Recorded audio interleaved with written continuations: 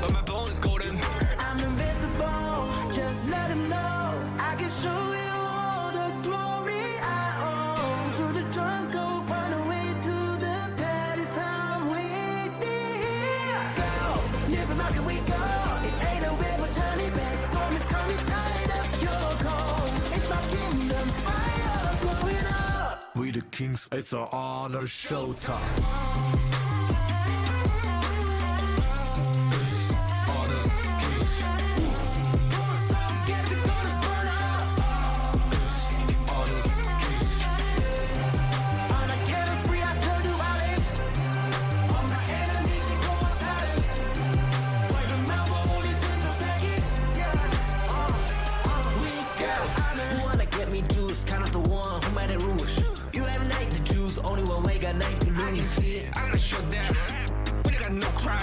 We bound if I miss one, crash in pieces, you can cheat. First blood, double trouble, then I take a pen, I kill. All you do is spend it, look at me still with the rain. Say. I've triggered my soul down. On my pace. We the champions, screaming, I'm invincible. Just let them know, I can show you all the glory I own. Through the jungle, find a way to the palace. I'm waiting here. Go, live in my can we go? It ain't a river, turn it back. Storm is coming, tired of your cold. It's my kingdom, fire blowing up. We the kings, it's our honor showtime.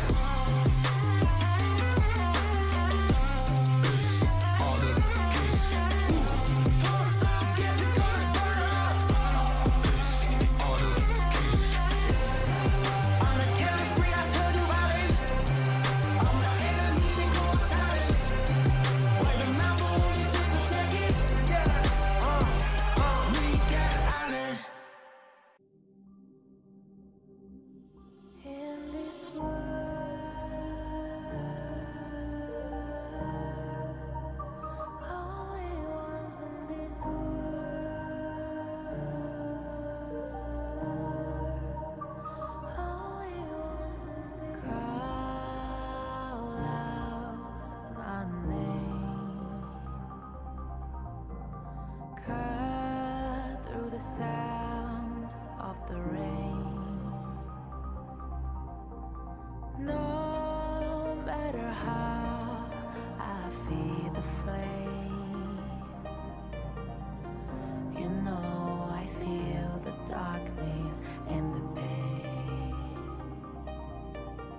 All of the ways we tried to break free from the night, you know we made it out, we found the light. Is that really your best?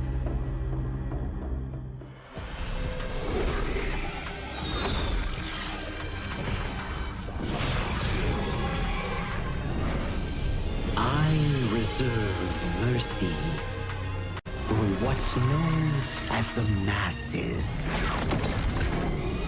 And as for my wrath, it is reserved for the wicked.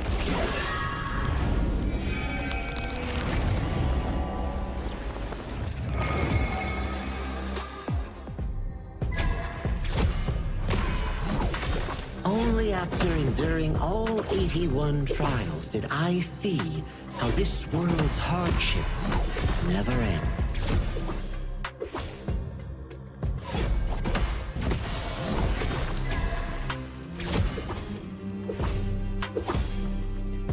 How does your head compare to the serpent sovereign?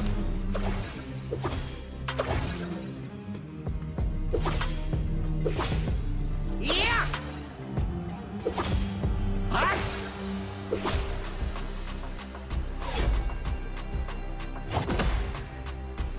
Divine form renewed!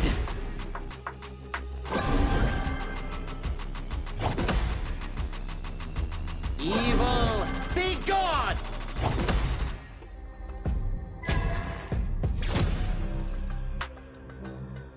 All forms fade!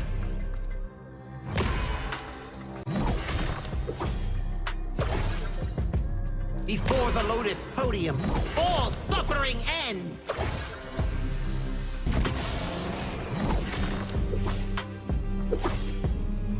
Mercy and wrath unite! I return from the West to dive back into this chaotic world. Little ones of Mount Huaguo, do you still remember me? The great sage, heaven's equal? I'll be back in a flash. Don't let any demons sneak in while I'm gone.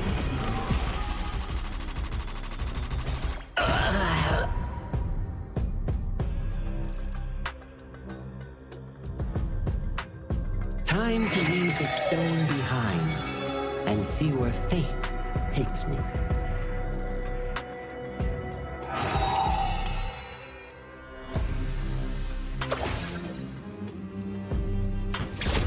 This land belongs to Mount Huaguo now.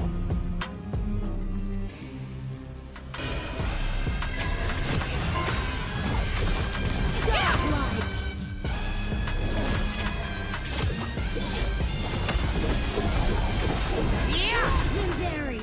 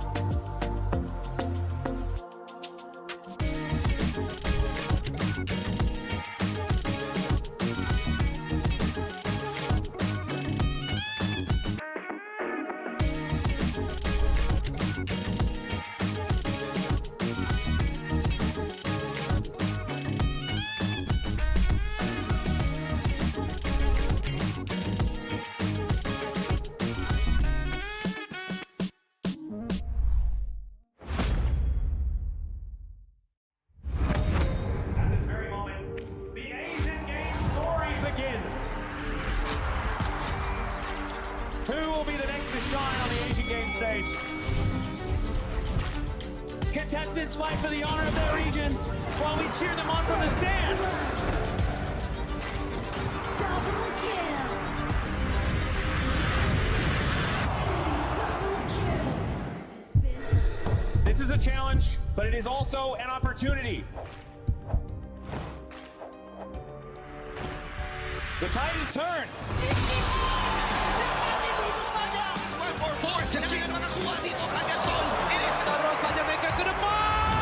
Ashes in front. They're going to use it. Golden Tide slows down Tatsumi. Victory! And we pulled it off together. We share the same voice, the same radiance. This moment of brilliance belongs to all of us. Together, we shine.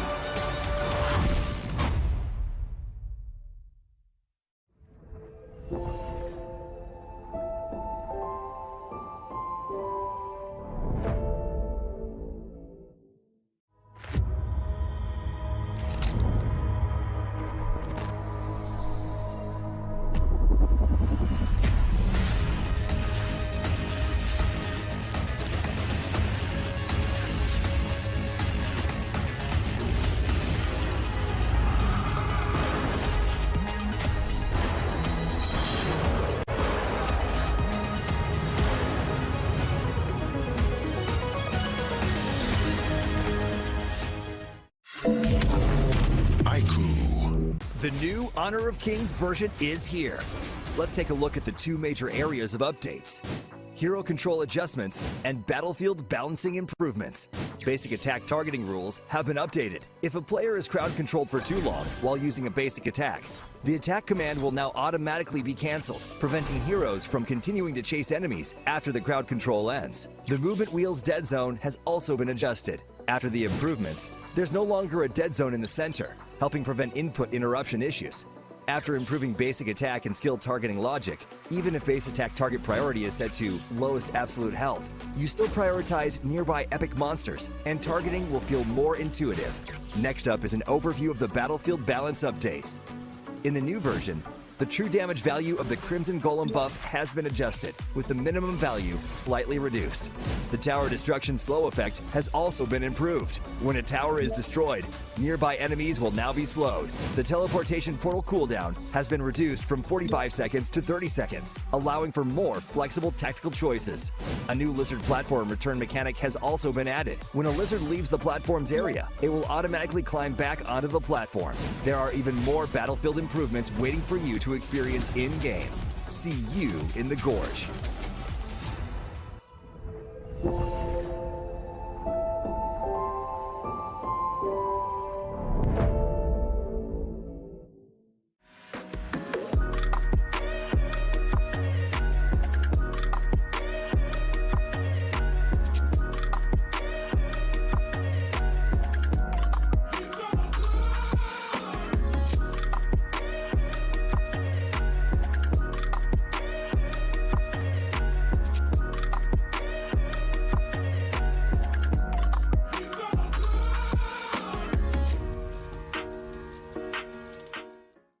Azuria, the southern archipelago of Primera. Here, humans and great beasts live in symbiosis. How this came to be traces back to a never-ending catastrophe. 2,000 years ago, Azuria's mightiest great beast, Anita, merged with the power that fell from the Sky Dome. That power amplified Anita's strength, but shattered its sanity. Driven mad, Anita transformed into a massive vortex, the world devouring everything in its path. Where it passed, great beasts were torn apart and islands were destroyed. This was the disaster that would define Azuria's history, the Eternal Calamity. In its wake, Azuria stood on the brink of annihilation. This catastrophe became known as the Great Desolation.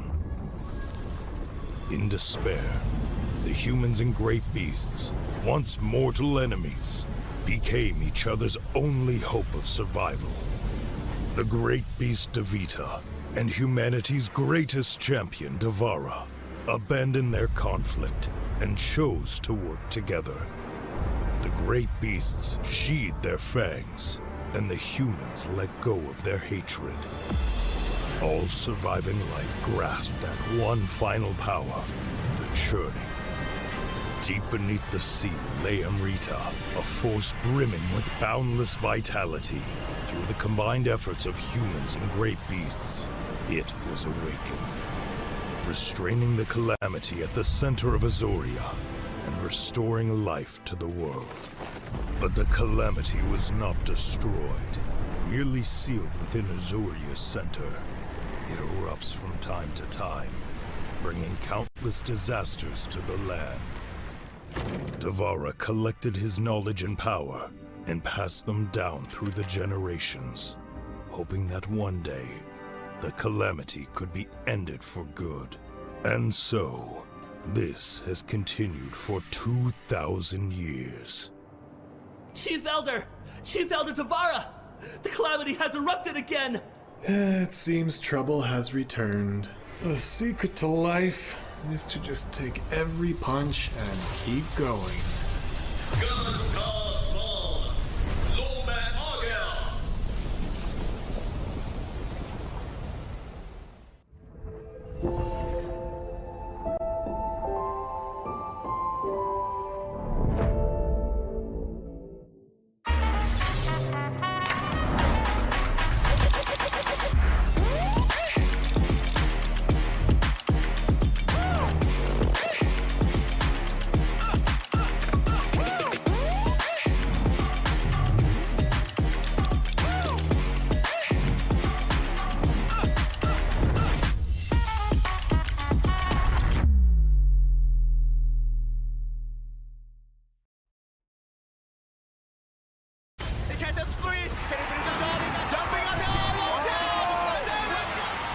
Welcome to the 2026 Asian Games Esports Qualifiers, Honor of Kings. 20 regions, one stage, and only the strongest 9 teams will earn the right to shine above the rest. Taking place in Malaysia, June 13th to 21st, 2026. Coming to Malaysia, this is the battleground where teams fight for the right to qualify for the Asian Games. 20 teams enter, but only 9 teams will move on. Apart from the 20 regions, there are 3 regions that have direct qualification. Here is the 2026 Asian Games Esports Qualifiers Honor of Kings format. First, the 20 teams will split into 4 groups of 5. In each group, every team faces every other team once in a single round robin, with every match played in a best-of-3 format. That means every match matters. Every game matters. Every single point matters. The point system is simple. Win the match, earn 1 point. Lose the match, earn none. At the end of the group stage, teams are ranked by the total points they've collected. And from there, the road begins to shine. The top 2 teams from each group qualify directly to the Asian Games main event. That gives us 8 teams advancing straight out of groups. But for those not through yet, the light isn't out. The teams that finish 3rd in each group still have 1 more shot. They move into the last chance stage. There, they battle through one final BO3 single elimination bracket until 2 teams remain. The 2 teams will then face off in a BO3 match to claim the one final qualification slot. So in total, 9 teams will make it through, 8 from the group stage and 1 through the last chance stage. That is the rule. Now it is time to see who can rise through it. From across the world, regions gather here in Malaysia. 20 teams, and only 9 will qualify. The path is set. The stakes are clear. Together, we shine. Stay tuned, and we'll see you at the stage. Itu kan track kita. Relax, bro. Phone aku! Jom kemari. Mountain View, angkatkan pengemaraan. Kau boleh! Kat mana pula ni? Water Trust, Kasih boost! Adventure. Dapat pun. Steady bro! Rasakan kekuatan gangmu!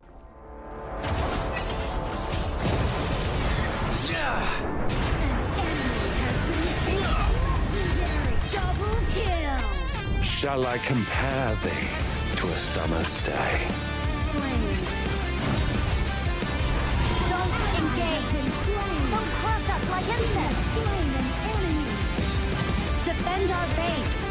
Our high ground tower is under attack! Amazing! Unbelievable! Triple kill! Ah, the fragrance of romance. Ally has been slain. Rampage! Double kill! Triple kill! Spectacular! Pentakill! Lady Fortune is on my side.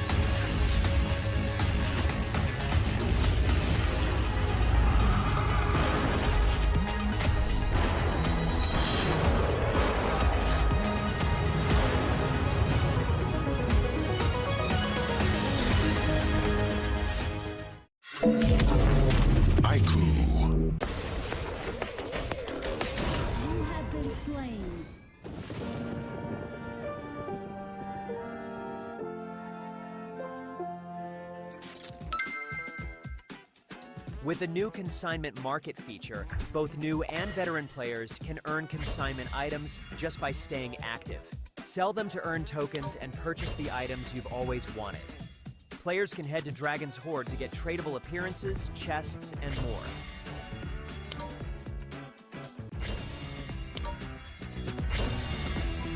Players can list tradable items on the consignment market to earn curio tokens. During the initial launch period of this feature, all item listings will have their listing charge waived. Use your curio tokens to trade on the consignment market, or purchase skins that were available before June 17th directly from the shop. With the new consignment items, players can complete events to earn tradable chests.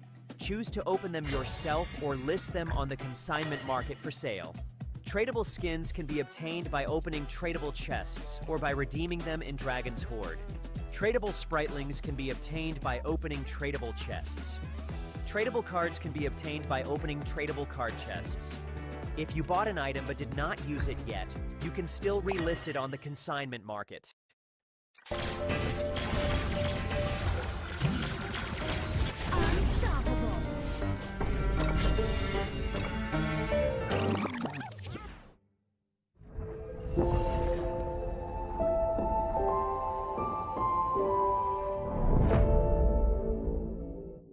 Itu kan track kita. Relax, bro.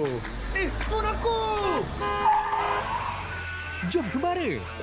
Mountain View! Angkatkan kemarahan! Kau boleh! Kat mana pula ni? Water truck! Kasih boost! Adventure! Dapat pun.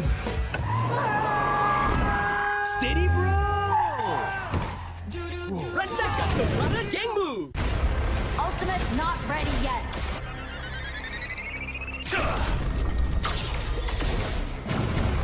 You have slain an enemy. My magic murmurs in ecstasy.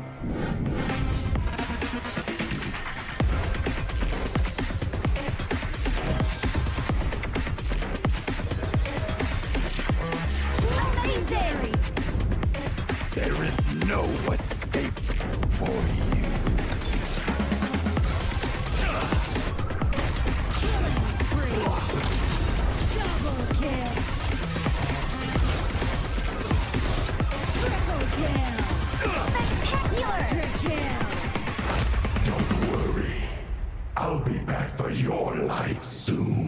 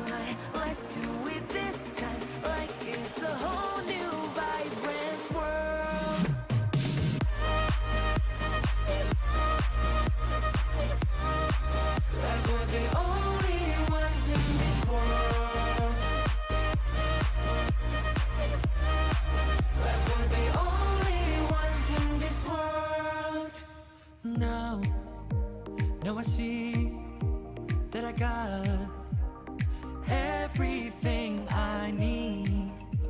It's alright, I'm on fire, I'm alive, 'cause now I fly so high, so high, light up the skyline. Let's do it this time, like it's a whole new colorful world.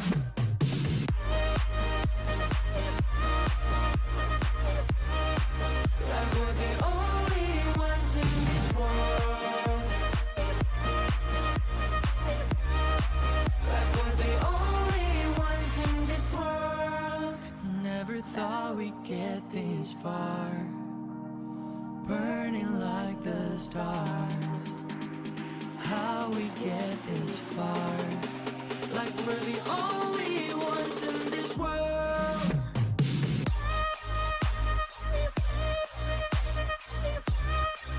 Like we're the only ones in this world. Like we're the only ones in this world.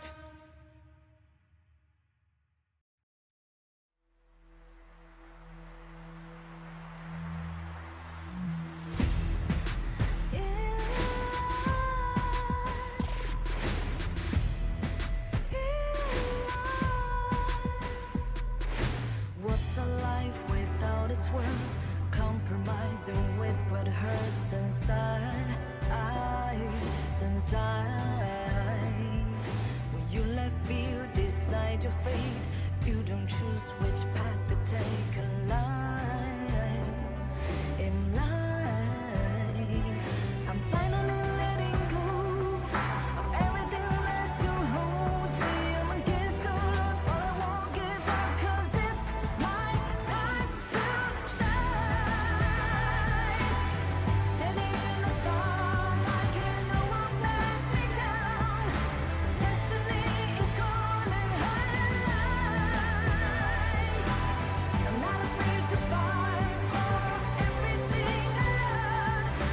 Victory's on my side.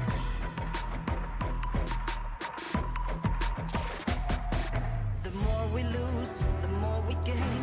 The more that nothing stays the same in time. In time. Can't love ever, can't forget.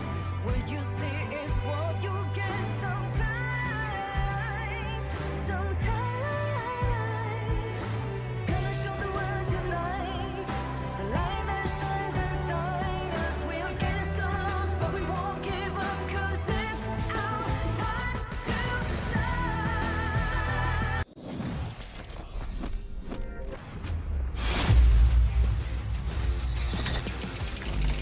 As the Honor of Kings Asian Games Qualifiers entered its 5th day of competition, teams continue their push toward qualification, knowing that every victory carries increasing importance. The Philippines opened the day with a commanding performance against Uzbekistan. The result was a convincing 2-0 victory, and another strong showing from one of the tournament's most consistent teams. Kyrgyzstan followed against the United Arab Emirates in a more measured contest. Kyrgyzstan remained composed and disciplined, securing a clean 2-0 victory. Myanmar entered their matchup against Nepal carrying strong momentum, and once again, they delivered. Myanmar controlled the series and secured another clean 2-0 victory. India followed with an impressive showing against Saudi Arabia. Their decisive team fighting allowed them to secure a clean 2-0 sweep. The final match of the day saw Hong Kong China continue their impressive form against Sri Lanka, securing another convincing 2-0 victory. 5 days into the competition, every victory carries greater significance. The road to the Asian Games continues, and the battle for qualification is far from over.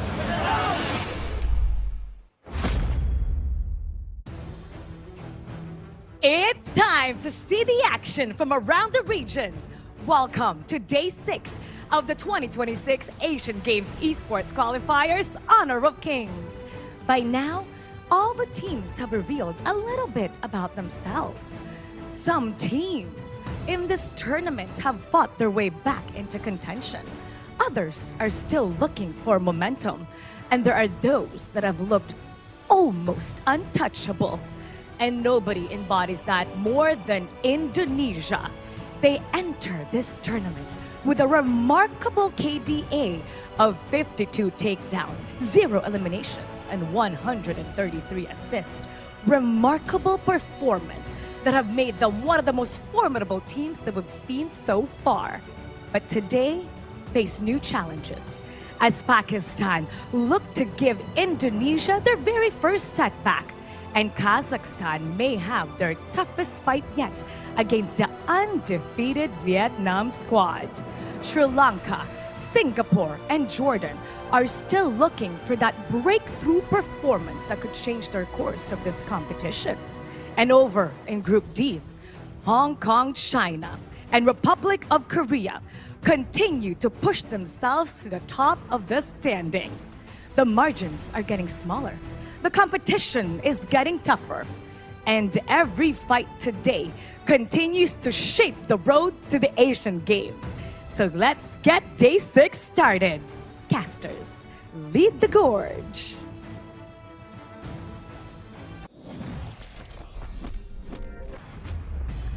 As we pace towards the tournament for the 2026 Asian Games Esports Qualifiers for Honor of Kings, we have now reached day 6 of this qualifiers for our majority of the regions fighting for the main event. My name is Sagi, your desk host for today, and joining me on the broadcast for the English side will be Adam Spartanko and also Holler. Welcome back once again.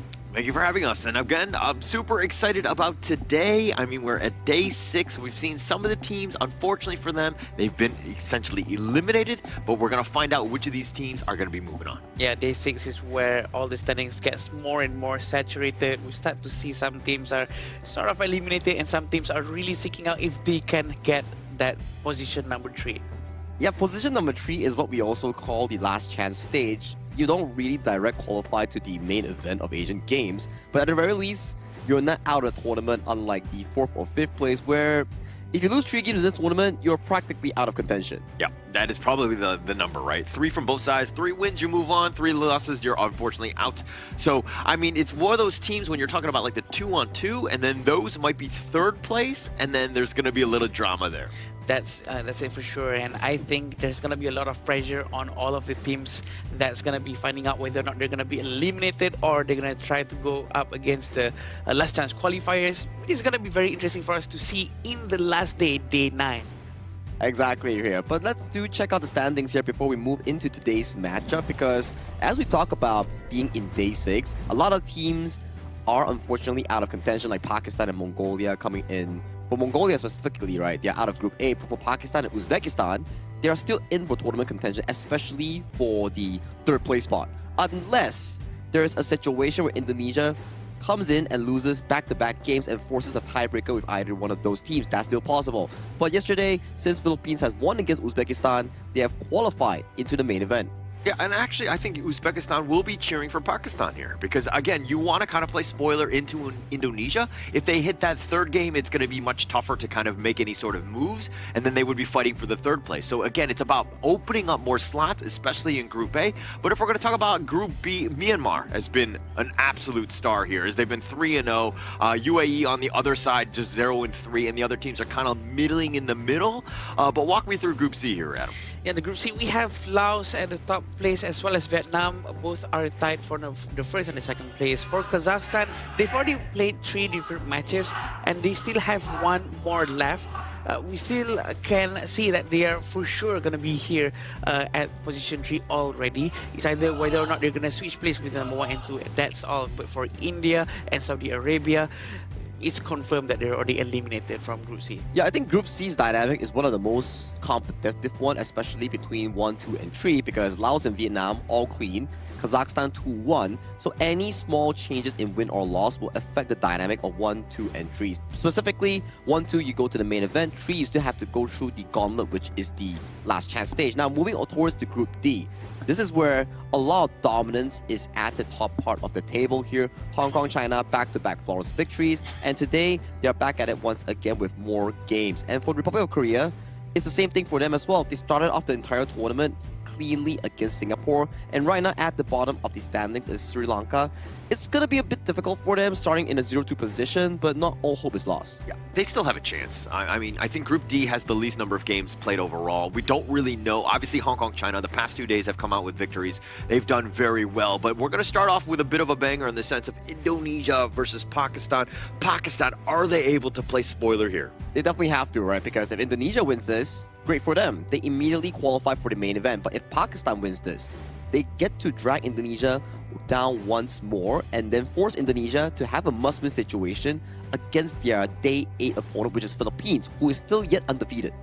Yeah, and afterwards we do have Jordan going up against UAE, followed by Vietnam against Kazakhstan, which I think is quite important as well to really see where they're going to end up in the standings, because their group is quite strong against each other as well. But afterwards, we do have Korea going up against Sri Lanka. Yeah, and in Korea, Sri Lanka, I mean, we haven't seen Korea since like day one, right? So it's been a while. They've taken a little bit of a break, but as they go up against Sri Lanka, who I believe are towards the bottom of the standings here, but the last series of the day, Hong Kong, China, going up against Singapore, there were going to be some pretty crazy games because we expected competitive teams. Singapore didn't have the greatest of showings against Korea, but do they bounce back against Hong Kong, China? It's going to be slightly difficult considering the fact that Hong Kong, China's form as of now has been impeccable. There were signs of mistakes, there are signs of breakthrough, but still, if you were to compare it to the debut performance coming from Singapore, I do think that strength discrepancy-wise is more favoring towards Hong Kong, China, but that's only on paper. But, you know, it always relies on the actual gameplay itself. I agree, and the fact that Hong Kong, China has always been showing up with a great demonstration of macro, and every team has been using them as a good example and a benchmark for how to do proper rotations throughout the entire map. Is a good show to us that they are one of the strongest one in these qualifiers. So there's two things about Hong Kong, China. For the past 2 days, we've seen some games. We've definitely seen some mistakes and some gaps that other teams have kind of taken advantage of. But they've kind of gone into this point where now Singapore can do a lot of research because they've seen those games. They're very recent, right? At the same time, Hong Kong, China, they're like, okay, we're kind of in a groove. We haven't had a little bit of a break like Singapore has. So it's going to be a little bit of an interesting one in that last series today. It's a back and forth thing, right? Would you rather have a long break after a loss or consecutive games while you're winning here? Because that seems to be the Hong Kong China train right now, where they've been winning back-to-back games cleanly. Yep. Both series 2-0, 2-0. Right now they're 2-0. But Singapore, they had more time to actually go back to the practice room and actually look at the footage, right? So which one would you prefer? Winning while not stopping, or losing and stopping a while and observing? I will never choose the losing option. Okay. Right? I will always choose winning, no matter how many days I have to do, like 3 days games in a row. I will do that. That's why you're winning every day on the broadcast. Exactly. Every day. Oh, thank you, sir. As we go on, I do think that that's the way. I mean, if you have a little bit of a break, you're thinking, okay, we can shore things up. But at the end of the day, they need reps. They want to be in there. And again, if you're in the driver's seat with winning, you're going to be in a much better spot. You know how else we can win? It is by participating in the event to get Baichi's new skin, the Playground Hunter. So you guys can actually just go and log into the game and get this big new patch update that just came in yesterday and try and enjoy the Baichi's new skin. I've been playing some games on my stream yesterday, and I've been trying out Devara, Lorian, Anna, and Florian, and I gotta say, they've been pretty strong in the meta currently here. I've been playing with Chami yesterday, you know, coming in from Team Philippines, and he showcased a pretty good mastery on towards them, but that's on the official server. Coming in for this tournament itself, since we're on the Asian Games version, those heroes won't be available, but it will be something to look out for in the player's hero pool later on. I agree. If some fine date actually goes into a tournament patch, not going to be this one though, but in the next tournament, it's going to be very interesting for us all to watch and banter about. Yeah, we will banter about it later on, because right now, the exact focus has to be put on our first series of the day, coming in for Indonesia and also Pakistan, that will be taking up the stage, because this is going to be an important one. Indonesia wins this, they go. If Pakistan wins this, they survive. So let's head to the video.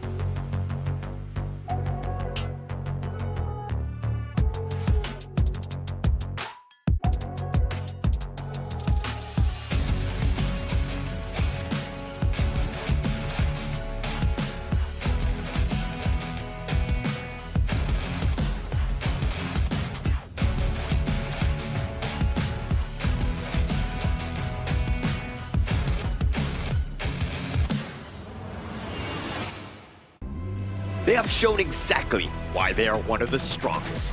Their confidence and execution have proven difficult to match. Now they stand one step away from securing the qualification. Give it up for Indonesia!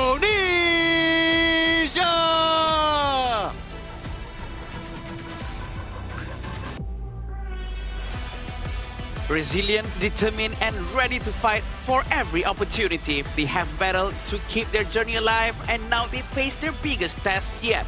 One match, one chance, one opportunity to keep their dreams alive.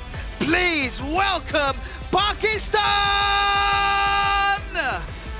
The story is the same coming in for both teams in Group A. For Indonesia, it's one more victory to find that qualification spot. For Pakistan, it's one more victory as well to stay on their footing for the main event. So this is Indonesia going up against Pakistan. This is going to be super duper important of a match. Very, very important indeed. And it seems like this is the Indonesian lineup. It's going to be made up of Iqbal, Neville, Emmanuel, Agung, and Nafal. Again, this is a squad that is 2-0. They've had some great games. They've been stomping some of the competition, but now they've got a beast of a team going up against Pakistan here. And back to Mara's opening segment of the show.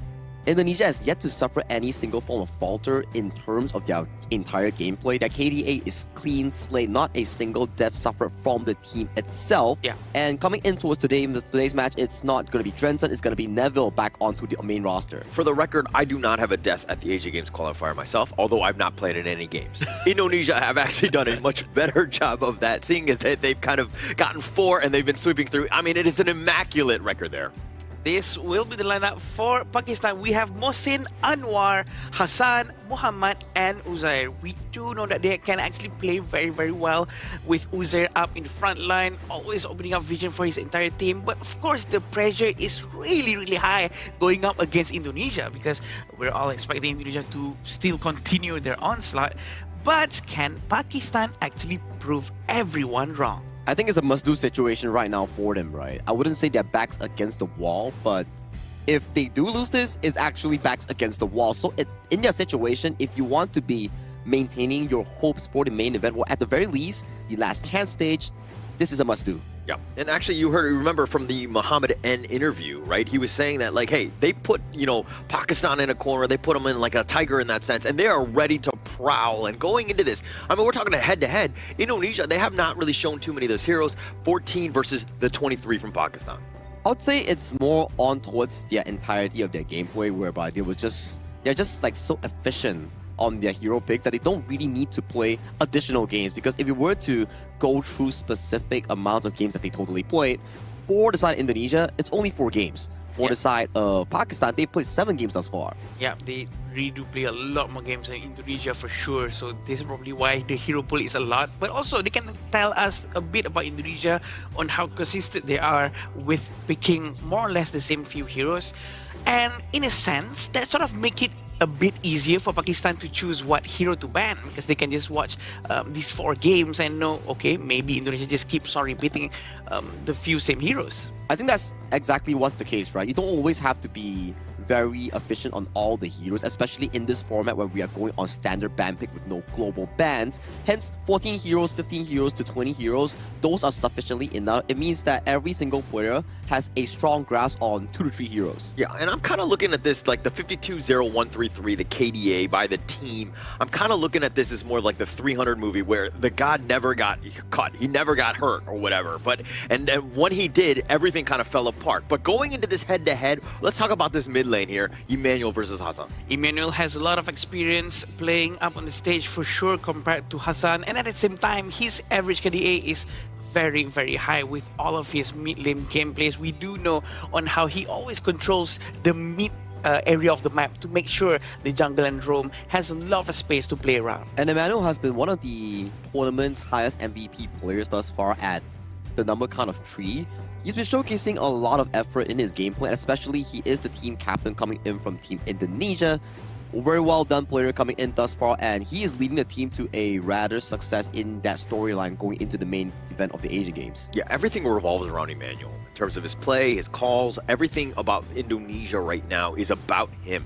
Every single time. And he's has some of the most MVPs, and the only thing that's limiting is the number of games that he's been able to play, right? So Emmanuel, the way that, again, he's always been like a Gan and Mo, he's been, you know, with the Garuda, all of these poke and prod heroes that is actually able to really help and accelerate and kind of make that KDA much higher than it probably should against maybe like another team.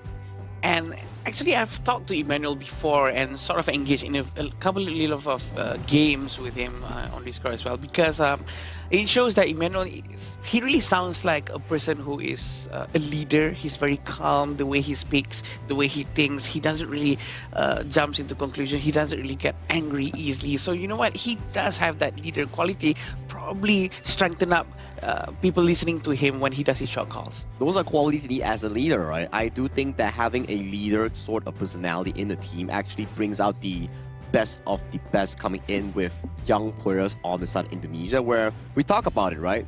They are not a team where they are from the same team like a club, whereby if we take Philippines, for example, the civil team, they all come from Blacklist International. For this, it's the Indonesia All-Stars. All the young players, all the experience are coming in together to fight for their nation. So there's two camps, right? Do you go with that team that's been like playing well and then synergize with one another because they've been playing together for so long, or you're looking at the other side where you're like, okay, I actually want to find the best player so that we create this all-star squad from Indonesia. I mean, we still have yet to see which is the best way when the Philippines and the Indonesia go at it. Yeah. But like as we go into game number 1 here, like if you were picking a roster, which one do you do? Do you stick with the tried and true, like the best team in your case, Malaysia here? I think for Malaysia, I mean, they just recently released their entire roster, so the approach is something similar to Indonesia's approach, where we get the best performers and put them together and then trial and test to see which is the proper 5. And I think that is a move with a certain form of risk that actually will bring you benefit if it works out. Yeah, and having Ukyo and Guan Yu banned out from Pakistan is actually a very good move, because that's the amount of respect that they have towards Bal, because Bal with Guan Yu is just so scary. But it seems like they're going to go with Emmanuel's heroes first, which is going to be Mai Charnui, and I think it's going to be providing a lot of crowd control and a lot of poking capability. There's a lot of confidence, right, going with that Mai. You're setting the tone and being like, hey, come at me. We're going to be super aggressive and we're going to start this game very strong. And you know that Emmanuel is going to be more than up to the challenge. And the Mai pick as well, right, is one of those picks where it actually gives you so much room to make plays. The proactiveness is always on your hands, unless we see some form of a 50-50 mid lane matchup like a Yu Huan or a Milady that can actually go even with Emmanuel on that Mai pick. If not, I do think that Emmanuel will have a pretty straightforward time on this pick to control map and find those early game plays that we talk about. Yeah, and we also have Atta and Zhang Fei, which is a very good frontline heroes, can open the map very easily as well. But the response coming in from Indonesia is by taking Lapu-Lapu and also Arli. Arli is one of the hardest marksman hero, I think, in my opinion, because it's very hard to use him because of the Parasola. You can actually just chase the umbrella, change your position, swap positions all the time. It takes an immense amount of mechanical skill to really master the hero. I fully agree with you, right? Arli is one of those heroes where if you're good at it, you're super good at it. But if you are sometimes bad at it and inconsistent at it, you don't even know how you get eliminated in those team fights. You just go in and you're gone. Yeah, it's like you're like the top 1%. You're amazing with the hero, or you're just like average, right? Let's be honest. That entire pool is just so there's like a huge gap between them. And again, you just go out of position one time, you mess up with the parasol, you are completely in a bad spot. Yeah. You're probably gonna have a rough game. And sometimes the Maple Dance actually spawns the umbrella in a spot that we don't want it to be. But I'm not sure if there's a particular way to make sure. There's no way. It's random. Okay. But I've seen you play Arli, Sagi. You're amazing with it, and you say that it's hard. You're just being humble. I know how good you are with Arli. I don't know how you do it, but it really takes a lot of muscle memory and amount of skill for you to really get used to the hero. It's very difficult for me to understand. For sure, and especially when you put it on a competitive scene for such a series like Indonesia against Pakistan, Gong is definitely having one of the I would say very consistent performance thus far coming in for the Indonesian roster, and coming in with the early pick, I'm definitely 100% sure that he can pilot it to the max. And coming into the second phase of this pick and bans, you can start to see more Clash laners being blocked away from the hands of Iqbal. Pakistan has banned Dharma, Guan Yu, Byron. All the picks does signify slightly to me that Mohsin might be the one handling this Ata in the Clash lane role here. So with so many Clash lanes unavailable, likely for the side of Indonesia's Clash lane, which is Iqbal, he might be going for picks like the Charlotte. Yeah, and at the same time, Indonesia has been targeting Mohamed N, who has been the all-star on the Pakistan side. So, you know, both of the coaches have done their research. They're seeing which is the greatest threat against me and ensuring that, hey, Mohamed N might not have the best of picks available to him, especially going up against like an Arlie. You can see that Pakistan is really focusing on all of the heroes from Bal, but aside of Ukyo, of course. And I like to see what Bal's going to be playing. We know that his hero pool is actually huge, but I'm pretty sure this has done a significant amount of damage towards the Indonesian hero pool, having all of these heroes already banned out. I think there's still options of the Fatih, Charlotte here coming in for the Iqbal and going for the jungle. That's where I want to see what kind of interesting picks that Neville will be bringing up to the table here. Previously, he's only been playing the Ukyo Tachibana every chance that he actually got. And we didn't really get to see the depths of the Indonesian jungler's hero pool here coming in for this specific player. I think for myself, I mean, I like the Hanshin pick. I think they should have saved it for the last one, because then Indonesia would have picked their other ones. They would not have known that it would have been something like an assassin-style type of jungler. Like, you know the Arlie is out there. Maybe you would have picked a farm laner there and then look to do the Hanshin at the very, very end to give yourself the greatest advantage. I agree with you on that statement here, because you've already seen the fact that, hey, that's the Arlie there. There's not going to be a lot of hero available coming in for the farm lane here, so why not let's lock in the counter or a comfortable matchup for the side of Mohamed N, and then save this Hansen pick or another jungle counter in the final pick. Because if you pick a Hansen so early and you don't generate that early rotational value where your mid lane gets to push, your side lane gets to push, and protect your own jungle, then you might be in a bit of a trouble here, because your jungle as a Hansen in the early game might be invaded coming in by the Indonesian squad. Picking Nakoruru after seeing a Hanshin is actually a little bit quite risky, because we do know that Hanshin can actually just catch Nakoruru very quickly. But also having Heino up front is going to be very interesting for them to try to really poke Mime, because he's going to be... no, I'm sorry, he's not going to be... okay, so that's going to be Angela mid and Okay. Hansen jungle and Heino Ata Clash lane. Hano Clash. Halo farm. Halo farm. Halo farm. We've seen this before. We've seen this before. Yeah. In some regions, in some scrims, people do play the Halo farm lane and they have a certain level of success. Especially if he does go to the Frenzy spell, it might be pretty good coming in for the side of Mohamed N, but he did default go for the flash here. So this is an interesting pick. I would say that I wouldn't say directly that it doesn't work, because we have not seen it before, but I want to see how Mohamed N pilots this Hano farm lane in such an important match. I mean, Hano, his biggest problem is that he's not able to farm, right? Now that you're the farm hero or the role, you're going to have plenty of space to do so. So I understand why it potentially there. My only concern is the fact that you have the Mai and the Arlie both, and the Nakoruru, all of them are looking to burst you down, and the Fate Rewind is going to not have as much of an impact. And going up against Arlie, and well, fortunately for him, Arlie is in the mid lane. Arlie can actually just delete all the projectile, all the spears that's going to be thrown by Hano, the scepters. And that's going to be quite a bit of a problem, especially for Hano. But it's going to be very interesting. Maybe he does have a plan on how to try to counter Arlie's presence afterwards. Definitely going to be interesting on how they're going to do their rotations for sure. Pakistan going to be focusing down, trying to steal the jungle. It seems like they're learning a thing or two. Yeah, learning definitely a thing or two. And I love the fact that, I mean, look, this Hano pick might not work out in the end. All of the other heroes, a lot of them were targeted onto him. And this is changing things up. There's no way that Indonesia expected a Hano farm laner from Mohamed N. Yeah, I didn't expect that as well, because there's no farm lane at all at this point. But with Anwar, they're probably trying to compensate the lack of physical damage and try to funnel everything down onto Anwar. Let's see, the itemization is rather straightforward for now, and it seems like Atta from Uzair is going to be focusing on Blazing Cape first. Yeah, and so both sides, when the team fights are happening, and assuming that we're kind of, you know, close with the net worth, there's going to be some serious fireworks come these team fights because, again, the Hanshin, you know that's going to be flying in. Zhang Fei, Ata with the ghost ship. You have a lot of potential burst. And then on the other side, Indonesia, man, they're pretty much everybody is like a glass cannon aside from like Nafal. So he's, again, that one guy that's setting things up with those big raging seeds. And the hero composition coming in from Indonesia really do scales well towards the late game. I do think that they need a bit of time, though, to collect all of their gold.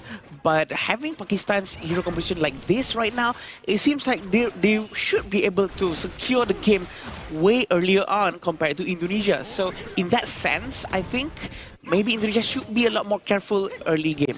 I kind of disagree with you because, I mean, Indonesia, the way, again, they've been able to extract farm on the map. It's not even 3 minutes in. They have a 1K lead. True. And the way that they're moving across the map, very efficient, right? They're gold sharing. They're like, you can see Anwar, he's all by himself, and the rest of them are just trying to make sure that this mid lane doesn't just constantly push on them. You know what? That's right. And the way they're actually compensating this by actually doing proper rotations, trying to max out their gold situation, has been working out very well for them. 1,000 gold within 3 minutes. You know what? For now, I think that Pakistan is actually not too far back, and I was actually expecting something much more worse happening than this, and it's not really happening that way, which is very good for Pakistan. Okay, well, it is still very early. Let's, you know, not call the game for any of them, but now it looks like they're going to go for the two-man stun. Nice unbridled outburst, catching them with that ghost ship, the wombo combo, but the dash away, it doesn't look like, oh, it is Iqbal, just barely dashing away, he does survive. What an ult coming in from the Zhang Fei, very, very beautiful. He waited for very nice timing, coming in with the ghost ship. They really communicated that one, and it's reflected on the screen. It's very nice. I mean, Iqbal just being able to survive on that one with the combination. We've been wanting this for quite some time. The Zhang Fei ghost ship, right? Like that. Those 1-2, and we haven't really seen it used incredibly often because they usually tend to be in different places. But the first time they actually hit it, and somehow Iqbal with the flash and the dash just to getting out, and now they're going to look to turn this. They actually find the leaping savior, and Mohsin will survive. He dodges it just for that, but the Tyrant is going to be picked up by Indonesia. This is a bit of a problem for them because Mohsin is not around. He has no HP, but he seems like he's going to lose as well. Anwar goes down. Yeah, Anwar goes down. He was trying to take the blue buff. Not going to be possible. Ghost Ship, not the greatest of spots as Uzair gets picked off as well. Agung taking him down. I think it's a very good start for Indonesia as well because they do know that Zhang Fei doesn't have any ult and he has to go back. He was actually just a little bit overextended, but the way Pakistan actually tried to save themselves was almost okay. Anwar was quite alone over there. He needs to be much closer to his teammate. They're trying to steal and they get the red buff given to Hassan instead of being stolen by the Nakororo. Yeah, so it went from bad to worse right now. Anwar going in on that blue, probably incredibly risky, right? It's like 1 versus 5 in that situation, and it's just all for a blue buff. I know that you need those buffs to, again, just continue your jungle efficiency, but you got to take, what the enemy's giving you, and they're not giving you that at all. They had all 5 members again, and Anwar, now you put your team further behind. I think the most important thing is not just the buff, but also the gold, but coming in with the Maple Dance damage is really piercing through Heino. Yeah, and look, the Fate Rewind actually sending him the wrong way. He's a little on the lower end, but again, the big ult on cooldown at this point. And now Indonesia, the way that they've been able to kind of find their moments, these big ults are on cooldown. This is, again, another opportunity. 3,000 gold in front for Indonesia, definitely leaving Pakistan behind just a little bit more. And I do want to see more of Zhang Fei's ult coming out aggressively and not just to defend, because it's very important for them to do the surprise factor, for them to engage with something rather than trying to react what Indonesia is trying to do, because it actually almost worked very well up in the top lane earlier. Yeah, but even in this moment, it's like the numbers advantage. I mean, you knew that the Azure Golem was going to be taken out. Anwar was not even in the same lane. They were not going to contest, especially when you don't have Smite. So again, finding that opportunity, and now look at this rotation. Anwar getting caught off. All he wants to be, he just wants to be left alone. He wants to be farming by himself, and just put on some emo music. But he's going to get gone on, and he's going to get dove on. Agung dive in the tower. Not scared whatsoever. The Blazing Brilliance not really too much on this, but the Raging Sea will connect, and now they find Mohsin, and it's an all-out retreat by Pakistan. Seems like Uze really have to go back just for a bit. Two of them actually went down, and with 5,000 goal difference right now, pretty sure they can really extend their goal lead even more. The goal deficit coming from Pakistan is going to be a problem for them. And look at this very sharp Kachosen coming in from the Mai Shiranui. The war that happened just now in the top lane was just so good that Indonesia really controls the situation. And probably Anwar was just a little bit too far ahead. He knows everyone was rotating towards him, and his friends couldn't back him up just in time. Yeah, so talking a little bit more about this Hano pick, especially in the farm lane, you're kind of questioning, is this the right way? But Muhammad N right there using Fate Rewind on the mid T1. Again, just healing up a little bit of that health. And again, all you're trying to do is slow this game down. You're trying to extend it as much as possible. That mid T1 is pretty much that lifeblood. Like that, it's just basically keeping you alive. They're trying to really control the area, managing to get the blue buff. Look at Charlotte trying to dash forward, trying to capture anyone.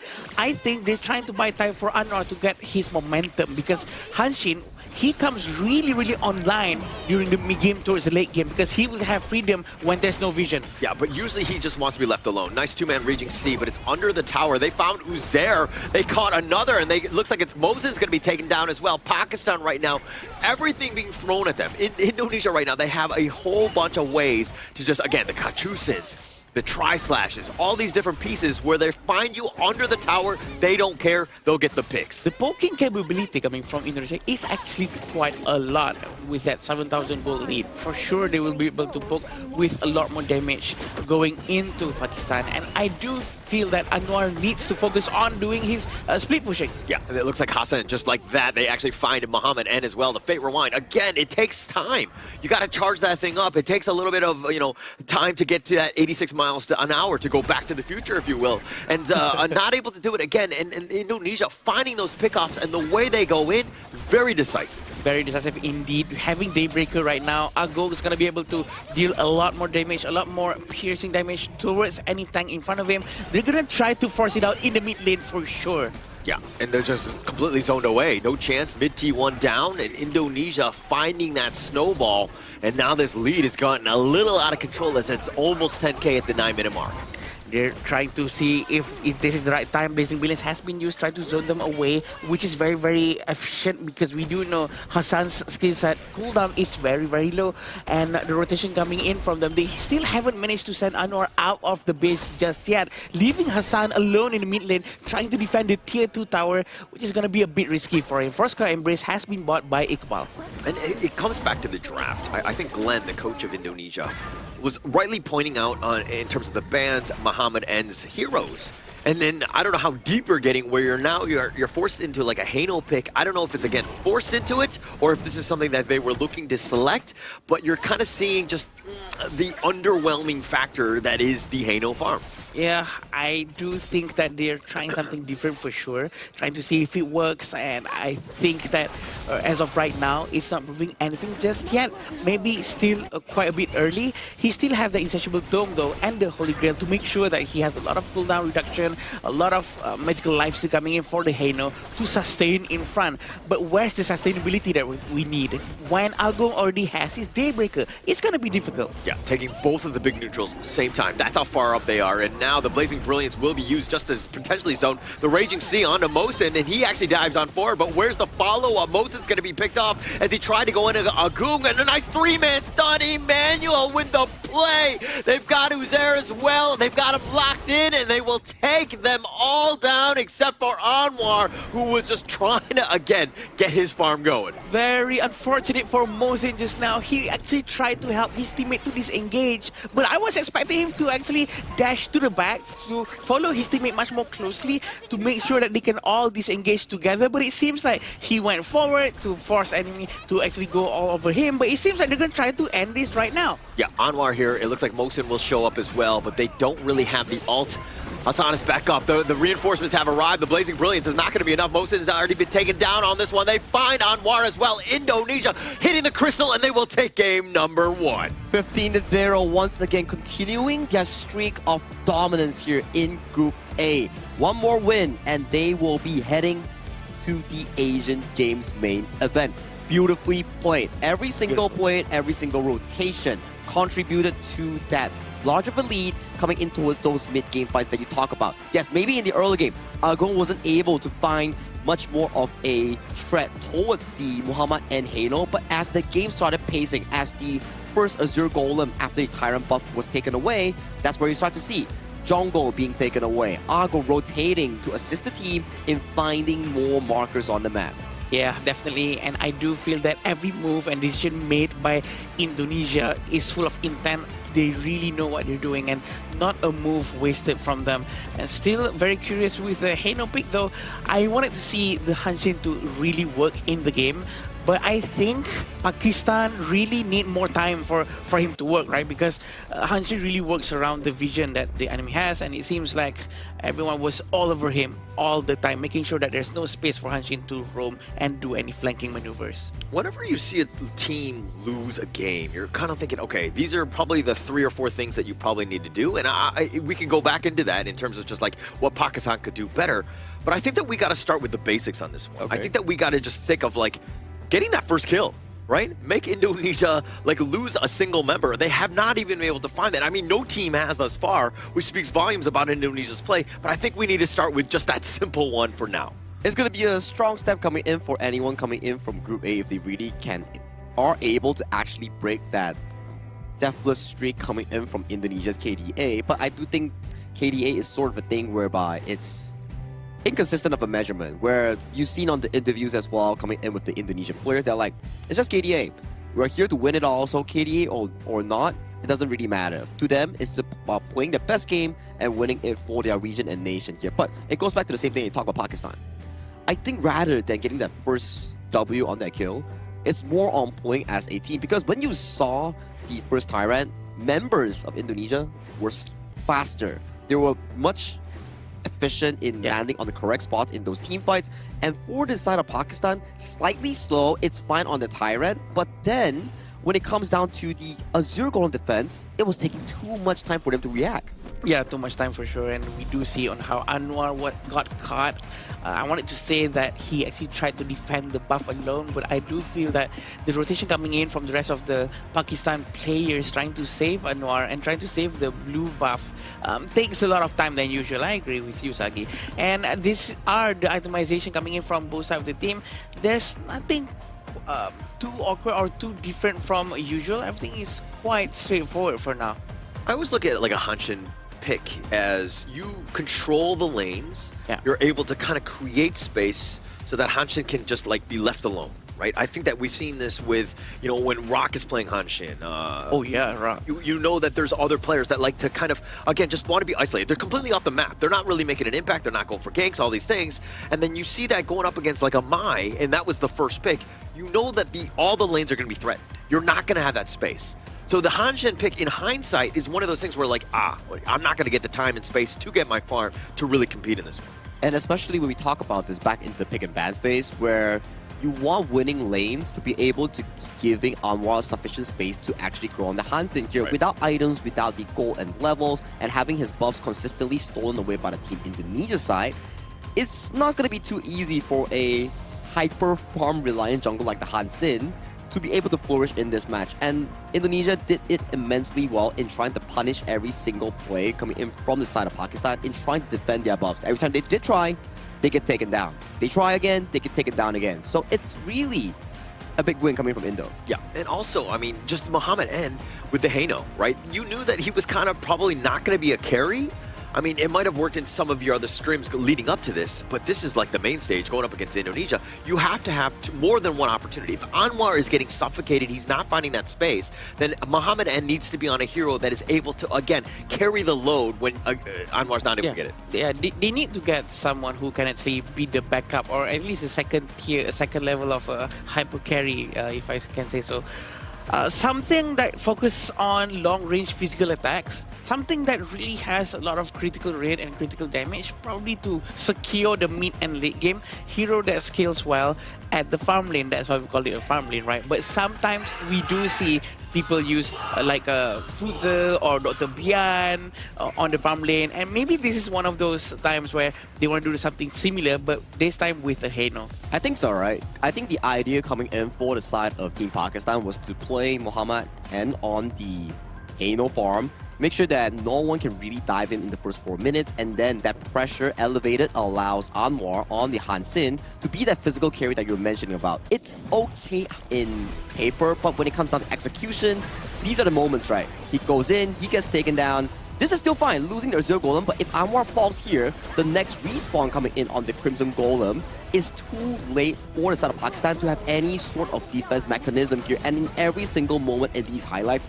Anwar was just getting choked out of all these resources here. He couldn't find any farm in this game. Yeah, I mean, once the team fights were happening, Indonesia was rolling, right? They had all the network to fight. They wanted to fight. And Anwar, when you're not really prepared, you're bringing like a knife to a gunfight, so to speak. You don't really have the same level of armament to really kind of compete on this 50-50. It wasn't exactly fair. And look at how, from all different angles, Indonesia fighting as one will meet you in the mid T1 with all the corpses of our enemies. Corpses of our enemies. Yeah, this is where Zhang Fei actually went towards the front. I was expecting him to actually follow his teammates towards the back, but this 3-man knockout coming in from Emmanuel was just so good. Open up a huge amount of space for his teammates to provide a lot of damage into Pakistan.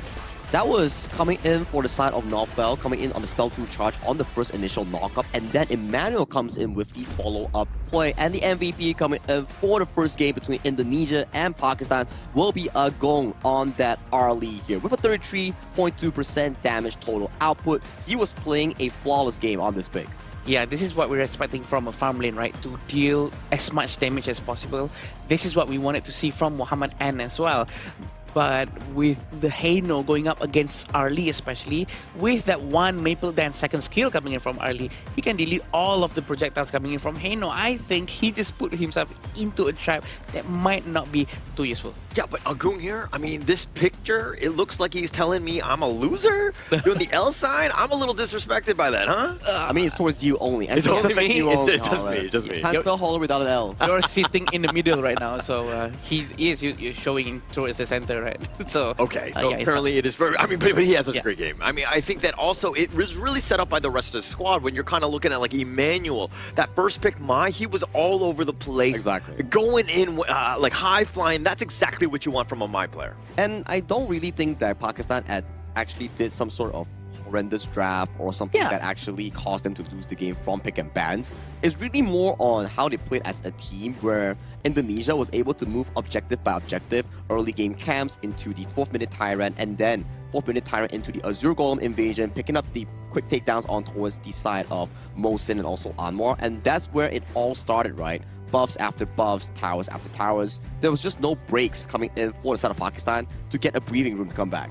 Yeah, the rotation and the macro gameplay coming in from Indonesia is just excellent. There's quite nothing that Pakistan can do except for maybe mirror the macro gameplay, try to rotate together from one jungle to another, clear the mid lane together with the jungle perhaps, especially when you have a Hansi in your hand, right? You should be able to do a better gold sharing technique. Yeah, and actually when you have that lead, and it started with like a 1k1 pre-3 minutes, and then it just snowballed because map control. Everybody was up in front, and then now they're trying to fight for the contest any sort of jungle camp that they can go in, and they can come in from different angles. They won one team fight, they caught Anwar trying to defend his blue buff, and from there the wheels pretty much fell off. But I know where your wheels can head to. You can head towards the Petaling Jaya Marriott Hotel for a very nice day, because Petaling Marriott Jaya Hotel is our official venue sponsor and hotel partner for the 2026 Asian Games Esports Qualifiers for Honor of Kings. We sincerely bid our gratitude once again to Petaling Jaya Marriott Hotel for sponsoring this prestigious event. Yeah, I wouldn't be surprised for the next game for us to actually see Mai Sharnoi to get banned. Afterwards, it's most likely going to be Guan Yu, so Mai and Guan Yu is going to go out. I think this should be one of the best picks to do first, or else it's going to be exactly the same thing for Emmanuel to go really aggressive with that same Mai again. Well, now that's the problem, right? You ban the Mai, you ban the Guan Yu, but you leave open the Ukyo Tachibana. That's a very dangerous pick that has been showcased coming in for the side of the Indonesian jungle Neville, that they always have hyper-aggressive early game when the Ukyo Tachibana comes online. Yeah, I mean, pick your poison, right? It's like which one you want against them. This is a tough one because it doesn't have global ban pick, so you might see those heroes again. Now you're threatening, and now the Mai is in your mind. Is this something that's going to completely just dominate you, or what do you want to do? Because they have so many heroes available to this squad. Indonesia, not to say that they're unbeatable, but right now they're finding the groove. I mean, they haven't died a single time. I think that speaks volumes about their play. Yeah, definitely all they can do as of now, I think, in Pakistan's place, I would try to reduce the amount of damage or the amount of impact coming in from all the heroes of Indonesia's side. Probably from what we can see from the previous game, definitely the Mai Shiranui has one of the biggest impact. Correct. I do think that Emmanuel has had a lot of presence thus far, and with the help of Norfolk on those picks like the Zhang Fei, Lapu Lapu, the hyper-aggression style, they've been putting, I would say, a lot of presence on the map, especially on those early game skirmishes. Those knockups that you see coming in from Norfolk, Lapu Lapu, those were amazing. But coming into towards this draft, Mai is still left open, but they did take the approach. Ban the Guan Yu, ban the Ukyu Tachibana, maybe consider the Mai or Chano for themselves in this first pick. I think the Chano is something that you want to be doing. You want to secure as much as possible, but it looks like they're going to go the other direction. They're going to be like, okay, your Mai was great. Check out ours. Like, we're going to go with this one. Let Hassan fly on this hero as well. Yeah, you know what? Other than banning, why not we just pick it out? So this is going to be quite interesting for us to see. Can he perform well with Mai and do great rotations? And hopefully they can. Hopefully they can pull off something nice as well. Having Lapu Lapu and Chano as the first two picks are very efficient for sure. Yeah, I love the fact that Indonesia were like, okay, you're not going to pick the channel, we will take it away from you, right? It's one of our strong picks as well. But I think that Pakistan were like, okay, they were almost daring them to pick it. And Indonesia like, okay, we will obviously take that. But it puts a lot of pressure on towards Hassan's shoulder here, because when you have a channel on towards the Indonesia side, you know for a fact that this pick is a late game scaling pick that has one of the highest damage output. So for Hassan, his job is not only to stop the channel in the early game, but to find those moments that he can access towards the backline and make sure that Agung doesn't get the same performance that he had in game 1. And this is exactly what you said, Sagi. Going up against Chano, probably one of the best marksman hero to go up against him is Direnji. And I think having Direnji here will be able to clear out the lanes pretty quickly, even though there's Spirit Wolves around.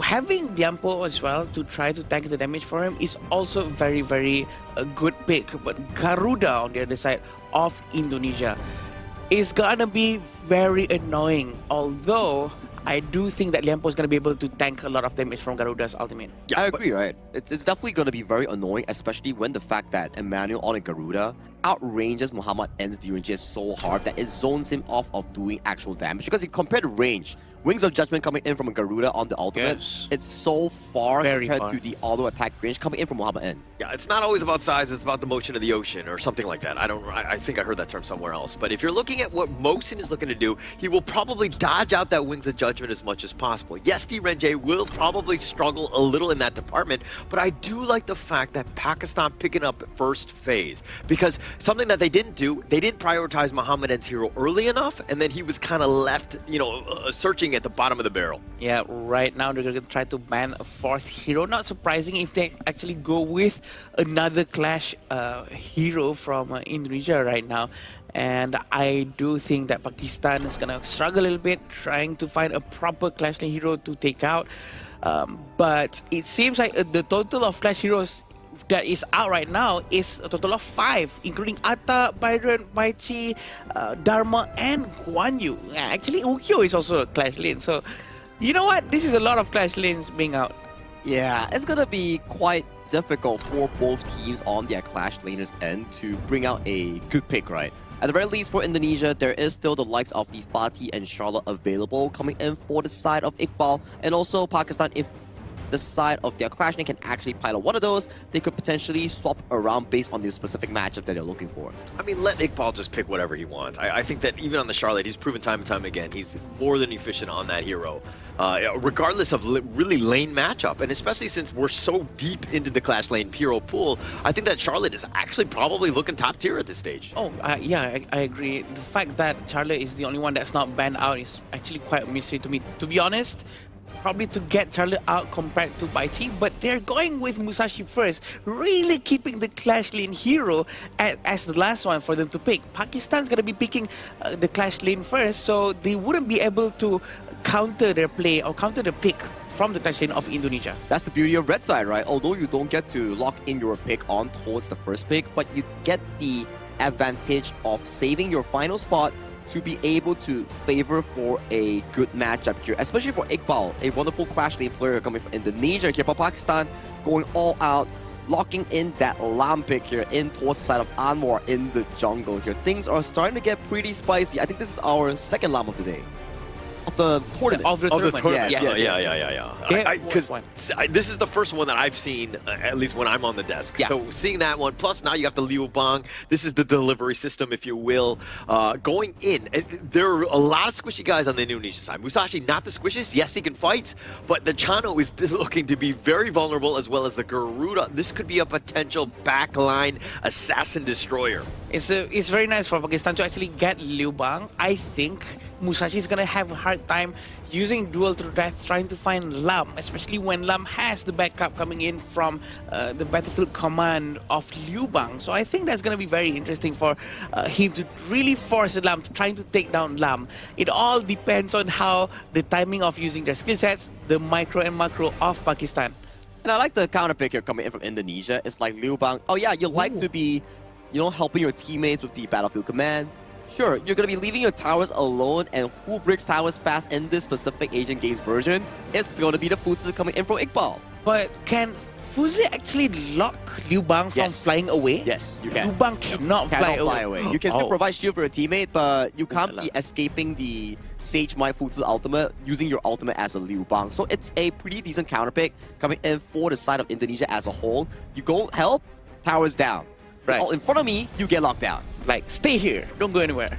Stay here, don't go anywhere, but don't go anywhere because we are heading right into our second game of this first series of the day between Indonesia and Pakistan. Pakistan needs this win. If not, their fates are in the other group members' shoulder to determine whether or not they can make it to the main event. Yeah, and Sagi, it seems like he's just going to drop the Sage's Might on all of us, so we're just locking us down as he leaves the room so that he's able to get some drinks and all that. But it looks like we're going underway.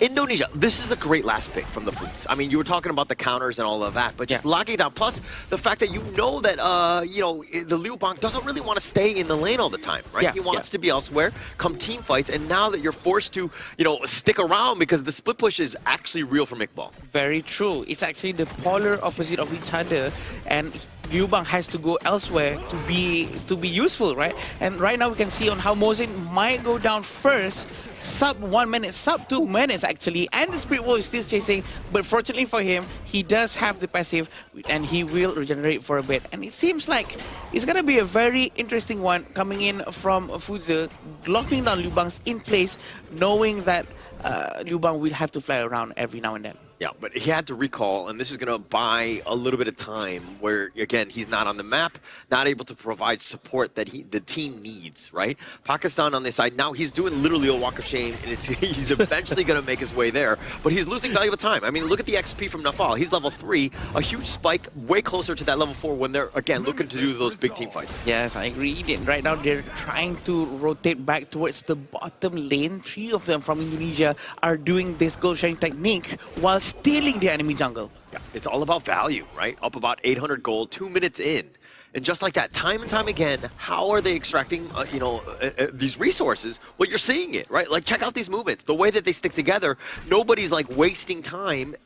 We're getting maximum value wherever we go. And this is where the macro really comes in and really helps out the team. And I wish that maybe a lot of other teams try to practice the same thing, the same movement, because everything that they're doing is full of intent. They're leaving Neville alone for now, but they're going to be rotating again with him to make sure that he has all the gold funneling happening towards him. Yeah, no fault, just like that. Yeah, you spotted him out. Look at how far it was. Agung was completely spaced by himself, taking out that spike-tailed beast by himself.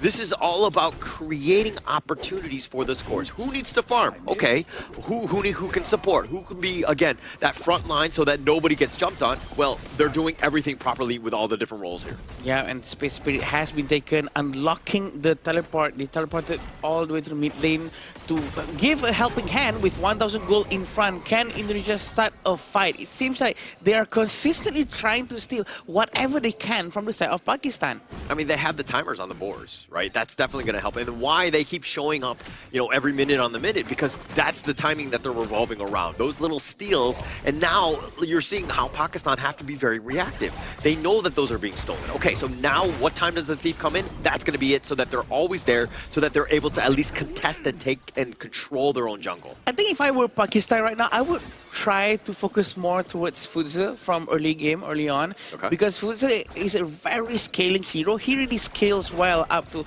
6 and 8 minutes. When he gets his Power Forge Dagger, it's going to be very scary. So they have to stop that power spike coming in from Fuzza later on, but they have to do it from now.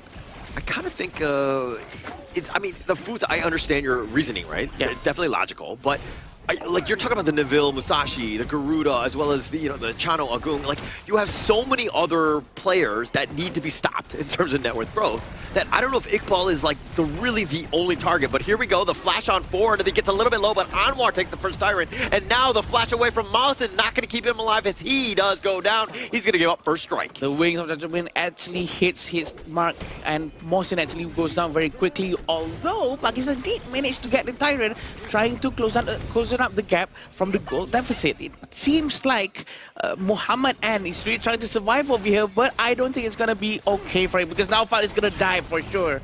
Yeah, he's going to die, but it's just more of a zoning away. That's going to be, you're going to be happy with that. It almost took down the bottom T1.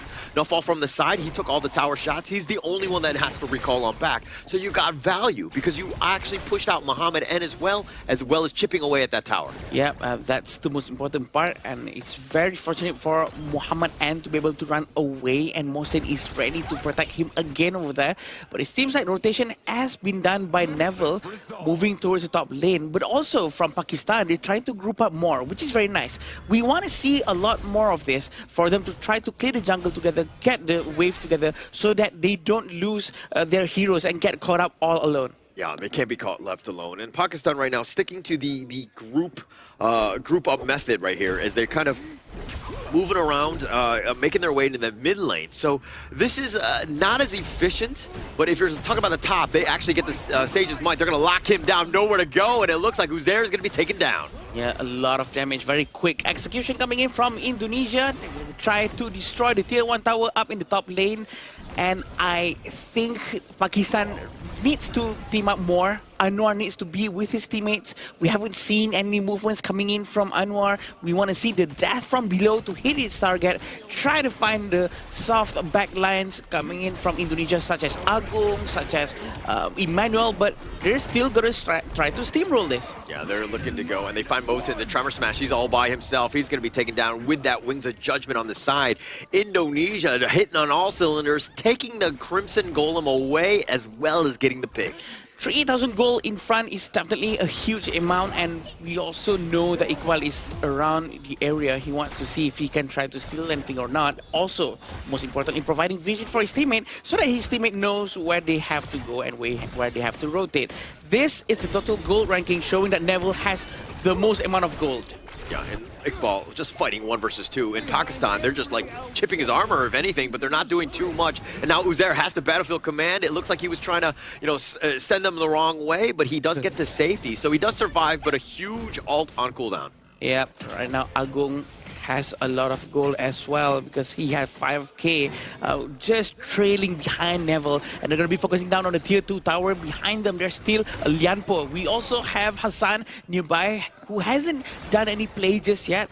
We want to see that wombo combo coming in from him and Mohsen together, trying to set the stage coming up for their damage dealers for Pakistan to actually have a good fight. Yeah, Hassan not really doing too much in terms of the laning phase, right? I think he's just looking more of like a team fight, which is kind of not really the most optimal way to play a Mai. Again, it was about that first 5-10 minutes where you're constantly putting pressure on the sides.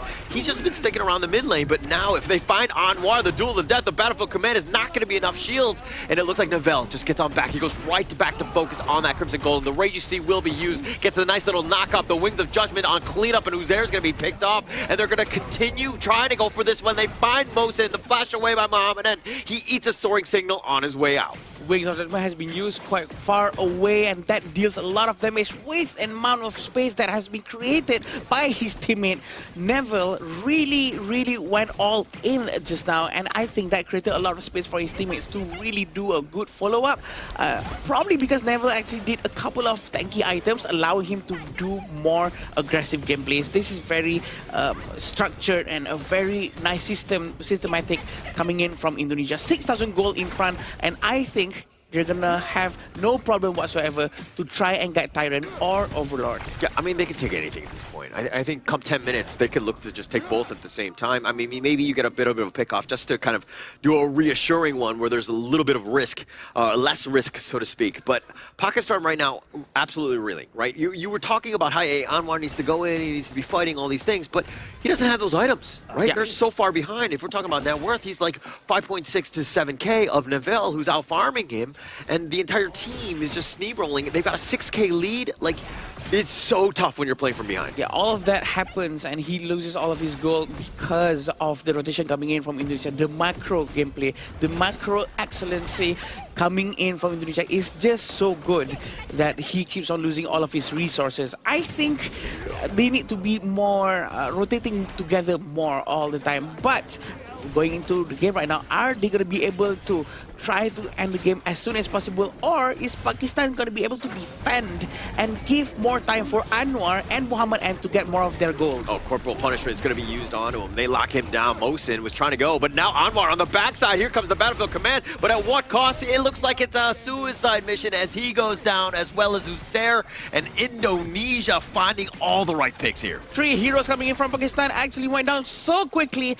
Right now, they're going to try to take down Hassan and Muhammad N, having the high ground tower being the primary target. They're going to focus on them now. Yeah, bottom T3 easily taken down, and they'll continue to just push them back all the way into the fountain. The Indonesia national hero doing its work. The crystal is under siege as well. They turn this around. They go in with a duel to death, and they're going to take the crystal. And just like that, another clean game by Indonesia. 10 minutes, 10 takedowns. 2-0 in terms of the score. KDA still on a clean slate. Congratulations, Indonesia. This is your team heading into the Asian Games main event.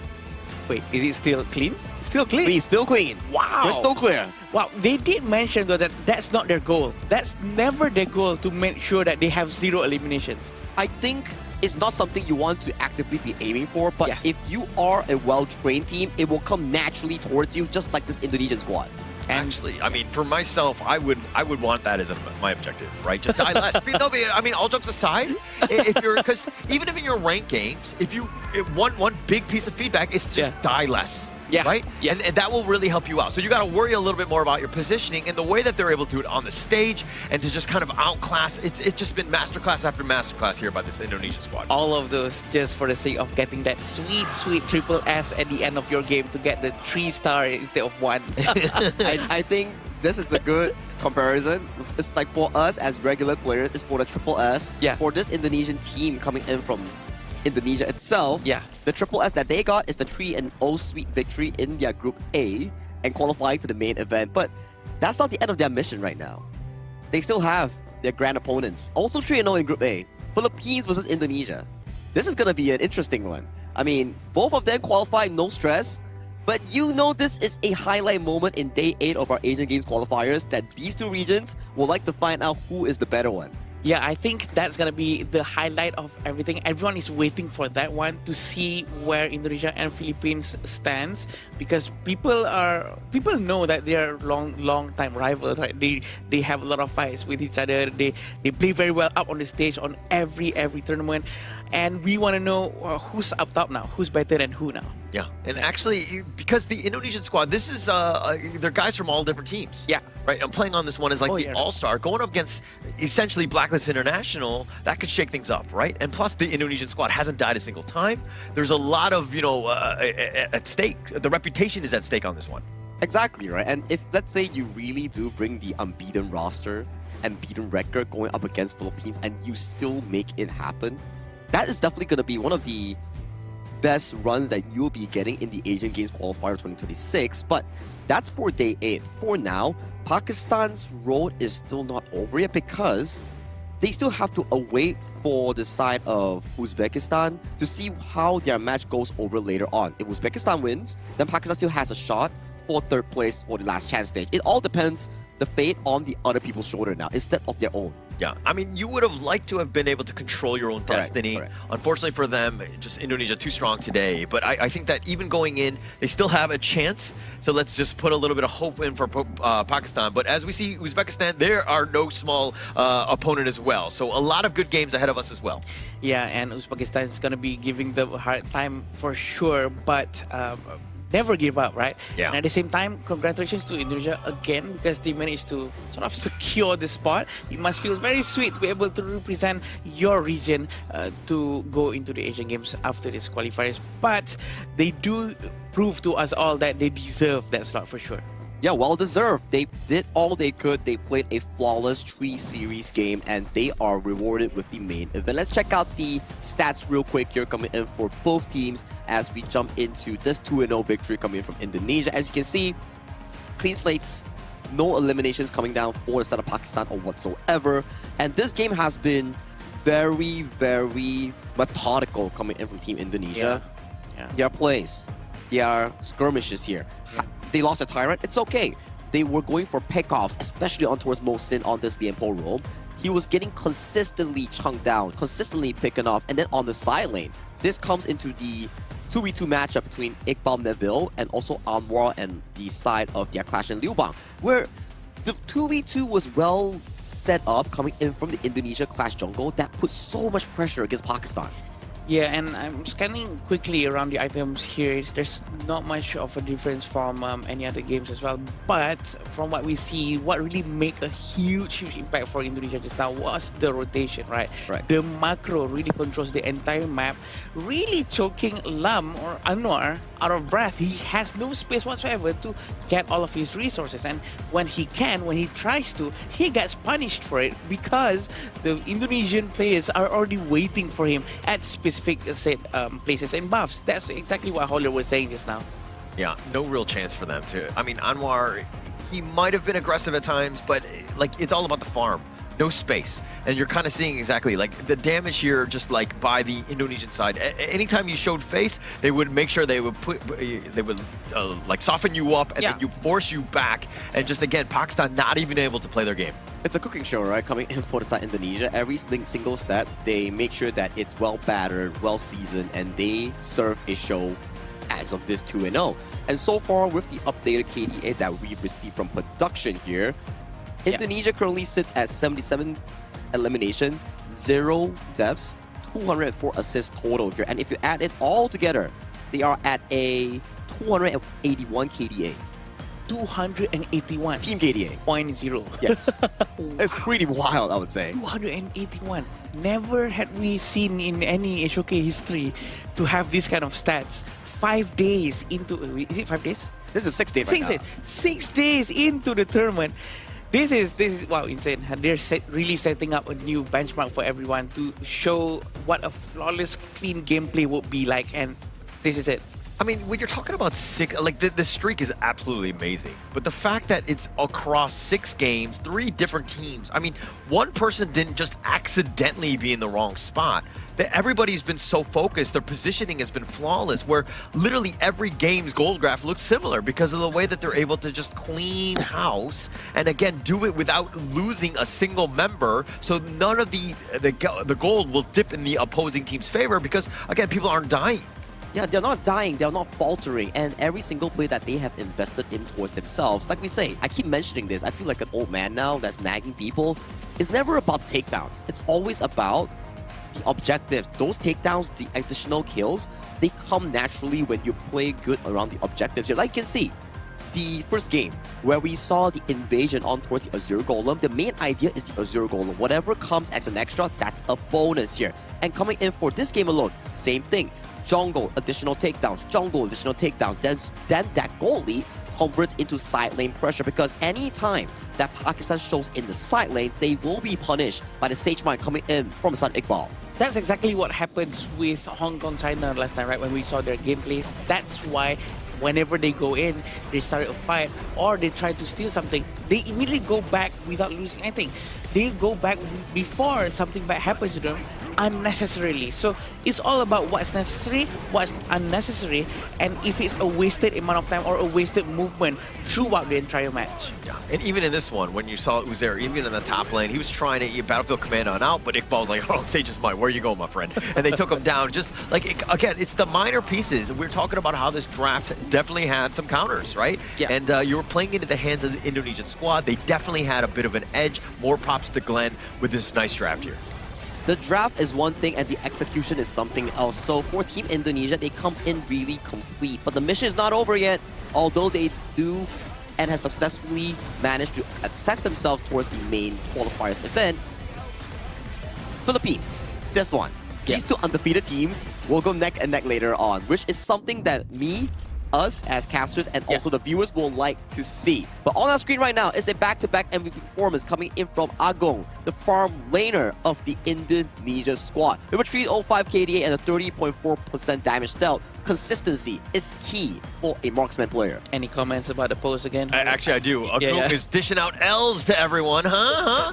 I'm not going to take it personally this time, so he's not doing it to me, but he's actually dishing it out to all of the 3 different teams that they've played thus far. Yeah, but definitely Glenn is someone who actually makes this possible for the entire team too, right? Because he planned everything out for them and he actually chose the right heroes to be picked, the right heroes to be banned, to make it a lot easier for players like Agong to perform very well. Exactly, right? I just think that farm laners, although they are not the flashiest players, but if you're not careful, if you are not disciplined as a farm lane, you will be taken down very easily because you're not respecting bushes. You're not respecting ganks coming in from mid, jungle, or roam. Hence, being able to play complete and perfect games in multiple days after they have been in this tournament itself is really impressive coming in from the marksman player himself. You need to be, like, way superior in terms of positioning, right? Because sometimes you have like not 100% information. You're not able to see through that fog of war, if you will, like we can. So having that game sense is why some of these players are so good. You're able to farm, stay alive, and then get that, enough items so that you can do the damage and be in the right spot to target priority properly. I think it's something that we're not discussing a lot about, is that when you are having a death timer, you're in the respawn, you're waiting, you're essentially losing out a lot in gold. Yeah. Every time you're losing on gold, there are a few things. Let's say you're a farm laner, for example, right? You need 7.4 thousand gold in 10 minutes. Why? Because you need, let's say you're playing on-hit items. Sparks Forge, Doomsday, a Boots, plus a Daybreaker. That's about 7.4 thousand. And you're playing Crit Build, it's also about 7.4 thousand. So every single death that you encounter in the game, it pushes you way back. And if you're not on that item marker at 10 minutes, you don't have the Daybreaker, you're essentially holding on inefficient gold in those team fights. Yeah, long story short, you're having a very hard time as soon as you keep on pushing back the timer, the marker timer, all the way to 11 minutes, 12 minutes. So you're not going to have a good time for sure. But we do have seen in the past some of the teams out there who actually managed to really defend, showing a huge amount of discipline, trying to save their game, and somehow they managed to do so by, there's a lot of things, right? There's lane manipulation, trying to make sure that the lane actually goes all the way into the crystal and then they clear properly. The way they actually choose using Zhang Fei properly to counter the attacks if they're trying to end with very long range heroes like Garuda, like Nuwa to really clear the lanes. I think those things will come next naturally after they get a lot more used to these kind of tournaments. I think if you're talking about other games, like sometimes people will be like, defense is the best offense. Yeah. I don't think it really works in Honor Kings. You have to be aggressive at times. You have to choose your moments. And it looked like, again, in this one, you saw exactly textbook situation of Indonesia closing them out. They were constantly aggressive, constantly putting the pressure on, where Pakistan was not able to respond. They need to change things up so that they're able to get some way. Yeah, they got the time to start things off, but that was pretty much it. To your point, I think it's better that we check on the stage with Mara and also the Indonesian representative to get more comments on this specific case. So if Mara, if you may, please lead the cast. Team Indonesia remains undefeated Amazing matches you guys have shown us so far. And what we notice from the objectives to the laning phase, Team Indonesia continues to force action and put pressure on the opponent. In all the matches, you guys have been so consistent. And how do you remain so flawless every single time? I think it's just we all keep grinding and improving. And we try to be consistent all the match, and we try to play more calm and just follow our game plan from the coach. So it's all about keeping calm and listening to the coach. What's even more impressive is that after 6 games, 3 matches, only 1 tower was destroyed, and that was the match 2 against Uzbekistan. And coming into today, well, after that match, your KDA is 77-0-204.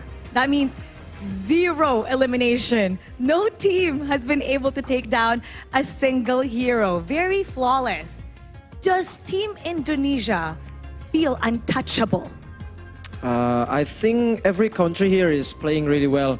It's just, I think, because we have our own league, so we have the head start and we just have more experience. But overall, I think every team that is fighting here, they play really well. You do have the experience, although up next, it's going to be a tough match against another team with lots of experience. You're going to be going up against Team Philippines. And do you think that you can maintain the 0 elimination with that one? And with the stats, should it be flawless? We don't really think about the KDA. I think the KDA stuff is just a bonus. We just like play calm like usual and maintain our game plan. Yeah. What are your thoughts about facing Philippines next? Personally, I'm really excited because I've met them a couple of times and I didn't have a really good result. So yeah, I'm really excited. So now it's your hope to make a comeback. Yes, true. And now, what would you like to say to the people watching from Indonesia? Untuk para fans dari Indonesia, teruslah mendukung kami. Sampai titik ini juga kami semua berjuang dari para pemain dan coach. Jadi ya teruslah mendukung kami. Once again, congratulations. And what did you say in English? To the Indonesian fans, thank you for keep supporting us because our players and our coaches are always trying all their best. So yeah, thank you. And it's great to see when teams try their best. And specifically, Team Indonesia has been looking very intimidating, very strong. Congratulations. And we're going to break it down once again with our casters. Lead the gorge. Everything else comes as a bonus here, just like the mention of the KDA. Thank you so much, Neville, and also Mara for the interview. As you can see, he's actually pretty like humble. It's like, oh, Mara was like, why does the other region like unable to face like difficulties coming in against Indonesia? She's like, you know, it's because like us Indonesia, we have our pro league, and for the other regions, they have yet to have their league yet, so they have the head start instead of just saying like, no, I'm better. No, you know, it's like humble stuff coming in from Neville. That's the beauty of Asian Games, right? People don't want to, taunt each other too much. It's all about being together. It's all about the sportsmanship, not too much showmanship, which is also nice in a sense. It's refreshing. Yeah. Do you think that they need to probably build synergy with the other guys? Maybe they go to a cinema together while they have their time here? You know what? Why not? Why not? As long as it doesn't disrupt their gameplay. Yeah, okay. And there's more time with their own teammates. Okay. Even with the other teams, I think that will definitely help them out. But I mean, going into this last one, we kind of saw exactly Pakistan. They still have a chance, right? Mongolia has to beat Uzbekistan. Right, 2-0, 2-1, it doesn't matter, but that will give them a chance. So right now, Pakistan will be Team Mongolia as they go into that series later. It's going to be difficult, right? Considering the fact that Uzbekistan was the team that actually triumphed over Pakistan in our only 3-game series of the entire tournament after this like 5 to 6 days.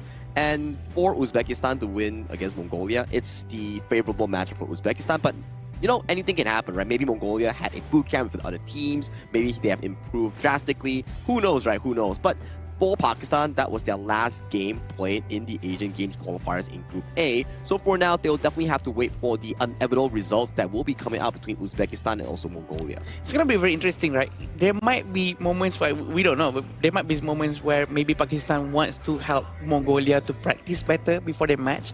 Maybe they have a thought, maybe, okay, you know what, maybe you can try this meta, try that meta against that team. Maybe just to be able to try to get a chance to go in.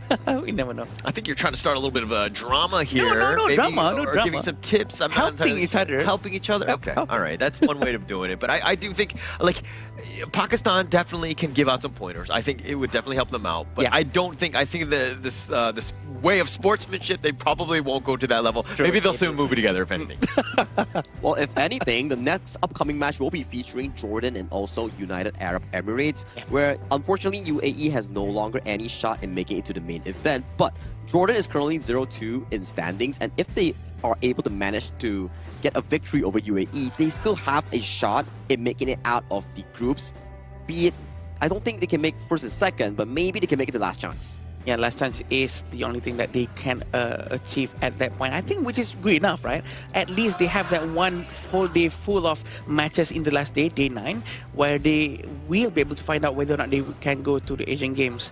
And I think that's going to be fun to watch as well, because it's going to reset the stage for who's going to get the 9th slot going into Asian Games main event. Any sort of opportunity to proceed, right, and to get to that main event is what all of these teams are going to be going in. And getting in third, I mean, it's not the best of spots. That one's still going to be tough because you know that all the other third-place teams are going to be incredibly tough. But I think that this is one of those games that I think is going to be much closer than we've seen from maybe the other games that they might have played. Fully agreed. And coming for the series here, they will be playing once again on the iQOO 15R, the tournament official phone coming in for the 2026 Asian Games Esports Qualifiers for Honor of Kings. Once again, thank you for iQOO for sponsoring such a wonderful device capable of handling 120 FPS and the ultra graphics settings coming in for Honor of Kings. Yeah, they're very smooth. Go try it out. And these are the phones that's being used by the players up on the stage. We are very excited for what's coming up next. For sure, it's going to be between Jordan and United Arab Emirates. A game for us all to watch to see whether or not Jordan can pull through. They definitely have to pull through, right? It's the last chance that they actually get in making it out of groups or having some sort of hope in that specific group. But we'll go to a short break right now before we come back for more HOK action. So see you later.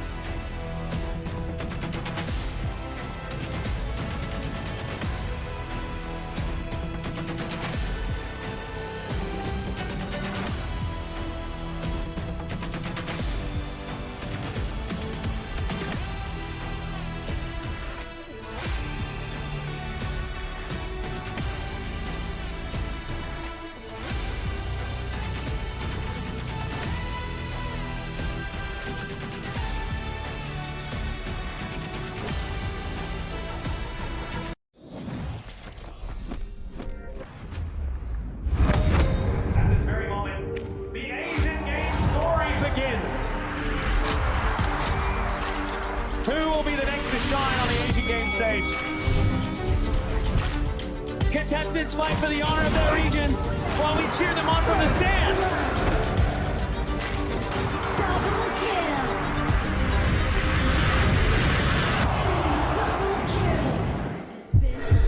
This is a challenge, but it is also an opportunity. The tide has turned.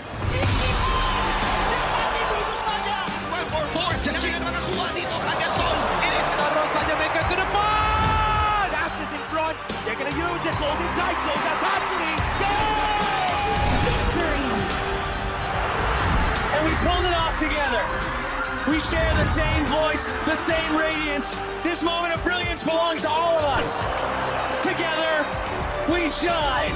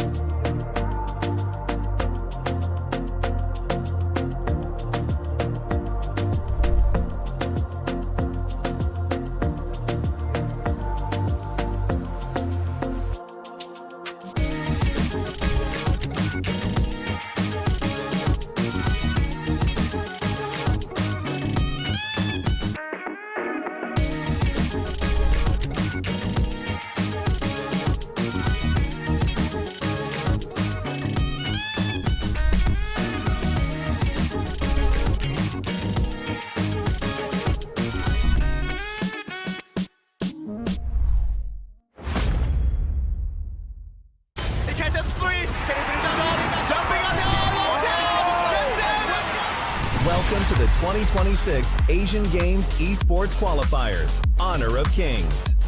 20 regions, one stage, and only the strongest 9 teams will earn the right to shine above the rest.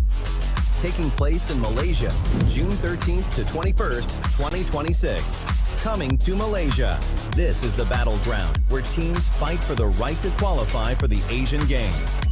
20 teams enter, but only 9 teams will move on. Apart from the 20 regions, there are 3 regions that have direct qualification. Here is the 2026 Asian Games Esports Qualifiers Honor of Kings format.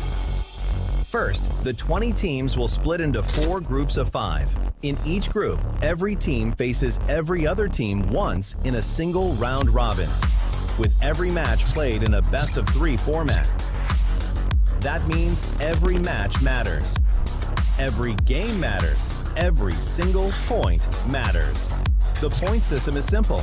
Win the match, earn 1 point. Lose the match, earn none. At the end of the group stage, teams are ranked by the total points they've collected. And from there, the road begins to shine.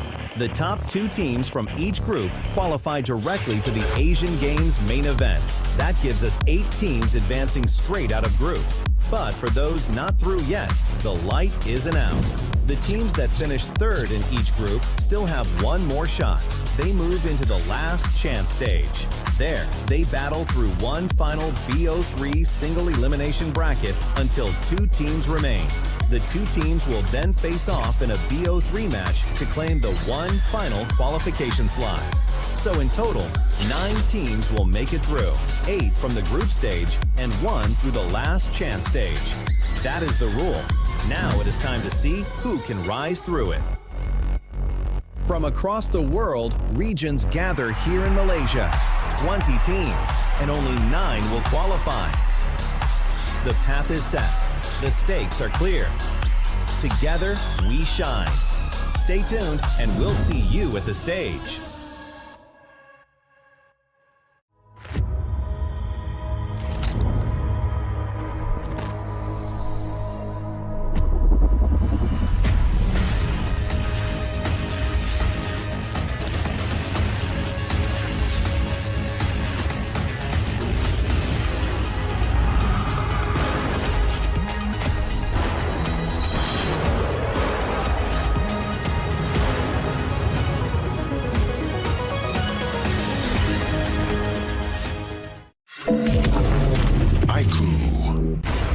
Ultimate not ready yet.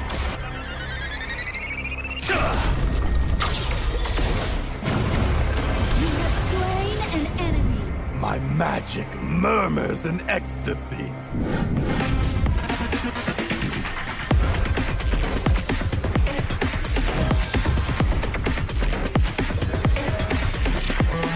Amazing! There is no escape for you. Killing spree. Double kill. Triple kill. Spectacular kill. Don't worry. I'll be back for your life soon.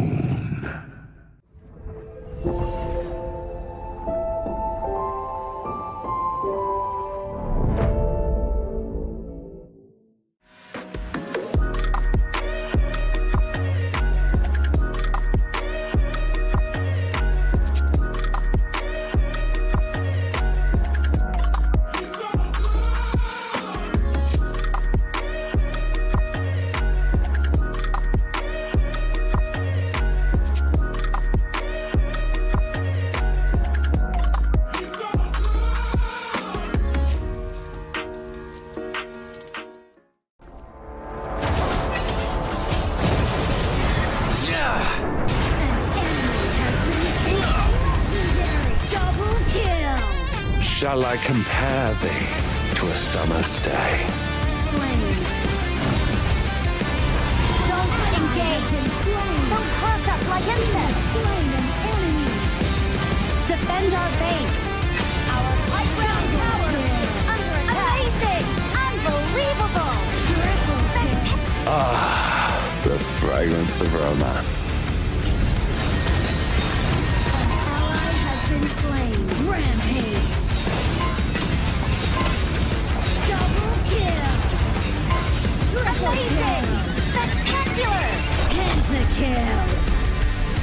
Lady Fortune is on my side.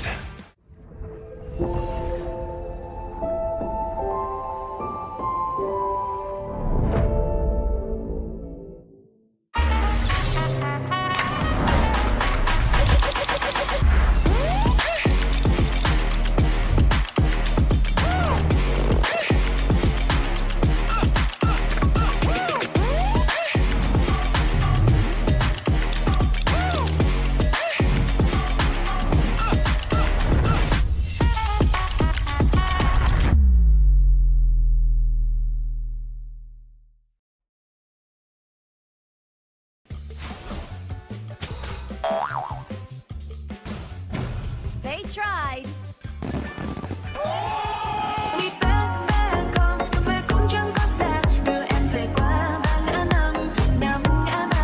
The new Spriteling skill, Dig It, is a passive skill, which will automatically trigger at fixed times each match, up to a maximum of 10 times. The skill grants guaranteed standard rewards like gold, XP, shield, health recovery, and more. There's also a small chance to uncover mysterious grand prize effects during the match. Dig It may also produce tradable high-value treasures. Detailed information about acquired treasures will be shown after the match ends. Each treasure has its own rarity and storage size, and obtained treasures will be automatically stored in your warehouse. If you want more high-quality treasures, make good use of the Treasure Fusion feature. You can also copy and share your code so friends can help speed things up. Treasures in your warehouse can be sold for event currency, which can be used to redeem skins, items, and other rewards on the event page.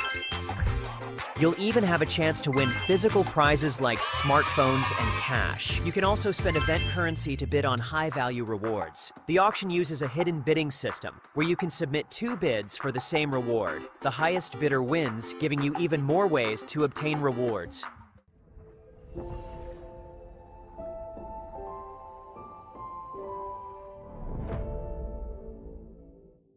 Itu kontra kita. Relax, bro. Phone aku! Jom kemana? Mountain View!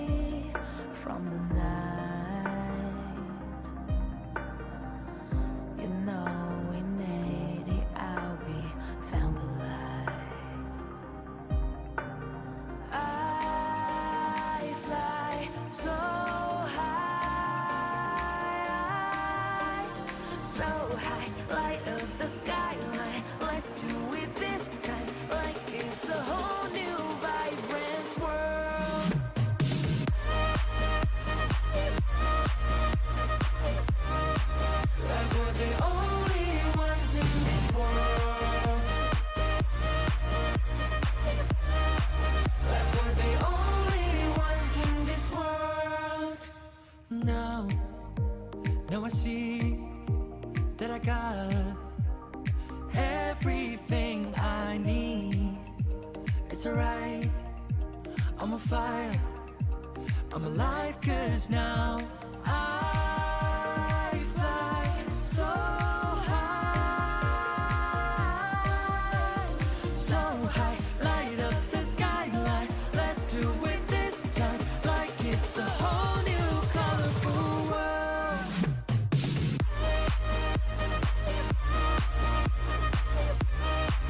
Like we're the only ones in this world. Like we're the get this far, burning like the stars. How we get this far, like we're the only ones in this world.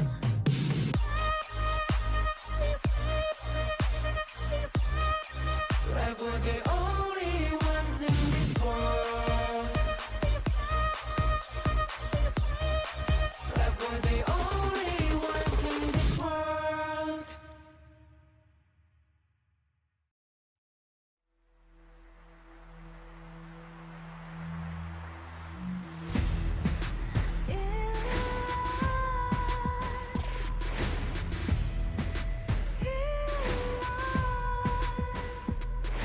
What's a life without its worth? Compromising with what hurts inside. When you let fear decide your fate, you don't choose which path to take in life. In life, I'm finally letting go of everything that still holds me. I'm against all odds, but I won't give up, 'cause it's my time to shine. Standing in the spotlight, can't no one let me down. Destiny is calling highlight. I'm not afraid to fight for everything I love. Victory's on my side.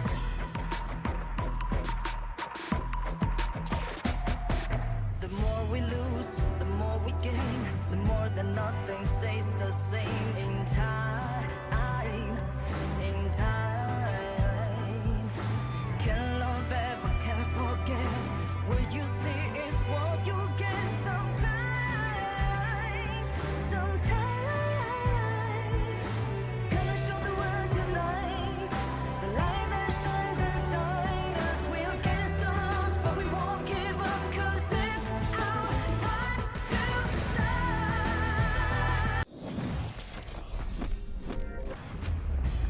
Thank you for the wait and welcome back to the 2026 Asian Games Esports Qualifiers for Honor of Kings. This is day 6 and once again my name is Sagi here, your guest host for today, and we just had an amazing series number 1 between Indonesia and Pakistan, where Indonesia firmly secured their slot into the main event with a 2-0 lead. But it's not just me, it's with the fellow casters of The Gorge, Adam Spartanko and also Holler. How are you guys feeling again? We're feeling great. I think we'll continue on with that momentum from game 1 going into game 2. I do think that UAE, Jordan, this is probably going to be a closer matchup here. Very much closer compared to what we've seen just now, and I think that it's going to be fun for us to watch. Jordan is going to be showing up with their best gameplay for sure, but United Arab Emirates is in the same position as India yesterday, where they can just do whatever they want without any pressure and maybe try to collect as much as experience as possible.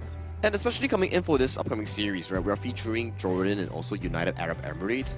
These two teams, sadly for UAE, that we talked about before the break happened, UAE lost their shot into the main event because they are already 0-3 in standings here. But Jordan may not suffer the same fate if, and only if they can beat their opponent UAE in this series. Yeah, and also I think bragging rights. I think that that's going to be key going into this. Whenever you're up against, one of the other regions, I think that you want to never be on the bottom. I think that you're always trying to look for some sort of win and so it's a victory. You're talking about experience. I want more than experience, right? I want that W, so to speak, at the end of the day. The W's, yeah, it's all about the regional pride, right? Right. To make sure that you're not the last in the group. But then again, you know what? No one's going to be judging you at all if you are in the last of the group, because I know you're in a special situation. I will be judged. That's all I'm saying.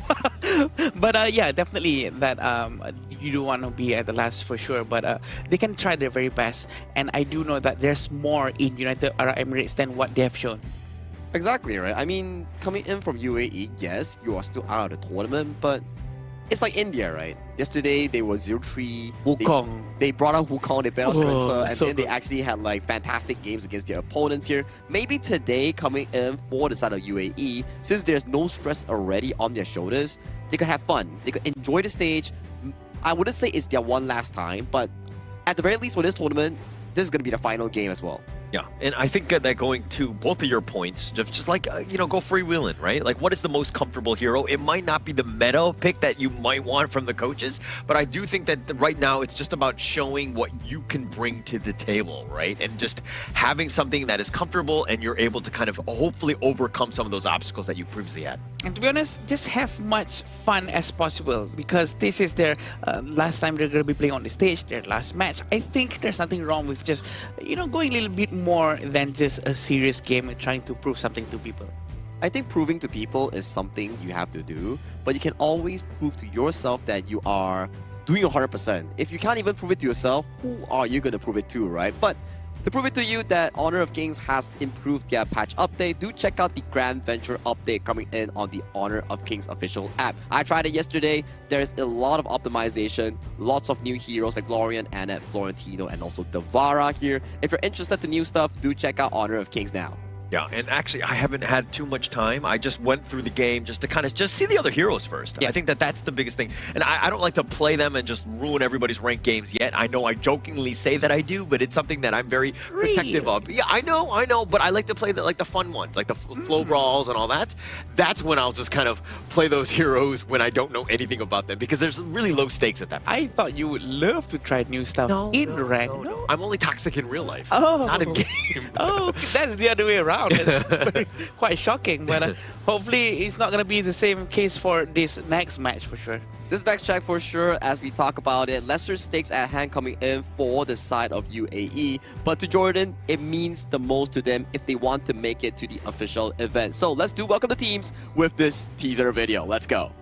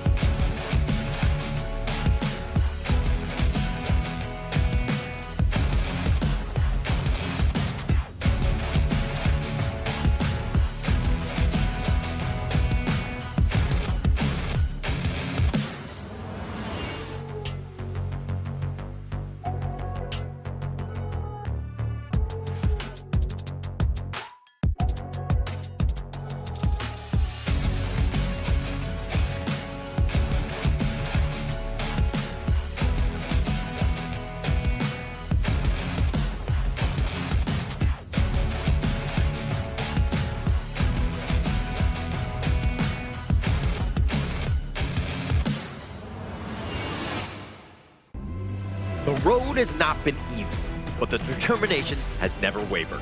Still searching for their first victory, they know exactly what is at stake today. They step into the arena ready to take the challenge. Make some noise for Jordan!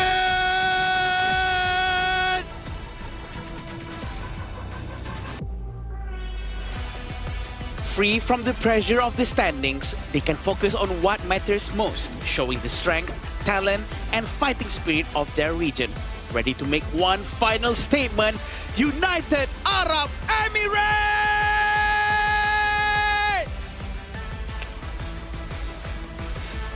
Lesser pressure coming in for the side of UAE. This is something I want to see from this squad. When you are not pressure, what kind of drafts, what kind of execution can you pull up? But it's not going to be the same thing coming in from Jordan here. This is a lot of stakes at hand. They lose this, they are also out of the Asian Games Qualifiers contenders.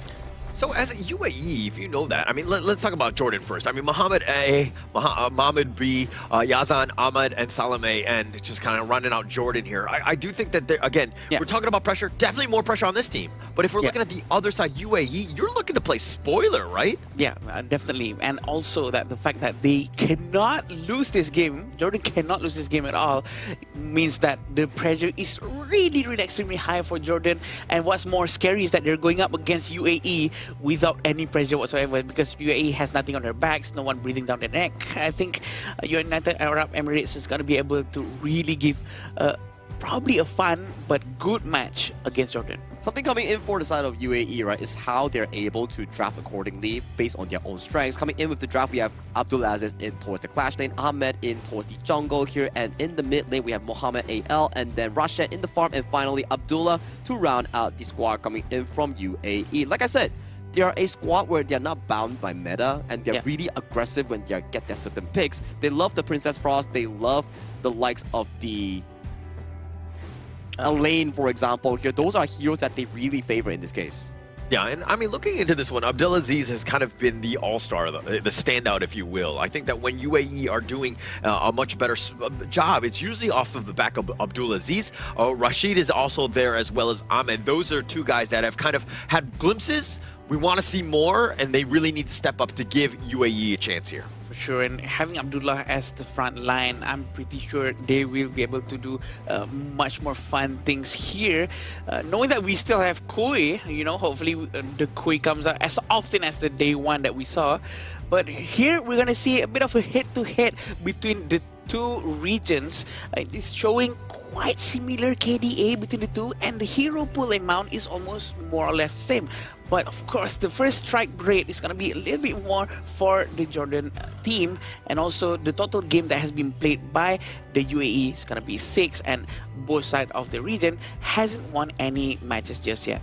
Looking for their first win, right? That's the goal you actually want to be heading over towards here. At the very least, good news, after this series, one team will come out with a win finally, and one team will be continually going in towards that loophole that you need to find that first win. But anyhow, this series is still I would say a competitive one between both squads, because you're still looking for that goal, the first win of the tournament. Yeah, and also tiebreakers between the kills. I mean, they both have 20 apiece going into this. I mean, yes, UAE had actually played 6 games, but going again, Jordan right now, I think that there's a little bit more in terms of their favor, especially when you're looking at the first strike rate. That kind of means that they're a little bit more aggressive usually.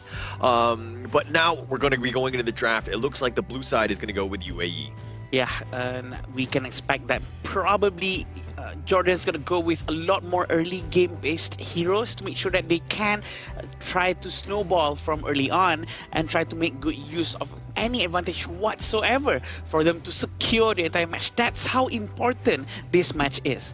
At the very least, we did see some of the games coming in for the side of Jordan and UAE. It's not to say that they are not mechanically well gifted, it's more to say that they are less experienced here. The way that they like to invade, the way they like to play aggressive, those come into shape on just now what Holler mentioned, the first strike rate, where it's evident, right? They like to play in those styles. Maybe their macro not the greatest here, but team fight wise, if you pit them up into a 50-50 team, they could pretty much perform, especially in this matchup where I think both teams are neck and neck. Close. Yeah, I think it's going to be very competitive. I think that going into this one, we're kind of like eyeing this one, okay, definitely of equal level. It's just a matter of execution. The drafts we've seen, I mean, the heroes, even that they were the number that they selected, wasn't in the huge amounts right now. So you know roughly that both of these teams have that intel to see exactly what they like to play, and there will definitely be targeted bans here. I mean, throughout the entire day today, this is most likely going to be the closest matchup that we have compared to Vietnam against Kazakhstan, Republic of Korea against Sri Lanka. This is what I think it's going to be. And I think Yu Huan ban and a Marco Polo ban from the UAE is quite interesting. The fact that Jordan also takes out Dolia really doesn't want UAE to abuse any of those resetting skills meta coming in from Dolia and Dun, sometimes Dolia and other heroes as well, like the Shangguan that we actually managed to see a Dolia Shangguan combo, which is going to be very scary if Dolia is out. And that's why they ban it here. The Dolia, the Lian Po here, leaving away some of the key picks here, like the Chano coming in for Rashad, or potentially anyone coming in from UAE, because we know for a fact that UAE, they like to swap their roles around between players to, I would say, further utilize some picks that certain players are better on. And for Jordan, they lock in the Arlie and also the Zhang Fei as their 1-2. I like the Zhang Fei, very consistent of a roamer here. You can engage, you can disengage. Early game might not be his strongest suit, but at the very least, he's a tanky body to allow Arlie in going for those aggressive trades. Yeah, we touched on this yesterday, right? Where it seemed like UAE was willing to swap roles quite a bit. They were very fluid. I'm not a huge fan, right? I think that you just got to kind of lock in. I mean, this is just one series, and then just play with within the role, because then you're not thinking of all the different things. You're thinking about what you need to do specifically for that role to ensure that you have a good laning phase, for instance. Yeah, concentrating on one mission is more important than trying to figure out maybe there's some other ways to do it. Let's talk about like what is the best way to do it right now with what we have focused on. And Heno as the third pick coming in from Jordan as the mid lane, I think it's going to be quite a good pick as long as he managed to put the scepter mark onto the Spirit Wolf so that he can really stack up on everything. So this is why Heno is actually a very good pick going up against Chano. I like that. That's a very good point. That's why, like, when you meet a Milady, you meet like a hero with a lot of spawnlings coming in, such as a Chano or Milady that you mentioned, the Heno Spears become extra aggressive and effective in those team fights here. And Jordan, they know for a fact that the UAE Clash team enjoys and loves the Elaine, is immediately locked away for its own comfort. And from what I understand, for every mark that he has, he actually spawns a new scepter to fly over. And if it hits the same target, like 3 different scepters flies towards the same target, it stacks up, right? It's not like it's just one single damage, right? Yeah, it's definitely a bit of a counterplay, but it's not in this specific role. The Hano will definitely be in the mid dealing with the Zaqiao, so it's again really for the Zaqiao to be making some sort of those stuns, and again it's looked at as a bit of a counter to the Arlie because you know roughly where that Parasolo is going to be, and you've got that Honey Sweet Breeze to like lock it down. So they're thinking kind of the draft holistic view. It's not going to be easy for Ahmad, at the very least. Like you mentioned here, the Honey Sweet Breeze, the Starfall coming in on the side of the Xiao Qiao, because the ultimate coming for Xiao Qiao, it's a very strong tool against high mobility heroes because they want to dash around, they want to be dodging stuff. But when you go into the vicinity of that circular range, it's automatically locked on towards you. So it's a very strong counter against the Arlie as of now. You have the channel, lane counter, late game counter, teamfight counter, the Xiao Qiao. So for Ahmad, it's going to be a lot of pressure on towards his shoulder if he's piloting this Arlie coming in from Jordan. I agree. I think they will try to their best to find other heroes to really help with the lineup. Going with a Yarya and a Byron, probably Yarya is going to be comboing with Dune for sure because they don't have Dole anymore. I think this is going to be quite effective as long as Yarya knows how to really use her passive where she can actually try to block at least one crowd control by turning into a deer. I enjoy Yarya players when they actively block crowd control for you, like a Sun Turbo, like an Unbridled Outburst or anything, and then utilize their passive to regain that shield on towards it, because it's not only about blocking crowd control. When you get taken out of the Yarya's passive and you go back to human form from deer form, all your spells, including your ultimate, refresh as well. Oh, I did not know that. Even the ultimate? Even the ultimate. That's why you can do double shielding.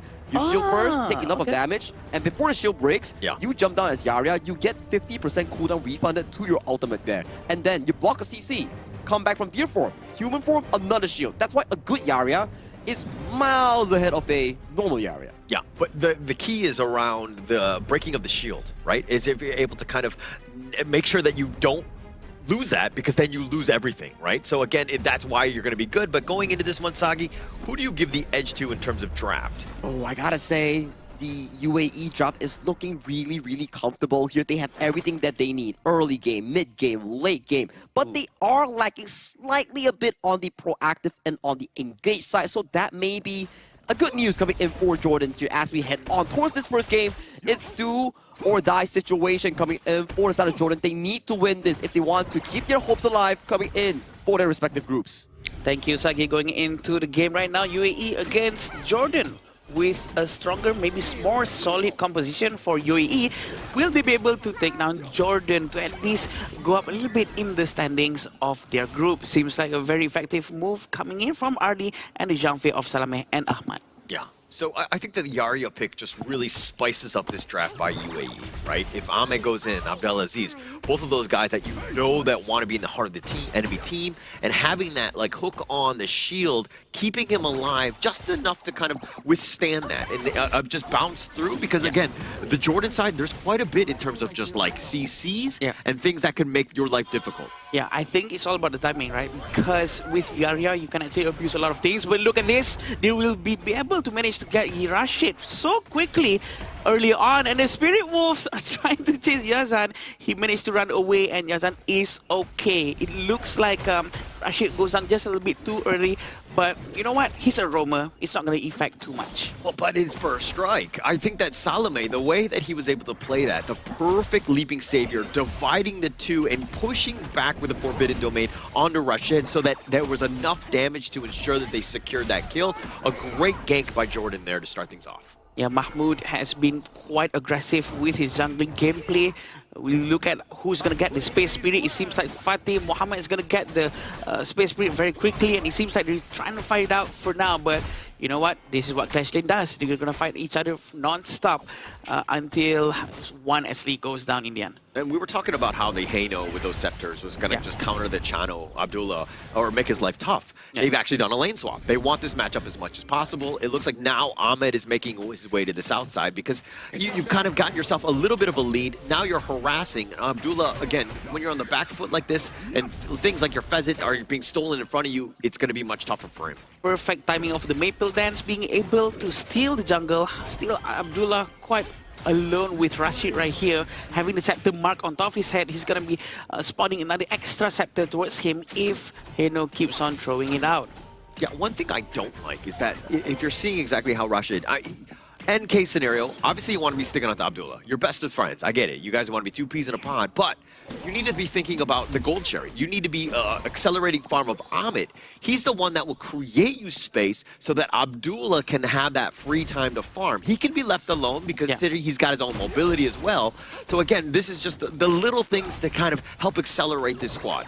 You know what, thinking about that, since they're using Yarya, if Yarya keeps on following Ahmed, they are naturally doing gold sharing technique all the time. True. And all they have to do is just get Muhammad to be involved, but it looks like they're going to try to get Yazan. Yazan doesn't back away. He actually goes into the fight, trying to get as much damage as possible. He still has Fate Rewind, but it seems like Mahmoud is going to pull back instead of trying to press on. But they're trying to hide, they're trying to wait for a right timing. He still has Unbridled Opus. He's still keeping it. A very good ghost ship. And there we go, the scepter has been thrown. The Unbridled Opus has been used, and it seems like he's gonna go down, and Rashid might be the next target, and that's gonna go down quite easy.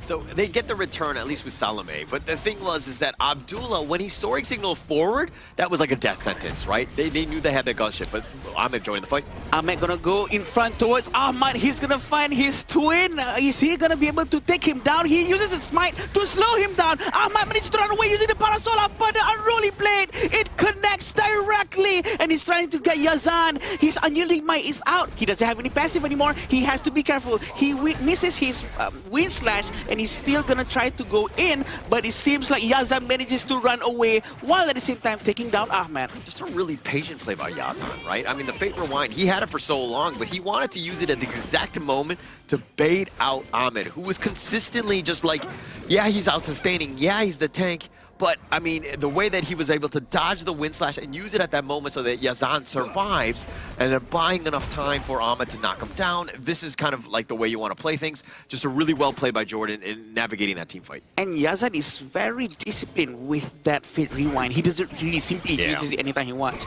He makes sure that he uses it the right time to make sure the team is really baited towards him, using his low health as a very delicious looking meal for them to go in. Okay, you're just talking about meals because it's lunchtime. You're making me hungry. Are you not hungry? Right? Yeah, I'm definitely hungry. I'm always hungry.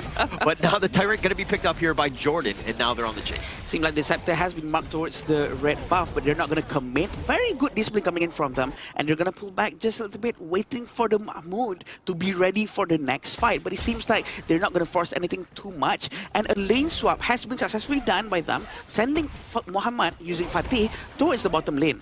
Contesting here, Azure Golem. Yeah, they're going to try to contest the Azure Golem, but it seems like Azure Golem is not going to be taken by them. Just peeking out, putting a lot of pressure consistently from Jordan. Yeah, it's just a threat. Sometimes it's like, they knew that the cavalry were on their way, so they didn't actually want to fully commit for it, but Ahmed doing a little bit of work in here, but... Wind Slash actually goes in, and he's gonna be trapped. Ghost Ship has been stopped, but Unbridled Opus actually goes in the right timing. Abdulaziz is gonna go down. Two of them actually went out. A very clean fight coming in from Jordan, and it seems like Salame is very aggressive. He never keeps his Umbrella Outburst for defensive stuff only. He only uses it for aggression. Yeah, and actually, but Mama made it easy, right? You had that perfect ghost ship. Both of them were locked in. Then you got the Umbrella Outburst, and you have that backboard that's essentially set up for you, where you're able to get the perfect one. No chance for UAE to get out of this, especially, again, when you get stun locked like that. But I'm quite a bit worried about Rashid being with Abdullah all the time. I think it would be much more effective if he actually tries to help or stick with Ahmed instead, because Ahmed will need a lot more of that shield rather than Abdullah. Abdullah can try to farm safely from far away, and you know what? I think it would be better if they switch. Yeah, and also I feel like Rashid should be kind of going into the probably with Ahmed, right? Get the gold sharing. That's or Abdulaziz. Yeah, but you want to be somebody who's wants to be fighting, right? And Abdullah right now doesn't want to be fighting. They really want to force this one out. Looks like he's really using all of his skill sets trying to get Abdullah, but Abdullah again being saved by Rashid. Maybe this is why Rashid is here. Umbrella almost missed. A very nice jump coming in from him, but look at Ahmed. Ahmed is not going to dive in. He still have his unruly blade, but they decide to pull back. That's because 5 of Jordan is so ready, and still Salameh is still in the giant form. He's waiting for him to actually switch back to human form. Yeah, Jordan, man, they sent everybody in that bottom lane. I mean, if they were able to catch somebody out. But again, yeah, it's an Umbrella Outburst that was missed, but it doesn't really matter. I mean, it was just zoned away. They took the bottom T2. That's exactly what you want. You'll just build up the menace for potentially the next fight. But Jordan being aggressive here. It's about the presence, right, of the Umbrella Outburst, but it seems like they're going to try to force it out again. Even though he doesn't have his ultimate, Fateh is going crazy into this fight. He's trying to get Ahmed. Ahmed is blocked with the ghost ship. Unruly Blade hasn't been resetted just yet, but look at how they managed to tank all the damage coming in thanks to Rashid's presence. Yeah, and I like it how Mahmoud, he's been on point with those ghost ships. Ahmed has like face planted into that ghost ship multiple times in this game. Yes, he's got the Unruly Blade. He probably needs to save it for like the timing of the ghost ship, and then he can Unruly Blade through it, right? Yeah. So you just, again, you need to kind of hold your skills for the appropriate times. Ahmed didn't pay with his life this time, but last time he did.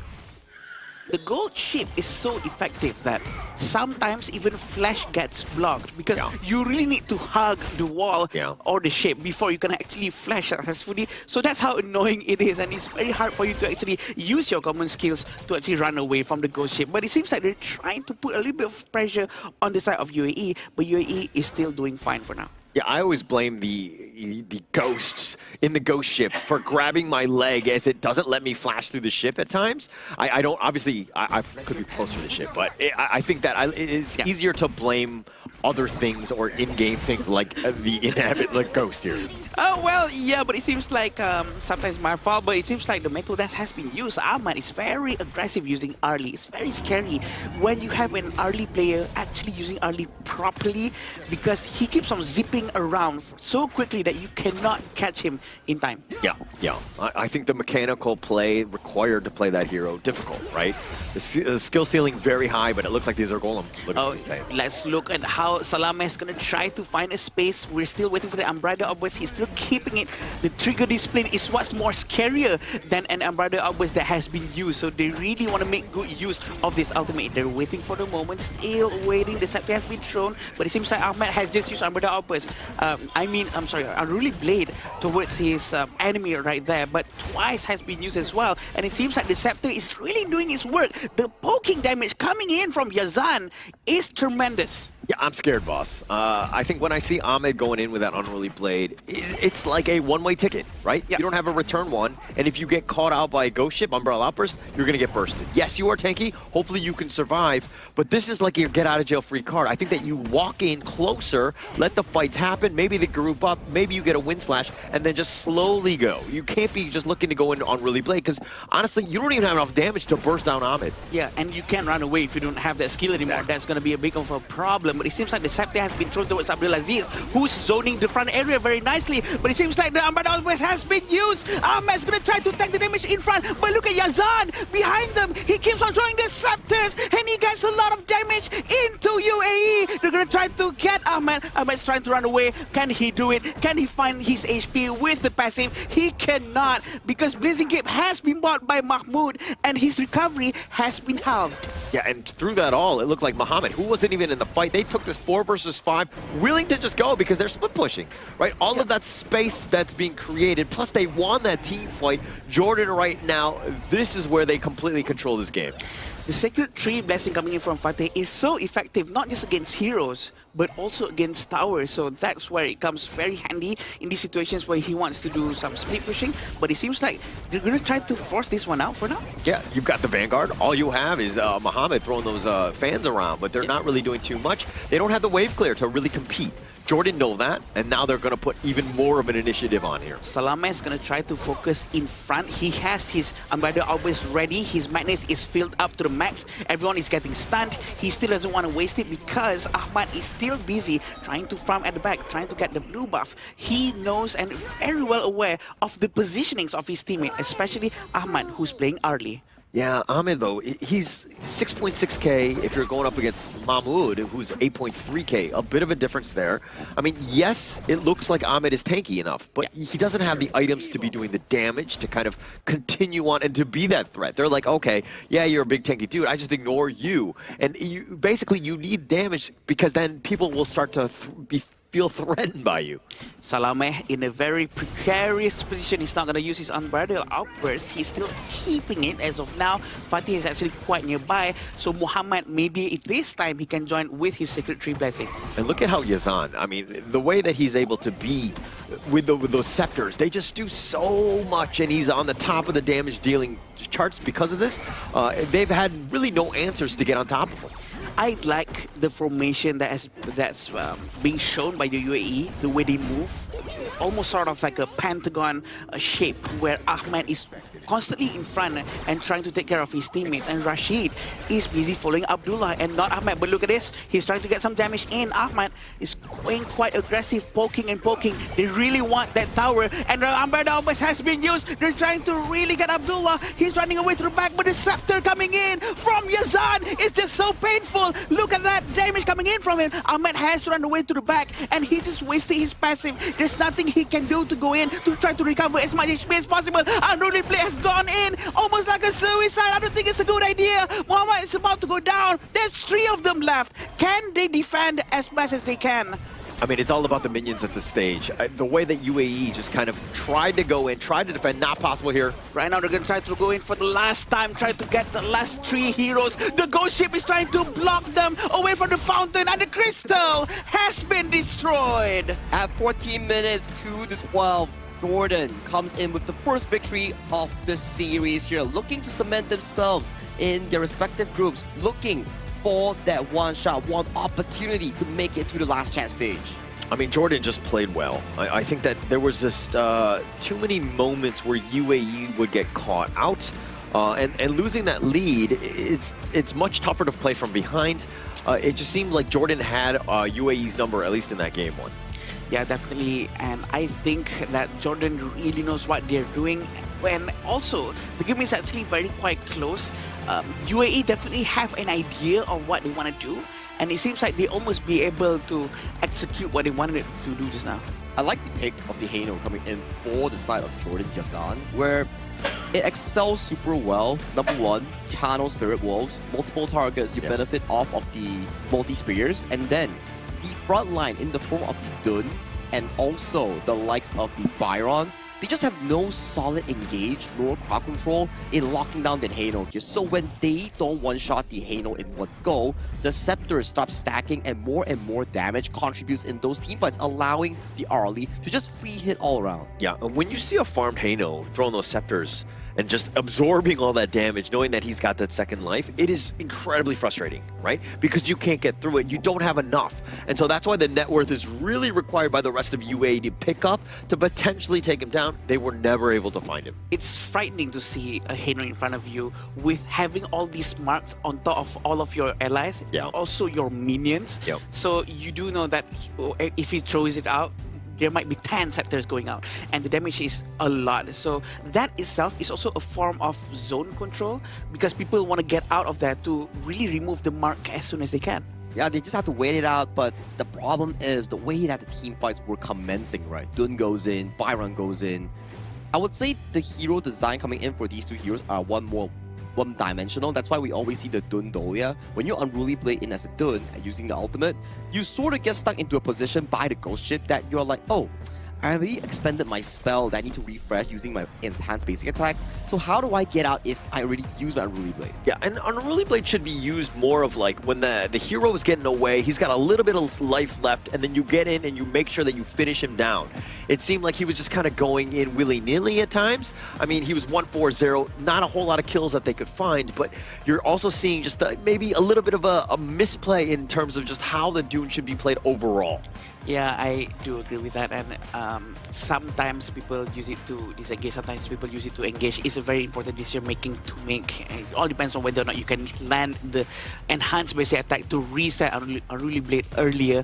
But these are the itemization coming in from both of them. Jordan's Hano was actually going with Insatiable Tome and Holy Grail, but of course the first most important item is the Venomous Staff, which is going to be effectively halving the potential recovery coming in from the Dune. So Dune cannot really benefit from the unyielding might passive from himself. Not just the Dune, right? Also the likes of the Byron as well. You have the Spell One to consistently heal the auto attacks as well. He has the Eye of the Phoenix here, but the early purchase of the Venomous Staff is a very smart option coming in from Yazan that we need to praise because, yes, it's a basic thing.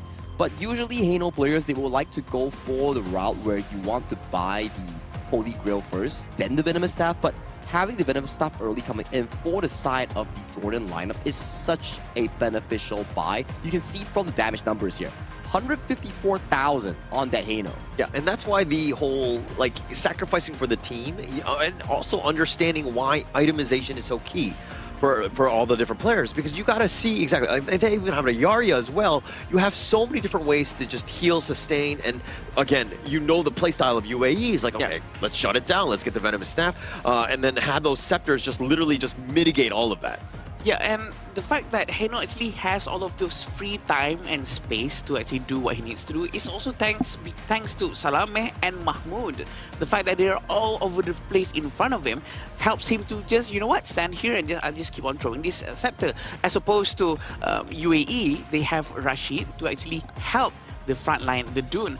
But is that enough for Xiao Xiao to actually throw all of her skill sets? I don't think so. I think the damage was okay coming in from Mohamed Xiao Xiao, but the pick coming in from the Yarya was what caught us by surprise. If they were to come in with something like a Mozi, like a Diadea, or even a strong one like a Lapu Lapu, then maybe you can CC chain down the Hano with Teleport and make sure that he can't use the Fate's Rewind to get back into safety. Or, you know, just one-shot him before he can actually even press it. Would it be much more, makes more sense if Yarya is paired with an assassin rather than heroes like Dune? Saki, what do you think? I think yesterday we saw a good example coming from Kyrgyzstan, right, where Dastan and Marlin played the Hansen and also Yarya combination, got the Penta Strike. I think that was a pretty decent combo. Yarya is less of a popular hero due to the fact that the early game is just weaker in general and it takes too much time to scale. Hence, in the situation where you are on a timer and you need to make sure that your Chano, your Xiao Qiao, gets the early game advantage, I would say Yarya is more of a greedy pick because that pick needs to scale as a roamer. Yeah, and I think that there were plenty of other roamers that could have provided more value. Like the big ults, like the Zhang Fei, Lapu Lapu, and we've been calling them all the time. I mean, they're always there in the games, but they add so much as a roam, right? Yarya is a more finesse style where if the other hero gets accelerated, and like a Marco Polo, like a Fever Bar, like then you have the shield. But the Ahmed, I mean, I get what they're trying to do, which is with the sustain, but we're really lacking in the department. We talk about Yazan having a great game, but how can you burst him down when everybody else is controlled and not the damage you need? I agree. And probably they're also lacking a little bit of a crowd control capability coming from the UAE to really lock down the movements of Jordan's side.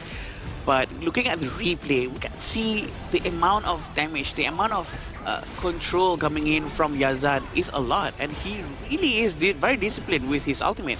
Yeah, and actually even in that moment where Ahmed was fighting 1 versus 2, if he maybe goes to the side a little bit, gets over the ledge, and then that buys enough time for Abdullah to show up, because he was there, but he was just a little bit late, that might have been enough to turn the tides on this one. And then you're seeing the team fights, the ghost ships on point. How many times was Ahmed stuck behind that ghost ship? And those scepters was just diabolical coming in for the side of the Hano on the hand of Yazan, where they come in as a 5-man unit from the side of UAE with the Shadow Tyrant buff, so much damage, but you have no answers for the Hano. He's just scepters galore. You come in, everybody just gets chunked down so hard coming in by this Hano pick. And we'll be checking out the MVP coming in for game number 1. It will be none other than Yazan on the Hano pick. The mid laner coming in from Jordan with a 42.7% damage output. Yeah, this is not the highest. Highest was, I think, 43.5, but 42.7 is definitely impressive. Damage taken is 19.5% damage, and the total goal is 25.6. Yeah, for sure, definitely a very good gameplay coming in from Hano. We have to remember that it's not just the 5 hero that's receiving a mark from the Scepter. It's also the minions around them and the Spirit Wolves from Chano. So he really is the perfect hero coming in to really go up against UAE just now. Yeah, he succeeded because Coach Omar made a great draft, right? Understanding what the team was throwing at them. Hano was like the perfect pick. Mitigates everything, and he's able to excel because he was put in a spot where, again, he can use the skills to the maximum, and they got a lot of value out of this pick. And it also simultaneously counters the draft that we talk about, right? Whereby if you have so many frontline, no solid CC, no solid engage, or no solid burst, it's pretty difficult to handle the Hano. That's why we see picks like the Angela, the Guardian, the Mozi, or any of the Lapu Lapu to actually CC lock and then one-shot the Hano from being able to pop that ultimate to get into safety, right? I think coming in for the second game for the side of UAE, try something different, you know? Try something out of the textbook here. Because we saw from the draft, it's like, you know, pretty textbook, pretty like Chano, anything, you know, Xiao Qiao, everything, you know? Maybe, where's the usual Wang Zhaojin? Where's the usual a lane that they got banned out? Maybe put that priority in the earlier phase. Enjoy the moment. Yeah, and take more risk right on the stage, because right now the composition that they're going with is looking pretty safe compared to some of the things that we've seen so far. But maybe that is what they wanted to try. Maybe they want to make sure that, you know what, maybe this can actually work, and, you know, let them have the satisfaction of actually trying with the Dune and Yara just now. I think going in, we were like, hey, they've got nothing to lose. Let's just go with freedom. And I was like, but that Yarria pick is not so great. Maybe we shouldn't have given them that much freedom, right? I think in terms of what they were selecting, because there was definitely some moments where you're like, okay, actually in terms of synergy and team composition, you need a little bit tighter ones, and you still need to outdraft your opponents. You got to stick with your comfort heroes. That's great. Synergy, right? But synergy. I think synergy is a good word to describe these things, because sometimes, let's say you're playing a hyper dive composition, but your hero on the farm lane is like a Garou, for example, which it doesn't really pair up so well. You can have like off-meta picks or like pocket picks, but you need to make sure that it is able to be having effects in your game or in practice games where you can actually translate it into proper win conditions here. That's why even Hou Yi, a hero that's not so popularized in this current patch, it's still playable because it's still a form of late game insurance with good early game control, and the most important part, those Burning Sun arrows can pair up pretty well with burst compositions with Angela or Garimo, for example, right? Yeah, it makes total sense, because we've seen Hou Yi has been used yesterday. Even though he's not joining physically or personally into the fights, he actually helped in terms of using Burning Sun arrow from very far away so that his friends can do a follow. I think something like that can also be done as well, and just be brave in choosing much more other heroes. Yeah, I think you just need to simplify, right? Let's take a step back. I mean, we talk about comfort heroes, but also just make, you know, take away the mechanically different heroes and just play, again, like the Hou Yi's like the perfect prime position for this. I think that they need to just go back to the drawing board and kind of reset from here on out.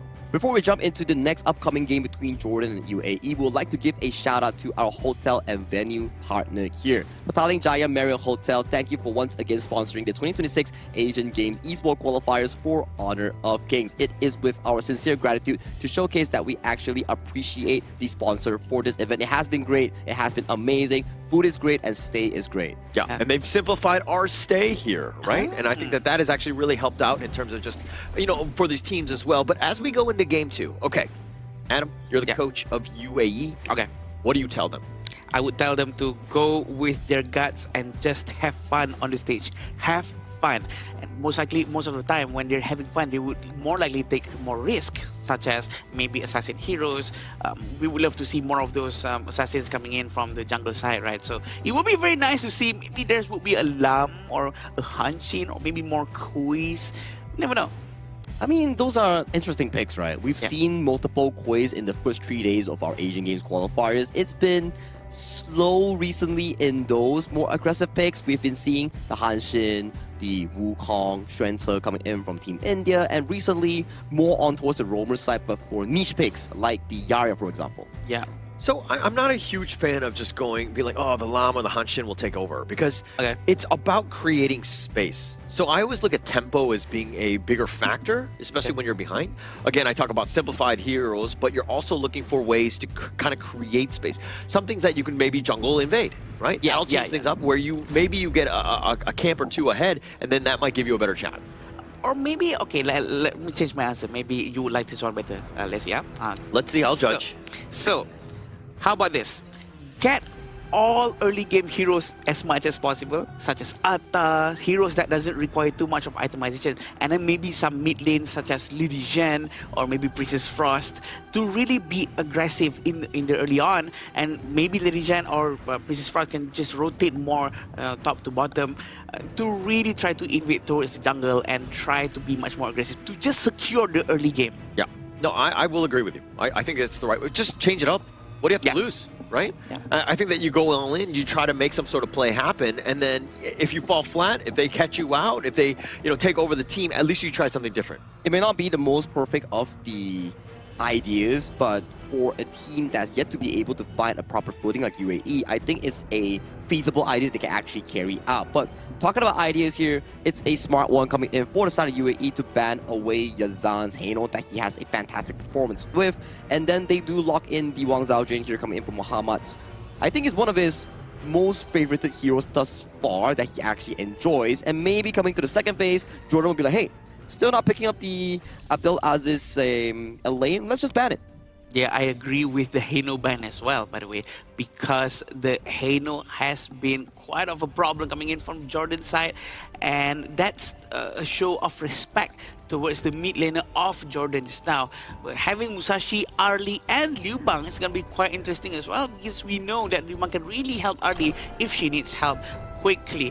But he's going with Arlie. He's one of the most annoying marksmen ever to exist in Honor of Kings. Yeah, it's going to be picked up. UAE looking to counter that. They're going to pick the Chano there, right? Which is definitely more of a power pick in that sense. Yeah. But the way that Jordan has kind of rounded the draft was like, okay, we got the Musashi, Arlie, very, weak guys that can be, squished upon, so to speak. We got the Liu Bang to help fortify. We're going to lock down that Clash lane as well. Oh, actually, it might even be a roam.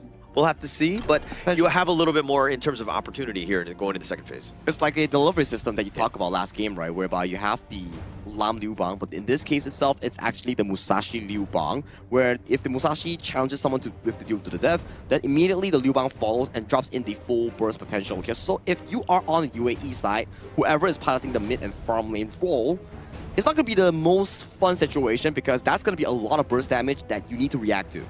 And this is exactly like what Sagi said just now. Angela is a very good burst hero to really melt down Zhang Fei, but look at this. The pick coming in from Jordan with the Sun Bin. And by the way, the one that's really need to win right now is Jordan, I might add.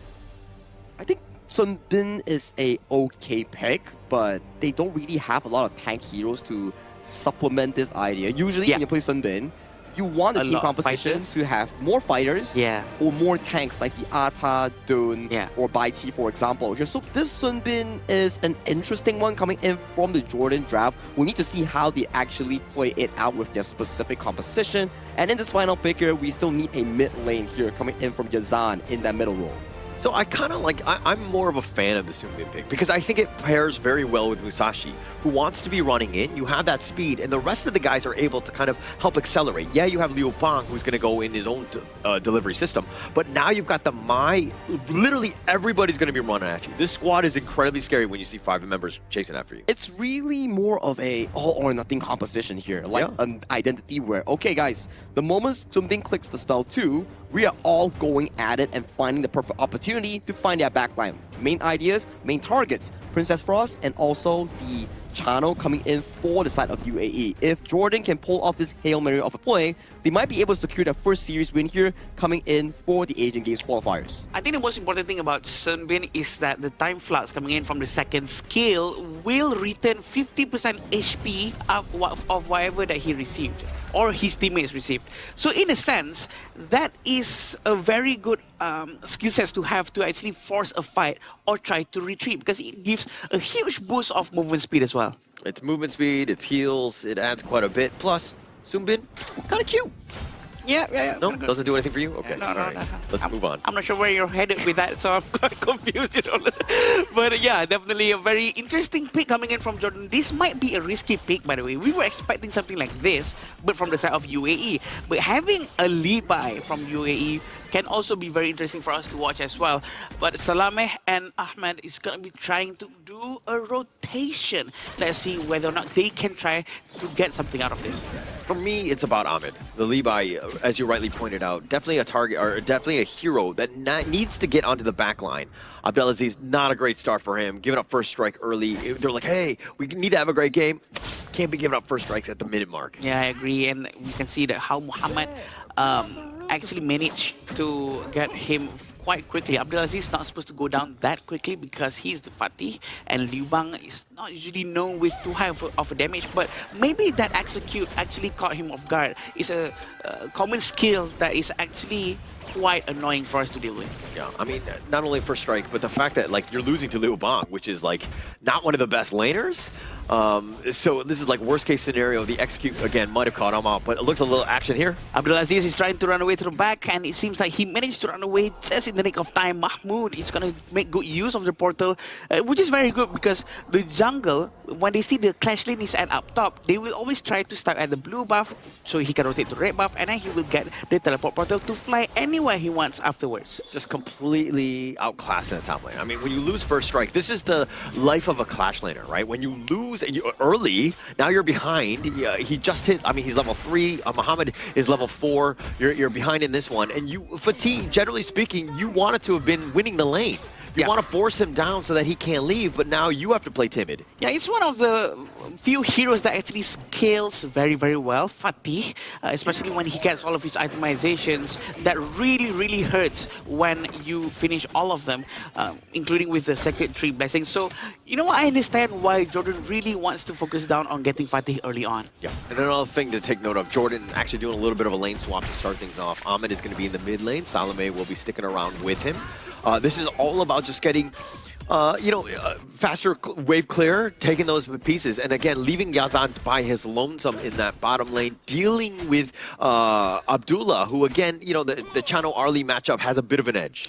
And it will be a lot easier if Yazan is actually using Haino, right? But this time he's using a Mai Shiranui, which is a single target hero. It's going to be quite hard for him to clear the waves, which makes it make sense because Ahmad will have the time to rotate and help to clear that and get a share of that gold. Yeah, and Yazan. But it seems like they're going to be trying to force this one out, but it seems like the time bomb has been thrown out, just trying to maybe slow them down, but they all just disengage so quickly from UAE. So one thing that is very different is that, I mean, the Haino and the Mai, very different heroes, right? So Yazan having to step up, but it looks like he's kind of rooted into the bottom lane, not making much of an impact, and that's kind of not to the advantage of this Mai. You have a huge power pick. We always talk about early game. This is an early game hero.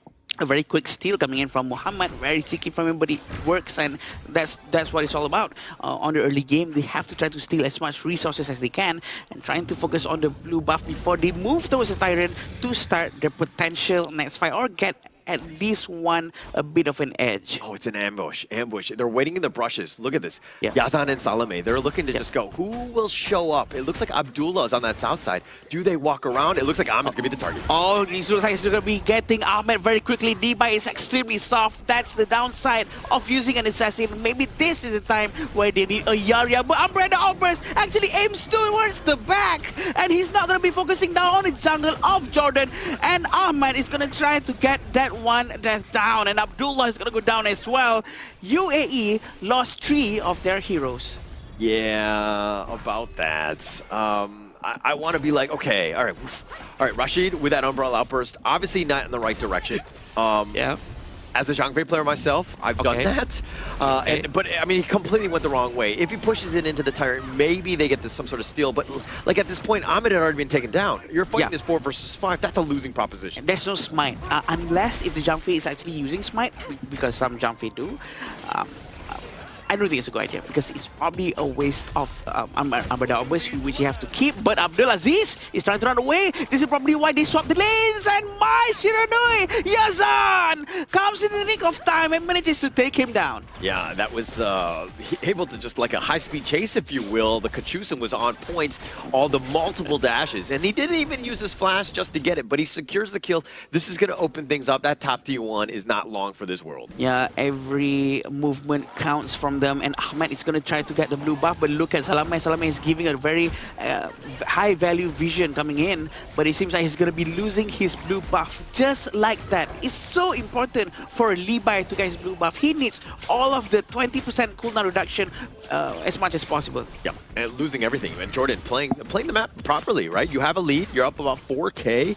Control the map. Take all the buffs. The world is your oyster at this point. Yeah, they have to rotate more together to at least try to get something out of this. But at least their mid lane tower T1 is still okay. But it seems like they're trying to get Arlie behind them. Still have Maisharnui, but he managed to actually dash all the way to the back. And look at this damage coming in from Abdullah. Managed to take down Salame, who's probably quite alone, or maybe, you know what, overextend.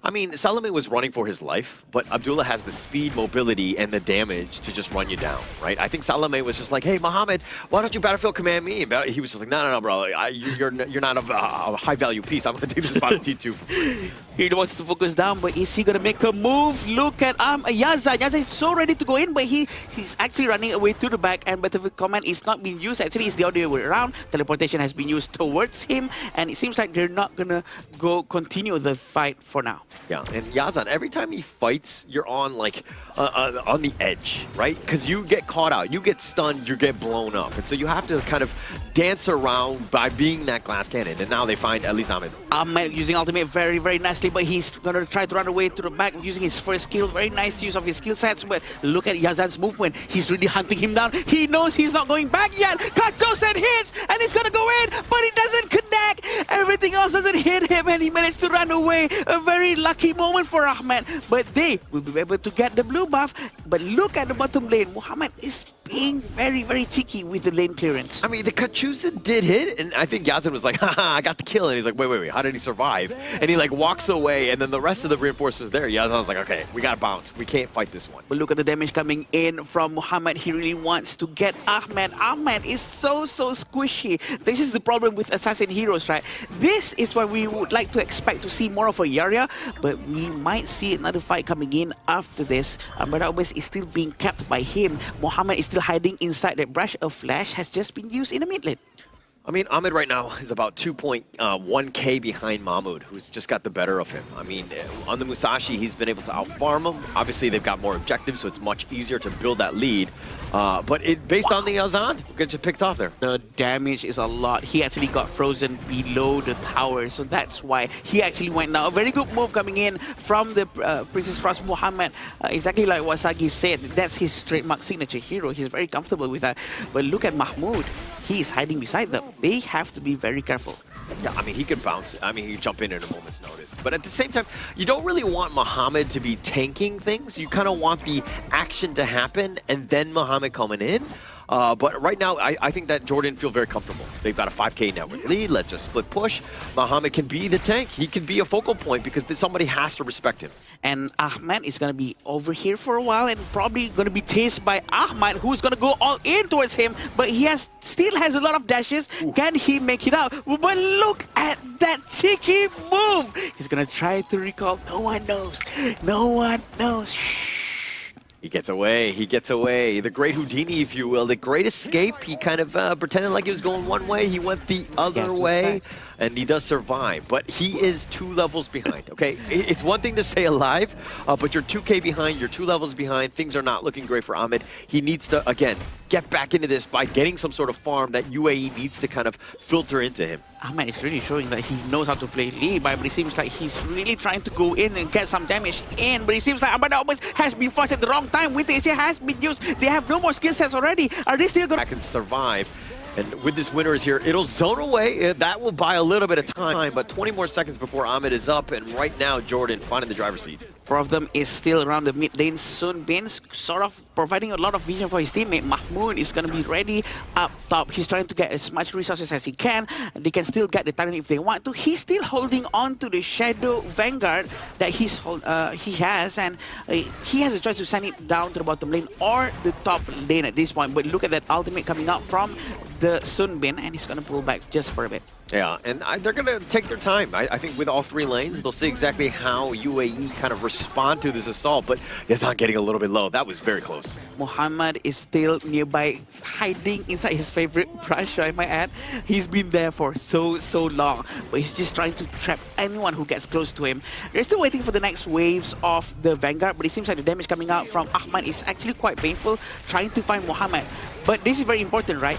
How Winter AC is going to be used to clear the waves. This is the most important thing. That's the only high ground that they have alongside Jump Phase Ultimate. They can take their time. I mean, Yazan is making his way back into the firing squad, if you will, in the front line. So it's just a matter of time before they make that jump. UAE have done a good job of just kind of, clearing the wave, poking and prodding, using Ahmed's mobility to their advantage so that they don't really get jumped on and take any sort of risk. Ahmad is so ready. He throws his umbrella to the back because he wants to dash to the back, because Winter is here, is also here, which is very, very painful.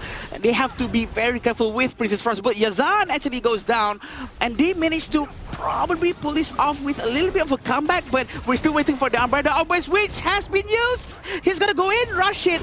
Is he going to force this one out? But he pulls back. I think this is the right moment for them to go in, but Muhammad is from the side. He's just peeking. Is this the right moment for me to go in? Not just yet. Ali with the Maple Dance trying to really choke or rush it out, and Rashid is going to go down very immediately. Abdullah is still trying to have a safe distance, and Muhammad being very careful, trying to destroy without anyone noticing. See, that question you had of, is this the right time? UAE had that same moment. They were not sure of what they were going to do. It looked like Rashid was like, oh, we're going? Wait, what are we doing? And they were going back and forth. There was a little bit of wasted time. But with Ahmed down, there was really no reason to go in. You need him to kind of clean up. Yeah, but look at this. The Secretary blasting, slicing through everyone. But it's not enough. He has to go down because he's up against 4 people. And I think this might be it. He managed to reduce a lot of damage, a lot of HP coming in from Jordan, though. This might set up the stage for Ahmed, but Ahmed is not going to go in just yet. Abdullah is still keeping a good distance, and a very aggressive gameplay of a Levi player right here. Abdelaziz a little impatient in this one. He jumps onto 4, there was nobody else following him up, but if you had the rest of the team, like, those slashes were legit. He would have actually done quite a bit if he was able to kind of get with the team, but unfortunately for him, he's kind of doing things all by himself. A little bit of a selfish play, if you will. Imagine if he pulls it off with Rashid's Umbrella Obelisk, which is not available right now, and he manages to run away. Imagine if they pull it off together. I think it's going to be very good. Just so that's the thing. This is why this lineup has a chance. I mean, especially with the winners here, the Frigid Prison. You have ways to stun, plus that Umbrella Outburst. You have the Wombo combo, but we've never seen it together. They're all individual different pieces, and they haven't been able to synchronize them properly. Yeah, they do have all the heroes required to pull this off, for sure. And also, having Princess Frost, which is very important in defending this base. But look at Rashid. He's losing a lot of HP for now because of the Doomsday doing its work. Maple Dan has been used trying to delete all those projectiles. With Asia has been used trying to clear the wave as fast as they can. Ahmad actually goes in, trying to slash everyone at the same time. But look at him. Look at Yazan's move.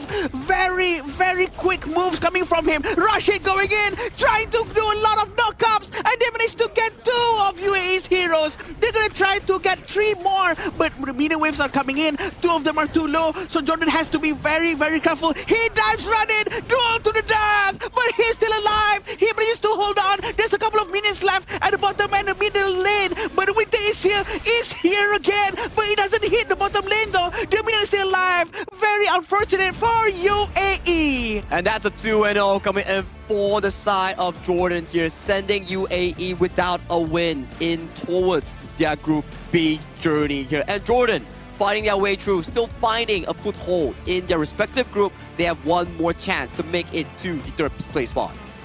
Just the way that they were able to kind of bait out some of the ults. Rashid didn't have the greatest in terms of direction and point, and like right on point with them. And the synchronization of being able to kind of go in together, having that team fight where, we go in as one. Right now, they're going piece by piece, and they're getting caught out. Jordan made them pay, and unfortunately for UAE, that's going to be their last one here. And as of this point, if you were to notice, right, as the last game against Jordan, I would say that UAE did a valiant effort here, pulled up all the heroes that they actually have, played the Wang Zhaojin really, really well, and at the very point, they had an okay game. Compared to the previous ones, it was much better. There was much more improvements there. It's all about the growth coming in as a team, as UAE. Maybe this is not their tournament. Maybe next time, when they're more mature, when they have more experience, that's where they can come back even stronger. I think Jordan played a very well game for now, for sure. But at the same time, UAE actually managed to demonstrate that they are able to play as a team as well.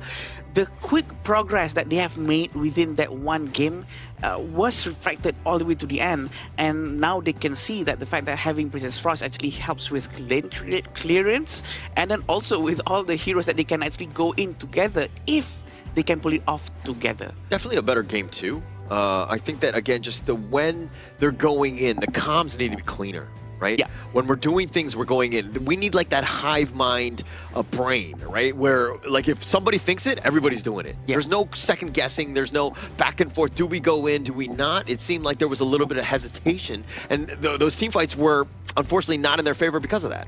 The teamwork and cohesion is much needed, right? Coming in for the side UAE. Right. They're not on sync to do one specific play, which is something that I think has to be brought up by, especially towards the team itself. They need to review it and go back to the drawing board for that. Yep. But I think also from a fundamental level, in terms of mechanics, hero understanding and how to play the specific lane matchup itself, those are things that UAE need to focus on in the future tournaments. I think we talk about cohesion a lot in the Asian Games qualifiers. I think this is because it is one of the most thing that you need to take a long time to really get. Cohesion cannot be bought or done within a short period of time. I think this is a good example that you can actually have, right? If you have like 5 players on blue team, 5 players on red team, the blue team players, they're all like top tier peak players, but they've never played together before. You don't really know who you should listen to or who you should be following to as a specific play itself. But when you come into a other side where you have like a team that's been playing together with the same skill level with the same blue team player on the red side, they are more coordinated and they can make a play happen with more efficiency. Lesser communications needed, but the efficiency of a play, like how we saw in Hong Kong, China, Republic of Korea, Indonesia, Philippines, the way that they play the game, it's smoother and they have lesser mistakes and everything happens faster. Because they've been playing together for longer, right? They've had leagues, they've had experiences being on stage, they haven't had that, like, that's spotlight on them. So they understand what they need to do. And I think that, even moving forward, for these teams to get better, they just need to play with one another. They need to keep practicing. They just be locked in a room and ensuring that, hey, whoever's making the calls, let's listen to that person. Actually, if you guys know the way, if you guys could try to explain to me, what do you think is the most effective way to get a proper team cohesion, to get the chemistry? Let's say if you have like only 2 or 3 weeks to make this team bonding work. Yeah, watch a lot of movies together, right? I think that's the one thing. No, on a serious note. On a serious note. No, but it really comes back to games. I want to be like, okay, it seems like they're, to your point where you're kind of making similarities of just them playing ranked games, it seems like they're doing that, right? Where they're not really coordinating properly. They need to, like the one guy who's making a shot caller every 30 seconds, what's going on? Are we on the same page? Who's going in? When do we go in? And if I call going in, then everybody goes in. There's that trust. Yeah. I think that's where you can come in, Sagi, because I think you have an experience in this as well, because to have that chemistry built, what do you think is the fastest, most efficient way for you to have that amongst your teammates? I think it's a minimal 6-man job in this case, where you have the coaching staff and also 5 players looking at a same identity. Okay. You can't immediately improve everything in one go. You have to break it down segment by segment. Let's say, new team, your early game is not good, so you fix the laning phase first. Then you go look at the early game objective, which is the Tyrant. So these are the few things that, let's say, early game you have to be looking at. Are we playing objectives? Who has a winning lane? Who has a losing lane? Then you bring it to the mid game on jungle invasion, jungle defenses, then late game, how to end games, how to stall games per se. All right, I think it's funny, Adam, that you asked me the question and then I answered it. You're like, yeah. But let's talk to the professional here. You went right over my head, and I'm sure his answer was way more detailed and probably, I mean, as an ex-pro, he would definitely have that. But thank you, Adam. I feel much better. I want to hear from both of you. It's too late, my friend. I'm just scared. I've moved on. I'm just scared from any of you to actually go back to the movie part. But yeah, let's see the stats here. We can see the damage coming in from Abdullah is a lot. So he is actually putting a lot of work in this. The contribution coming from him is there, and he had the space. It's just that the togetherness of the timing is not there. Yeah, I think togetherness is something that you need to be respecting in Honor of Kings, especially in HOK. The way that you team fight revolves around objectives like buffs, little jungle monsters, objectives like Tyrant, Overlord, Towers. And when you are slow in responding to a specific play, you will lead yourself into much of a goal grab like this, where Jordan is always ahead of you in every single moment, where we see a lot of examples here. If you force a play without 5 members ready, let's say 5 members 5v5, you force a play 3v5 as 3. Yeah. You're going to be in a much peculiar situation where you're bound to almost 100% lose unless you do some miracle play. And miracle plays are miracles for a reason. It's not always reproducible. It's by miracle. Yeah, and also I think that even when you're about to take a team fight, you need the vision, right? Because you need to understand numbers. If you're behind, and this is actually a great start for them. They knew somebody was coming. The 4-minute Tyrant had already spawned. The perfect ambush to set themselves up for the snowball effect. That's the vision that you were talking about, because you want to know what's the probability of winning this team fight that we're about to have. I think the whole point of all of this is to have a proper vision and proper movement from the team, having the tank up front. But if the tank actually commits, everyone dives in. That's the whole point. Because it's now we see some of the jump actually goes in and they're not following, or maybe they already spent their skills, but then now they're going back in again. But yeah, a lot of things going on that's not being done together. But again, they're still at their progress stage. This is the moment. Yeah, these are the moments where you need to respect numbers' disadvantage, where, okay, we are lacking one. Let's just wait and let Mohammed on the Princess Frost defend the towers with the Winter is here. But you can't be playing 4v5s, 3v5s, because if you are doing that, you're just giving free room for Ahmad on this early to consistently free hit on towards the Gorge with almost a 40% damage down on this pick. Actually crazy. Yeah, I know. I mean, free hitting, right? And I mean, Zero does obviously, he was using his mobility to the maximum, but still, the way that, you know, UAE were not able to find Arlie. So when you're going into a team fight, you need to go in. Like, going into this game, like, okay, who needs to die? Yeah. This is definitely Ahmed, #1. He's got to be the #1 target where you find him. If you don't find him, there's really no reason to be taking any sort of team fight. And to actually catch heroes like Arlie, you really need a proper crowd control. Either that a crowd control that lands towards him, or someone who has a similar amount of dashes and mobility to be able to catch up with Arlie. Because the positioning of the umbrella is so random, not just to the enemies, but to Arlie himself as well. So yeah, it's a tricky hero to use. But then again, if you actually try to coordinate and communicate with your teammates, where did he left his umbrella at?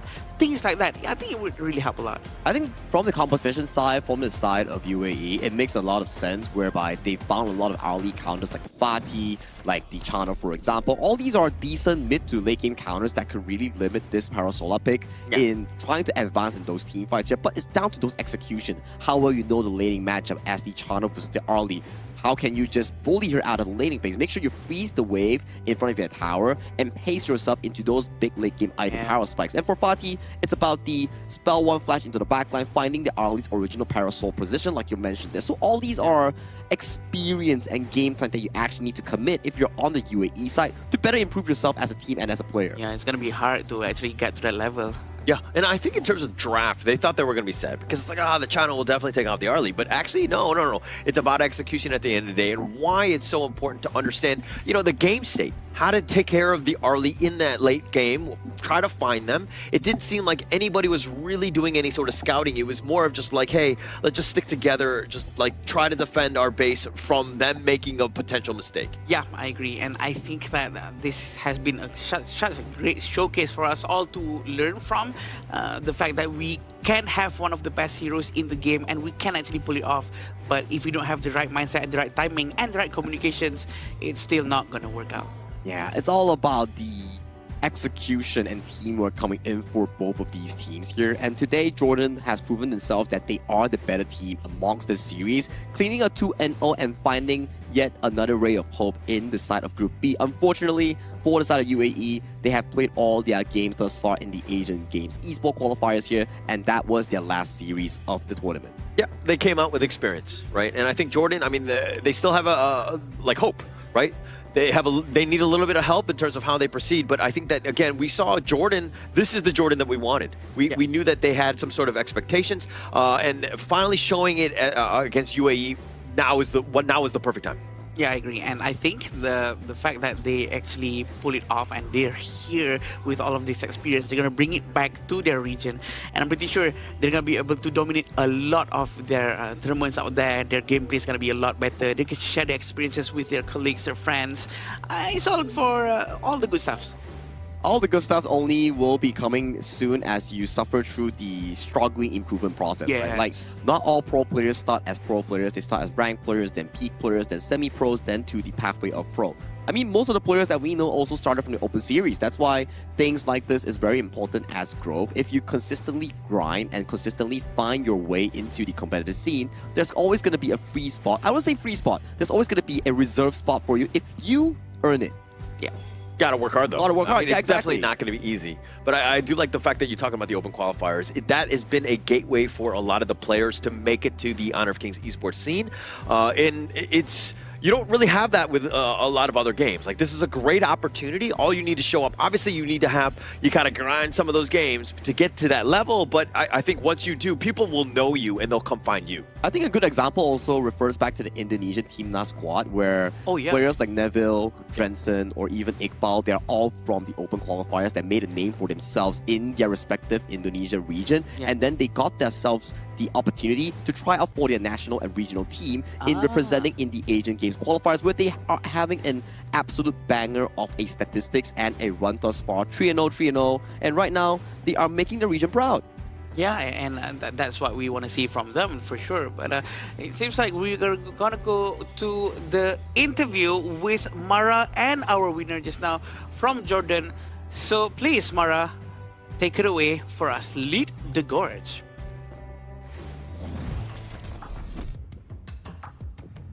Team Jordan grabs their first match win of the tournament. Congratulations. Thank you. You know what particularly caught our attention was that lane swap with that Arlie in the mid, Heino in the farm, game number 2, Maisher, New in the farm. So what was the reasoning behind this swap lane switch, and how did that contribute to your strategy?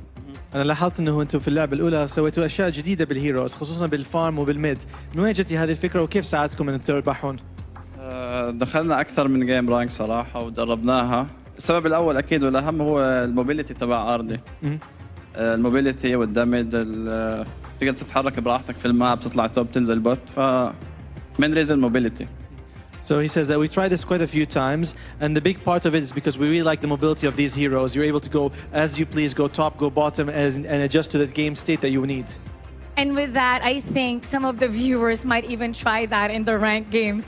Now, what we also see is that Team Jordan was particular about isolating 1 or 2 heroes from the opponent before committing to a full team fight. So how important were those individual isolation picks for your strategy before committing to bigger fights? انتوا لما لعبتوا الهان في اللعبة الثانية خصوصا كنتوا تعزلون 1 أو 2 تقتلوهم قبل ما تسووا كوميتمنت المعركة كبيرة. كيف تسووا هذه الطريقة؟ شو هذا المهمة لكم؟ يعني أكيد قبل ما يكون في عنا أي أوبجكتيف معين أو إشي لازم إنك أنت تاخذ بيك أو بيكين عشان الأدفانتج نمبرز، عشان تاخذ الإشي اللي بدك إياه أنت براحتك من غير أي مقاومة من الفريق الآخر. It says before we go into any fight, we want to make sure, especially an objective, we want to get 1 or 2 of them out of the way so that we can take the fight however we want afterwards without having to worry about them and take the numerical advantage. This is the strongest match we've seen so far for Team Jordan. How has this contributed to your confidence and your mindset to move on to your last match for tomorrow? شو مشاعركم هسه وفزتوا مبروك عليكم عندكم ماتش بكره ضد نيبال شو مشاعرك تواجهوا هسه ما فزتوا اللعبه الاولى يعني اكيد الثقه كلها بالتيم كله طلع واحنا لساتنا في البطوله ما طلعنا إن جيم بعد بكره وان شاء الله يعني بكون تمام لساتنا في البطوله. He says, obviously our confidence is more than ever, and we're still alive. We're still in this tournament, and we have one more match. We believe we can make it, and we'll see what happens, but we have faith in ourselves. You know, it definitely helps when you get a lot of support from your region. So how about let's invite everybody from Jordan to watch your game tomorrow and to support you. شو تقول للجمهور الأردني اللي يتفرج الآن؟ شكرا لكل اللي دعمنا واللي لسه بيدعمنا وإن شاء الله ما بنخيب آمالكم في الجيمات الجاية. Thank you everyone for your support from before and in the future support, and hopefully we will keep you proud of us in the future. Once again, Team Jordan, congratulations. And we hope that this is what you need to build the momentum forward. And now we're going to be talking about that a little bit more with our casters. Lead the Gorge.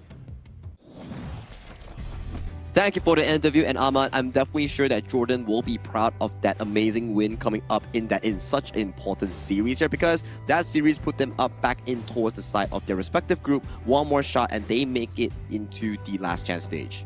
Yeah, and they did make it. They definitely will try their best to go into the last chance qualifier stage. Why am I stuttering so much today? What's going on? Yeah, but I think that it's all about just like momentum, right? Yeah. Once that team had kind of hit it, you found your first win. I think that will kind of springboard you forward. Now you have a little bit of confidence. Things should be much easier. Dare I say, the sky is a little bluer, the grass is a little greener. Things are just a little bit, a little bit more positive at the end of the day. I would say it's more of the energy change coming in for the side of the Jordan squad. You can definitely see that Ahmad in the interview itself. He did mention that, you know what, we played it to our strengths, we played to our gameplay and played on the game plan, which brought us to be able to win that series against UAE. And having a first win coming in towards this Asian Games qualifiers, it actually puts you into much of a comfort. Like we always say, if you start on the wrong foot, you start to dwindle down slightly, but if you start on a win, you can find back that confidence that you're looking for into that highlight. Yeah, it's definitely going to help you out, right? I think that getting that first win, again, things just become much easier, right? And I think that even when you move forward, what is that winning condition? How are we able to play it? And you heard that in the interview by Ahmed.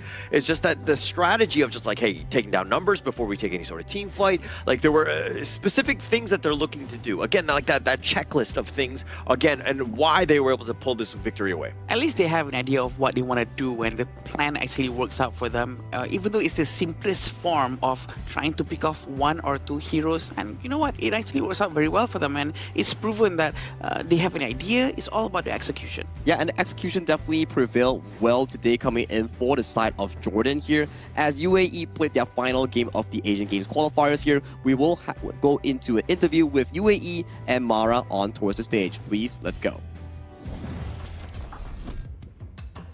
We're here with Team United Arab Emirates. In this competition, it might not have been the results that you desired to achieve. Although, how do you think that this qualifiers have helped Team UAE, and how will this help the region in terms of Honor of Kings? يعني واضح انتم ما حصلتوا النتائج اللي تريدوها، بس كيف هاي الخبرة ساعدتكم انت كلاعب، وكمان انه مثل اللعبة نفسها في اليو اي في الامارات؟ الصراحة بعد البطولة هاي أهلي في الإمارات والشباب في الإمارات والكوميونتي في الإمارات صراحة كانوا يتابعونا ويشجعونا، مع أن إحنا ما أعطينا أحسن أداء، مع أن كنا نبي نعطي أحسن وأحسن، مع أن التيم كان جديد. بس عادي إن شاء الله ناخذ خبرة ونتطور، وإن شاء الله عقبال المباريات الجاية والبطولات الجاية بنبدع أكثر وأحسن، وخلوكم ويانا. فالكم طيب، وصراحة الكوميونتي يعني بعد البطولات هاي الكوميونتي في الإمارات يكبر أكثر وأكثر، وإن شاء الله فالكم طيب. He says, during this competition, my mom and my family and my friends, they were all watching, and that gave us a lot of support. And we obviously, this was not exactly what we wanted to achieve. It wasn't as high as we wanted to go, but we do appreciate the support we got. We were able to see people following the community in the MENA region as well. So we're very glad that we could represent our country and do well for them.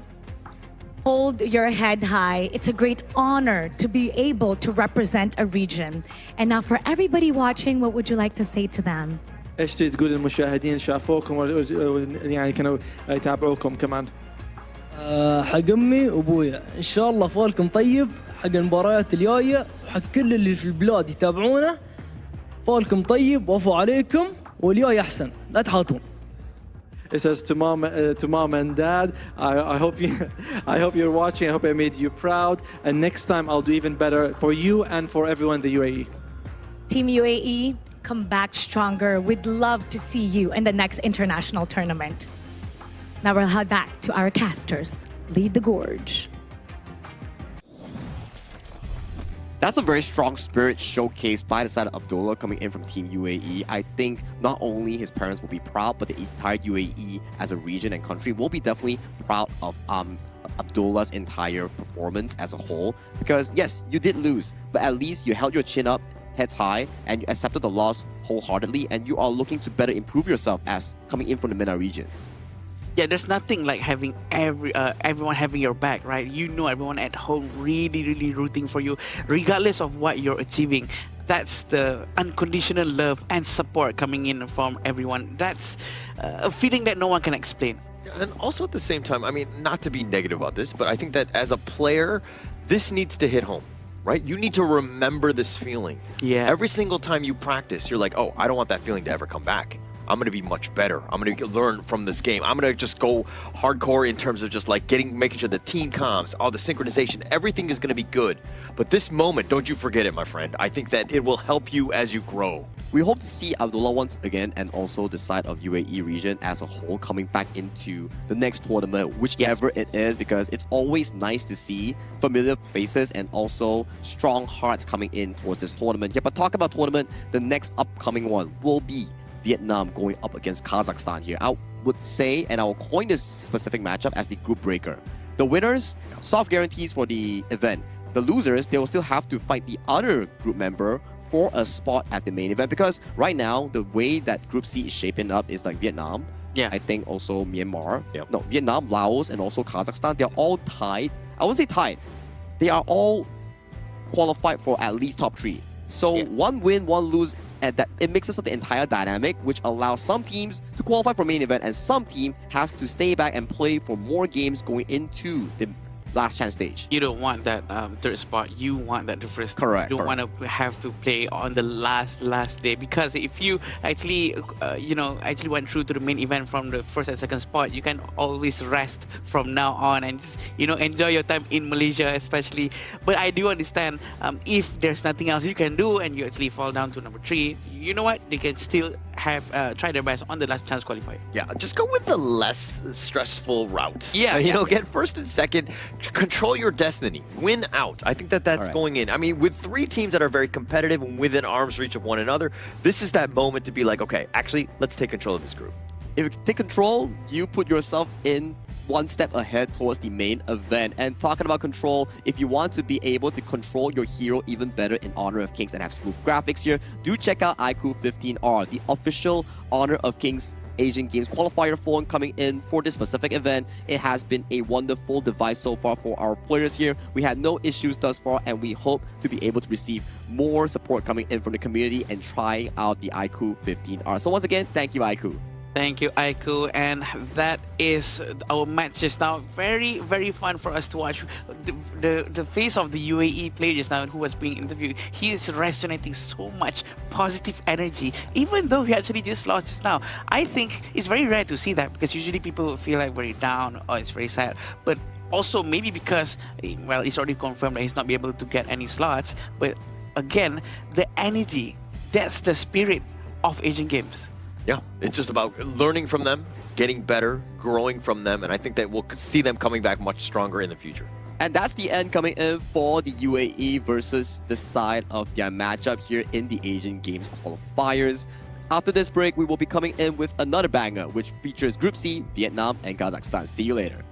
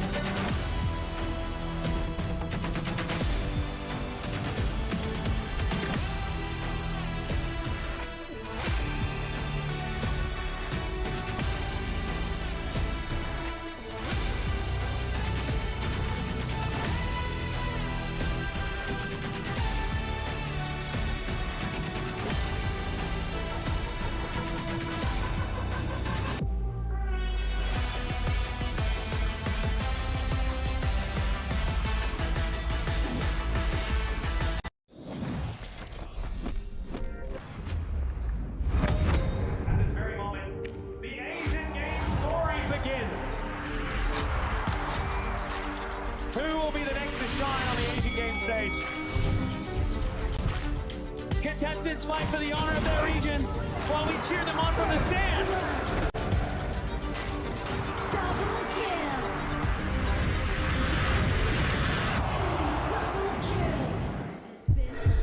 This is a challenge, but it is also an opportunity. The tide has turned.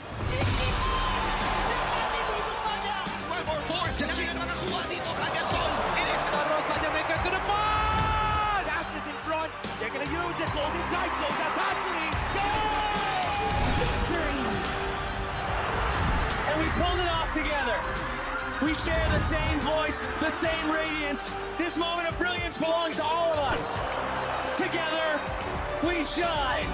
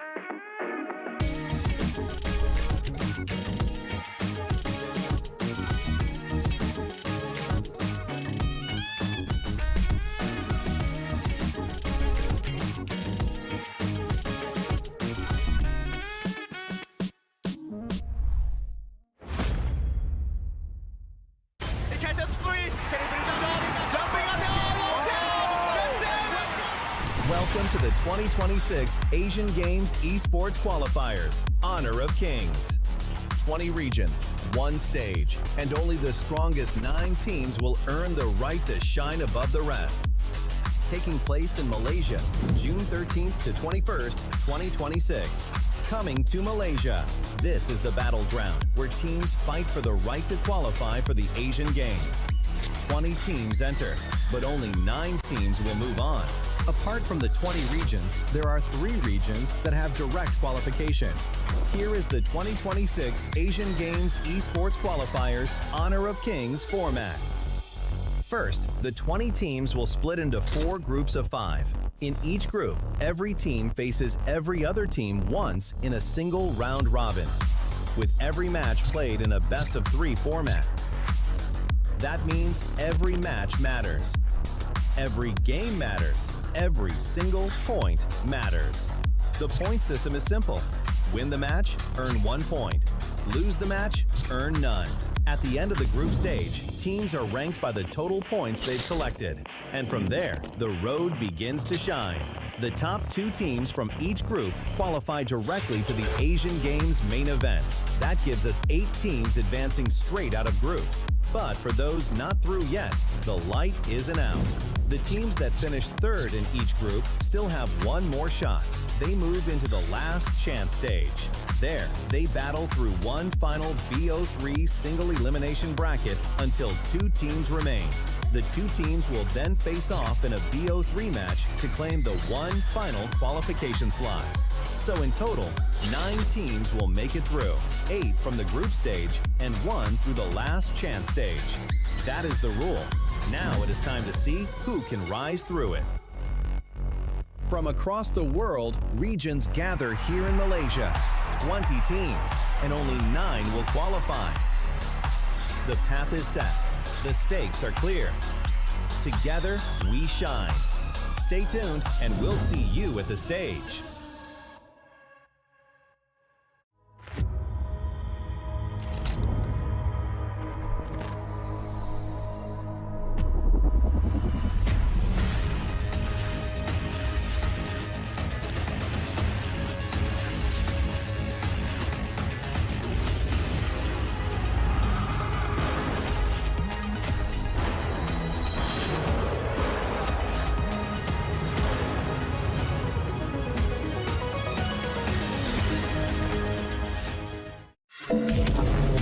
Haiku.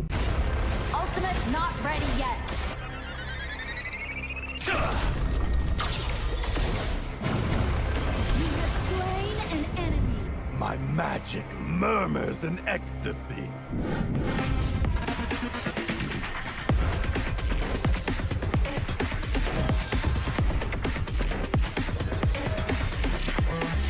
Legendary. There is no escape for you. Killing spree. Double kill.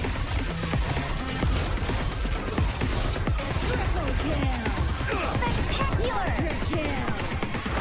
Don't worry. I'll be back for your life soon.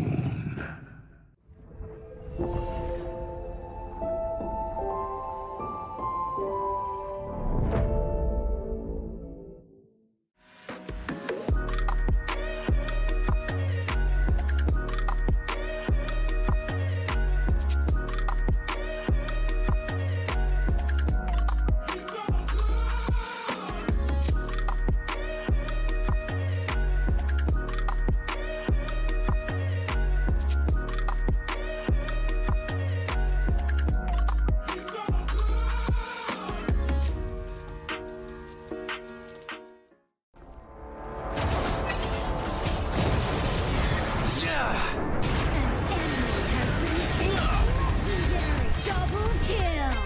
Shall I compare thee to a summer's day? Slain. Don't engage. Slain. Don't crush us like insects. Slain an enemy. Defend our base. Our high ground tower under attack. Amazing. Unbelievable. Triple kill. Ah, the fragrance of romance. Ally has been slain. Rampage. Double kill. Triple kill. Spectacular. Pentakill. Lady Fortune is on my side.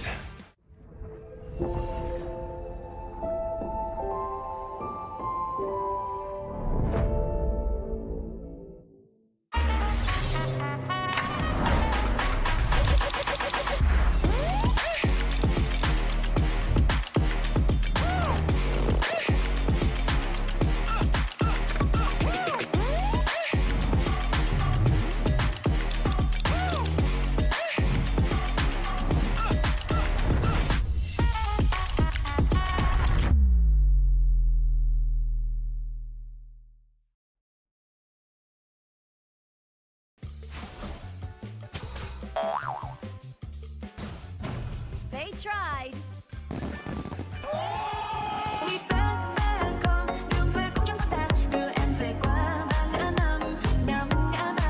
The new Spritling skill, Dig It, is a passive skill, which will automatically trigger at fixed times each match, up to a maximum of 10 times. The skill grants guaranteed standard rewards like gold, XP, shield, health recovery, and more. There's also a small chance to uncover mysterious grand prize effects during the match. Dig It may also produce tradable high-value treasures. Detailed information about acquired treasures will be shown after the match ends. Each treasure has its own rarity and storage size, and obtained treasures will be automatically stored in your warehouse. If you want more high-quality treasures, make good use of the Treasure Fusion feature. You can also copy and share your code so friends can help speed things up. Treasures in your warehouse can be sold for event currency, which can be used to redeem skins, items, and other rewards on the event page.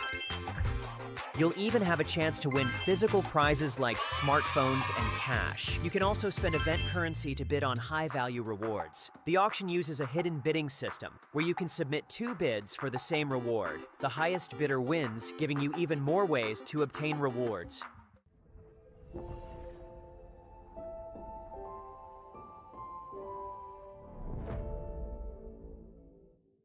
Itu kan track kita. Relax, bro.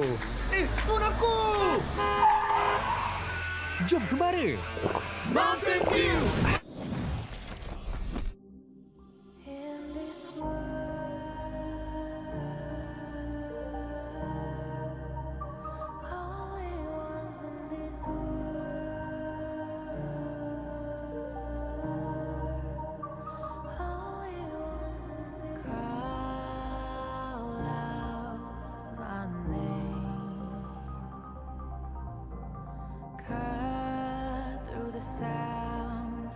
the rain. No matter how I feed the flame, you know I feel the darkness and the pain. All of the ways we tried to break free from the night, you know we made it out, we found the light. I fly so high, light up the skyline. Let's do it this time, like it's a whole new vibrant world.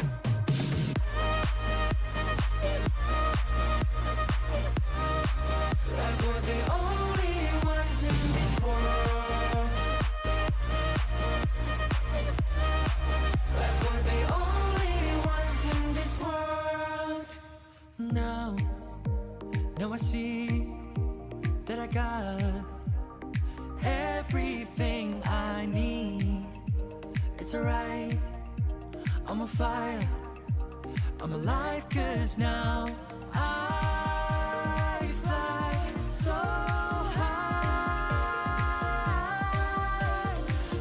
high, light up the skyline. Let's do it this time, like it's a whole new colorful world.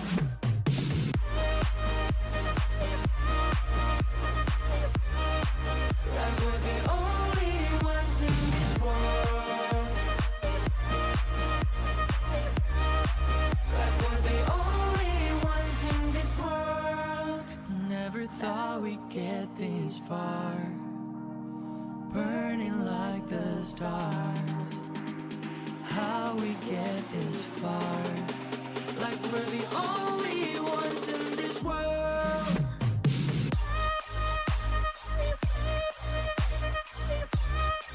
Like we're the only ones in this world. Like we're the only ones in this world.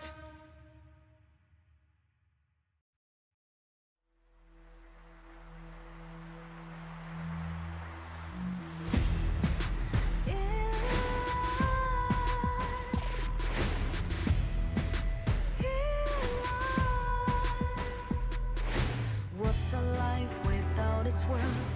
Compromising with what hurts inside. When you let fear decide your fate, you don't choose which path to take in life. I'm finally letting go of everything that last to hold me. I'm against all odds, but I won't give up, 'cause it's my time to shine. Standing in the spotlight, can no one let me down. Destiny is calling high. I'm not afraid to fight for everything I love. Victory is on my side.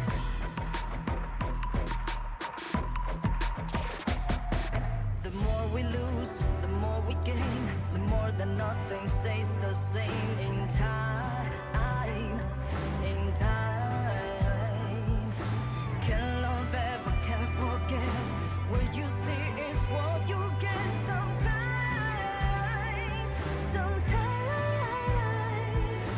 gonna show the world tonight the light that shines inside us. We're against the odds, but we won't give up, 'cause it's our time to shine.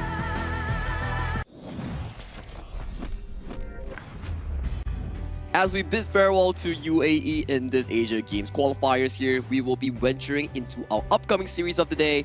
This will be between Vietnam and also Kazakhstan to decide who amongst Group C will be the first team heading over to the main event. My name is Sagi here. This is day 6 of the tournament here, and with me is our Castles of the Gorge, and we have emergency substitution here. Hollis is injured? Nah, he's not really injured. We're welcoming Sir Cloud back to the broadcast here to partner up with Spartanka here for more amazing cast. Welcome back. I'm just shocked with what he was doing. We didn't plan anything. But thank you, Sagi. Thank you so much for having us here. And we are very stoked about the next game, which is gonna be amazing and fun. Oh yeah, absolutely, right? And I'm very happy to sub in for Holler because he faked an injury to have food. I mean, it's a pretty valid excuse here. I'm not someone who actually will judge because I'm a food lover myself. Okay. But if you're interested into some amazing event rewards here, participate in this event for a chance to win physical prizes, special items, redemption codes, and other amazing rewards. This is a 1688 token, no minimum spend reward voucher, and I think you can redeem skins in HOK, the official server, as long as you do missions. And you can do the consignment market quest, sell the new goodies that you get when your Sprite Link digs up the treasure. And then you can convert that into this specific token voucher that you see on your screen. Yeah. And then you can get those legend skins for free. Yeah, there's a lot of things that you can do. A lot of rewards and prizes coming in inside HOK right now. Just don't forget to update your game because it just came in yesterday. And there's so much things for us to find out about. Oh yeah, I tried it as well yesterday for the first time, and it's like there's a new hero as well, which is Devara, and then you have the Dig It feature as well. And Devara is still like debated whether it is fixed on the Clash lane or can it also go to the farm lane. I kind of had that thought it could go there though. I played some Devara farming games yesterday. I would say it's okay, and it's more suited in towards the Clash lane as of now. But for my experience yesterday towards the entire June 17 patch, right? My biggest takeaway is don't let your teammates play Florentino because they can't play it. And then don't open up Anet or Lorien because Anet and Lorien, their range, their kit is just so darn strong. Yeah, as a roamer, right? There's a lot of crowd controls coming in from them. But the Florentino ban is not for the enemy side. Yeah. It's to make sure that our teammate doesn't use Florentino. To add on towards that, you ban it from your teammate and you sort of, by any chance, dodge a strong Florentino on the enemy team. Because enemy Florentino is always stronger than you. It's always, that's how it goes. That's how it goes. Yeah, just like how the enemy Devara has been always very strong yesterday in my game. So yeah, I guess we'll need to discover how to counter that as well. So that's enough about the new season update here on Season 15. I think we need to be focusing on our matchup of the day, the Vietnam going up against Kazakhstan, because we talked about it already. Group C has already been shaped into a way where India and Saudi Arabia can no longer qualify for the main event nor the last chance stage. Now it's down to Kazakhstan, Vietnam, and also the side of Laos to see who amongst these three teams earn the slot directly to the main event and who amongst these three teams as well has to be sent to the last chance stage. And the last chance stage, again, we don't want that. There's too much work, too much effort to go through. But we do know that between Vietnam and Kazakhstan, Vietnam has quite a bit of a lot of experience in AOV prior to coming here as well. So a lot of that can be translated very well into Honor of Kings, which we will see. This patch is a lot of it is catered towards to make it available for everyone in that area. Yeah, and if we were to look at the three teams now, right, like what you mentioned, right, I would say that these three teams, it will be really tight between them. Like, it's kind of hard to tell, like, okay, who will eventually be the top two spot and who will actually make it into the last chance qualifiers. Well, to find that out for this specific matchup coming in for Vietnam and also Kazakhstan, we will have to welcome them to the stage with this teaser video to open up this epic showdown between these two regions. Let's go.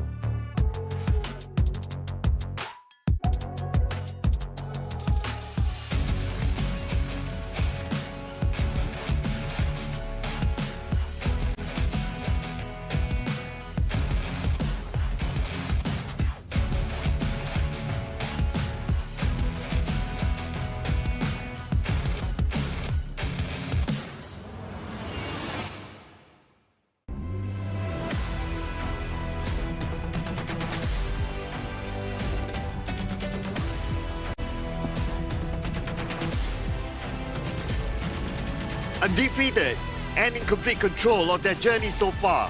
With just one more victory, will secure their place in the next stage. Ready to finish the job. Make some noise for Vietnam! Just one step remains between them and qualification, but anything less could leave their fate hanging in the balance. Ready to seize their opportunity. Let's hear it for Kazakhstan!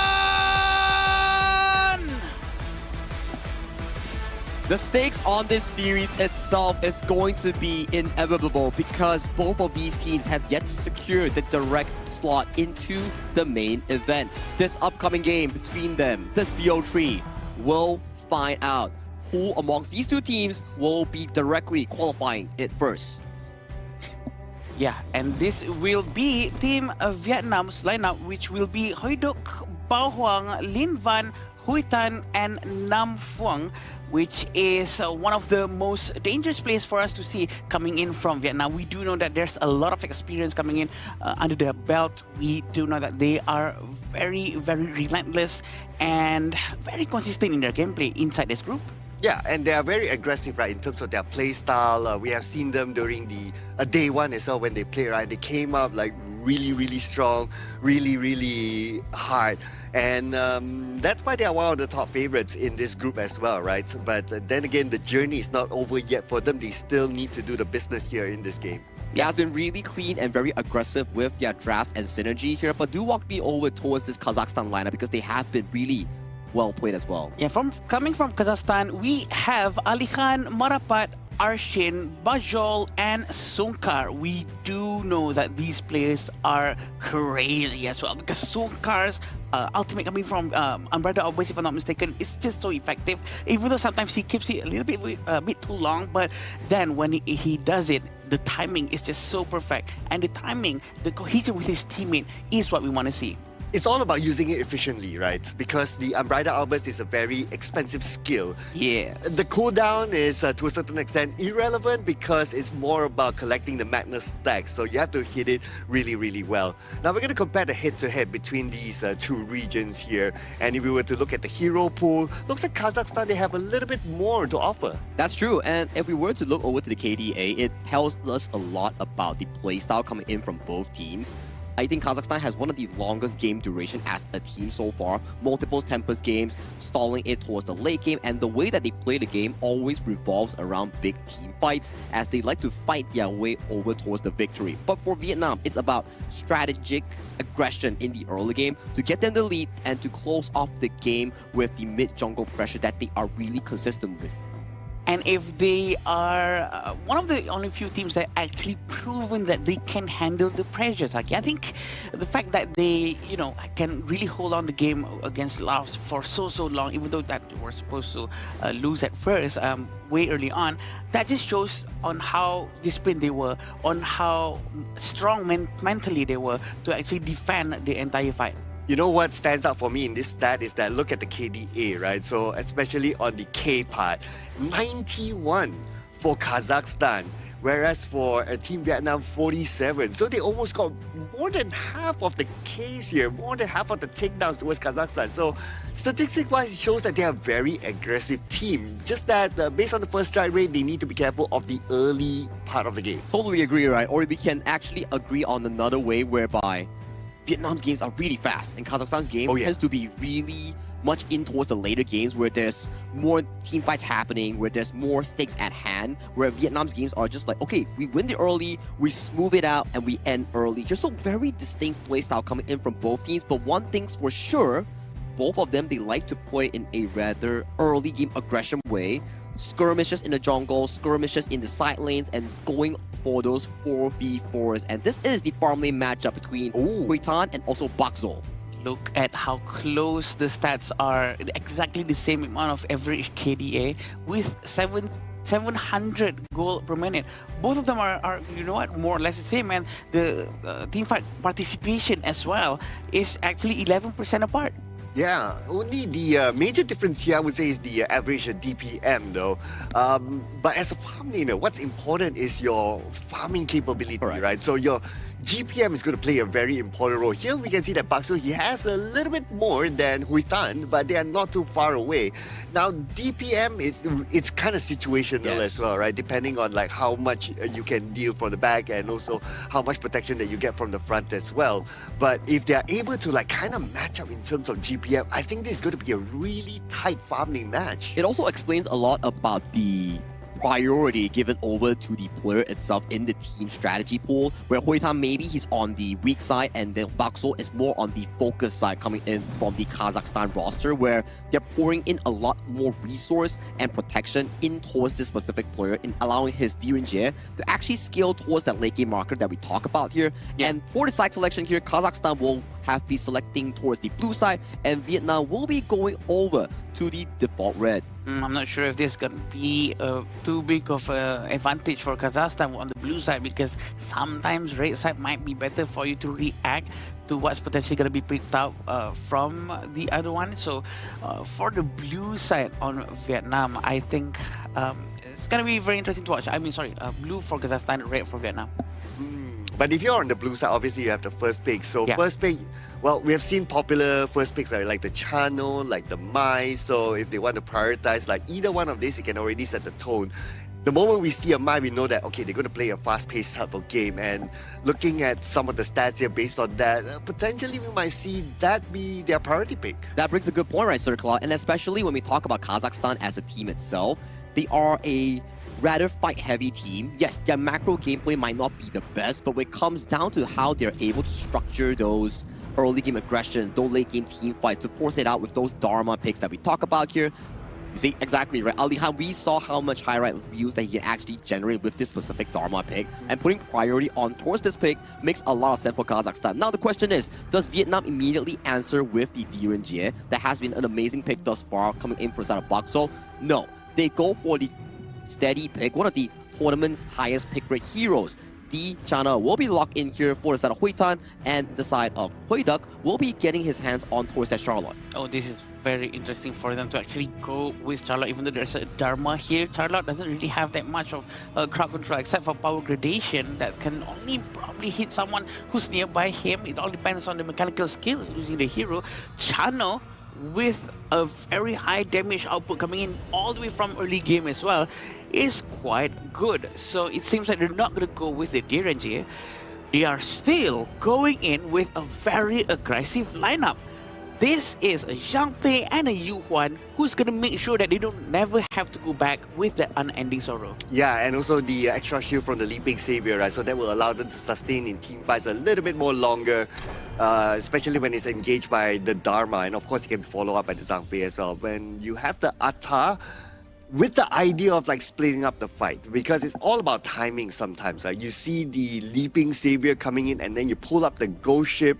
Basically, Zhang Fei can't move anywhere and he's caught in a position that he could be taken down. And also serves as a flex pick, right? Usually on the red side, if you can pick a specific hero that can actually flex around, which in this case, it's definitely going towards the jungle where the Charlotte is already going to the Clash lane. So it goes back to Sir Cloud's mention, right? Good solid tank, strong early game, can play as an aggressive frontliner here, and judging from the pick and bans here, you can see specific picks has been removed from the pool coming in from the Kazakhstan side, where the Direnjie that does really well into solid tanks like the Atta and the Nakaruru both are removed from the side of Kazakhstan. While we check on the Kazakhstan ban, Heino and also the Lian Po. So most of the aggressive roamers has been removed from the pool, and you can probably go for something like a Lapu Lapu if needed, or even a Diadea coming from Vietnam.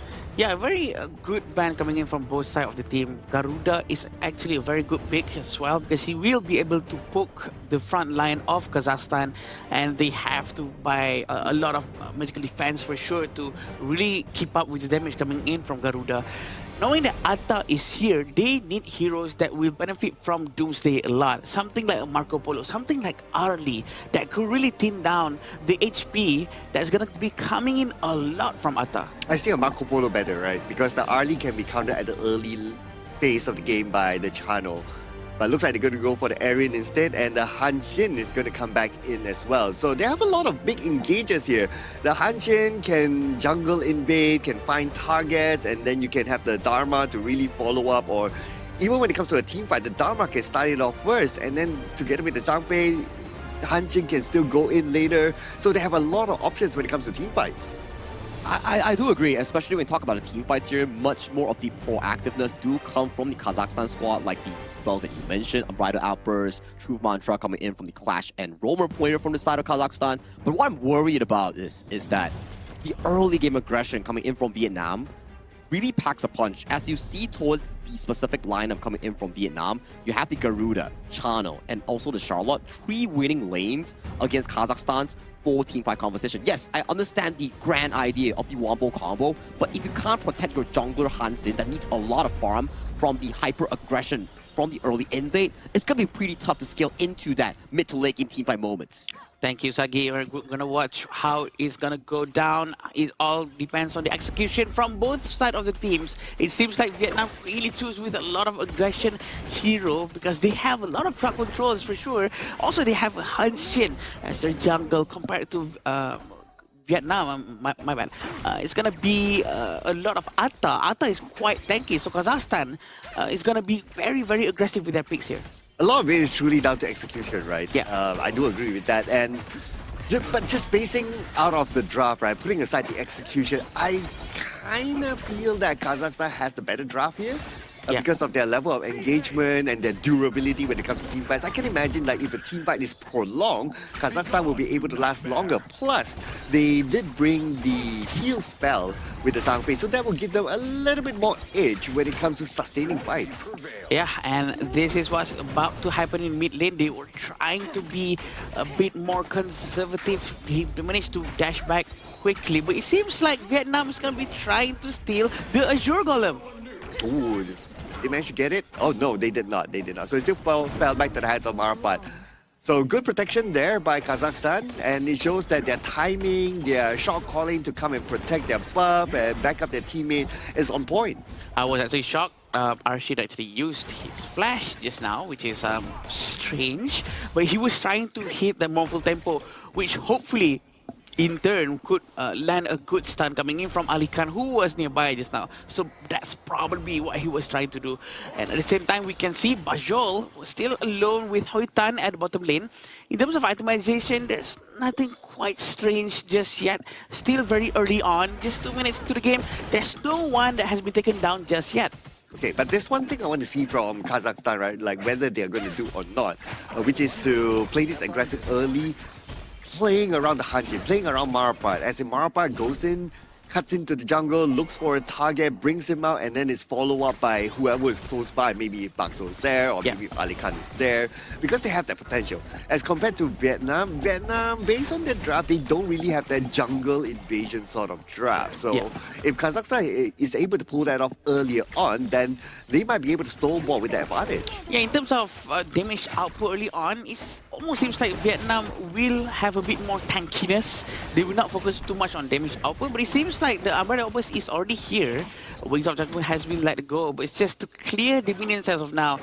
Both sides of the teams are having the same amount of gold, and they're not going to be trying to take too much risk right now. Yeah, slightly towards Kazakhstan at a very early stage. But then again, it's not that significant like what you said. But you would take any advantage that you can get if you're going up a team that has a good reputation like Team Vietnam, right? So as long as they can retain this sort of advantage, they can slowly snowball towards the later stage of the game. But Team Vietnam, they're starting to pick up the pace here. They're moving in. Unbridled Alpha is connected to only Bawang. Will that be enough though for them to get that takedown? They should be, but Bawang still stands tall, but still the first strike goes towards Bakso. A very good ultimate coming on from him, but look at Marapat! He's so quick, Hoi Tan will go down, and so does Sunkar, who doesn't have Unbridled Opus anymore, and he's gonna be pulling back for a bit and not gonna extend way too much. 2 for 1, a very early aggression coming in from Kazakhstan. And that came just before the Tyrant, so the Tyrant is gonna be a fair pickup for Kazakhstan. They only need one person in front, Ali Khan, to just zone out the remaining members of Vietnam, and the Tyrant falls to their hands. But Vietnam, they're not going to make it easy for Kazakhstan. They're going to take down this Oh, was it still? Okay, no steal. So the Overlord still falls to the hands of Vietnam. Very close to being stolen over there, but a very good move coming in from Ali Khan just now. They were trying to at least give a bit of a problem, zone them out away from the Overlord. Very interesting how they are diving into the tower, and they're gonna try to get Hui Tan, and just like that, they will focus on Nam Phuong. Nam Phuong will go down, but look at this Wings of Judgment. Nam Phuong survives, and now the Wings of Judgment for the side. They should be able to get the counter, and they will with Linva with the double strike. Nam Phuong tanked it all out for his teammate to score the double. A huge amount of damage coming in from both sides of the team. They are neck and neck. They know what they're doing. They really want to get the kills as much as they can. They dive all the way through back. And mind you, the tier 1 tower at the bottom lane hasn't been destroyed just yet. Oh, yeah. Yeah, it's still active there. Yeah. But this is what I wanted to see, right? Like from Marapa to really go in and be aggressive, just like how he did before. He almost got Nam Phuong, so that was kind of unfortunate, I must say. It was really close, but I'd like to see him do more of that because they still can. Yeah, 1,600 in front, but look at Nam Phuong. He's trying to use Raging Sea. I'm not sure if this is a waste or not. I think he should have just kept it just for a bit, but it seems like Bao Huang is on the way, but look at the bottom lane. Amada almost has been used. They're trying to get some more damage into him, but Hui Tang is going to go down as well. It's a bit too aggressive for me, I think. Okay, but at least he made out the Umbrella Albus, and he also got one takedown for himself, which is the farm laner. So I would say it's a kind of okay trade-off. Yep, not bad for sure. But we can see on how Hui Tan is still around the top lane, and Ali Khan is nearby. Nam Phuong might dive in, but they have to be careful. This is Dharma. He can use his death mantra anytime. Okay, look at the rotation here coming in from Kazakhstan. They're moving towards the top, and the Wings of Judgment being used, but no big impact from there. The idea is for Team Vietnam to disengage. Yeah, and Blazing Cape has been bought by Bao Huang. They're going to be able to get the red buff very early and giving it to Hui Tan very early on. So Bao Huang doesn't really need the red buff anymore. He will try to focus more on towards Team 5 and the blue buff. But it seems like there's no madness enough coming in from Sunkar. So Sunkar does have his ultimate, but it seems like they're going to try to focus on Ali Khan. But Raging Sea has been thrown out so often that as if the cooldown is not long at all. Yeah, I know, right? Or maybe their plan is to like, okay, within them, their comms is like, okay, guys, we're not going to do any team fights. So just try to win the lane, poke here and there, and that's about it. When the comms is like, okay, guys, we're ready for team fights, that's where you start to see like the Raging Sea being kept. That's what's happening behind the scenes. Just putting on some imagination here. Yeah. Wings of Judgment has been let go, and we do know that Min is going to be cleared very easily. Garuda is such a good hero. You have a very high ground hero base where you can just defend from very far away. Raging Sea one more time, trying to get some damage in. Look at this Ghost Ship. I'm not sure if that's the best one I've seen so far, but look at this knock-up coming in. Unending Sword trying to heal himself, and Kazakhstan is still in the fight. They're trying to get Bao Huang, and Bao Huang's gonna go down. Oh, that took a while, but at least they get Bao Huang at the end of the day. But the trade-off is getting a farm laner for the side of Kazakhstan, so it's actually not too bad. But Kazakhstan will still push on to the top. They still have the numbers, they still have the manpower, and the tower will be down. Yeah, you know what? Getting Bajol is actually quite worth it. And the fact that they're really trying to dive all the way in, coming in from Bao Huang, who is a jungler, is quite aggressive. Look at him. Nam Phuong is going to go back after using Raging Sea. He is one of the only few level I've seen that consistently keep on using his ultimate as soon as he has it. Yeah, that's why I noticed as well, right? So in the latest Raging Sea, I kind of noticed that, shouldn't he have kept it for a potential takedown? Not too sure. Or maybe it's again the team comms that says that, okay, we're not ready to take any fights at all, so let's just pull it back. That's why he's using it to buy a little bit more time for his teammates. But a little bit more time bought by Team Kazakhstan. They just got the tyrant for themselves. Yeah, Ali Khan is quite nearby as well. He's trying to get some damage into the enemy side, but at least it seems like Vietnam using the Garuda to an extent where they can be able to clear the minion as fast as they can. Okay, right now a little bit more focus putting on the middle, but some harassment there by Marapa on the bottom. Now Marapa, he's in a position that he can do a little bit of split push as well, because the four of them are at top. Marapa, yes, he is heading towards his own buff, but then again he can move down forward to the bottom lane, and he could surprise Team Vietnam. You want to watch on how Bao's going to go in, but look at this Lapu Lapu, so aggressive as usual. Nampuang, look at this good ultimate coming in from the Garuda, but Lapu Lapu's going to go down first. He's the first collateral damage. Oh, and they're looking to zone them from behind, and Bakso gets Bao. That's a little bit of a revenge play there. And now they disengage after getting the tower and a couple of takedowns. Disciplined gameplay shown by Kazakhstan. Nampuang and Bao Huang has been lost. Right now, it seems like Kazakhstan's play to try and get the tower. This is what happened just now. A very good Wings of Judgment coming in from the Garuda, but Nampuang was a bit too far ahead in front, and there's nothing that they can do to save him. But this is what happened when they almost managed to be able to get the Clash Lane coming in from Kazakhstan. Yeah, and if you look at that earlier fight, in summary, Kazakhstan actually got 2 takedowns and the tower as well. Yeah, they lost one, but that's okay for them. And because of that, they now have access to the next Tyrant that they will take unchallenged at all, because Team Vietnam, they will be busy clearing the top lane. Yeah, and we can see on how they have a 6,000, 5,000 gold lead coming in from Kazakhstan. The gold deficit for Vietnam is going to cause them a lot of problems. I think what they have to do is try to take it a lot more slower and try to give more time for Hui Tan to get his itemizations more. They have to try to stretch the game all the way to 16 or 17 minutes. Then they can maybe start something different, because Hui Tan has no items for now. I was kind of worried for Hui Tuk earlier on. Like, he was engaged with Marapat, but he managed to slide away to safety. Now, Kazakhstan, they're starting to open up all the lanes a little bit more. This time, sending Ali Khan towards the top lane, putting pressure, while 4 of them put pressure onto the bottom.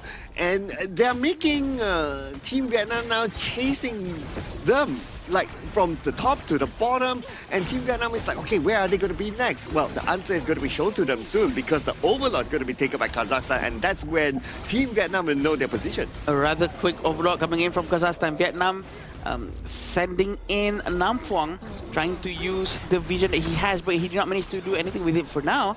But Unbridled Outburst is still available, so Vietnam still needs to be very careful. I'm not surprised if the Shadow Vanguard actually sent down to the bottom lane, and yes, it has. They're gonna start to be ready in the mid lane. Tier 2 tower is gonna get destroyed without any resistance. Yeah, you always want to send Shadow Vanguard towards the opposite side, right? So you put pressure on one lane, and then you yourself pressure onto the other side. Now they're gonna put pressure onto the middle as well, since they just took down the tower, but the protection is coming in on the bottom. They almost lost that bottom tower, but they still have it. Wow, Bajol almost went down just because of the Wings of Judgment just now. Lin Van is very, very accurate with his movements, and they really have to be careful with him when he's around. 7,000 gold in front. Can Vietnam defend this? We haven't seen any move coming in from Hui Duk. We can maybe suspect some movement can be made by him after this. But look at this, a very good ultimate coming in from the Charlotte. They're trying to focus down as much as they can. Reggie C trying to get the stun, but look at the Zhangfei. Zhangfei goes in, trying to get the knock up, but Yu Huan trying to get the last hit. The Charlotte is also insanely crazy. Going to the front, Hui Duk very brave, opening up a lot of space for his teammate to actually clear the dragon. Well, you asked for a fight, then Kazakhstan will serve it to you. They jump all the way behind the tower, starting the fight. Now, we'll check out this replay again. Focus onto what's happening in the middle. Okay, it starts right in front of the tower, and just see from the side, the Unbridled Outburst from Sunkar. That was the follow-up that they needed. And when they got the Unbridled Outburst, the stun by the Unbridled Outburst is very, very long. It allows them to give free hits towards whoever was still within the tower range of Vietnam and take them down one by one.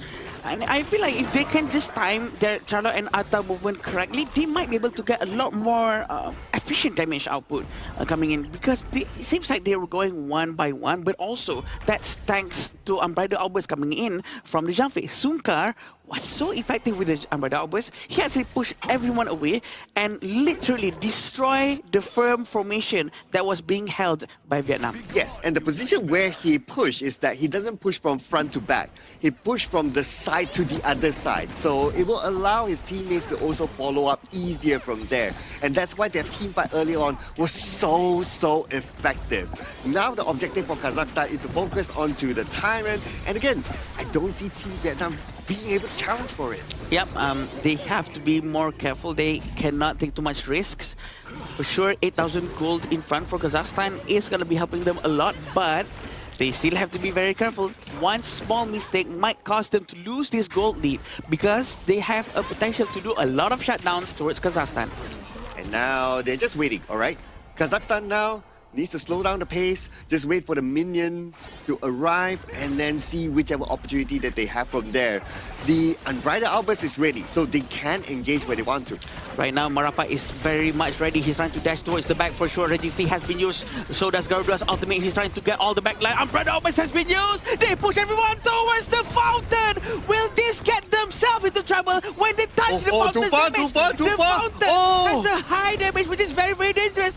The double strike coming in from Bashol. Okay, and here comes Team Vietnam. They want to try to re-engage, but Napo receives a lot of damage. Marapat gets one for himself, and it's going to be the channel down. Without the channel, with only Lingma, with only Napo, will it be enough though? Wings of Judgment will be used, but not enough. It is game 1 to Kazakhstan. What an explosive game coming in for the side of Kazakhstan here, taking the first win of the series here. They just need one more, and they will be 3-1 in the standings. I am shocked. I wasn't expecting this, and these are the surprises that we want to see. These are the gameplay, the aggression that we want our players to really try as best as they can. Hey, I mean, when the draft came out, when we went inside the game, I was like, hey, I kind of like the Kazakhstan draft a little bit more because I can imagine like the whole combination, who goes in first, 1, 2, 3, and then just boom everywhere. Well, whatever they did, and whatever I imagine is just identical. The same, identical, yeah. I think for Kazakhstan, they really found the ideal playstyle that they are looking for, which is the fights galore and wombo combo one. I like in the game that you guys definitely pointed out, Sungkar's on the Unbridled Outburst, setting up the pace, or Alihan going in for that crystal 3-man knockup in towards the wall with the truth. These are key moments which Kazakhstan can really find, but the main breaking part, the game that really broke Vietnam in this game 1 was the Azure Golem invasion that they got the takedown several on the side of Vietnam and then converted that lead into another objective tyrant. Then as of that point, the game was firmly in control of Marapat's jungle pacing. Yeah, and that really destroyed Marapat's rhythm, right? So he had a plan, he had a pathing for the Hanjin to actually rotate properly, but once that first jungle is gone, it's very difficult to, where do I go next? Where's the best place? Can my teammates follow me? A lot of things going through our mind. You know what? I feel like I'm watching an orchestra. I'm watching an orchestra with a conductor just going, okay, this one. Okay, I'm not that musical genius, right? But it goes like, okay, it's very sequential, right? It goes like, okay, we do this, and then we do this, and then we do this, and it just flows all the way, and it's beautiful to watch how Kazakhstan played this one. It was really difficult for Hui Tan on the channel to actually play this game because most of the time we saw how much the Unbridled Outburst coming in from Sungkars, and Marapat was able to be flanking through the side lane and finding this channel in specific positions here. Hence, at the end of the game, he only had 9,000, almost 10,000 gold, which, as of that point, you don't have enough items to realistically take down multi-tank lineup like the side of Kazakhstan, where Alihan is full tank and Sungkar is so beefy on that Zhang Fei. Yeah, this is not the first time he used Zhang Fei here in Asian Games Qualifiers. He excels at Zhang Fei. He's one of the only few that loves to use Zhang Fei in ways that it's just so aggressive. He doesn't wait. Usually some other Zhang Fei or Liampo users, they prefer to react to what the enemy is doing. But this guy, he loves to start things. He doesn't wait for things to happen. Yeah, and if you do that, you put yourselves in front, you're moving around, you're finding that position, right? You're finding that angle, and then your opponent is always very aware of where the Zhang Fei is. It's like they're constantly looking at, okay, where he is, which angle is he looking at, right, for the Unbridled Outburst, and they try to stay away from there, they try to not put themselves in the awkward position and all that. So they kind of messes up the formation of Team Vietnam. And to add on towards this entire itemization and gold, check out Marapat's gold versus Bao Huang. Almost double. You can see through this goal discrepancy of these two players how far behind Bao Huang suffered due to the fact that his jungle got repeatedly invaded ever since that Azure Golem invasion. Yeah, definitely a lot of problem for him, and I think Bao Huang have tried his very best to also try to save his jungle, but there's not enough help coming in from this side of the team as well. But the damage contribution coming in from Kazakhstan is almost equal, and there's not one person that really stands out. I think that's what we prefer to see, where we would want the rest of the team to really help each other out rather than trying to depend on just one guy to deal everything. I mean, if you look at these stats here, right, Hui Tan did had a good time. Like his damage output only 68.9k as compared to Bakzol 102.3k. So as a farm laner, if you're not able, if the stats don't show he has a good damage output, then it's very hard to play. Yeah, he didn't really have the best of the moments here, especially when you have Alihan, Songkars, and Marapat consistently looking at you in every single team fight, making sure that even if the channel doesn't fall, we're gonna break the flash and make sure that he has no real room of doing damage here. If I'm on the side of Team Vietnam, we gotta be considering, are we still gonna allow Alihan to get his trusted Dharma? Because every time Alihan gets his Dharma, he's been finding engage after engage after engage in almost every single series. Such a playmaker. I think banning out Zhang Fei and Dharma at the same time is not wrong.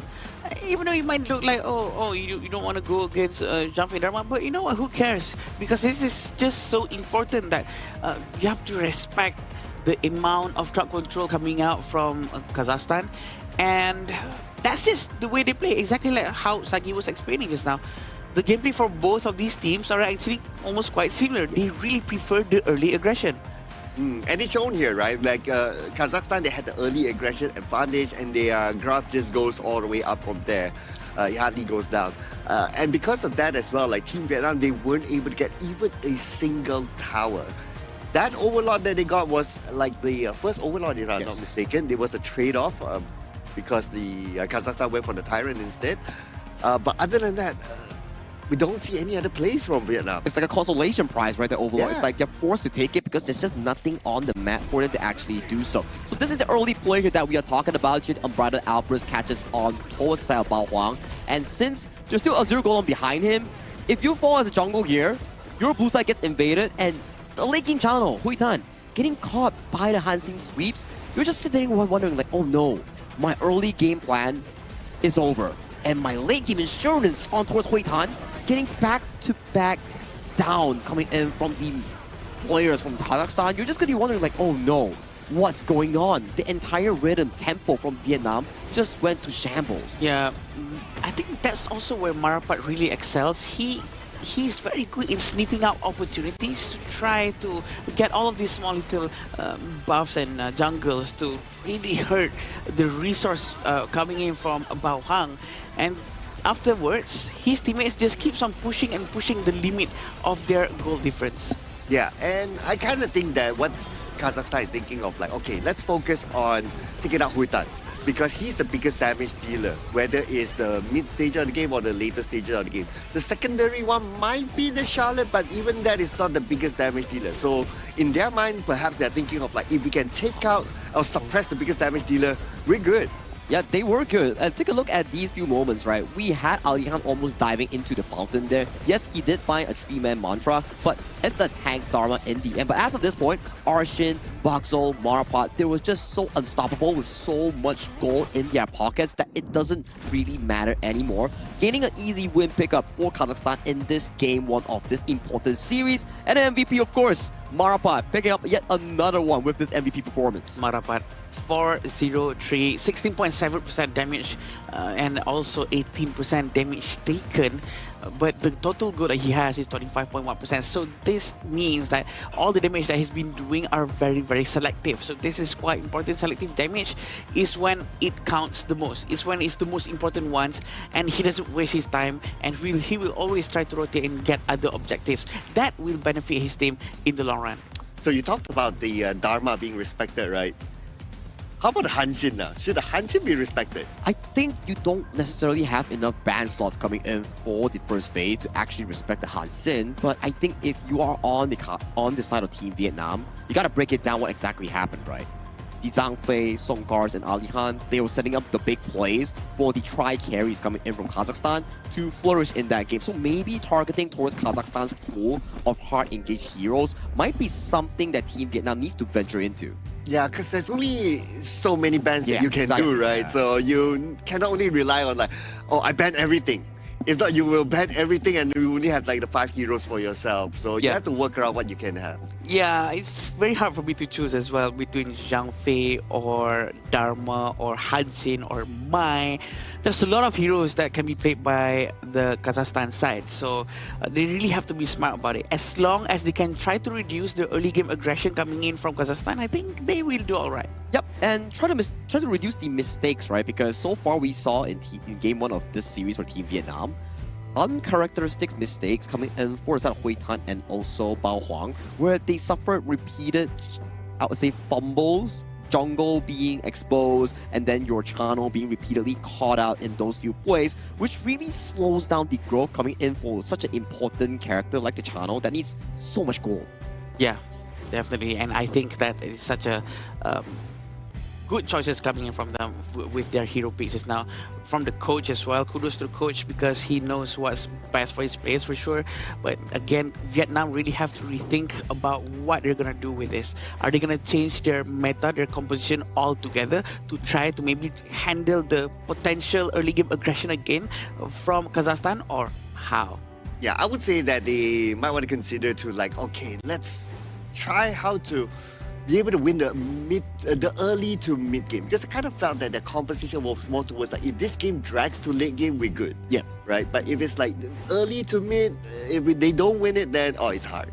That's the problem coming in with the ATA, right? If you fail, you sort of become just like a meat shield that gets taken down easily here. But if you're wondering where this epic showdown is ongoing right now, it's actually at the Petaling Jaya Marriott Hotel, also our official venue and hotel sponsor coming in for this prestigious event of the 2026 Asian Games Esports Qualifiers for Honor of Kings. Once again, thank you so much, Petaling Jaya Marriott Hotel. Thank you, Petaling Jaya Marriott Hotel, and we are still here at the venue, still waiting for the second game coming in amongst Vietnam and Kazakhstan, and it's gonna be quite interesting for us because the players are already up on the stage.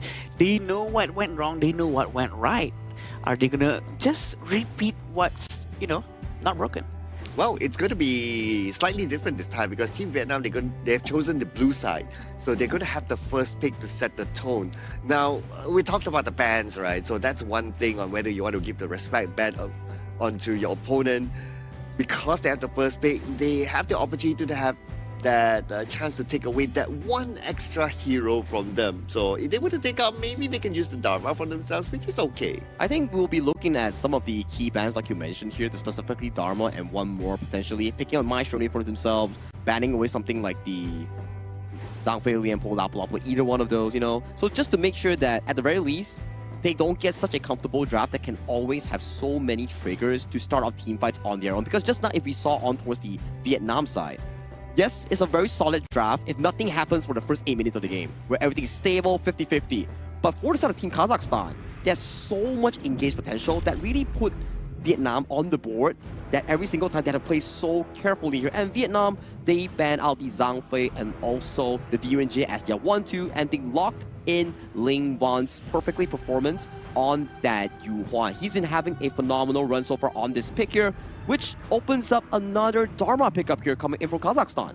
Yeah, I don't know what to say. It's very brave of them to actually just let go of Dharma, but sure, they actually managed to get the Zhang Fei out, and we do know on how effective Zhang Fei was just now.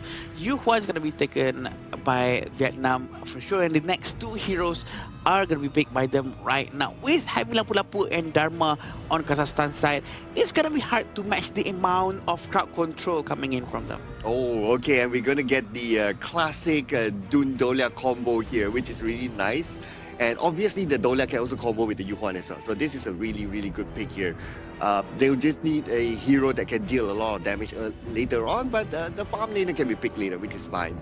Now, the Hanshin is going to make a return here in the next round. And, I mean, you got an MVP Hanshin, right? How can you complain about that? You can engage, you can jungle invade, and you can take down enemies really, really fast. The Lapu Lapu, I would say, is a good supplement to the Zhang Fei. The skills are, to a certain extent, quite similar. So you can also use that with the same mindset of how you play the Zhang Fei. I think it's like going back to their comfort, right? Where they like the aggression in terms of those team fights here, and Team Vietnam, how they counteract it is like, okay, we were given a lot of priority towards Hui Tan just now to be the late game carry here, but it was getting shut down very easily coming in from Kazakhstan's heavy engage. So we turn the script here for Team Vietnam. We go for the Yuan Dolia, Dun Dolia as our early to late game composition here, because early game we'll see more of the Dun Dolia going for early invades, early fights, and later on the double unending sorrow comes in clutch for going in for deep dives or for the damage potential.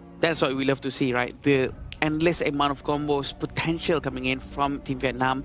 And we do know that double Unending Sorrow is also quite painful if the Unending Sorrow is actually aimed towards the enemy instead of just your allies. But the respawn coming in from Kazakhstan is to go with Hanshin and Erin.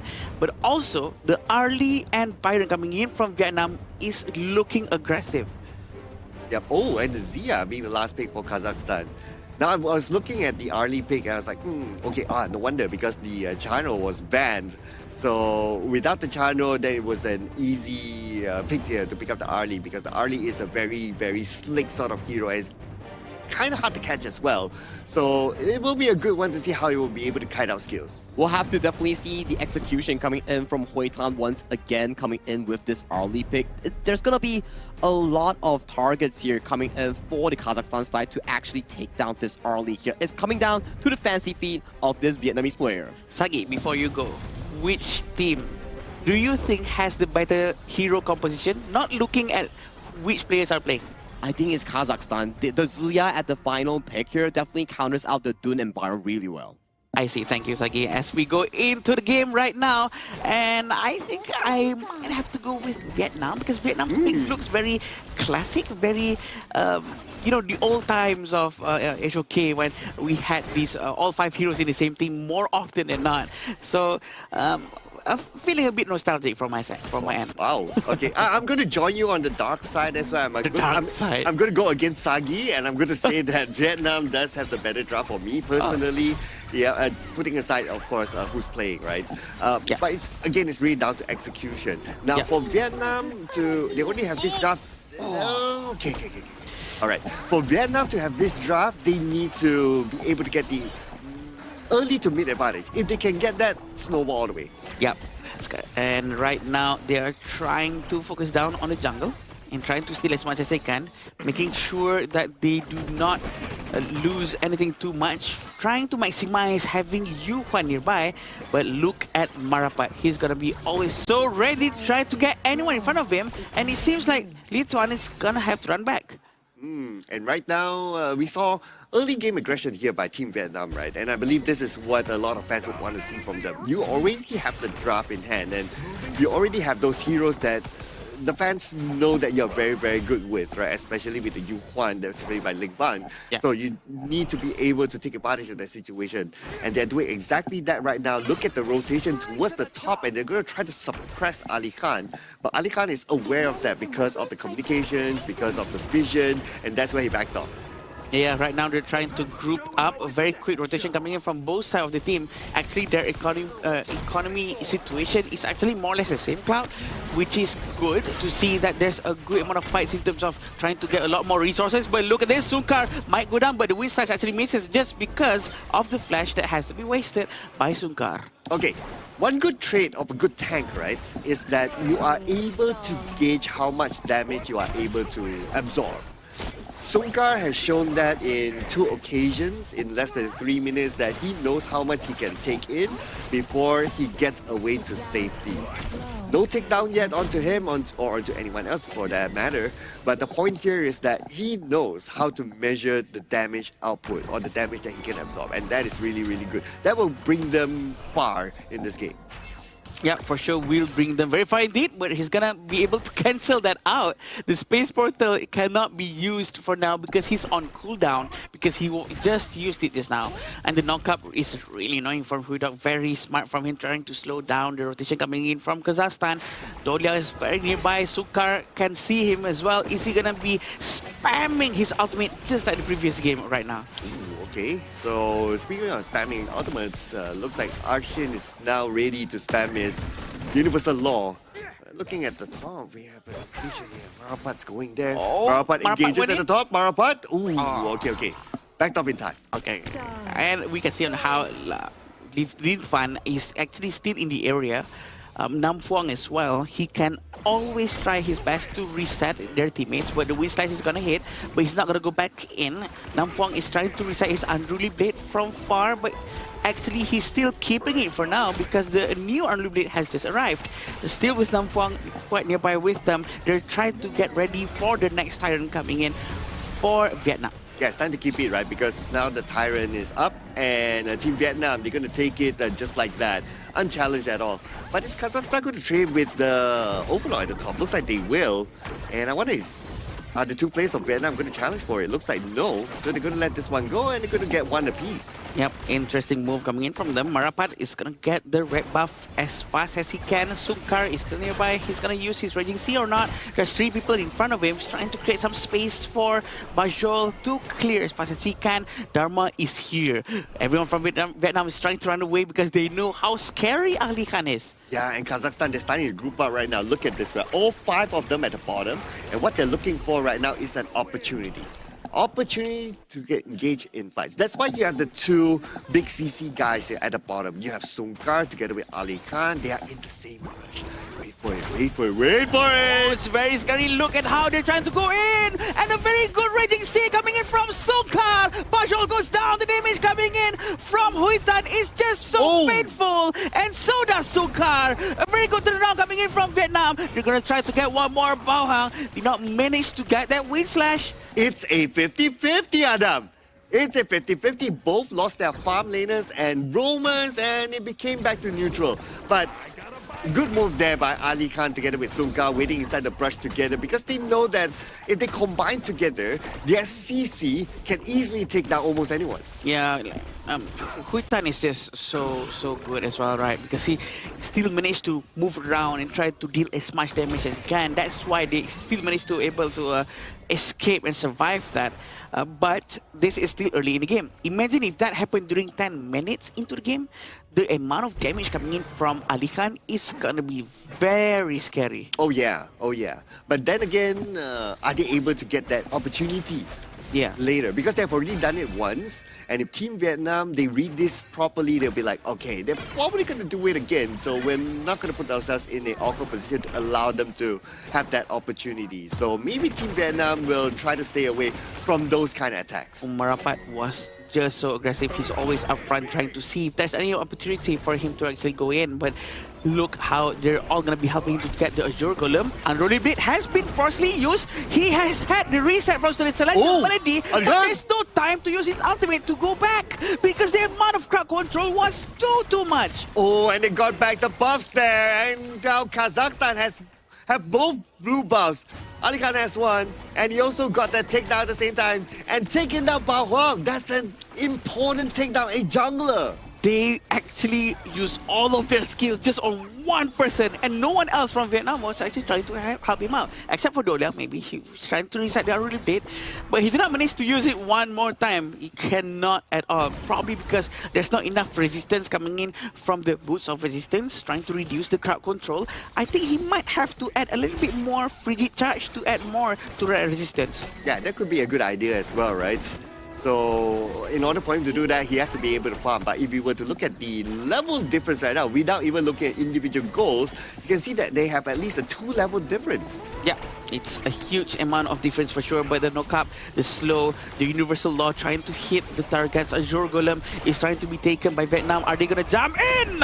Almost managed to get with the Raging Sea, but the Laurel Bloom has also been used. I love how Sungkar play, right? Sungkar is never shy to always use his ultimate.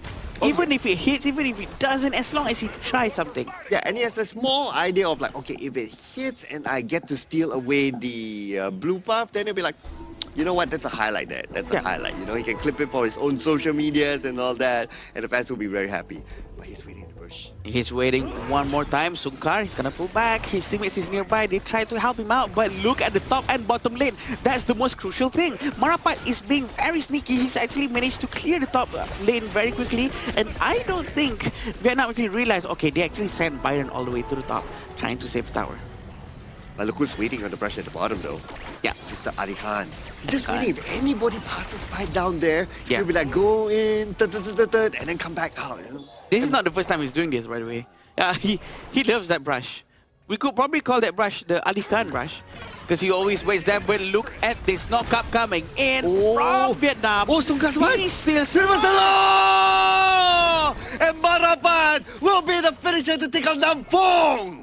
Look behind them, Ali Khan is still nearby. They have to be very careful. He loves to hide in these brushes. They're trying to rotate together, but very, very disciplined coming in from Ali Khan. A trigger discipline that he's keeping on. He doesn't want to waste it, but look at their friends. They're trying to come around, trying to give him a backup with this visual vision that he's been giving. Ali Khan's doing the waiting in the brush at the bottom. If the wave comes, he will clear it. If anyone comes, he will just mantra.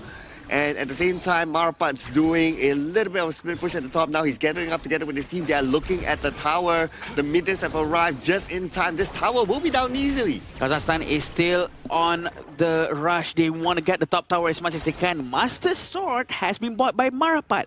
This is a very important item. Every time he uses his dashes, he's going to have a lot of movement speed, and his basic attack is going to deal a lot of damage. Ali Khan is going to get a bit of a wind slash. Going to fly up high in the sky. Look at the enemy Zoro. He's going to be healing his friends for a bit. Universal Law has been hit. He managed to apply the Imperial to everyone. The ultimate coming in from Sukar is just so good. Sukar is going to go down just in the nick of time. And they managed to get 1-for-1. One clash for one roamer. Oh, because it's one clash and one roam. Kazakhstan, they have that slight profit there. Now the Tyrant will be challenged. Here comes the Universal Law, dealing damage onto the left side. Took them one thing down, but finally they will. And the Tyrant will still fall to the hands of Kazakhstan.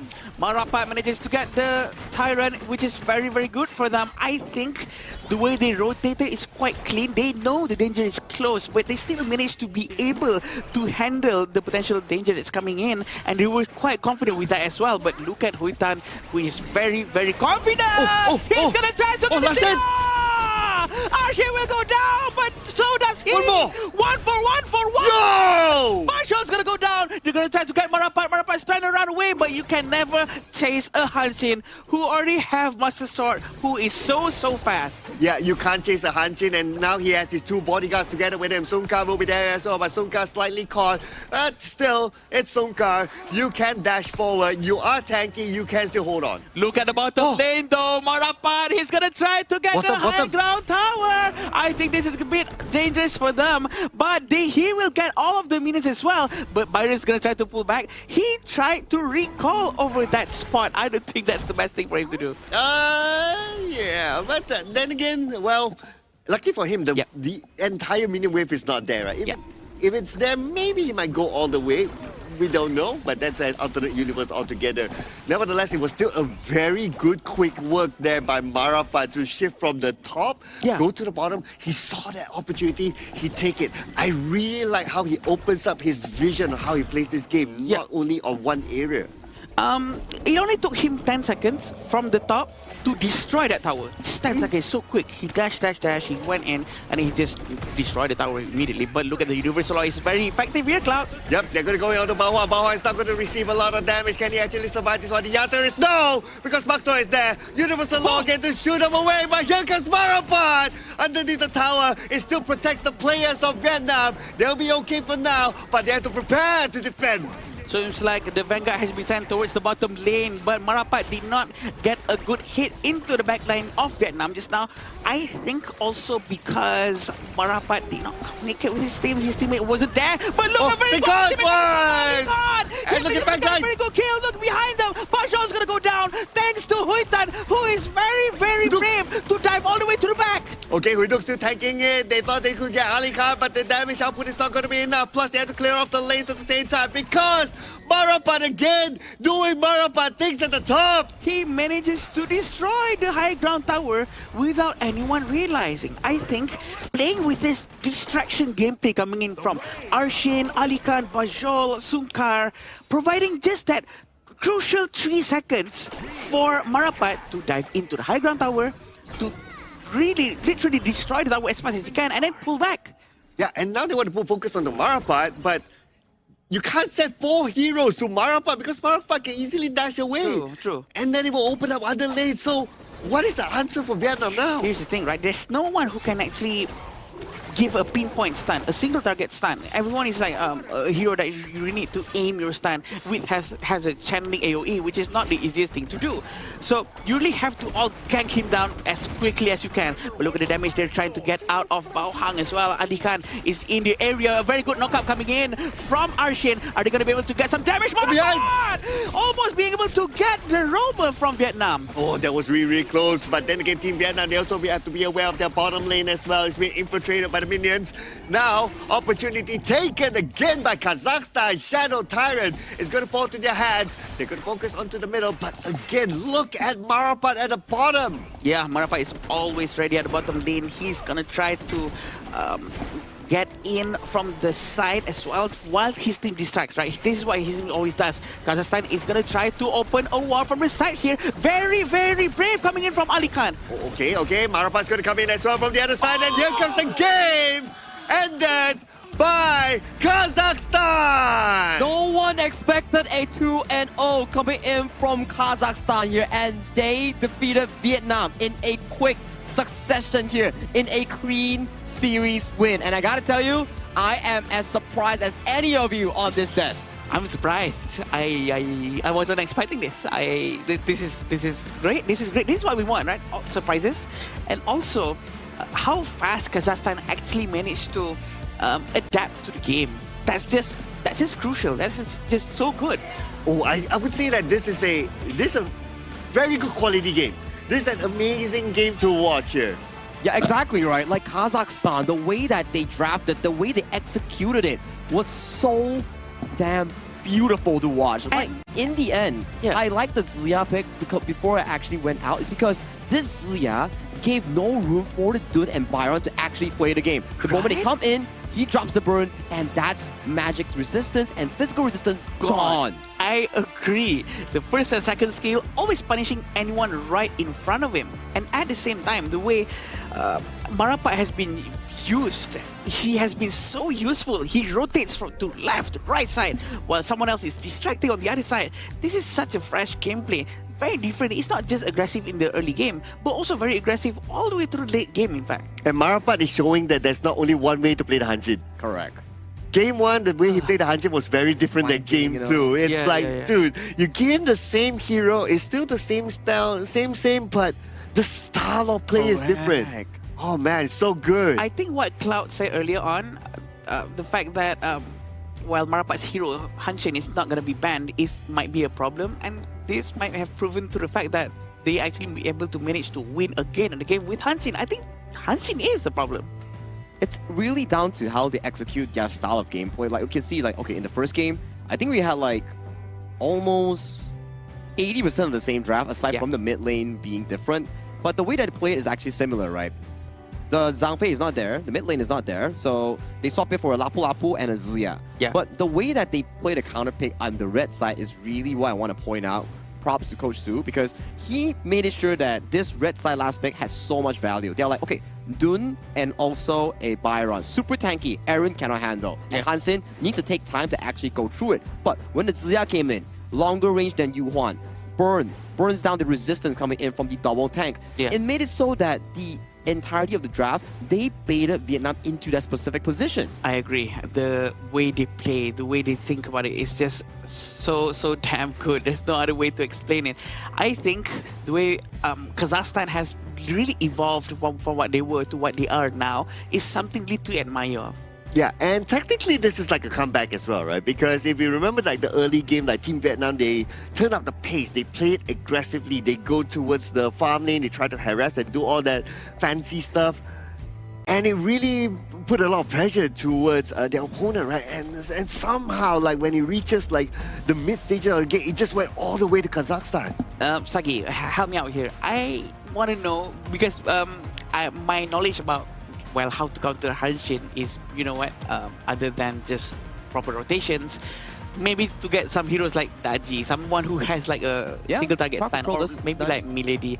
Is that the only way, or is there any other way to properly handle this Hanshin? I think they played pretty well in the early game, which showcases the early aggression coming in from the Dun Dolia, but they were on a timer that made it really difficult for them if they did not utilize the Dun Dolia strategy in cutting down the Hansen's farm timer. Because judging from Vietnam's entire draft itself, you can start to see one thing. Who's going to be the side lane that's going to be bringing up the wave in handling out Hansen? It can't be the Arlie, because the moment Arlie shows in the side lane, Hansen jumps and someone jumps on them as well. So you need to make sure that you have a side laner as a jungle, as a fighter that can actually handle the Hansen in the side lane. Just handle Hansen or just the lane? Because he's going to be pushing, right? No, I mean, like, you have to be able to meet it in a 50-50, go for 1v1s, and make sure that he can't move as freely. Because right now, what is happening right now is that Team Vietnam, yes, as a 5-man unit, they are really strong, as we can see in the early game. But the problem is, there's just no one that can actually match the 1v1 with Hansen in the side lane. So every time Marapat shows in the side lane, the waves will be immediately pushed for the side of Kazakhstan against Vietnam. I see. What do you think, Cloud? Well, I like what Sagi says, right? I would summarize it as, if you can't beat them, you split push them. This is exactly it, right? Because like what you said, when it comes to team fights, yes, Vietnam, you put 5 of them versus 5, they're probably better, maybe.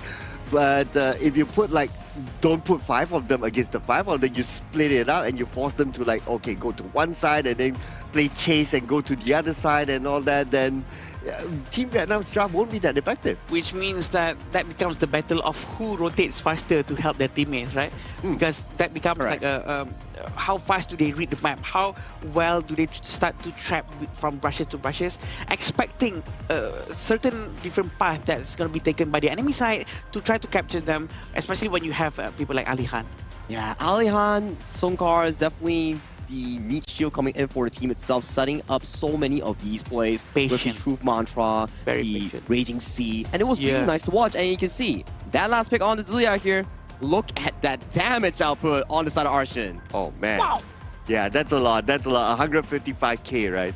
You know what other stat that actually caught my attention is Marapat's damage dealt. It's only 39.9k. It's below Ali Khan. So to him, it's not about I get into team fights, I deal damage. No, it's just he just does his split push style. He just be annoying. He just be that if you're a cat and you're trying to catch that toy but you can't, it's like that. Yeah, insane amount of damage coming from Marapat. I envy his confidence playing Hansen. It's not easy, by the way, to play such a fast hero and to have that confidence to actually go in, to make a quick knockup and then just stab everyone quickly and then just go back. It's just not easy. It's not easy. It goes back to what Klaus said just now, right? It's very different of Marapat's Game 1 style and Game 2 style. Game 1 style is more of flanking the backline and making sure that Hui Tan didn't have an easy game. Game 2 is more on utilizing his team's advantage in the mid lane 4v4, allowing him as a split pusher to always get those moments in the side. And you can see, Ali Khan's role here is like a jungler. He's setting up for the team, he's playing as the main engager here, and then Marapat comes with the teleportation portal and picks up a quick takedown on towards Hui Tan. And in all these moments, you can see, right, it's actually really unfortunate for the side of Team Vietnam. They got the first engage, and the numbers were always in front of them, but it's just the pickoffs coming in from Kazakhstan being more on point compared to Team Vietnam. It's that the blue buff thing just now, that's the one when Bao Hang actually started to go down, and then things started to go downhill from that point. But the way that Vietnam actually tried to maintain their composure is also great. But with knowing that Bajol already has his itemization, such as the Spark Forge Dagger, the Doomsday, it really hurts Bao Huang's HP, because it starts to really melt down the percentage of his HP. And I just want us to put attention onto where the position of Marapat and Ali Khan is always at. Yeah. For the most part, at the late stage, they're already we're always at the other side of each other. Yeah. Right? Early game, maybe they can play closer, but now, starting the later stage, they always open up. Now it's just that, based on the highlights, they have the advantage, that's why they push in the middle. But if not, they're always look at this, look at Marapat. He's all the way up there when his other teammates are the opposite side of the map, basically. Correct, which is what we expect, right? Ali Khan takes on the role of assisting the team in the plays, and then Marapat comes in as the player who goes for split push because he's more efficient at it. And this one, the last pick, man, I'm telling you, this was the best one so far that I've seen in terms of a counter pick on the red side. It really dealt so much damage against the draft, coming in with the Byron and Dun from the side of Vietnam. Yeah, congratulations to the coach, by the way, because he's one who helped to choose this hero and wants it with 42.1% damage overall. we do know how effective Zia was with all the space that he had, with all the distractions that his teammates can give him, and all he has to do every time people try to touch him, just 1, 2, 3. 1, 2, 3. It's the easiest thing he can do, and his positioning is just pristine. I like how you use it like a musical sort of it's skill 1, tempo, skill 2, right? skill 3. Skill 1, skill 2, skill 3. There you go. Yeah, but I'm glad that he gets the MVP as well, because a lot of highlight earlier on, like during the lanes and how it was pushed, was towards Marapat, right? And maybe the early stage was Ali Khan setting up a bit in the brushes. But essentially the overall was because of like how you have been explaining all this, Wasagi. It is the Zia and how Arshin has played it. It's a very good value that they have provided in especially this VO3. I would say that it's a shocker that we actually got a 2-0 coming from Kazakhstan. I was thinking like maybe it's going to be a 2-1. Yeah. Vietnam's going to be on top, being more experienced coming in from a MOBA experience region itself. And then coming in towards the series, my oh my, was I really wrong. Yeah, I'm shocked as well. It's not that we didn't have any prior discussion, by the way, about who do you guys think will win. We did not have that. But apparently, they actually proved me wrong as well, because they actually showed that their gameplay is just so good. They can actually pick up with a very fast assessing gameplay. Not all teams can actually manage a fast assessing gameplay. Sometimes people prefer to play much slower with Dune, Atta, jungle, try to rotate more with the tankiness that they have. So build along with the farm lane farming as long as you can to get all the itemization, scaling game. But this one, they literally just started banging from the beginning. Yeah, and I want to point out something, right? You guys at the desk here have been talking about like hero mastery, right? Yeah. Like master that one role or master that one hero and all that. This is Marapat showing that he has achieved hero mastery. Like one hero, multiple play styles. This is just top of the game. I think same can be said as well for Alihan and also Sunkar's. Like Sunkar's one is more on towards the engaged roamer style, where he can always find a really nice setup coming in for the team. And for the side of Alihan, his Dharma was really different in Game 1 and Game 2. Oh yeah. Game 1 was more as a tank, Game 2 was more as a damage setup coming in for the team as a finisher here. So it's really flexible coming on how Kazakhstan actually chose to play the same heroes but in a different style. And talking about different though, we have a new update coming in on June 17th that already it is implemented in 20 live servers here. Diamond Draw, Dragon's Horde skin pool, and also limited time token skin pool has all been updated here. So this season, if you earn more limited time token, you can exchange for even more newer skins. Yeah, the Dragon's Horde skin pool, that's the one that I really want, because there's a Luna skin that you have to spend 20,000, the golden dragon thing, dragon crystal thing, which is a lot, by the way. It's very hard to get that, but even though I don't play Luna, but I really want that skin. Well, I mean, we can all be collectors, right? Why not, right? Yeah, there are some heroes as well that I don't normally play, but I thought that, hey, that skin's kind of nice. I still got it as well, so yeah, it's a thing, it's a thing. No harm to always try, right? But after that amazing series here, we'll definitely want to interview the winners coming in from Team Kazakhstan and Mara to see what they exactly feel, because if we are so excited, they're definitely going to be excited as well. So Mara, take it away. Team Kazakhstan in high spirits after that dominant win. Marapat, congratulations. Thank you, thank you. And Team Kazakhstan had a very unique formation today with that 2-1-2, paying close attention to the clash lane before grouping around the objectives. So how was this formation to your advantage? 我们之前的打法，就是我们完全改变了我们的打法。曾经我们是要保护我们射手发育，然后导致整体节奏很慢。然后我们也知道对方的对抗路玩的比较强，所以今天的打法就是主要是针对对方对抗路，然后释放我们的对抗路，让我们对抗路能去支援。然后我更擅长于那种刺客型打野，就带线，让对面的节奏一直就是对面一直陷入我们的节奏之中。 So today our game, we totally changed our strategy and formation, and then we focus more on the clash lane, and then we understand that usually we last time we used to take care of our farm lane, and then today we changed it, and then we only attack on the clash lane, and then at the end give them change the momentum of the total game, and then yeah, that's why. Very well done. But you know, before coming into this game, they say this would be your toughest match yet against Team Vietnam, but you came out on top. How was the talk before today's game to make sure that the mentality and coordination is perfect for such a tough team that has been undefeated? 就是之前他们预测说这会是一场很难的、很困难的一场比赛，对你们组来说，因为我们要对抗越南。可是你们就是取得了胜利，打得也很好，所以这对你来说是有什么？是，我们还是就是教练给我们多讲了点战术，然后我们就是改变了一下打法吧，就让我们的节奏能更快，然后把对面的节奏完全拉到我们这边，让对面跟着我们的节奏走。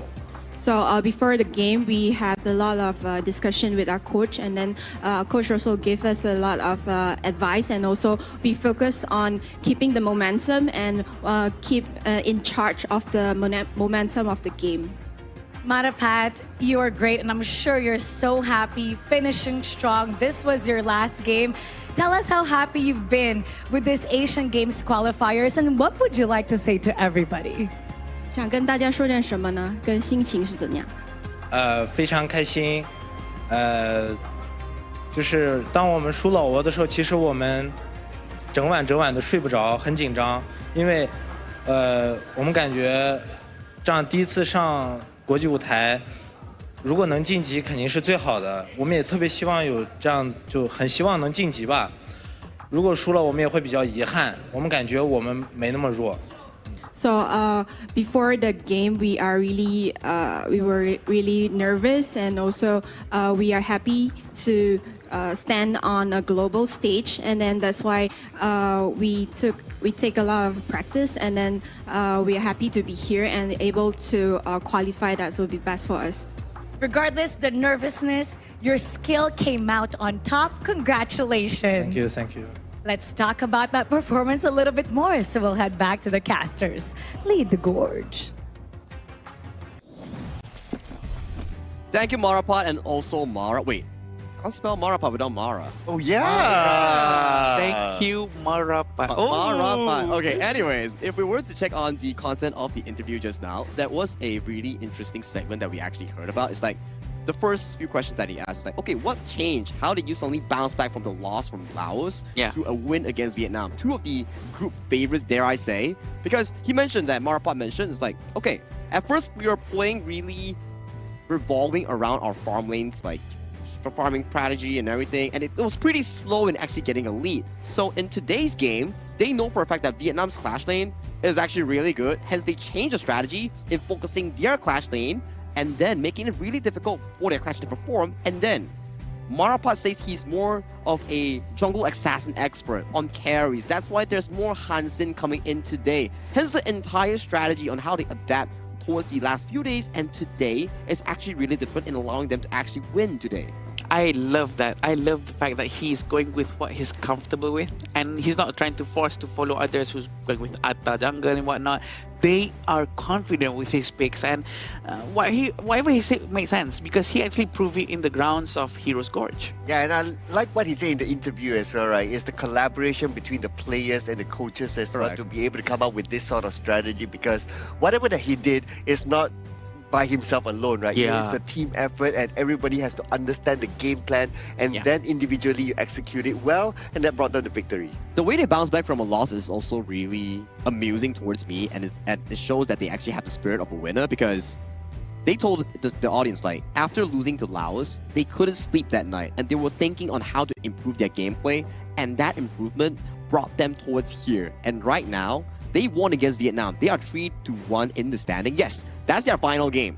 And it really comes down to how Vietnam and Laos performs later on in Group C, because yes, they are qualified for top 3, but it's still not locked yet on who actually is the top 1, top 2. So it's going to be interesting for Group C right now. Yeah, you know what else is very interesting? It's going to be IQ, the official gaming phone for 2026 Asian Games Esports Events Honor of Kings qualifier, and that's why Kazakhstan played so well. Oh yeah, I mean, you want to pull off those Hansi moves. Just look at Hansi, how he dashes, how he moves across, right? Yeah, it's thanks to the iQOO official phone as well. Yeah, you can't be playing on 60 FPS on a Hansen, man. I can't accept it. And 120 FPS is exactly what you get on iQOO 15R. But that's all for the Vietnam versus the Kazakhstan game. A very big upset, and very well congratulations towards the side of Team Kazakhstan, because that was a really amazing game delivered by them. Now, coming up next, it will be Korea going up against Sri Lanka here. Korea has had a very good opening match in day 2, if I'm not mistaken, of our tournament here. Yeah. They beat Singapore in a 2-0 quick fashion. Now for Sri Lanka, they're currently 0-2 in the standings, and if they lose one more, I think they're out of contention. Yeah, this is what they want to avoid. They want to try to be as safe as possible, try to get that slot 3 position to at least have a last chance qualifier chance. But let's see how it goes for them afterwards, because Republic of Korea is not the easiest team to go against with. Yeah, they have a lot of international experience as well, so this is definitely going to be a hard team. But who knows? Anything can happen, right? I mean, after that series here, Cloud, I think anything can actually happen as long as you prove there's the improvement and growth coming in for both of these teams here. But let's take a short break before we come back for the 4th series of the day between Korea of Republic and also Sri Lanka. See you later.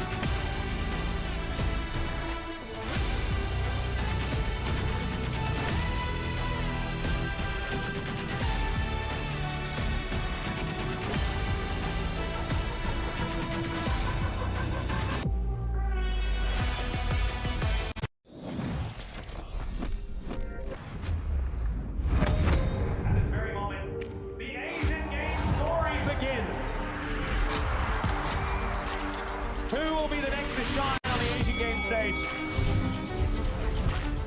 Contestants fight for the honor of their regions while we cheer them on from the stands. Double kill.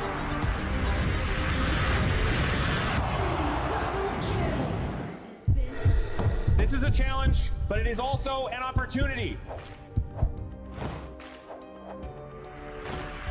The tide is turned.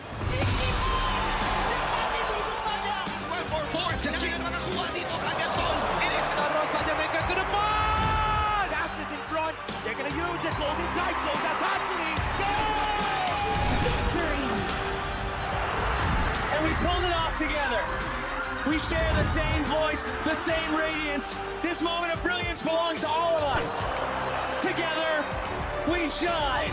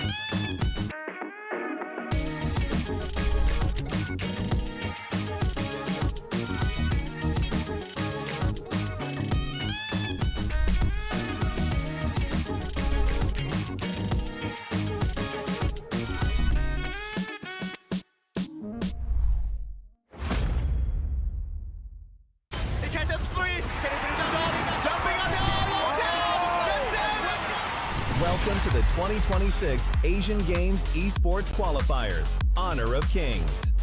20 regions, 1 stage, and only the strongest 9 teams will earn the right to shine above the rest.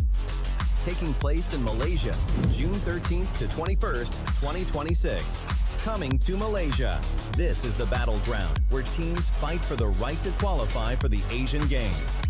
20 teams enter, but only 9 teams will move on. Apart from the 20 regions, there are 3 regions that have direct qualification. Here is the 2026 Asian Games Esports Qualifiers Honor of Kings format.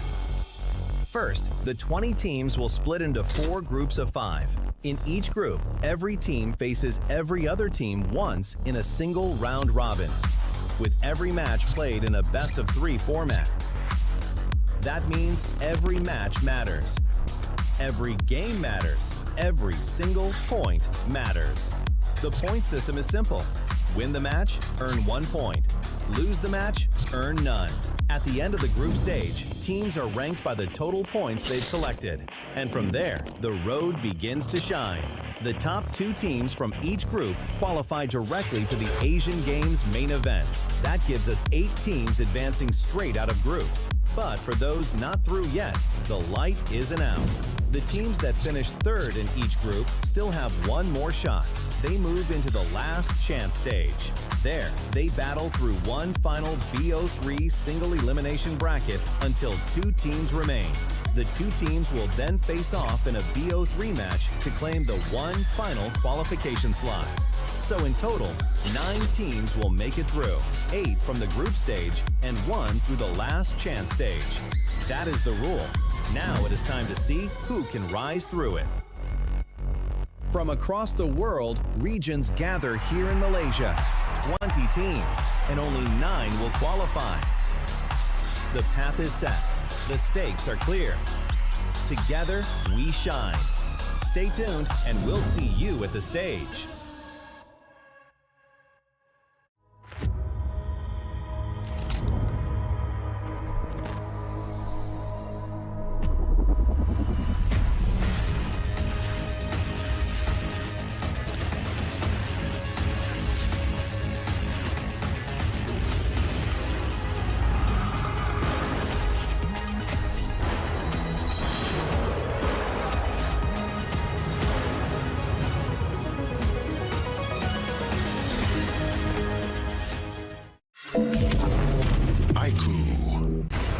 Ultimate not ready yet.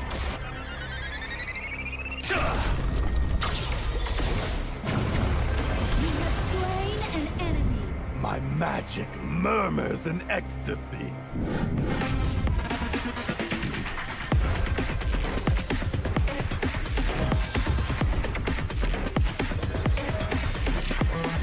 Amazing!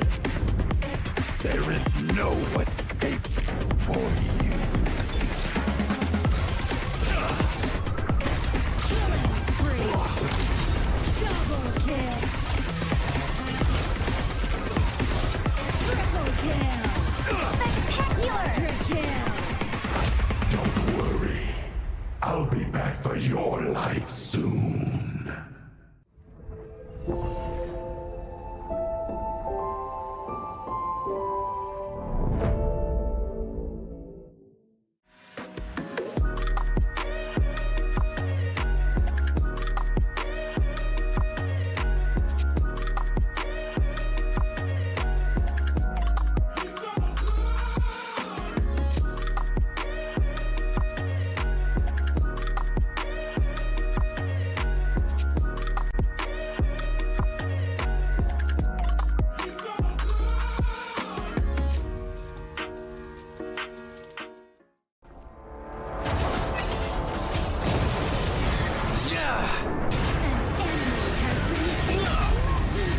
Double kill. Shall I compare thee to a summer's day? Slain. Don't engage and slain. Don't crush us like insects. Slain an enemy. Defend our base. Our high ground tower under attack. Amazing.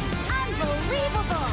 Triple kill. Ah, the fragrance of romance. Ally has been slain. Rampage. Double kill. Triple kill. Spectacular. Pentakill. Lady Fortune is on my side.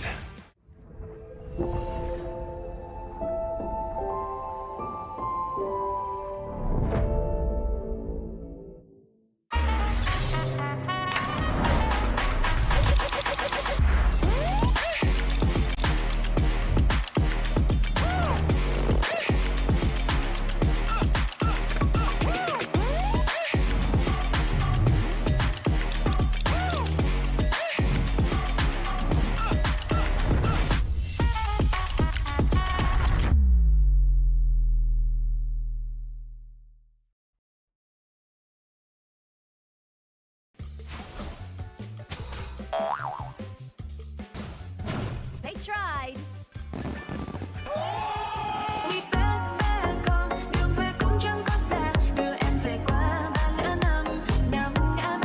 The new Spritling skill, Dig It, is a passive skill, which will automatically trigger at fixed times each match, up to a maximum of 10 times. The skill grants guaranteed standard rewards like gold, XP, shield, health recovery, and more. There's also a small chance to uncover mysterious grand prize effects during the match. Dig It may also produce tradable high-value treasures. Detailed information about acquired treasures will be shown after the match ends. Each treasure has its own rarity and storage size, and obtained treasures will be automatically stored in your warehouse. If you want more high-quality treasures, make good use of the Treasure Fusion feature. You can also copy and share your code so friends can help speed things up.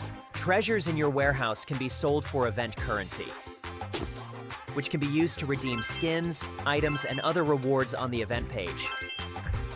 You'll even have a chance to win physical prizes like smartphones and cash. You can also spend event currency to bid on high-value rewards. The auction uses a hidden bidding system, where you can submit 2 bids for the same reward. The highest bidder wins, giving you even more ways to obtain rewards.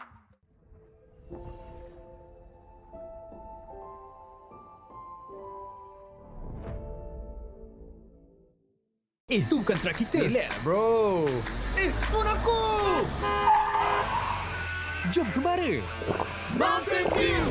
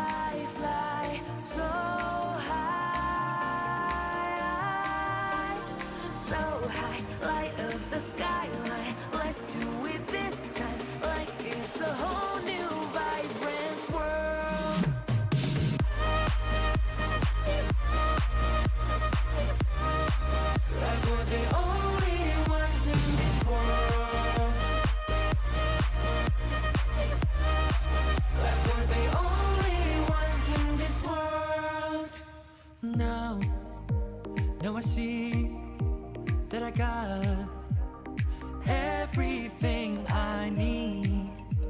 It's alright, I'm on fire, I'm alive, 'cause now I fly so high, so high, light up the skyline. Let's do it this time, like it's a whole new colorful world.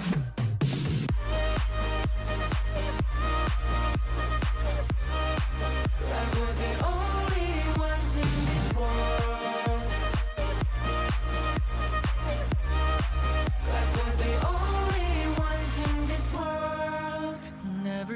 how we get this far, burning like the stars. How we get this far, like we're the only ones in this world.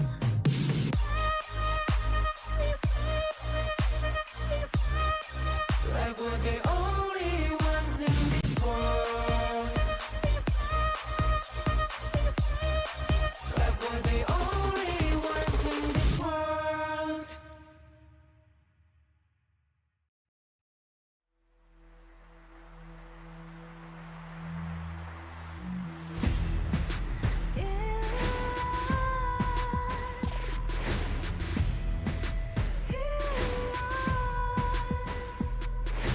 What's a life without its worth? Compromising with what hurts inside. When you let fear decide your fate, you don't choose which path to take in life. In life, I'm finally letting go of everything that still holds me. I'm against all odds, but I won't give up, 'cause it's my time to shine. Standing in the starlight, and no one let me down. Destiny is calling high. I'm not afraid to fight for everything I love. Victory is on my side.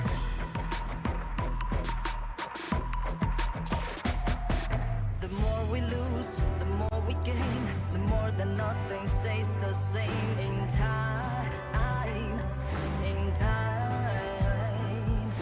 Can't love ever, can't forget. What you see is what you get. Sometimes,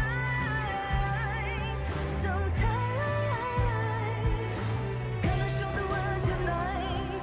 The light that shines inside us. We're against the odds, but we won't give up, 'cause it's our time to shine.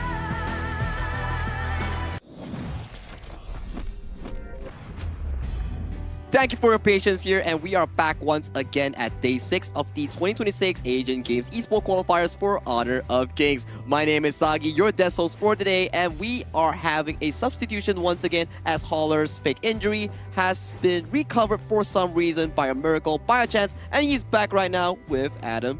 No, not Adam, Sir Cloud. Sorry there, but Thanks. You're ruining the moment. Yeah, man. We're having a Right, bromance sorry. here. All right. That's why there's like a middle, you know, there's like, it's not like a connected heart. Oh, Whoa, sounds like you're judging our heart. he's jealous. Okay? A bit. You're literally creating a crack in our heart by pointing it out. It's for the show, you know. It's for the show. Okay. But much love. I'm glad to be here with Cloud. Maybe not so much the other one, but we'll create that heart in the end. Yeah, we see too much of him every day, right? Now, just now, right? Yeah. I think you just saw the series coming in from Kazakhstan versus Vietnam in the talent room, right? That series was, I believe, one of the biggest upset that we had so far. Not to say that we didn't expect Kazakhstan to win, but the expectations of probably the netizens, some of us in the Kazakhstan, especially me, we were thinking like, okay, Vietnam's probably going to be giving a very hard game against Kazakhstan. It's going to be pretty messy, pretty 50-50, but turns out Kazakhstan was totally in control. They're legit, okay? I've been saying this from day one. This is the son. I mean, Alahan, Shisuke, he's from Virtus Pro. He was amazing. He was like the best player on that team. And to see him on here, I was just like, okay, this team is legit no matter what. Because you know he's bringing that same level to the stage. And not to take anything away from Vietnam, but man, they were ready to go. Kazakhstan really play that one. But it's also the storyline of how their group has shaped up, yeah, right? That's one. And also how that particular game, especially game 2, shaped up. It's like, okay, at first it kind of looked like it's going towards Vietnam, and then all of a sudden it shot back up to Kazakhstan. So it was an amazing game. And to your point as well, right? The grouping story of that Group C itself, now that Vietnam lost to Kazakhstan, they need another win to potentially force a tiebreaker to determine whether they can actually be in the direct event or they have to play through the last chance stage with Laos. So everything is looking so competitive in that Group C. We were talking like, what's going to be the closest group coming in for our entire event? We were talking about, maybe Group D, maybe Group A. but who thought Group C would be so competitive? Yeah, a little under the radar. Yeah. I think that is kind of catching us all off guard. And the fact that you might have a three-way tie going in to see exactly who's going to be the top two to make it to the main event, I don't think anyone really saw that. Because again, when you're looking at the teams, you're kind of looking at things like, okay, maybe India would have a chance. Maybe, like, you know what I mean? Like some of the other teams. But the other, like Vietnam, Kazakhstan, they really showed up here. Yeah, but we're going to put focus after this into the group that has arguably played the least amount of games so far, which is Group D. So there's still a lot of room for it to be shaped up, right? Correct. The upcoming game we are talking about is going to be Group D, Sri Lanka going up against Republic of Korea, which it's not going to be an easy route coming in for South Sri Lanka, because yesterday they went up against Hong Kong, China, and we all know how that went out because those were not easy games at all coming in for Sri Lanka, and today they are going up against yet another difficult team there, I would say, in Group D. Yeah, and I think that even going into this one, Sri Lanka, Korea on this one, we haven't seen at Korea for quite some time. They've had a little bit of a delay, so they've been having a little bit of an advantage of being able to watch the games. At the same time, I'm kind of worried of just like, is it too long of a break? You know, have they been are they able to kind of just get in and just jump right in and just to take down Sri Lanka? I mean, we're going to have to find out. But you know what else starts with a D, gentlemen? It is the new hero, Devara. Oh, okay. Yeah, and it has been added right now into the game. And also, some of the classic AOV heroes that are available for you to try out for a limited amount of time. So this is an opportunity to really see whether Devara can be used only in the clash lane. Can it be used in the farm lane? Can it be used as a jungler? Well, I personally, after trying out yesterday for the first day, I kind of felt that, this could be flexed into a farm lane. I see these two lanes. I don't know about you guys. Do you think that it can be used in another lane? I mean, it definitely has that option. I don't want to discount that, but I want to go back to what you were saying in the sense that, like, it seemed like we were going to play a game of like, oh, any sort of word that started with the letter D, and then you went into the very, Devara style hero, and I was like, okay, well, I know some other words that start with the letter D, but I wasn't going to just brag there, but I did want to play a game with you, and unfortunately, it's just going to be with the name calling on this one. I think what he meant is D as in Digit event coming in from Honor of King. Oh, yeah. Actually, no, but okay.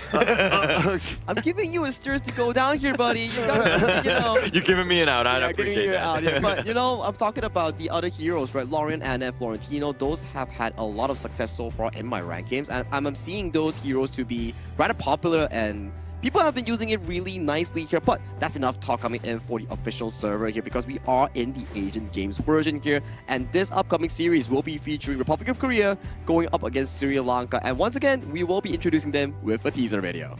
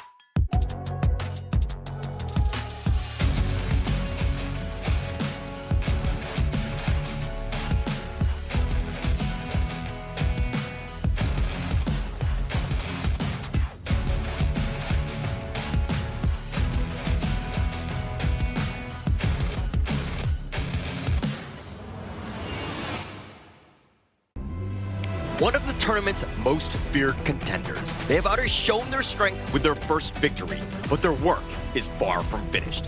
Hungry for more and determined to be at the top. Please welcome Republic of Korea!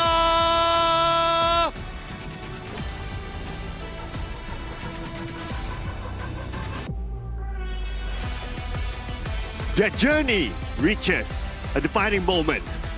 A match that will determine whether their hopes continue or come to an end. Ready for one final push. Entering the arena, Sri Lanka!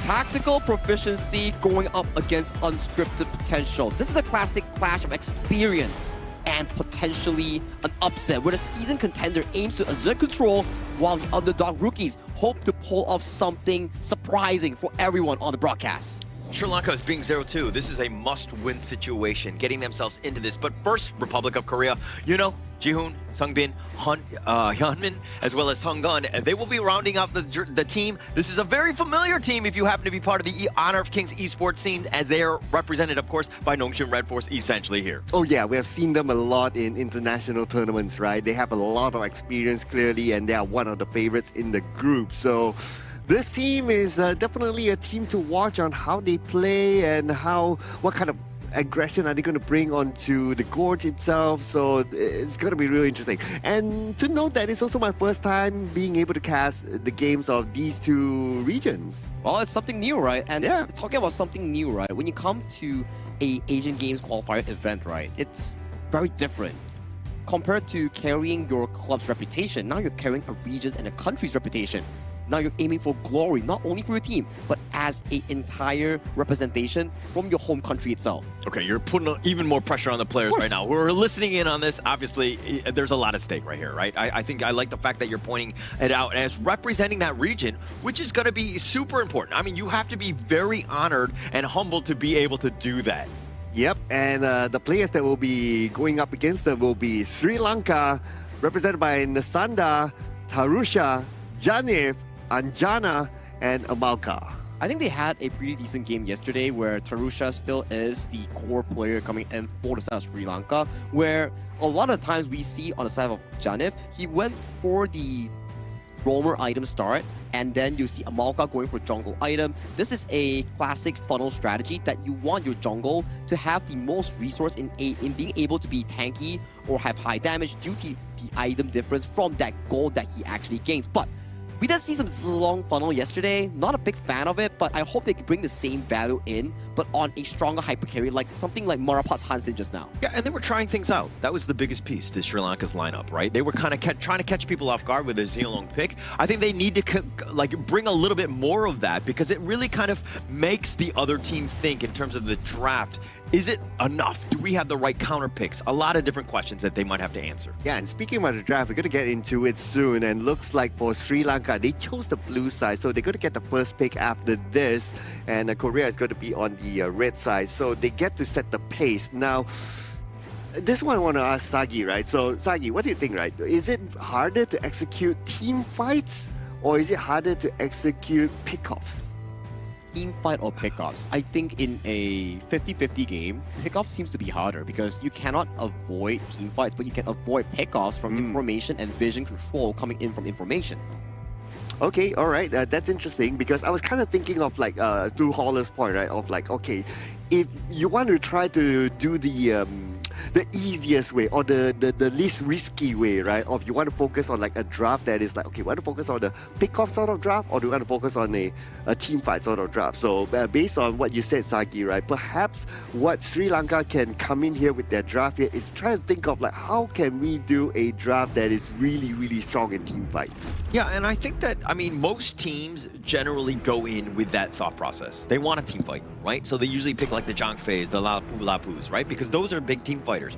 But I think that if you're really looking to kind of maybe dissect a team and take them out, and if your execution is a very high level, you're probably going to be able to play more of the ambushing style with the assassins. This could be definitely a possibility, I think, more from the Korea end, because they are a little bit more known to do these type of things. It's about experience and also the mechanical mastery coming in for some of the heroes, so you can actually pull off the combination that you mentioned just now. But coming in towards this draft itself, Maestro Nui and also Guan Yu ban on the side of Sri Lanka, and Korea has chosen to remove double roamers from their pool. First pick will be the Charlotte for the side of the blue team, and then an aggressive one, Byron and the Ukyo Tachibana. One of the strongest early game jungle clash duos has been locked by Korea. I like how, Holler, when you mentioned about like, oh, focus onto like a team fight and try to focus on like getting the Zhang Fei, the Lapu Lapu, immediately when you mentioned that those two heroes were banned off. So maybe Korea, they're thinking of like, okay, we don't want them to be successful in team fights. We are better in because we have a little bit more experience, so we are going to block all that from them picking them up, and we will pick up those kind of heroes that can do pickoffs, just like what the Ukyotajipana is for. So right now, I mean, it's very balanced. I mean, they're giving up the Lampo, the Musashi will be kind of going for that back line. But who are you going to go against? These two targets are going to be prime targets. Okay, I mean, Arlie here, speaking of a prime target, this is the one that he's going to want to get onto, but you know Hyunmin is going to be more than up to the task here. As one of his signature picks, right, coming in from his own respective region in this pro league, and being able to get his hands on that on the red third pick side, it means that when you go into the second phase, you can start banning out things like the Chano, like the Direnjie, to reduce the counters available for Arlie in that laning phase. Oh, okay, so you have the Arlie.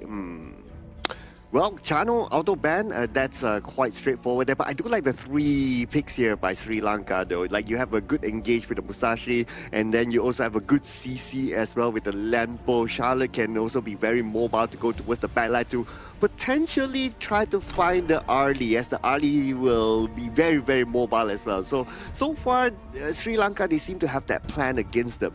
What Sri Lanka could use a little bit more is perhaps they can get another long-range type of CC, so I would expect that to happen for them. Maybe they're looking to pick a Princess Frost later on in their second phase.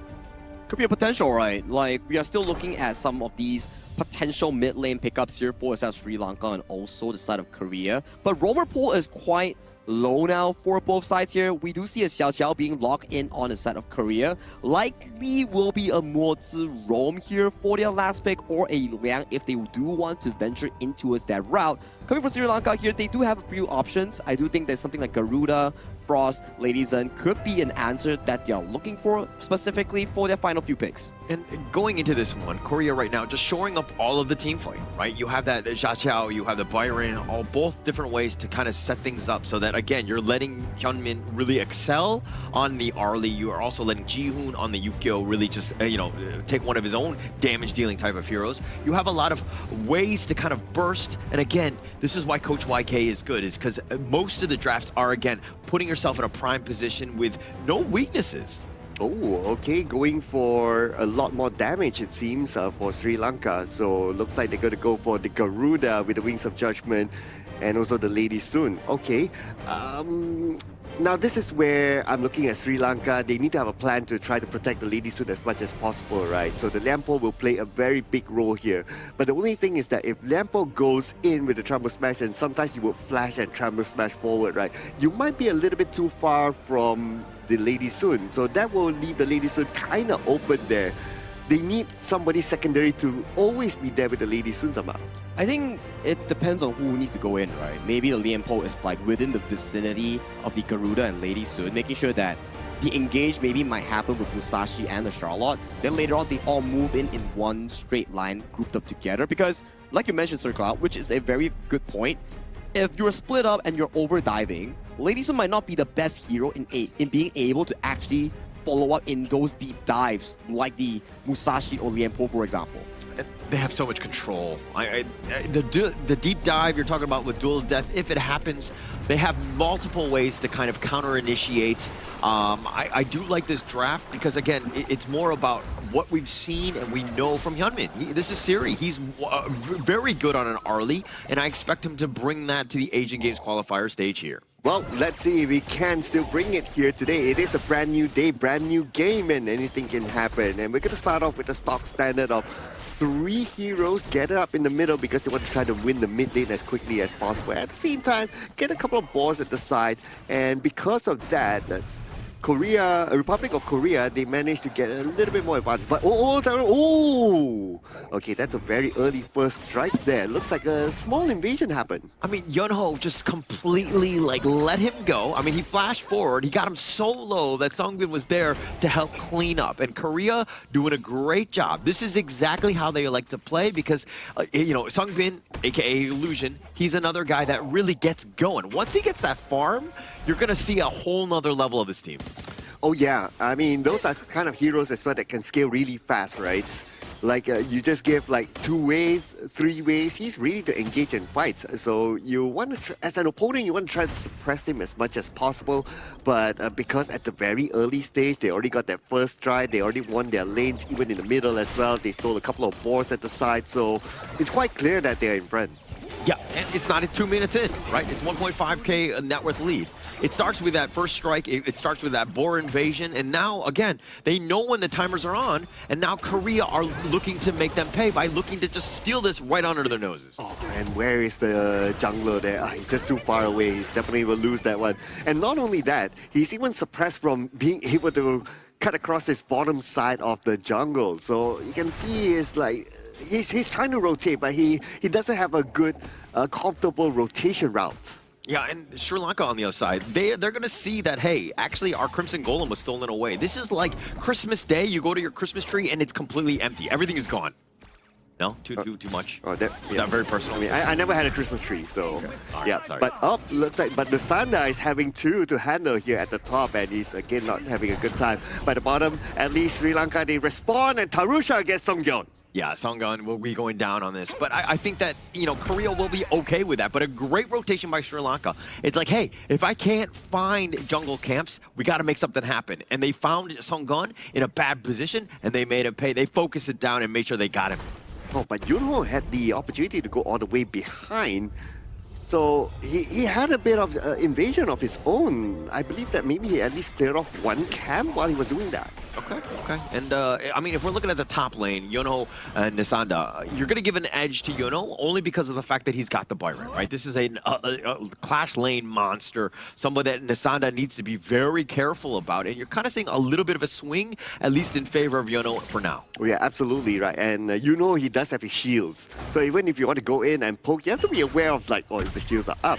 But now he'll be joined by Jin Hoon, and Nisanda, facing a 1v2, he cannot leave his tower. Yeah, can't leave the tower, and it'll push, right? And Ji-hoon was, again, rotating. Now he's teleported into the mid lane. Just talk about efficiency, getting whatever's available across this map. Okay, so Wings of Judgment just to try to protect the entrance from the players of Republic of Korea from coming in, and that was okay, right? They try to find that balance again because they need to. They are starting to lose pace here. The goal difference is almost about 3,000. Yeah, about 3,000, but this is where the opening happens. All of that lead, now they've got to better. They're able to just burn down the turn so quickly. Oh, that was so fast. Arguably one of the fastest that we have seen.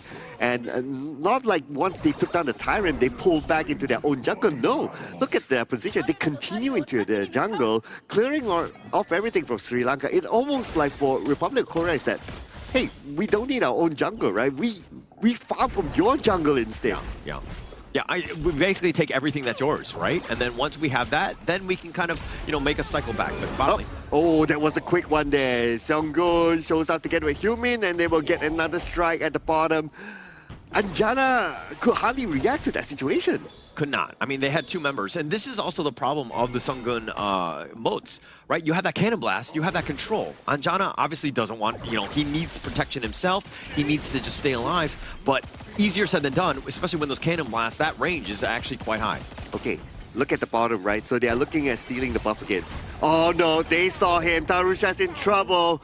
They thought that, okay, we just track the brush if anyone's there. Boom! Tarusha happened to be there and they take him down. And not only Tarusha, but Seongmin got a double strike onto Anjana. Yeah, Tarusha was waiting in that brushes and he was just like, hey, if I don't move, they can't see me, right? Not gonna happen. It's like a steal yet again for Korea. I mean, literally taking over the map at this stage. Yeah, I mean, frankly speaking, if I was him as well, I was like, okay, I'll just be here, okay, until the timer turns up and I'll quickly take it, right? But at the middle, Janif, luckily enough for him, he does have that flash, so he will be A-okay for now, but that was a lot of damage dealt. Yeah, Yunho just not scared. I mean, even in the top lane, Nisanda taking some decent shots. Like, the way that Korea are affecting you, right? They're putting a little bit in terms of the poke. They're willing to dive towers and to just kind of take some tower shots because they know that you're going to be pushed off of that lane. Well, speaking about pushing, now they're going to push the mid lane instead. And look who's still in front. We have Songyeon here. And Songyeon opening on the map, they have the information. They will go all the way to the back line after receiving all that. And they will get a couple of takedowns here. Crucial initiate by Yunho to open up that fight. 3 from Sri Lanka goes down. So Yono actually flashed Storm Strike right on top of them. They had all grouped up. Sri Lanka was trying to respond. They used the Duel of Death, but it was on Yono. That's like worst case scenario. That's the one they want because he's the tankiest of them all. And now Korea starting to roll. Oh man, and now they're gathered all 5 together. They push the bottom, and now they will take down the middle, just waiting for the minions to arrive. Well, that was a really, really fast move by them. Yeah, and look at Storm Strike right on top. Song Gun, Cannon Blast on top. That's the Wombo combo. Worst case scenario, what you need to be doing is spreading out and getting that final shot. Nobody gets for free. Song Gun all the way on the side. We see you, bro. Dude, that Cannon Blast from the other side, that was insane. And they're not stopping yet though. Now they're going to push the top. So while they're doing that, look at the position of the Ukko Tachibana at the bottom. He's just doing what fast heroes do. Push at the side. Yeah. And I mean, look at the side of like the mini-map, right? You can see all of the jungle camps still up on the Korea side, but they don't care. They want to just end this game. They want to take these towers down. Oh, they want the Lady Sun. They want the Lady Sun for sure. He's looking at the Lady Sun. He's just waiting for that opportunity while pushing down the bottom lane and open up that space for the top lane for his teammates to push, but he's going to pull the handbrake for now. Yeah, the handbrake for now. I mean, Jihoon, he's still sticking around. Look at how brave, confident he is, maybe a little arrogant, just sticking around, knowing that Sri Lanka really can't do much. He has mobility. I mean, yeah, he's just threatening, but he gets on out. Yeah, he's just like teasing them, right? Yeah. He's just like going in, going out. I mean, it's just so annoying, the fact that you not only have to focus on the top, but now you have to keep one eye at the bottom as well. Yeah, and it's the potential flank, right? If the team fights are happening, and now with these minion waves, they have to shift. They find Jihoon. Okay, there goes the dude to the left. They got him though, and that's the takedown that they're looking for. Finally, they don't need to worry about him. They only need to focus onto one side. But then again, while all that was happening, the tower at the top was taken down. Yeah, it's like damned if you do, damned if you don't, right? From that bottom line, it's like, okay, let's get rid of Jihoon. I mean, he was being arrogant, as we were talking about. He was definitely out of position, but it was all a bit of a farce because the true strike was in that top T3. Well, in his mind, that probably was all part of the plan. Yeah. Like, I want you to come towards me, and then we finally get that opening at the top. If not, it would have been a stalemate. Yeah. And they'll stick around. I mean, they're up about, 10K, not even 9 minutes into this game, and they're going to wait for Jihoon to make his way, his appearance back to the stage on this side of the river, if you will. But the Tyrants, that's probably going to be something that they're maybe looking into, but after this fight. Okay, they're going to put focus onto the middle where Yunho is at, but here comes the rest of them. And are they going to engage though? Again, disciplined gameplay, right? They want to try to win the waves in, and now they will start to move in all the way to the back line. And Tanusha has to back off as well. He can no longer tag. While Shobi gets a rampage onto the Sanda right now from the back. They will end this game. And game 1 goes to Republic of Korea. In a sub 10-minute game, Republic of Korea takes it clean after a few days of not playing. Their form is still really, really sharp, and they are bringing in yet another storm for Sri Lanka to actually be solved. Yeah, and the way that Korea were doing this, they were on the Sri Lankan side almost this entire game, right? And I don't know the actual game time, but I think it was less than 10 minutes. But in the very end, even with that flash forward, where the Honey Sweet Breeze would just set them up because they were like grouped up together. And this is the problem. When you're hiding in your base, there's only so much space, and you want to scatter out as much as possible against this lineup. But when you're kind of, again, huddling in your base, you're going to stick together, and that clump was there, and that was game ending. I kind of understand as well why the clump happened, because it's sometimes you feel comfortable with your friends around you, right? Like you want to like, I'm together with you. If you spread out like you're one here, one there, you feel less confident. I totally get the psychological effect of that, right? But objectively, they also have to remember, like what you said, right? If you clump it together, it's easy to get group CC. I think there's also another reason for that, right? When you look at the screen on the phone like this, and then you're like, oh, I don't see my teammates on my screen. It doesn't feel that safe. So when they're in your screen, it feels much more safer. Oh, it's a psychological thing, like Carl mentioned, Yeah. I mean, you definitely want to be grouping up to a certain degree, right? When you're in your base, there's only so many spots that you can go. But it's still like, hey, maybe we need social distancing, right? I think that's the biggest thing. Going up against this lineup where you know that those ults will hit you, or even the spells, like the way Korea was built, it was about the team fight. So it's all about spacing. It's got to be something that they look into in game 2. And the early game coming in for the side of the jungle, the Ukko Tachibana. Yeah.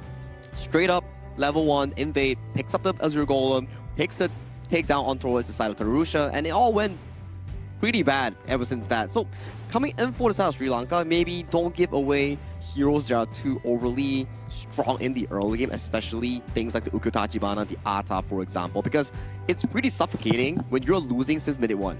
Yeah, and you don't have anything else to farm in your own jungle, right? Like at some point I saw that the entire jungle was dark. Whereas on the side of Republic of Korea's jungle, it's like, oh, they still have dots there. So it almost feels like Republic of Korea didn't really want to farm on their own jungle. They farm on the enemy side jungle instead. And the moment they want, the Musashi wanted to farm, it's like, there's nothing left. Yeah, nothing left at all. I mean, Jihoon, only one, he died twice. Sunggun only died a single time, but the rest of them were pretty much flawless. But great initiations by Yeonho, setting things up. Songbin with a great game ender in that last initiation. Hyunmin, again, the tried and true carry of being able to close it out. That's what you want from a team here. And Songbin was really active on towards the map, right? Yeah. I remember playing on Xiao Qiao, and then he's just like running around the map, picking up takedowns left and right. The mid-roam synergy coming from Seonggon and Seongbin has been pretty consistent. Like, the moment they go towards the side lane, the main person that has been absorbing all this pressure from this mid-roam duo is Anjana. Every time I see the Xiao Qiao and Mozi huddle towards the bottom side,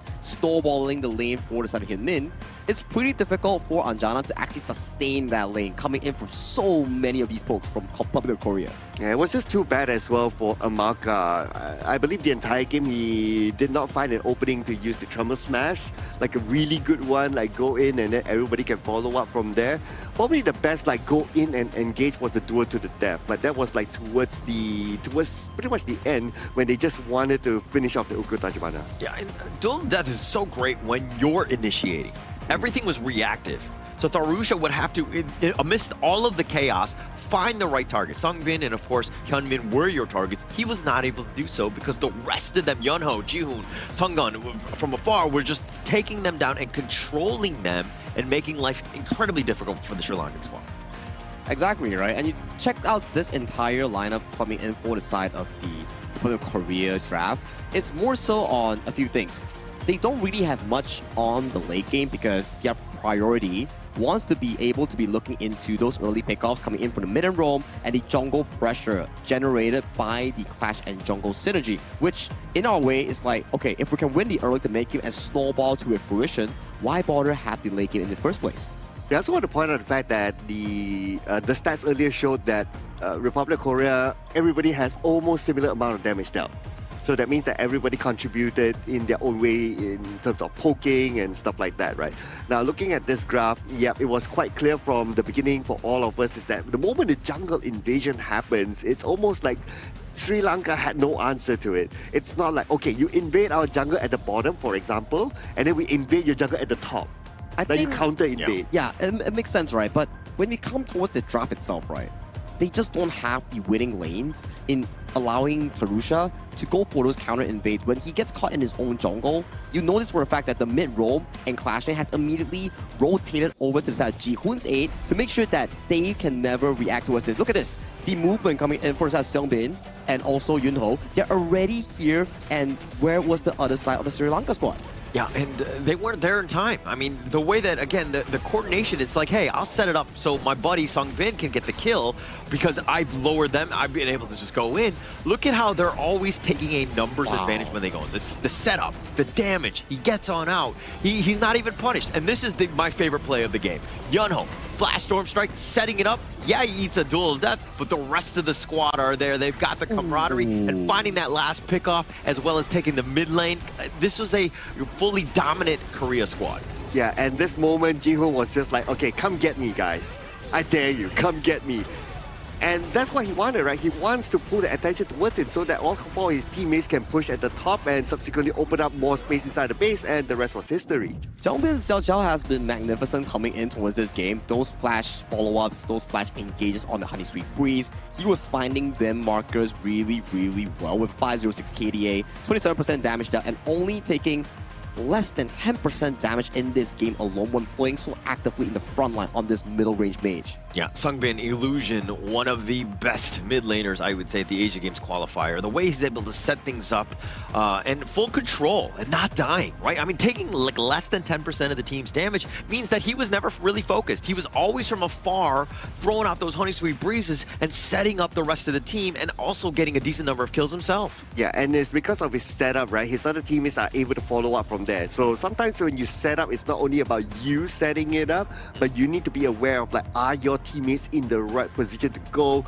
Are their skills still on cooldown and all that? Taking all that formula into calculation, the moment he sets up, everybody goes in. This guy is the playmaker for the team. Now it comes to the question here, how does Sri Lanka come back from this? Because I understand that there's a very large strength discrepancy between the two teams, and they have tried their best in finding those early pickoffs, especially on towards Yongbin. But the question comes, how do they find different moments? Like, how do they force the lead to be lesser coming in with this side of Korea? Because so far we've seen, yes, you can get some pickoffs left and right, but how do you equalize the lead? Because jungle control, map control has been pretty devastating for the side of Sri Lanka. I think it starts from the beginning, right? In the first minute, when you saw that jungle invade, even to the boars, just taking those away, that kind of snowballed a little out of control. And then the Azorka, they get vision of where the buffs have been taken, where the jungler is, right? And then they know that Tharusha is not there. And then later on, they go to the top side, they take that away. So they have that advantage because they're understanding where those junglers are.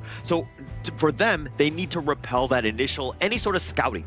Right? Protect your jungle as much as possible, especially early, so that, again, you're able to take things down within the team itself with that gold sharing. I'm thinking along the lines of fight fire with fire, right? Okay. If they take your boards, you take their boards.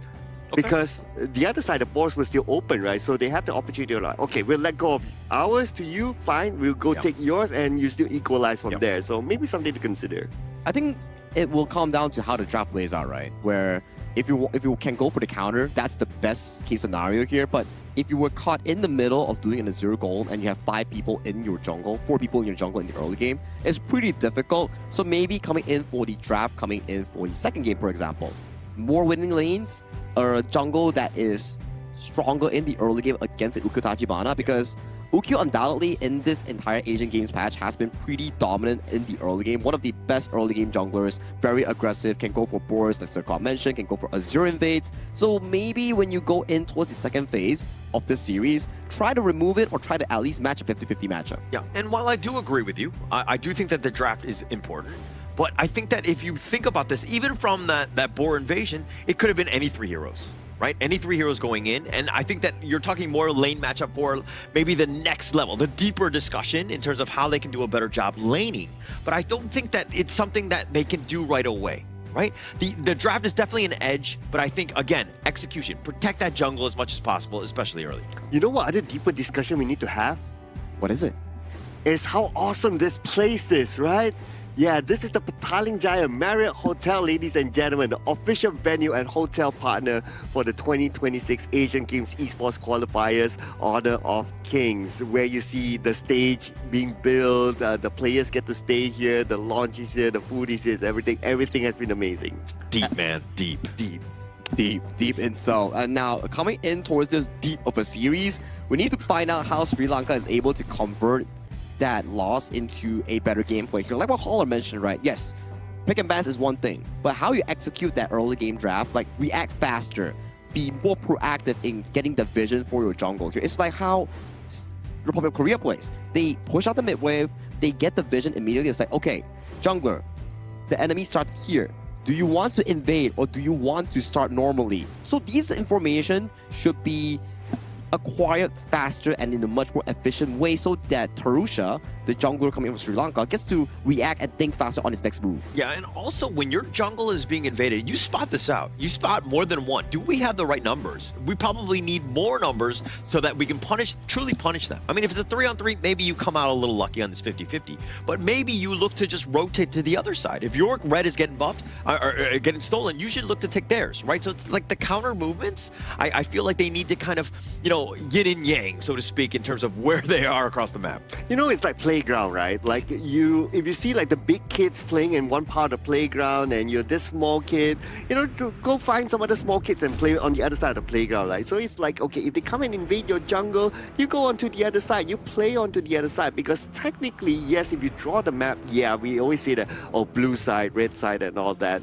but you can also rotate the map and think of it from like, oh, the blue and red side can be a little bit different. So you can also play on the other side if, you know, your own side of the jungle is invaded. It's like the parallel jungling, right? Like make sure that you are swapping something, have a stop loss for the situation. Don't just give it away for free, essentially, which I am liking it from Sri Lanka, right? Locking in the Byron as their first pick, making sure that it's sufficiently strong in the early game to at least take care of Tarusha if he wants to go for those jungle invasions. And coming in South Korea, they go for these exact same route, banning with Zhang Fei and Lian Po to start off the match. Yeah, and they're also going to go with the Angela, something that they really like to go with, especially with Sungbin in the mid, actually, I believe. But anyways, they're going to go with that Angela, really set things up. I mean, this is about that control, the damage, and he loves to ambush people from brushes. Yeah, we got to see the Yuhuan being picked up together with the Lady Zen as well. Oh, okay. So, looking at the current draft, they still need another hero to really be more durable in front here. So, I'm looking at if they might want to consider picking up the Dune for themselves and then another marksman. That could be the case, right? Coming in for the South Sri Lanka, if they do need a jungle tank per se. And South Korea, once again, locking up the Ukyotachi Bana. Since they didn't fill on it at all, they are revisiting that pick and making sure that the early game goes in towards their advantage here. So it's coming back to the same thing. Can Sri Lanka react towards the early jungle aggression coming in from Korea? And as they go, I mean, you've got the Yukio. Like, this is just like the tried and true. If it ain't broke, why fix it? Plus, you have the Charlotte. You know that you're going to get a lot of impact from that top lane from Yono. So, a lot of just going at you, right? This is a type where I think that they feel confident enough. They don't really need a whole lot of the team fight, and they can just be more glass cannon style and to just jump onto this back line. I'm now thinking about, like, what if Sri Lanka goes for a Nerza, right? Like, okay, if you have a Nerza, at least you can play with the pace of how Republic of Korea moves, right? Like, sometimes they're at the bottom, sometimes they're at the top, they're jungle invading top, they're jungle invading bottom and all that, they're playing with the lanes. So at least if you have a Nerza, you can also somewhat kind of spot out opportunities to like, okay, it's an opportunity for me to just fly at one of them and try to get the takedown to get with the team. I think it could work out as long as Sri Lanka gets a smooth jungle early game, unbothered, uncontested, and the Nerza pick that you suggested gets to scale towards that level 4, then it may work out coming from Sri Lanka if they do have the hero pool per se. And right now they are looking at a jungle and farm lane left coming in for their remaining roster here to be finished. Coming in for the blue side here, potentially the Direnje, the Aaron, something like that could be a equalized matchup going in towards the channel. We know for a fact the channel has been the tournament's favorite farm lane so far. Decent early game, strong late game. But the only thing that it loses to is a form of hard engage or some flank angle that Sri Lanka can actually consider in their draft. Yeah, Luara is looking to be picked up here with the Ata. This is going to be an interesting wrinkle. We haven't seen Luara, I believe. This is the first time. Yeah, first time, right? So this is, I think, more for the lane-up matchups. It does actually, on paper, it does okay against the Wolves. That is Jano. So I see the logic behind this pick. Yeah, but Luara doesn't scale very well into the late game, so that's a little bit scary here, right? So if this game goes late, right? So if we look at the draft of Sri Lanka, who can they depend on to deal the damage? I don't think anyone can realistically scale to the late game from South Sri Lanka aside from the Luara if she does go for the critical build. And a trivia as well, Hyunmin on his original team itself for his club, which is North Red Force, he is the only few players that would actually bring out the Luar in competitive games. So this is more of a challenge for him to actually dissect how to play this specific matchup. Yeah, you're playing into somebody who actually likes the hero himself, exactly, right? So, to be honest, the channel will always have a bit of an edge, but the logic is there. It's all about execution on this. And you were talking about the fact that they don't have a late game, but hey, this is that time, right? If you want to go and take the fight to them, you got to go early because you got to set yourself up so that you have a good mid game, and then maybe that late game is something that we even get to here.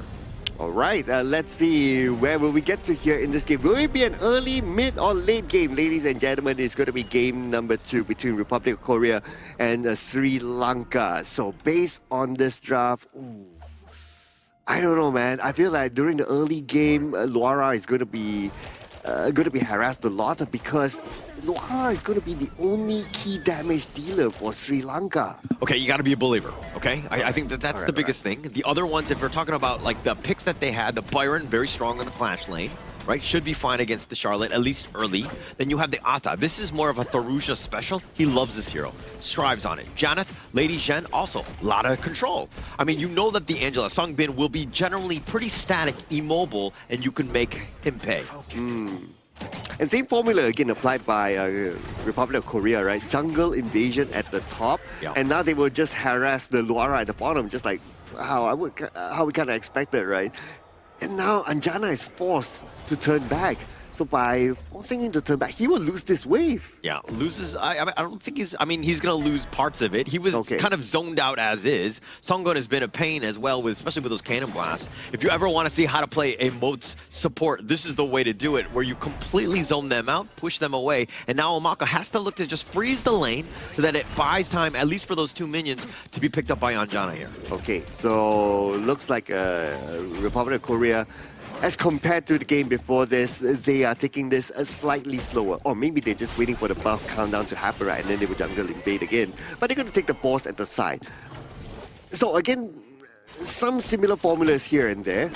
Whereas for Sri Lanka, they are not doing that. Okay, you invade us, we invade you back. But the Blazing Brilliance from Sungbin will give him that first strike just like that, thanks to the multiple stuns. Yeah, multiple stuns. Songbin, that Blazing Brilliance, that's going to set it up, right? It's Cannon Blast, the Chaos Center. This is a nice 1-2 combination. Angela, Moats. These guys, when they are able to hit their stuns, one will help the other one, and then Blazing Brilliance, it's GG for that unit. Wait, they're looking for another one now. Now Ji-Hoon goes in, and they will let that one go for now because they will focus on to getting the buff.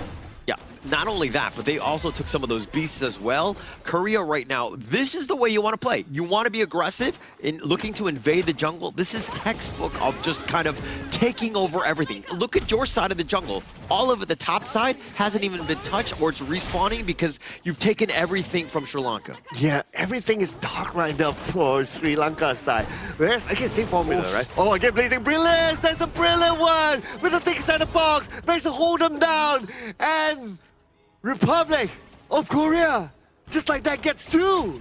That was the perfect play by Songbin. Complete setup. Cannon Blast, 3-man stun, flash, Fig inside the box, lock it down for Songbin to just clean house with that Blazing Brilliance. That's the 1-2 combination. You're going to see these guys moving all the way around. Plus, they're going to look to take away this Crimson Golem. They're taking away everything right now. Dude, they have to be careful.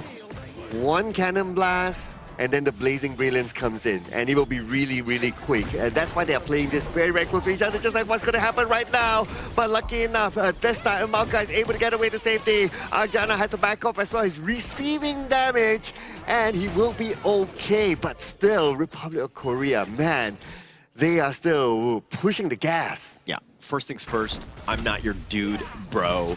As we go in, it looks like Yunho, a little on the lower side, is going to be looking to just run off here. I got you,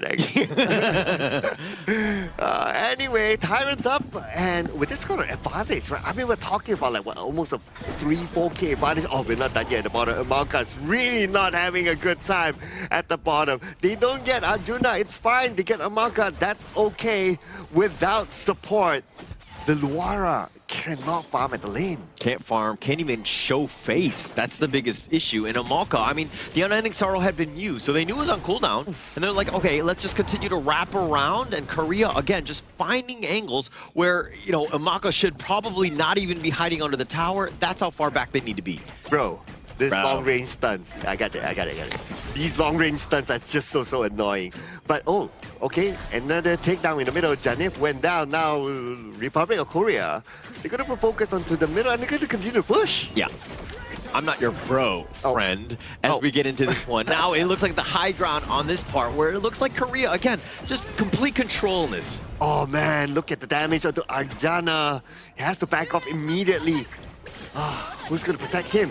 right now he has to rely on Tarusha to protect him, but there's so many skills that can cut through. Again, the Cannon Blast from afar will stop them at their tracks, and how are they going to move forward? Oh, but they catch one in the middle. It's going to be the Sun, and the Sun that flashes away, but can he survive this one? The Sun that's still being chased down though. A little bit of an old extension there, and Junho will pay for it. Yeah, he's going to pay for it. He went all in on this, and the rest of the Sri Lankan team are just waiting in arms. But they lose the mid T1. That's a bit of an issue here as Korea, again, using that map control. Look at how the cores, Jihoon, Hyunmin, just running right back. They're going to just take over their jungle and then go back in when they need to. Yeah, and Junho was like, okay, yeah, he sacrificed himself, that's okay. But because he went chasing, the rest of Sri Lanka has to chase together as well.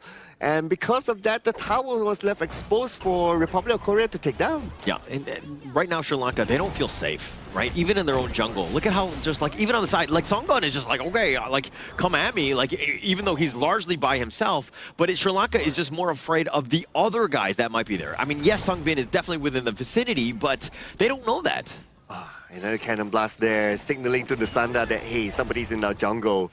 So don't go out, guys. But if you don't go out, where are you going to farm? Yeah, no space. Top T2 just, I mean, taken down here. They're completely zoned away. They've completely controlled this map. I mean, they're looking even to just cut the wave in the mid lane. Like, that's how, you know, brave and confident they are with this net worth lead.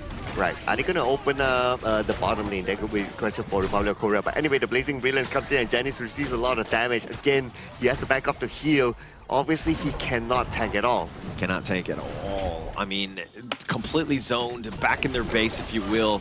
All 5 members somehow have to hold on. But it's a wave clear, right? Just deal with that. I think that Luara is decent at the wave clear part, but she's kind of not really farming enough as she's about 1.7k behind Hyunmin. Yeah, and if you want to wave clear, Luara's range isn't... It's okay far, right? It's medium range, right?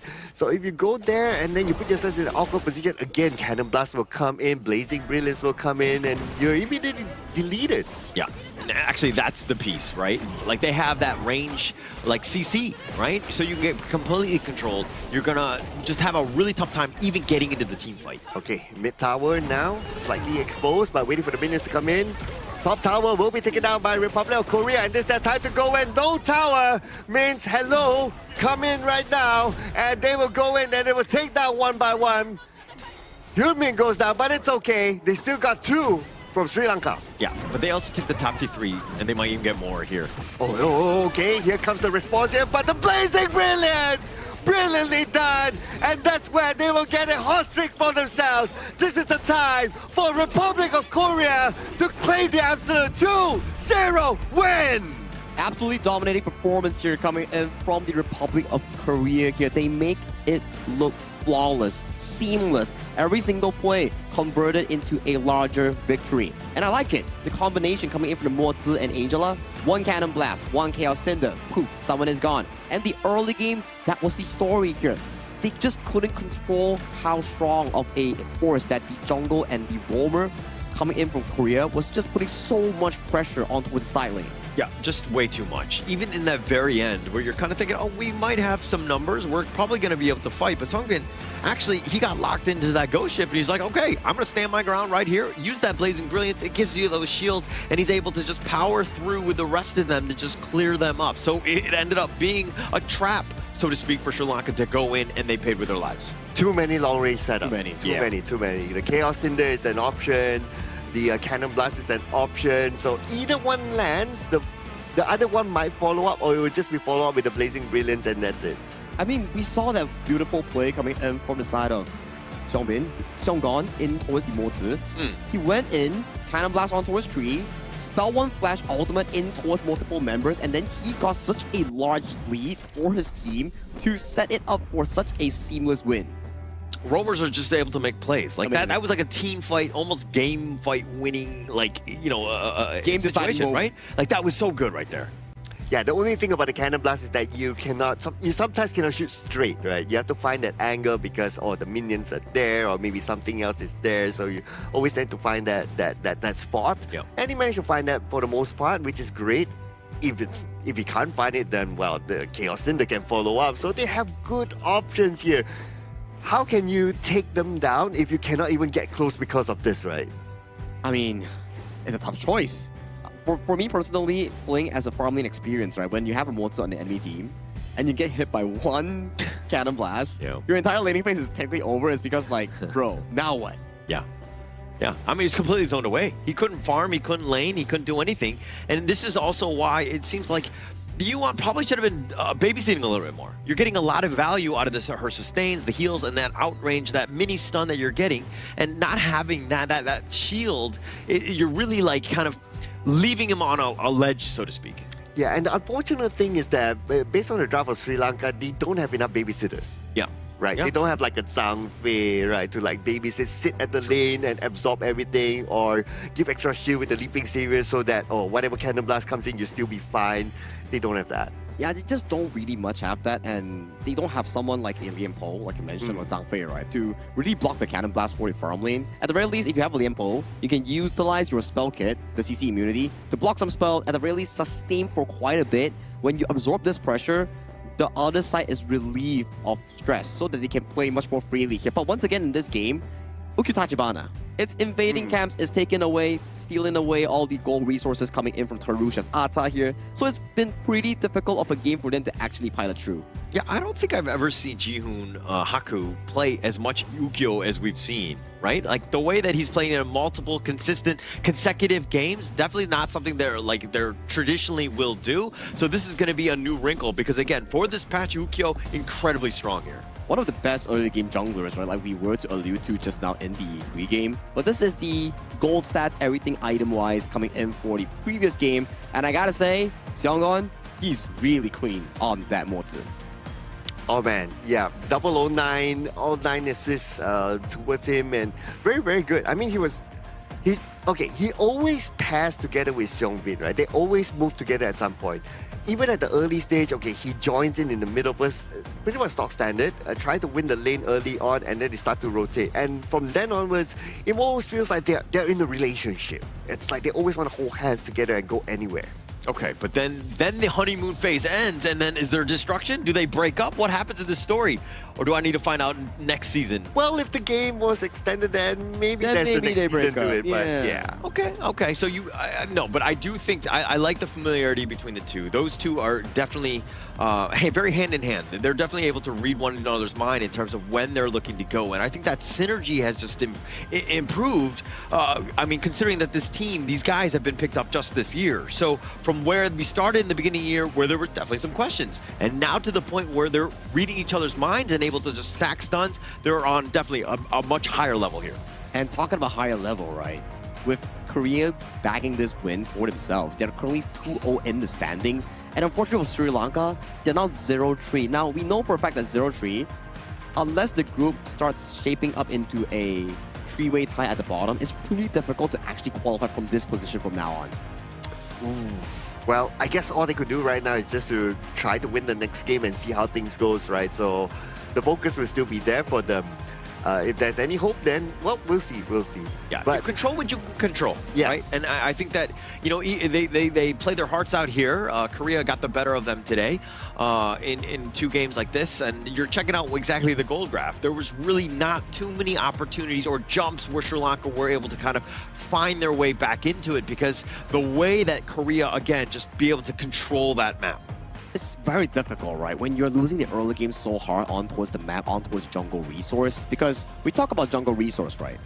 When you take something from the enemy, you're gaining that goal and they're losing that goal. So it's double the value if you can steal more camps away from the enemy here. And it goes the same for minion waves as well. If you take down someone with the Blazing Brilliance plus the Cannon Blast combo, they lose out a whole wave and that's about 200 gold loss. Yeah, and Sri Lanka was not able to even cross the river at all. Like the best is that, okay, we play along the river, that's it. But, and that's shown through these highlights, right? Like when was that time? Oh, but this is a beautiful, it was a 4-man. 3-man. Oh, 3-man into a 3-man thing inside the box. That was beautifully set. Oh, that was absolutely beautiful. That was the play of the game for me, right? Because once you open that up, the bottom T1, mid T1, everything just opens up because you have space.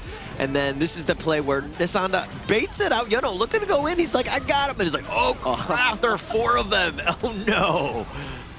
So fast. But, yeah, towards the end, it was just like synchronizing. Just rinse and repeat of what they did, right? Like, you get a cannon blast on the 2, the follow-up happens immediately. It was almost like seamless for them.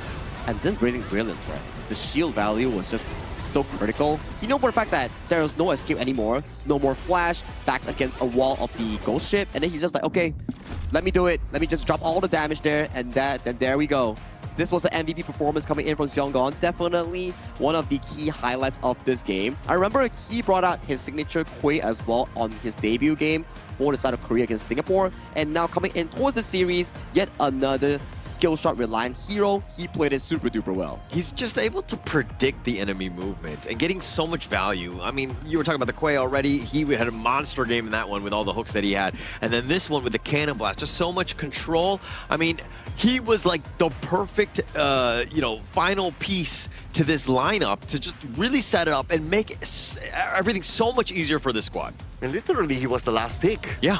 Yeah, the Monster was the last pick. So, yeah, it's shown that they already had it in the plan. They already, kind of imagine, okay, how a team fight is going to play out, how every move is going to play out, and it's just so beautiful to watch. The storyline coming in from Group D is really similar to Group A, where you have two group leaders.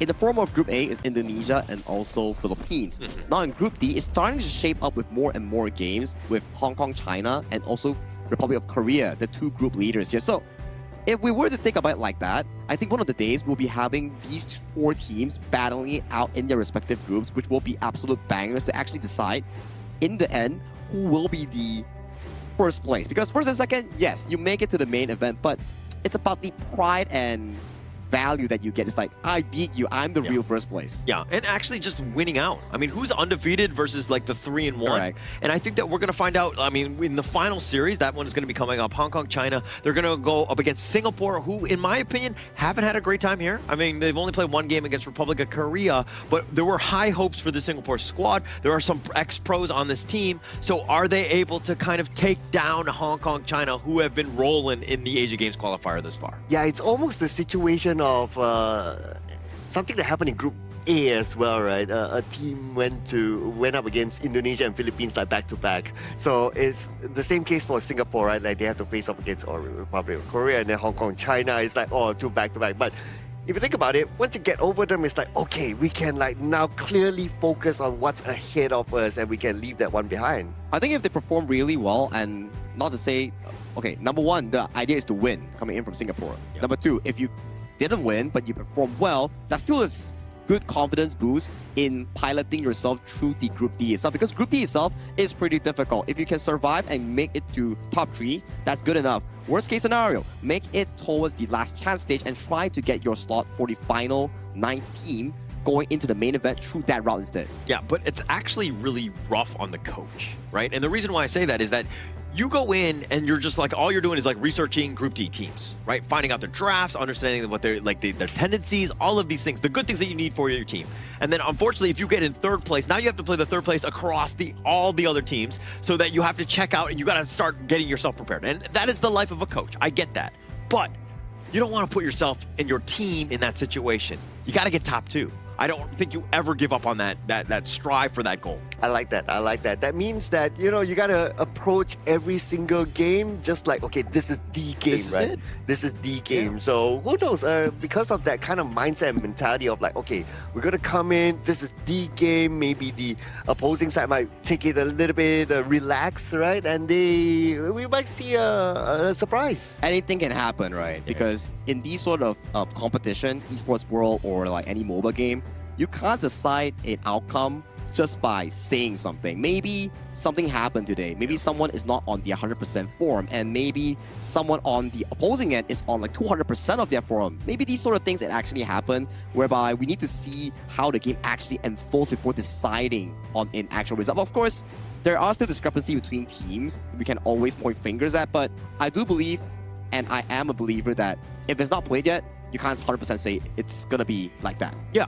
And I think that even going in, especially with that sort of mentality where it might happen, right? And I think that it's for Korea to just, again, they're going to feel in a great spot, 2-0, and they're going to be watching this final series here, getting a little bit of intel on Hong Kong, China, and to see exactly how to take them down, because both of these squads, they're not perfect. Even this series today, Republic of Korea, there were still some moments. I mean, it looked good. I mean, like an 80, like a 90% A-, I'm going to score them. But there's still things that they can do to get to that A+, if you will. Oh, wow. You're such I have very high standards. Yeah, very high standards. I can see that, right? I'll be afraid to be your kid, right?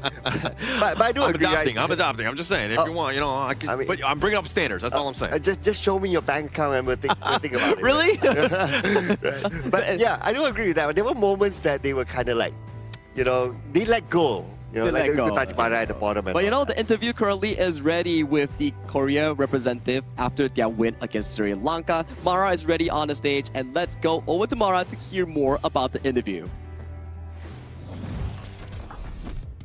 Very convincing and dominant win from Team Korea. Sungbin, congratulations.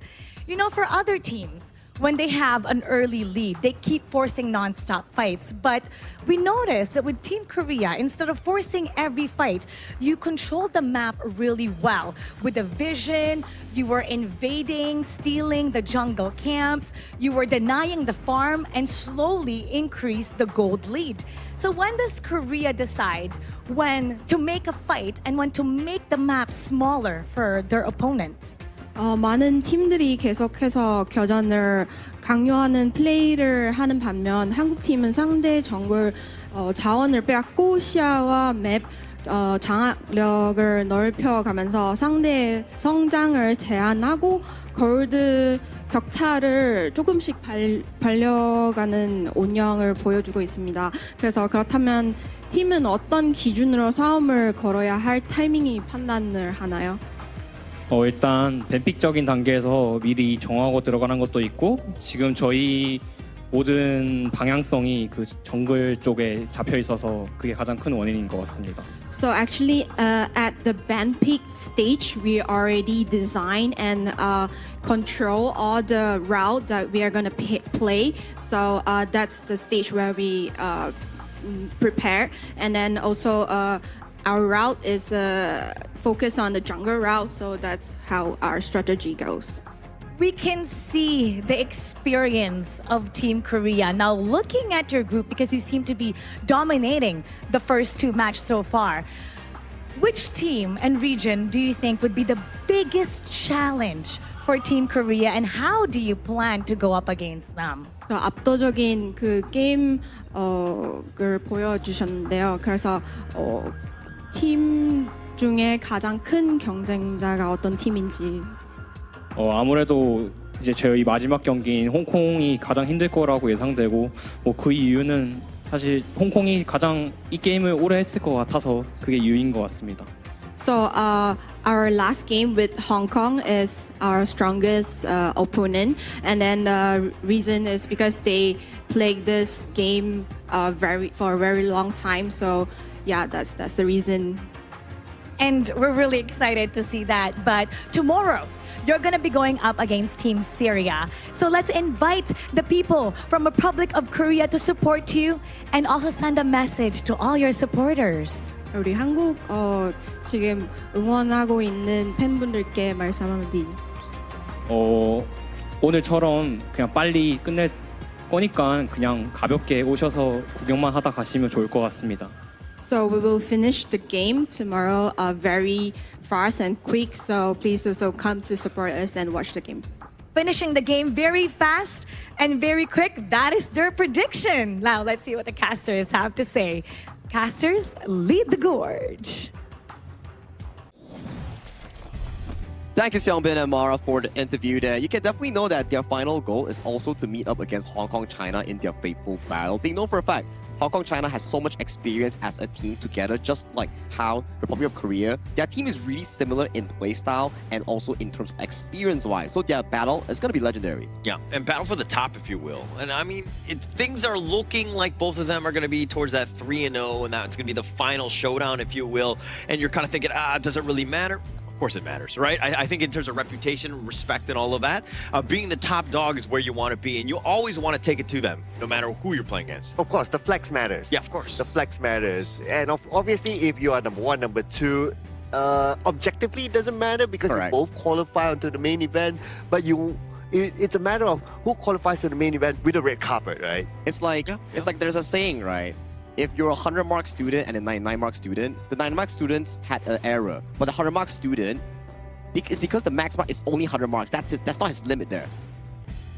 Okay. No, I do think that, like, obviously, I'm the 100-mark student here at the table, while you guys are like 90, 92, and 91. But, you know, it is what it is. We'll give it to him. We'll give it to him. It's okay. Let him have a win. I will happily take that one. I mean, but I will always go for 100. That's what I think that both of these squads are looking to do as well, especially, again, when you're going in and you're going to probably, you might even see them in the main stage. You want to kind of put that threat in them now. But you know what else I will always go for? What is it? It's our official gaming phone for the 2026 Asian Games Esports events on our case qualifiers, which is iQOO, ladies and gentlemen. The phone that helps all these players to perform really well on stage, and how you saw those quick moves with the Iko Tachibana, with the quick cannon blast, flash in, and then the thing inside the box thing. Yeah, it's all achievable with this iQOO phone. Always a good device that can improve your gameplay, right? And talking about gameplay, our upcoming match will feature Hong Kong, China going up against Singapore here for our final match of day 6. For Singapore, this is going to be an important match for them because they're currently 0-1 in the standings here. And for Hong Kong, China, if they win this,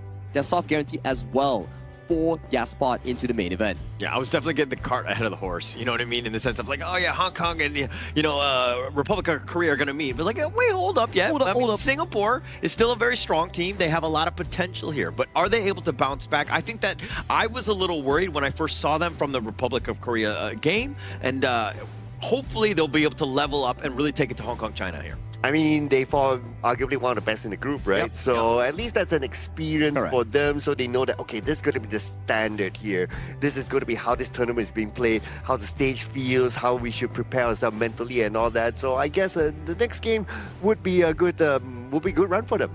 I think it's like a testing ground, right? For Hong Kong, China, it's about repeating their success they talk about. And for Singapore, it's like also a testing ground, but trying their absolute best to topple the giants of their group. And if they can do that, great news. If they cannot do that, also okay, but they need to be sure that their mental is in check, and the way that they learn from the game that they lost, they need to absorb it quickly and adapt. Yeah, and being down 0-2, I mean, I think you were talking about how the team that was up against Indonesia and the Philippines, that was Mongolia, they were down 0-2, and then all of a sudden they had to play all the other squads. But I think that this is potentially the same way, but they need to bounce back much quicker. I don't think they want to get into that situation because the mental state will be completely shook at that point. Oh yeah, absolutely, right? Absolutely. I'm sure they will bring the best to the table later on, so I can't wait to watch the match.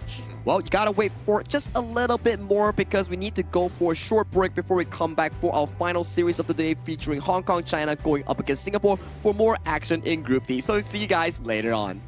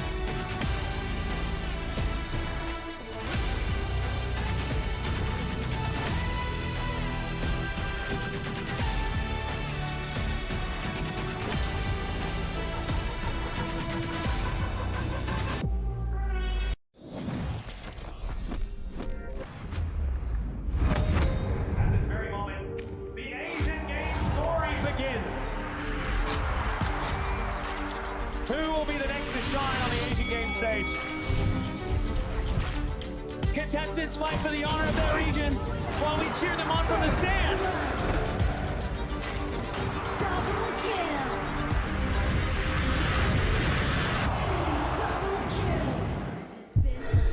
This is a challenge, but it is also an opportunity. The tide is turned.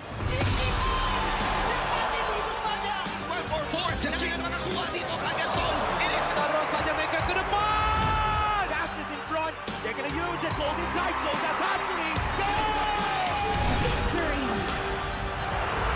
And we pulled it off together. We share the same voice, the same radiance. This moment of brilliance belongs to all of us. Together, we shine.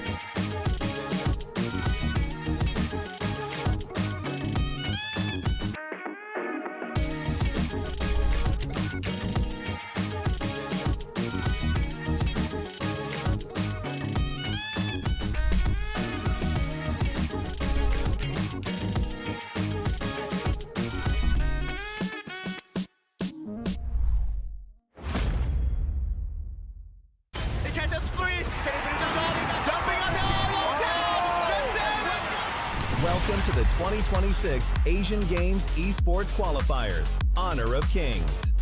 20 regions, one stage, and only the strongest 9 teams will earn the right to shine above the rest.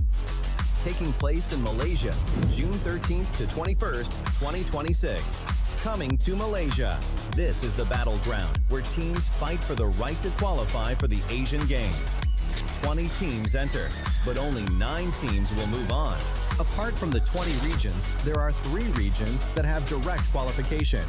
Here is the 2026 Asian Games Esports Qualifiers Honor of Kings format. First, the 20 teams will split into 4 groups of 5. In each group, every team faces every other team once in a single round robin, with every match played in a best-of-3 format. That means every match matters. Every game matters. Every single point matters. The point system is simple. Win the match, earn 1 point. Lose the match, earn none. At the end of the group stage, teams are ranked by the total points they've collected. And from there, the road begins to shine. The top 2 teams from each group qualify directly to the Asian Games main event. That gives us 8 teams advancing straight out of groups. But for those not through yet, the light isn't out. The teams that finish 3rd in each group still have 1 more shot. They move into the last chance stage. There, they battle through one final BO3 single elimination bracket until 2 teams remain. The 2 teams will then face off in a BO3 match to claim the one final qualification slot. So in total, 9 teams will make it through, 8 from the group stage and 1 through the last chance stage. That is the rule. Now it is time to see who can rise through it. From across the world, regions gather here in Malaysia. 20 teams, and only 9 will qualify. The path is set. The stakes are clear. Together, we shine. Stay tuned, and we'll see you at the stage.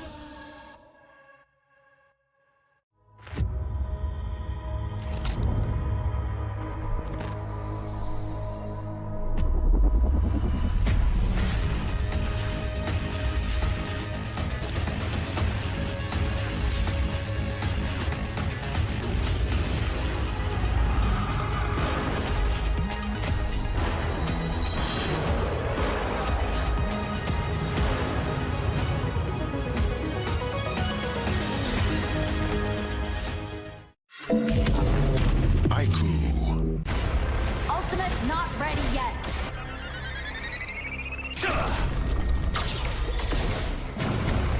You have slain an enemy. My magic murmurs in ecstasy.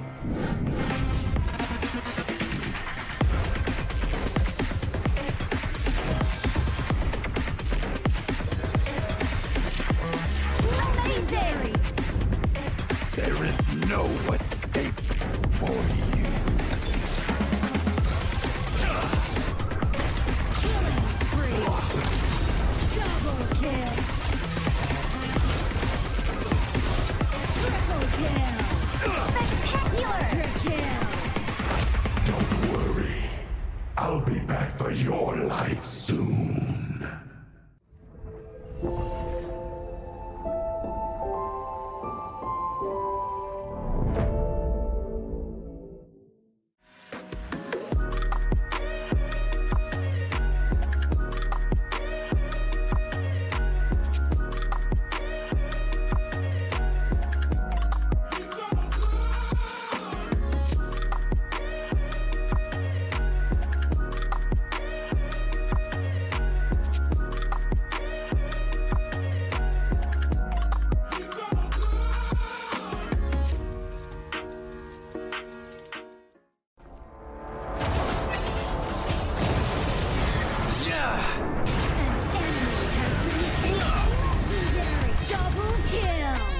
Shall I compare thee to a summer's day? Don't engage. Don't crush us like insects. Defend our base. Our high ground tower is under attack. Amazing! Unbelievable! Ah, the fragrance of romance. Ally has been slain. Rampage. Double kill. Triple kill. Spectacular. Pentakill. Lady Fortune is on my side.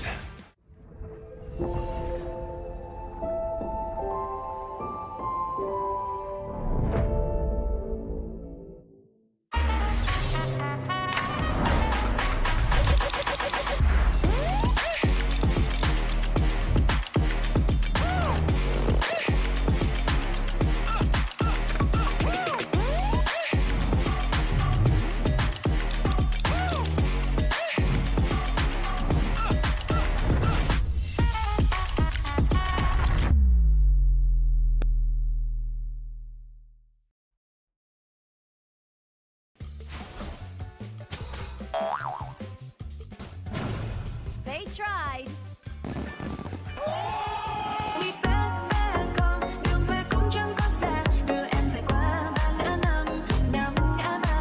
The new Spritling skill, Dig It, is a passive skill, which will automatically trigger at fixed times each match, up to a maximum of 10 times. The skill grants guaranteed standard rewards like gold, XP, shield, health recovery, and more. There's also a small chance to uncover mysterious grand prize effects during the match. Dig It may also produce tradable high-value treasures. Detailed information about acquired treasures will be shown after the match ends. Each treasure has its own rarity and storage size, and obtained treasures will be automatically stored in your warehouse. If you want more high-quality treasures, make good use of the Treasure Fusion feature. You can also copy and share your code so friends can help speed things up.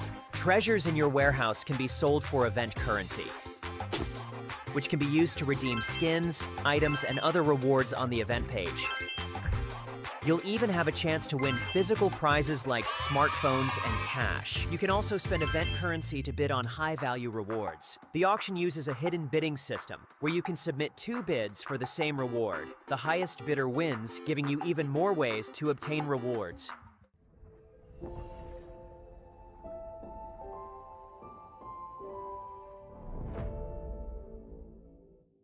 Itu bukan track kita. Relax, bro. Phone aku! Jom ke mana? Mountain View!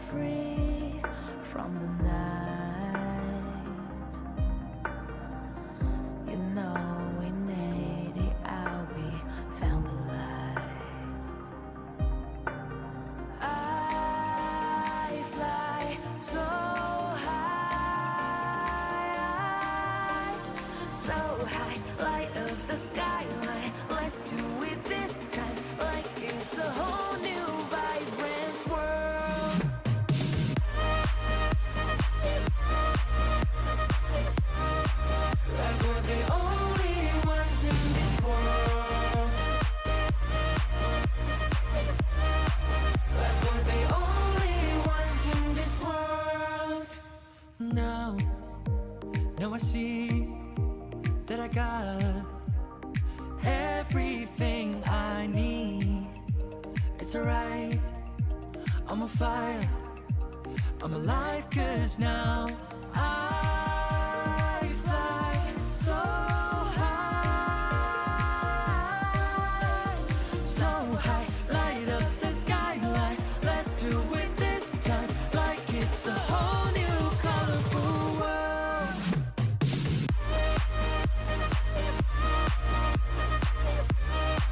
Like we're the only ones in this world. Like we're the only ones in this world. Never thought we'd get this far, burning like the stars. How we get this far? Like we're the only ones in this world.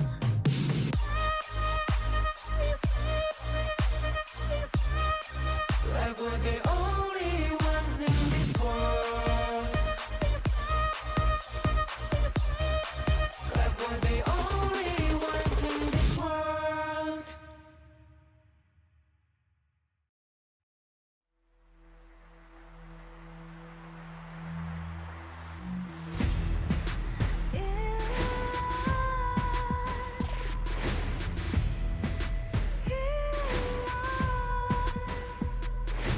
What's a life without its worth? Compromising with what hurts inside, inside. When you let fear decide your fate, you don't choose which path to take in life. In life, I'm finally letting go of everything that still holds me. I'm against all odds, but I won't give up, 'cause it's my time to shine. Standing in the spotlight, and no one let me down. Destiny is calling high. I'm not afraid to fight for everything I love. Victory's on my side.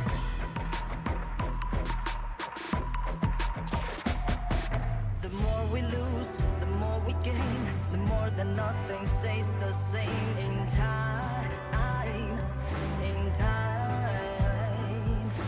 Can't love ever, can't forget. What you see is what you get. Sometimes, sometimes. Gonna show the world tonight, the light that shines inside us. We're against the odds, but we won't give up, 'cause it's our time to shine.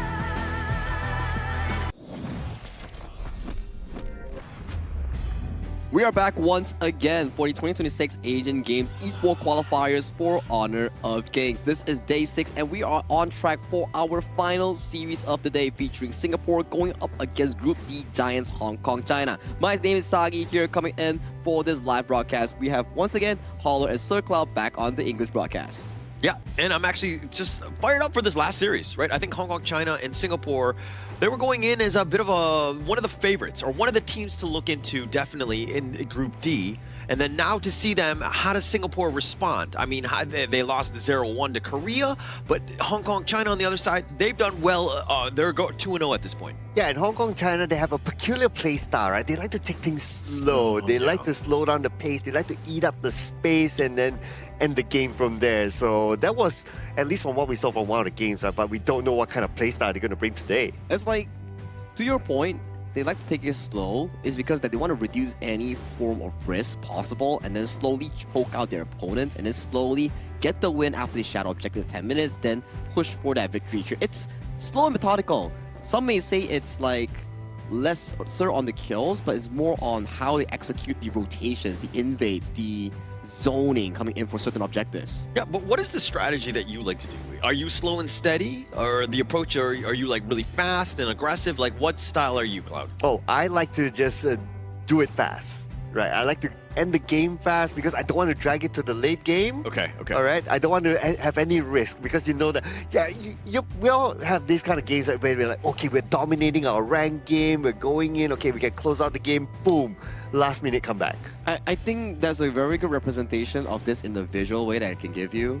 you like to watch the double Marco Polo Ultimate defending the base coming in from Team Laos, but you don't want to be the one defending the base from Team Laos. One is that you're actually looking at the game, it's like, wow, that looks really fun. When your experience is like, no, please just end this game. Like, get me to the next game, you know? Yeah, nobody wants to experience that. Exactly like on right, the wrong side of that, when things are at like 1%, you're able to do it. But I think that, you know, Hong Kong, China, the strategy works, right? If it ain't broke, why fix it? Because they've had a good early start.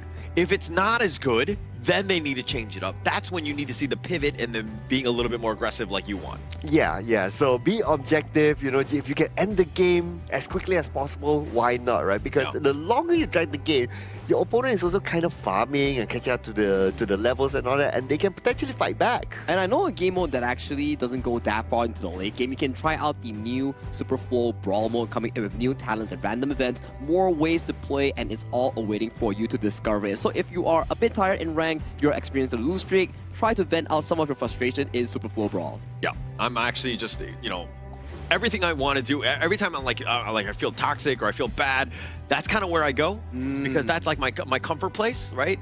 Because I like to just, you know, again, I'm experimenting new heroes, and I'm not losing those points, and it's not such a big deal, but it still has the same gameplay that you want from Honor of Kings. Yeah, I really love this game where I play it every day, even before this as well, when it was still in the beta. It's like, okay, that's that one game that I always go for because, well, you have a reward for it. Yeah. And also, it's like what you say, right? It's a chill game, right? Whatever happens, it's fine, and I can always pick the same heroes without feeling bored. And it's guilt-free, right? And same heroes, and you have different ways of approaching it. And I know for a fact that you probably played Zhangfei Jungle there once or twice. Oh, I played Hou Yi. I just spam Hou Yi there. Because it's much more fun.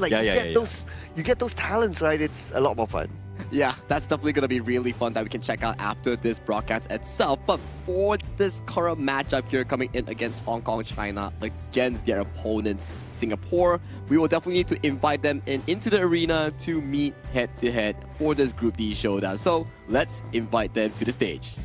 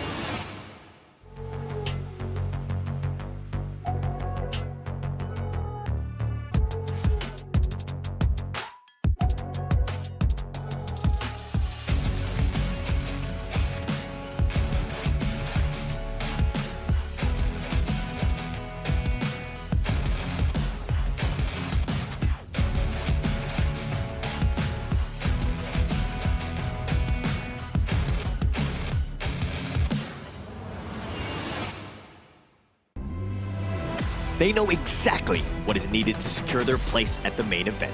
With everything to play for, they step into the arena, ready to show the world who they truly are. Here comes Hong Kong, China!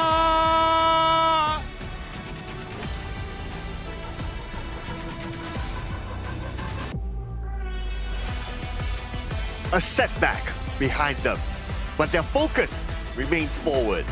Built on discipline and teamwork, they return with renewed determination. Please welcome Singapore!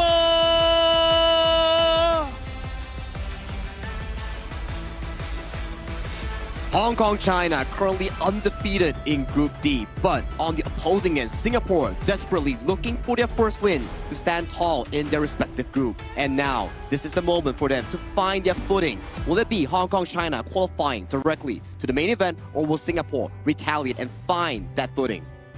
They control their destiny, right? I think that Hong Kong, China, and you're going to see them right here, Ziken, Kahing, Kawa, Sumki, and Kahing. And it's going to be a team that, again, that has a lot of history on the pro scene. I mean, Fearless Esports is one of the team's former Pause Gaming players, as well as AG throughout. 4 out of the 5 players have been on those pro teams. So, again, a lot to look into as they try to secure that 3rd win today. They're a really, a big experienced bunch coming in for this tournament alone, where their experience is converted into slow, methodical gameplays. rather than saying it's slow, it's more, I would say, calculated. You can't really find mistakes from them because they're not allowing any single inch for you to capitalize on that. Yeah, it's like what we discussed the other day, right? It's like, it's not only a textbook gameplay, but it's also a dictionary gameplay. Whatever that they've done is all perfect. But their opponents here, representing Singapore, going to be Yanze, Yu Ming, Yi Hui, Kai Yang, and Weekend. So this team, this lineup, they have their own respective competitive experience. They also had one. I mean, they previously were at KIC 2024, and they were playing as Revenant Exports at the time, or Team 1, 2, 3, depending on what level you were going at. But they have a little bit of experience on the pro stage. They didn't have the greatest of times, but through that tournament, that performance, you saw the rise of Kayang, aka Raven. He got picked up by Visaka Esports. He had his own legacy on that one, but now he's back on the Singapore side. He's back with his old bros, if you will, and to see if they're able to take down Hong Kong, China, this one is going to be a great one. It's a statement match, right? If they can do it, great. If they can't, they still have to venture in towards Group D to scavenge for that first win that they're looking about here. But everything starts somewhere, and this could be a possible good start coming in from Singapore as they are selecting the blue side here. So the last time that we saw Singapore go up against Republic of Korea, Korea's tactic against them is to ban away the meta farm lanes like the Arlie and Chano, removing any sort of late game carry potential for the specific player. Yeah, that became very difficult for you to kind of choose what's going to come up next time because those are the hot meta picks, right? But the good news this time for Team Singapore is that they are on the blue side. So they will have the chance of getting that first pick unless, well, again, the first two picks are being banned out. They are the meta picks. Yeah, and going into, it looks like there's a little bit of a discussion as the teams are going in there. Coach Sean is kind of having a discussion with the stewards on this one because it's just ensuring that everything is fine and in the appropriate states. But for Singapore, if they can play spoiler, Hong Kong, China has built a lot of momentum. Getting that 2-0 hasn't been the easiest. And getting to this spot where, again, if Singapore were able to get the upset, we might have a little bit of a challenge towards the top of Group D. Yeah, if they can mess up the dynamic coming in from Group D and send any of the teams down towards that route in third place, that's definitely going to be the dream story coming in for either of these players here. But we're still getting ready before we jump in towards the pick and bans here, and below here you can check out the highest average GPM of top 3 of the players here in this current tournament. Wow, and there are 2 players representing Hong Kong, China here in the top 3 average GPM, which is Sum Ki on the farm lane and also Kahin on the jungle. But in between them, Justin from the Philippines also there as well. Now, if we were to look at like the differences, right? So obviously they're playing different roles, but as a farm laner, GPM is going to be really, really important. But to have an average GPM of 913 as a farm laner, this is insane. If I were to paint to you like the actual number at 10 minutes, that's 9,000 plus, which is about 4.5 items completed prior to the high rank fight, which is pretty insane coming in for the side of Sumkey. It means that he's given a lot of room to scale and farm and a lot of resources coming in from the side of Hong Kong, China to play accordingly in this game. Sumkey, man. I mean, we know him back from when he was Zai Zai, right? Playing for formerly AG 2024. Then you also see that Kahin, he's also a guy that's been very well known on the international stage. Miles Otis, right? So he played for Pause Gaming, also played on AG 2024, that squad as well. So a lot of familiarity within the squad, but are they able to bring that experience? And it's been some time, let's be honest, from when Pause Gaming played to this stage. Yeah, so it's now, and this stage is also one thing, right? This stage itself, the patch is also going to be a bit different, maybe not something that they have been, are more familiar with in recent time at least, so they had to like reset themselves again. So who knows, maybe this is an opportunity for Singapore to capitalize on. Yeah, they will first have to capitalize on how they want to structure the draft first, right? Since you did mention limited heroes with 85 of them here, and you're not bound by the global ban pick rule. Everything is standard ban pick. So if you can find that rhythm, that perfect pick and ban that really works out for your team, you can repeat the same process like what we saw from Team Kazakhstan, right? It's a bit of the same few heroes left and right, but it's the same formula that brought them through to triumph over Vietnam in Group C. Yeah, and going into this one, the biggest piece for me is that Singapore, they need to come out firing, right? They're a very emotional squad. If they start to like lose or get into like a somewhat competitive but like losing factor, that resilience, it's something that we kind of can question, right? Are they able to bounce back? And I mean, if Singapore are going to have a chance in this series is if they start off fast. Well, sounds to me like they need to try to find that opportunity to get that first strike. If they get the first strike, they get the groove, they just roll on from there, right? So they have to play this really, really fast. But let's see what sort of draft will they put onto the table here, and we're going to see the meta bans out. So there we put go. it out, Sagi. Chano Ali. Yeah, that's the way you actually counter the Singapore lineup here that really focuses around their player, which is Kaya on that farm lane role. For the side of Singapore, they banned away the Charlotte and Maestro Nui, some of the picks that Hong Kong China actually had pretty good success with, while locking down the Guan Yu here as their first pick. Guan Yu for me is an interesting pick here. It is really strong when enemy has immobile backlines, but in this case, Hong Kong China can still whip out the Ata in that first pick to really counteract against this Guan Yu. Definitely open, definitely a meta pick, and boom, there you go. Just like you called it, Sagi. I mean, the Ata there, plus you're going to use the Fatih, which is a pretty decent laner in and of itself. So not only it's, this is why the red side can be super key. You've shown your meta pick, now we've got ours. Yeah, and the party can clear off lanes really fast as well. So this will give that option to, in case they need to do any form of split push. Now the Direnje and Lapu Lapu, I would say it's pretty much stock standard here in this tournament, right? So even if you don't go for the Zhangfei, you go for the Lapu Lapu. If you don't have the meta farm laners, you go for the Direnje, especially with the fact that Direnje is anti-CC. Yeah, anti-CC, good in dealing against tanks like the Ata if you land your ultimate, which reduces 50% of your defensive stats, right? So coming in for Direnje, I would say that it's one of the lane bullies as well that could go toe-to-toe with Sumkey on that Erangel. As we jump in towards the second phase of the pick and bans, more priority will be given over to the jungle side where Ukyo Tachibana has been removed from the pool, and potentially some form of a bruiser jungle or something like a Dun might be a good consideration here coming from Hong Kong China. Yeah, and actually the way that they were able to secure, you got the counter pick that you want, you got Aaron going up against the Direnje, and something that, again, when we were looking at the stats, I mean, Singapore know that Sumkey's the guy. Right? So they're going to try to target it as much as possible. You wanted to pick that before you go into the second phase of this draft. Ooh, and now with the Angela being picked up, so what Singapore will be looking at is that a hero that can follow up on the CC of the Lapu Lapu, right? So mid hero still missing for them. Maybe the Princess Frost can be considered as a follow-up after Lapu Lapu engaged. That could be something. Yeah, something like a Princess Frost, Garuda, or even a Gun and Mo that could actually outrange Hoa. All these are decent pickups here that Singapore can actually benefit from in that mid pole. And going for the jungle side is where the pole is starting to shrink. Maybe potentially visit the Nurza that has a pretty decent win chance against the Ata in this case.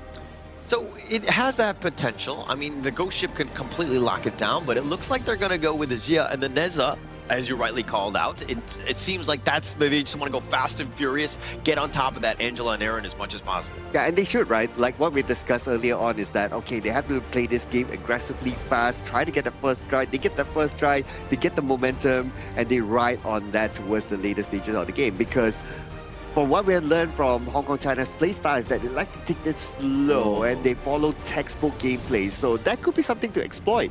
Yeah, and for the side of this specific draft that Singapore has lastly drafted, right? At the first glance, you're like, okay, Direnje, Cole, you are a early to mid-game farm lane. Not the greatest when you go into the late game, but with the addition of the Zia here in the final pick, you sort of fix the issue where there's like two beefy front lines coming in from Hong Kong, China, the burn coming in from the Zia, and the ultimate coming in from the Direnje, all deals really well against tanks like the Ata, like the Zhangfei. Yeah, and it looks like they're going to round it out. I mean, they got teamfight galore from the Hong Kong China side.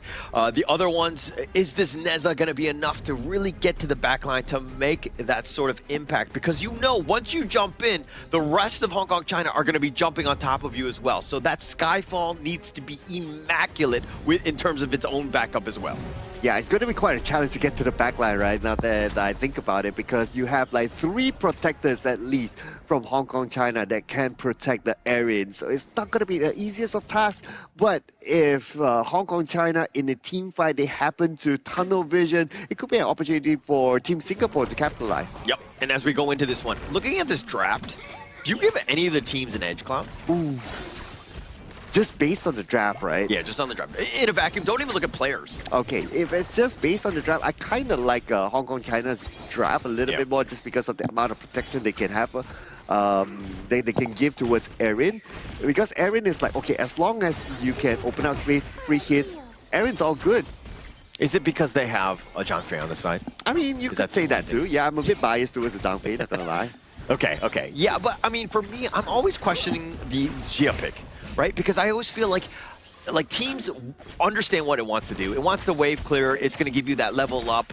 But when you're falling behind, the hero is very underwhelming. It doesn't seem to be able to kind of really have that sort of impact that you're looking for from that old man. Well, we'll see. It Yeah, looks like the hang on, flash stop away. for a Kaiyan second. getting a little bit low. He barely dodges that last shot. That was super close for Kaiyan. Oof, okay, that was really close. I thought that he would have gotten that first strike, but okay, the first strike has to wait. But Yanzi now being pressured at the top as well. Now, back onto the topic of the Zia, right? So, I personally think that the Zia is good, right? So, the Zia, wave clear and all that. But one thing, the Zia needs a setup.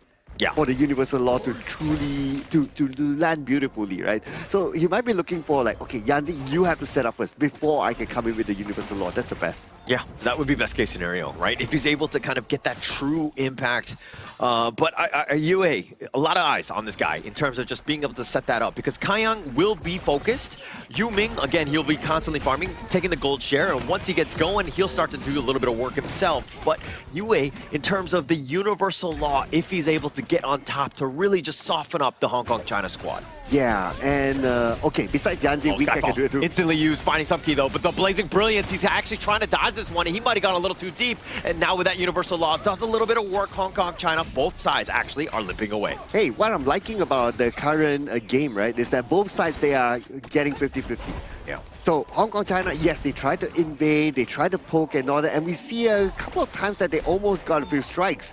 But Team Singapore, they respond back, right? They don't sit back, like they go at them. It's like, okay, you want to fight? Okay, let's fight at the river.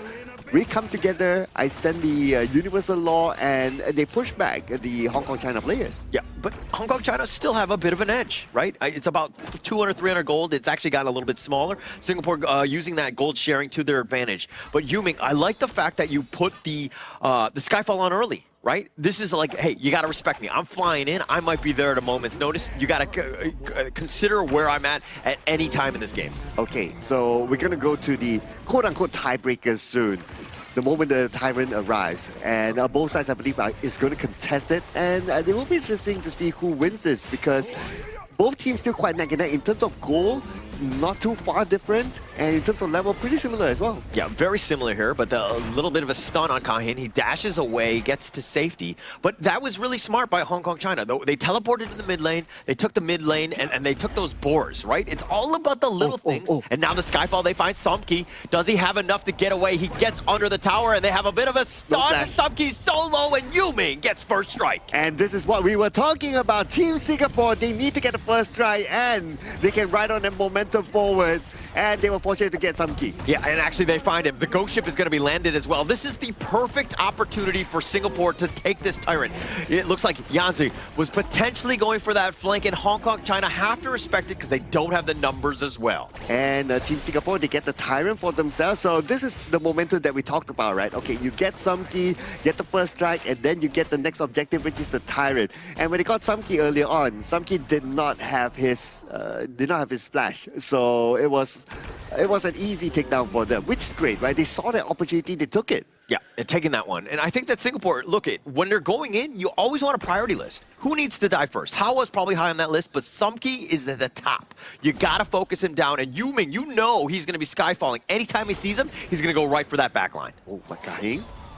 Okay, they spoil out, but then again, he's just going to be that spotlight there, right? Just to gather information. And now he will join his team at the top, but he's still opening up the map. And because of his position here, Team Singapore, they're forced to like, okay, do they want to put attention to Kaheng? Do they want to go to the lane? It kind of messes up Team Singapore's sort of decision-making. Yeah, a little bit of decision-making, but they traded towers, you know, the top T1 for the bottom T1. I think in the end, it's like you'll take what the enemy's giving you, and they're happy to trade at this stage because understanding that, hey, we're still kind of close. It's still very early, and now Singapore, you know, I think that they'll be continue to just push these mid-waves across. Okay, and the Umbrella Alpha is ready, though, so they can start it out. On to 2 with that Chaos Cinder, does a little bit of work. The Umbrella Alpha pushing them outside, and they dodge the ghost ship. The Wombo combo was looking to be good, but they didn't get it hit right. Okay. Team Hong Kong China, they got it right? Like the ghost ship comes up, and then the Umbrella Alpha to follow up, but Team Singapore, they were ready for it. They know, okay, it's time for us to jump over the ghost ship and then we're all safe. We jump over that and then they wasted the unbridled outburst from Kaheng. Wow. Team Singapore, today they are on their game. Yeah, their reflexes are definitely hitting, right? We have never said that Singapore was not good. They are. They have the mechanical skill. It's just that ability to kind of play. And we've only saw one game when they played up against Republic of Korea, which are a juggernaut in and of itself. So for Singapore to get into this one, this is still a great team, assuming, again, they stick to their guns and what they want to play. Okay, just referencing the goal right now, right? So it's starting to be a little bit of shift to Team Hong Kong China because they are starting to make those plays. Whereas for Team Singapore, they have been on the defensive side for quite a while right now, especially after the first Tyrant. So they have to try to find a way to shift that momentum back. Yeah, but at the same time, okay, now he's looking to wrap around the flash away, just keeping Hawa at least alive, and the ghost ship will be set up. They're going to bounce around him on this, and the umbrella outburst pushes them back, and that's a perfect disengage. Yes, big ults were used, but nobody died. There's a defensive unbridled outburst there just to make sure that they are able to keep things alive here. And now they're going to go for that jungle invade at the bottom though. Or are they going to... I don't know. It almost feels like Team Hong Kong China, they're just stalling time for that split push because we haven't talked about Zikin for quite a while. Yeah, and that was the play, right? The mid fight was like, everybody stay alive, but actually we want towers. It's space created. Everybody's so tunnel visioned on the mid lane that Zikin was literally just walking it down. He's going to potentially take the bottom T2 as well. Yeah, just keep your eyes on the minimap, man. Look at this. All eyes at the top, but nobody's putting attention onto the bottom.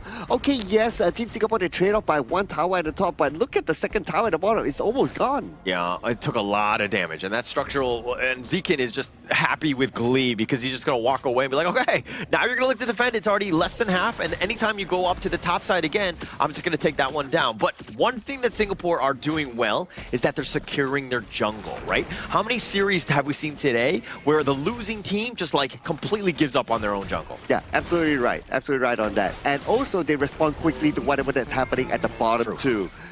They still retain their tower, although it's only half health, but they still retain it. That's most important. Now, let's see how will they respond to this. Yeah, it doesn't look like they're going to get that one. The smite was used. So Kahin, again, this is what you want. I mean, if you think that there's going to be a 50-50 with Yuming, like take the challenge because you're contesting if you aren't able to get it out. But Yuming using the smite now for the Tyrants, probably going to be the last one before we get those shadow variants. Oh, I'm liking this from Team Singapore, right? What they're doing is that, well, we did talk about like trying to shift the momentum to the other side, and Team Singapore is doing exactly that. Now they are playing for Team Hong Kong China to play with their rhythm. Oh, Kaiyang, he actually gets hit by the very tip of that one, but it looks like he's gonna be fine. He just dashes away. Kahin is a little bit on the low side, but Weekend getting low himself. He's tanky, but at what cost? Kahin gets the revenge, does get the kill, but Yanji's gonna be picked off as well. Sumki all the way on the side, just playing on the outskirts. 3 members down from Singapore, and just like that, Hong Kong China with a huge advantage, and they got a 3-for-1. Ooh, that's a big one. That's a big one. That could break the momentum here, but then again, not all hope is lost. As we still have the Universal Law to clear off the minion wave, hence the middle tower will still stand. It seems like they're fighting on different fronts, right? They're not playing the same game of like all 5 guys on one guy. It's like 2-on-1, 1-on-1, like they're all over the place. But you know, DJ Cloud, I mean, break this one down. Oh, DJ. Okay, so look at this, right? Look at this. Look at this. Look at them trying to go to the back, and I totally understand, right? Because they want to focus on the Hoa. You don't want to let Hoa getting those free moments to just throw those skills, send the Blazing Brilliance down the middle, so that's why they want to go from there. But to be fair to Team Singapore, they were split out. They were split out by the fact that Team Hong Kong China also sent somebody to zone out the backliners there. Yeah, and if we're looking at target priority, Hawa and Sumki are, again, I've pointed this out many a times, 1 and 2. Those are the guys that need to die. If you're not hitting those guys in a team fight, you're doing things wrong. And Hong Kong China took advantage. Sumki was all the way on the side. He was largely untouched, just on the outskirts because they were not focusing on him. And then this mid T1 looking to go down here. Yeah, it was a really tough call, right? In the kind of team fight, it is like a split-second decision on like who do you want to focus on, what do you exactly want to do. Do you want to play protecting your own people, or do you want to try to split them up and then you try to take the squishies behind and then you think about like the tanky ones in front? So I understand it was a split-second decision, but Team Hong Kong China, they did it in a more balanced fashion, I must say. They protected their backline, at the same time they split out the front. Yeah, but in the mid lane, a little bit of a fight here. Ghost Ship on the side, and it looks like Yuming just navigating around. He's just going to be backing up, but the flank potentially just going on in this one. They're not giving up. Kalming goes in for right WeCat. He wants to bait out the Raging Sea. WeCat holding it to his vest. He's getting focused. 3 members down, the flash away, and now he's going to pop it. It doesn't look like he does. He doesn't get it off, and now Kalming looking for the revenge. The Razor Cavalry only one. Kayang, he's in a bad spot. He's flashing the wrong way, but he's fighting on the outskirts. He gets focused down. He takes down Siskin on his way on out, and now it looks like Yuming on the chase, trying to find the backline as well, but he gets focused down. Just too much damage, and Nyanch is running for his life. Kahing, he's like, I'm a support, I want this kill, and he's not fast enough. Well, it doesn't matter. They still got 4 of them from Team Singapore. That will be enough for them to take over the jungle, but at the same time, they have to be aware of their top lane as well. They have to clear that one, but they only need to send an Aaron there, and it will be A-okay. For the others, well, they can clear off the jungle. By the time Team Singapore comes up, there's nothing else for them to farm, but that was a really good team fight. Again, the same theory applies from before. Like, what do you want to focus on in a particular team fight? Do you want to go all the way to the back line? But Team Hong Kong China, they respond by splitting up that fight. Yeah, and Hong Kong China seemed to be doing a better job of the target priority, right? Understanding where Kayang was. They're like, Yuming, yeah, he's doing a little bit of damage, and they were focusing it, right? They put pressure on WeCat. They were like, putting pressure. He flashes away. He was like, okay, not going to use the Raging Sea. He gets killed, and then once you have that 5-on-4, it's like all, like the floodgates just completely busting open. Yuming, Kayang, incredibly vulnerable at that stage. Okay, the next team fight, Team Singapore, they have to play this more carefully, right? They cannot allow Team Hong Kong China to dictate that team fight just like how they did before. Go ship up. Oh, Kayang, the Unbridled Outburst, they're bouncing him around, and the Blazing Brilliance on top of that. What a great initiation by Hong Kong China. Oh, and that's the advantage of having the go ship, right? Especially if you're able to catch the Kayang. So he's not able to go anywhere, right? His splash was still on cooldown at the time, so nothing can save him. Yeah, nothing could save him at that point. I mean, it was just more of the positioning factor, right? I think the Singapore, they need a front liner, somebody who can be there. Kayang shouldn't be that guy.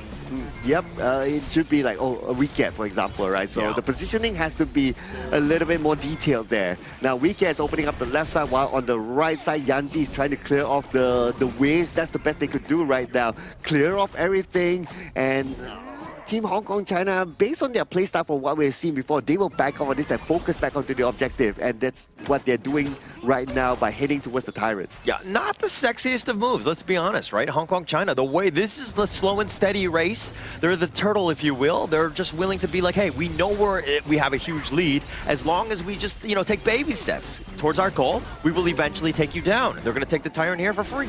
Yep, and they still send Kahing in front just to be that insurance policy guy, just to make sure that they are all kept in their own base. Yep, and now it looks like they'll fight for the Azure. They've been pushed away, stolen away, if you will. Hong Kong China threatening, contesting, getting in your face, and making things very uncomfortable. Oh, the rotation's happening at the bottom. They find some key. He's by himself, the one-on-one, but now here come the reinforcements. He's been targeted. The homing missiles are on. He's trying to dash away. He gets under the top of the universe. On point. The Raging Sea in return. They do get the revenge kill onto Kawing, but the Blazing Brilliance isn't enough. Somehow Singapore, all 5 members still standing. 5-man Unbridled Outburst, but the follow-up wasn't enough from Team Hong Kong China because they had split up their team. One of them had to push in the middle, so the damage output was not enough. But if the damage output was enough, they were in the right position. That 5-man Unbridled Outburst could have given them an ace. It could have given it. That's the craziest thing. They had the perfect Unbridled Outburst, and actually they came out worse. You know what I mean? They were the ones that lost Kaying. He was the only one to have died. Everybody else was like just perfectly set up, and somehow they survived. Again, under that tower, gave them a chance. And now Singapore, a little bit of an opening. Kaying is right back up though. Okay, they have to secure this Overlord, right? This Overlord will at least give them another lifeline, but Hong Kong China won't make it easy. Yeah, it's getting so low at this point, and Yuming will steal that away. WeCat is very low himself. He needs to be a little on the careful side. The Razor Cavalry is pushing them back. And Zekin doing a little bit of work. He's starting to hit his mark. Kayang gets picked off. It looks like it's a 1 for 3, 1 for 4. Yanzi is all by himself, and he too will fall. It's a team ace going the way of Hong Kong, China. Well, first you try to get the ace, you don't succeed, you try again. And that's the message there from Team Hong Kong China. Surely right now they'll be able to wrap things up. Yeah, they're going to wrap it up here. Just a matter of time. The minions are making their way there in Hong Kong China, sticking to their guns, the patient game, and they will take game number 1. It was a really close game coming in for both teams in terms of the rotation, in terms of the macro there, but there was just more mistakes coming in from Team Singapore. Oftentimes we see Kayang getting blocked by the ghost ship, getting caught by the unbridled outbursts left and right. They're leading to more of a disadvantage towards their own team in terms of the goal advantage here, but their 5-man unbridled outburst turning it into almost a team ace, just a short bit here. But the main thing that we need to discuss between these two teams, it was a nice game to watch. But overall, team fighting, I gotta give it over to Hong Kong China. Of course. That was the biggest edge, right? That was what gave him the inevitable win. And finding that out, and you're kind of pointing on a Kayang in terms of just getting him with those ghost ships. But I don't know if that was really his mistakes. I mean, obviously positioning could have helped, but it just seemed like, you know, Hong Kong China were able to hit their skills at the right spot. Like, they were playing phenomenally, where Singapore, again, having to play reactive, you got to play perfectly as well, and they weren't on that same level. Yeah, if you think about it, right, there were moments where Team Singapore, they played actively. Yeah. Like, they kind of dictated the game, especially at the early stages, and it looked like Team Hong Kong China, okay, they have to play catch-up, right? Like, they were pressured, like, they didn't feel comfortable there based on their movement and all that. But towards the middle, then suddenly the momentum starts to shift away. I think it's the early game plan coming in for Team Singapore, right? We saw the fact that Yu Ming on Nerza with Weak Yet caught the first elimination on towards Sum Ki's Aaron. Ever since then, it's starting to look really good for Kayang's Diren Jie. They were getting every single thing. But that one shift in the momentum started at the Azure Golem, where Singapore chose the Tyrant, the 8-minute Tyrant, over the Azure Golem. And at that point, the goalie started to shift ever so slightly into the pockets of Hong Kong China. And later on, there were a few teamfight moments where Team Singapore wanted to push the bot side tier 2, but the side of the Zhang Fei coming from Hong Kong China just found it beautiful engage to isolate the team coming out of Singapore. And that was like kind of like the last pick, and the reason for that, right? I mean, the Zhang Fei is able to have that impact, especially come those team fights. Just so much going on in terms of just like Kaheng's positioning, and also like Sumki, he did some serious work. He got focused a couple times, but then towards the end, he was just like playing with his food almost. Yeah, he got focused, truly taken out once, right? And that was the first try. And that was also because that he didn't have his flash together with him that time. But after that, he's like, okay, just one time, nothing else is given away. So it just shows that how they recompose and play with the game, right? They learn really, really fast. As compared to some games, they see like, okay, 1 takedown, 2 takedown, 3 takedown in the same position, same manner, and things just go down all the way. But for Team Hong Kong China, after the 1 takedown, they learn fast. That's how they managed to stop loss, right? Where once they got, like, they made a mistake, they retaliated by saying like, okay guys, it's a small mistake, we can do it again, let's reset our mental, let's play carefully accordingly. And you can see from this stats bar here, the damage coming in from Sum Ki, even though he was the main person that's getting targeted coming in from the Singaporean squad, he was so stable on that Aaron damage output. Yeah, did quite a bit. I mean, and UA, again, I'm not a huge fan of the Zia pick, and you're kind of seeing that here. The universal law is just like, it's spread throughout, right? It does a ton of damage, and it looks great on the score sheet, but in terms of actually getting some of those heroes low, when those fights are happening, it didn't seem like there was too much of an impact there. A Garden Wall would have been better? I think so, because there's an Angela, right? Yeah. Blazing Brilliance comes out, boom, standstills, boom. Yeah, no, I like that, yeah. I think that's a good idea too, right? Considering the fact that Sum Ki and also Hoa are not the biggest targets in actually dodging the skill shot coming in from the Guardian Bow. But I also understand where they are also learning this specific Zia pick from. It's like referencing the Kazakhstan game where they want to use the Zia to reduce the front line's resistance in allowing Kayang's Diren Jie to further take them down easily. But that's the problem. the damage is just not sufficient coming in from the full squad. So if Kaiyang falls on towards the hands of the Fatih coming in from the side of Hong Kong, China, things just go south immediately. Yeah, actually, the Fatih was just able to overcome. There were so many moments where he got on top of Kaiyang and was able to just take him down, even in that, like, the Overlord pit, right? Found him just isolated, right? And having that solo, not all the Clash laners can do that, right? Where they have enough damage and to survive and to do all the good things that you want. When your cores are going up against cores, you're going to have a much better time. They had that edge, and you're seeing most of this gold graph when that favorable fight was happening, and you're seeing just like Singapore, again, on the defensive side, had zero answers to that. Yeah, it took a while before the graph truly went down, right? Yeah. So that was how much consistency they had at the early stages of the game. Now, what we're seeing here on screen is, okay, I believe this is the part where it starts to swing towards Team Hong Kong China, right? Like, Team Singapore, yes, they tried to go for the backline, but they failed to get it. But on the other hand, for Team Hong Kong China, when they went for the backline of Team Singapore, they got something. And this is the few plays that we see that Singapore actually overextended for the push itself. You can see Kaiyang is severely separated with the team, and then the Unbridled Outburst coming in from Kahing, separating the team further once again, isolating the farm lane player from any sort of cavalry. And you can look over to the composition that has been drafted coming in from Singapore. If Kaiyang falls in any single situation, it's over. It was so good. Like the ghost ship, he thought, and this is that 5-man umbrella outburst, really like perfectly set up. But I mean, somehow all of them survived here. Somehow Yuming out of the Blazing Brilliance and taking this one. And this is that one last fight. Once you saw that Kaiyang, he was by himself fighting with Zekin in that one. He goes down. The wheels completely came off at that stage. Yeah. Sagi, do you think that they overly forced the Overlord? I would say it was a 4v5 situation because prior to that play, Kahing was taken down on the Unbridled Outburst in that 5-man in towards the bottom side. So it was a must-do situation for them. But maybe the teamfight could have been better here. But this man, talking about teamfight, Sumkey on this errand here. I think this is his third MVP in a row from yesterday until now. The man is still hot on fire with a 517 KDA, only suffering one death from that first level minute play. Yeah, somebody needs to wake him up. I think that, yeah, I mean, I'm just kidding. Don't wake up the beast, right? I think you want to put him to sleep, I think, at this point. You want to somehow avoid him because he's just completely just terrorizing the Singapore squad on this one. And the fact that he was 5-1-7, just finding the right targets as well. And staying alive, not easy to do. And Sumkey just proved that, hey, he's more than up to the task. Yeah, and that one takedown was that very, very early when he didn't have his flash and all that. But after that, it's like adapting to the situation. He knows how to keep himself well and healthy. And also his teammates know how to protect him as well. So, yeah, it's just shown that why he is the MVP. He adapts and learns quickly. Yeah. And he just does it so well, right? Like, if we were to think of it from his perspective, right? There's the Guan Yu coming in from the back. And from the front, there's a Skyfall flying on towards him. So in every single situation, he's being sandwiched by both ends, trying to get rid of the main carry, which is Sumkey on that errand here. But in every single situation, aside from that first death on towards that gank that you mentioned that he has no flash, he survived all of them.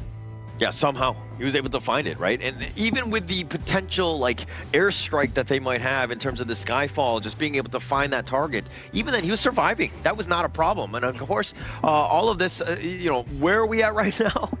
Where are we at right now? Hey man, I think I repeated it quite a few times here. Why don't you remember here? Of course, it's gonna be Battalion Jaya Marriott Hotel here, the official venue and hotel sponsor coming in for the 2026 Asian Games Esports Qualifiers for Honor of Kings. Thank you so much, Marriott Battalion Jaya, for sponsoring this event. The stay, the food, the AC has been amazing at this place, and we are loving it alongside with the players. Yeah, amazing place, amazing venue, and the stage all is just beautiful here. But we got to get back to business, right? Because game 2 here is not over yet, especially for Team Singapore, right? Looking at what they're capable of doing in game 1 against Team Hong Kong China here, game 2, I'll be looking forward to see what Team Singapore has up their sleeve. Yeah, and I don't think that they need to be discouraged. This is where that whole mental resilience thing is really coming into play, because early game, it was actually pretty close, right? It comes down to some key mistakes that they made, and that kind of, like, you know, snowballed Hong Kong to kind of get a little bit of control. But the experience of this team is definitely there. Yeah, I will have to definitely agree, right? Hong Kong, China, although they had mistakes like you mentioned there, the way that they paced back into having control of the game through team fighting, through isolating targets one by one, knowing who to take down is pretty mesmerizing, I would say. But for the side of Team Singapore, I think they had a good early game. Mid-game was fine as well. The gold lead was neck and neck at one point. They weren't that far behind. But the main issue is the draft, whereby I think the Gan and Mo swapping the Zia might be a better choice because that composition just now is only one carry. If Kaiyang falls, everything is in shambles. So maybe revisit something of similar, but put Yi Hui on a pseudo carry or a damage dealer. Did you think that the Neza was the right pick too? I think it's okay. You think it's okay? Considering the fact that you have a Fatih, you have a Ata coming in from Hong Kong, China, those two picks could be pretty demanding if there's no healing reduction, and the Neza provides it very early on in the head-to-head matchup against Ata.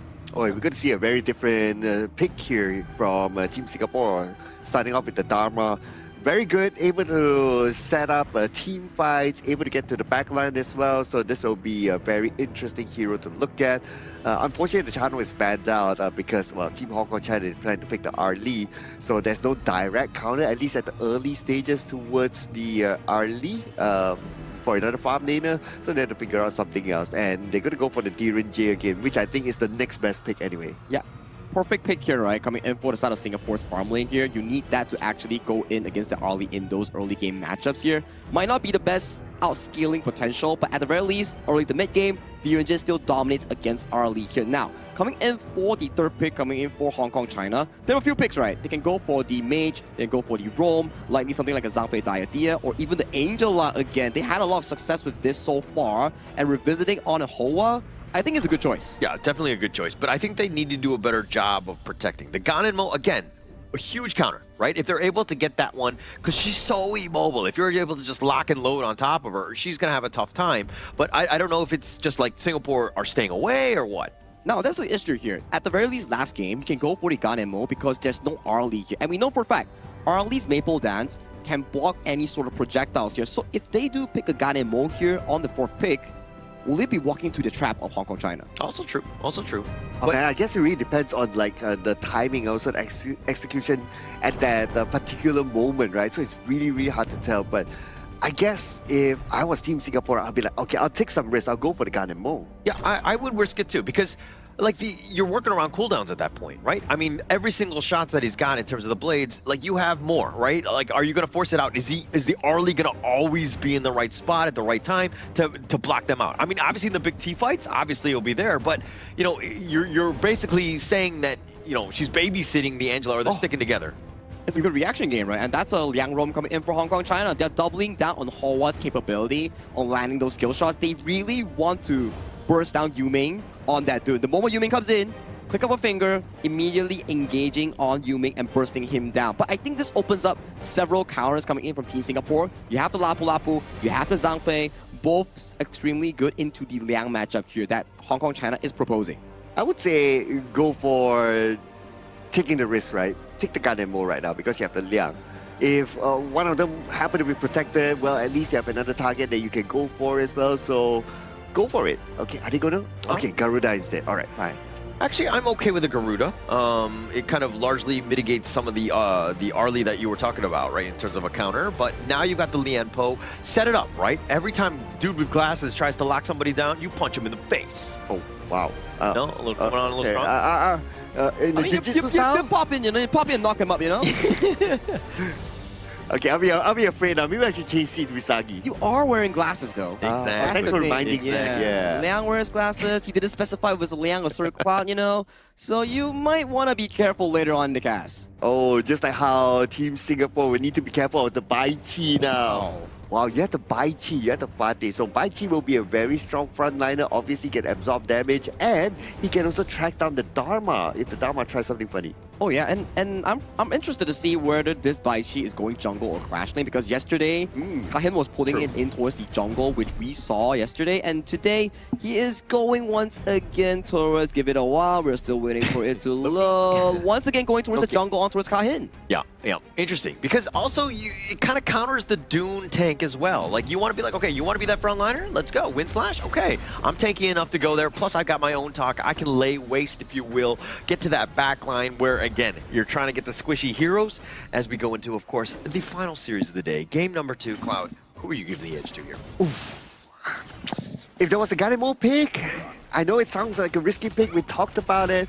I'll probably put it onto, okay, because you have a Ganemo, I'm going to give it to you, right? But without the Ganemo right now, I'll be like, Garuda, yeah, long range, Wings of Judgment. It's not because of damage, right? Especially if you want to like just burst that damage down and try to take out one as quickly as possible. So to me, Hong Kong China is the better draft. I'm not so... Okay, I do agree to a certain degree with the Ganemo, but I think that the Garuda is fine, right? I think in terms of like a mid laner, it still has... It outranges. It has... as long as your positioning is flawless, and he needs to be a little bit careful as he dodges some of these barriers here. But, you know, again, it's trying to outclass Hao on the Angela, who has proven time and time again that the Angela is a great mid-pick here at the Asian Games. Yeah, and you can combo with the Liang, like, obviously. So Liang holds down with a power word control and then comes in the Blazing Brilliance. Yeah, it's a very, very strong control. It's just that they'll be putting themselves in a very, very vulnerable position.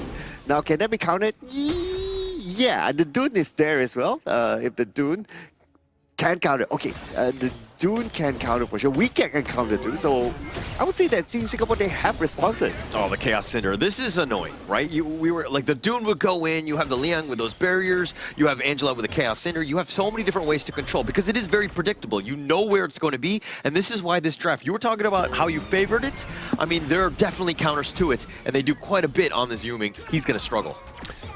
So this will also depend on like execution of Weekend, right? Like when will he go in with the Tremor Smash? Will he go in as an engage or as a counter engage? Yeah, if he goes in as an engage, well, that means that the rest of Team Singapore, they have to win the fight quickly. If they stall that fight, the Team Hong Kong China, they have a lot of utilities to counter back. Yeah, Kahing though, he's not level 4. He's going to set up the barrier with the Chaos Cinder. That might be enough to flash away. And all of this just for a Pheasant. Man, you just want a single piece of the pie in terms of the jungle camps. And Hong Kong China are like, nope, here comes everything. Okay, and they have to be careful as well because Kahing is not at level 4 when that happened. So the next time they meet in that similar scenario, they are probably going to get a strike for themselves. Yeah, and so this is going to give them a spike in terms of this early game, right? Being able to find that control, and they actually have the lay waste as well. He's not able to Unruly Blade on back, and they have just enough. Yuming down, giving up first strike. And that was what I was just talking about, right? Like the moment Kahing got level 4, he's ready with the power word control. That's exactly what will happen. And that will happen again until Team Singapore gets enough items to hopefully tank it. But they're going to struggle in the early game, right? This is a huge power spike for Hong Kong, right? Kahing, anytime that ult is on, you're looking for a gank. You're looking for something. And so Singapore have to work around that cooldown as it looks like Kai Yang is taking a little bit in terms of this trade with Sumki. Yeah, it's the similar theory of like if you have a Liang Princess Frost sort of combo, right? Yeah. It's just that this is Liang with another girlfriend, which is Angela, right? So should we tell Princess Frost? But here's the control. That's the lock in, and they lock it down. Yanchi's going to be taken down. I mean, that wombo combo is just too much at this stage. Oh yeah.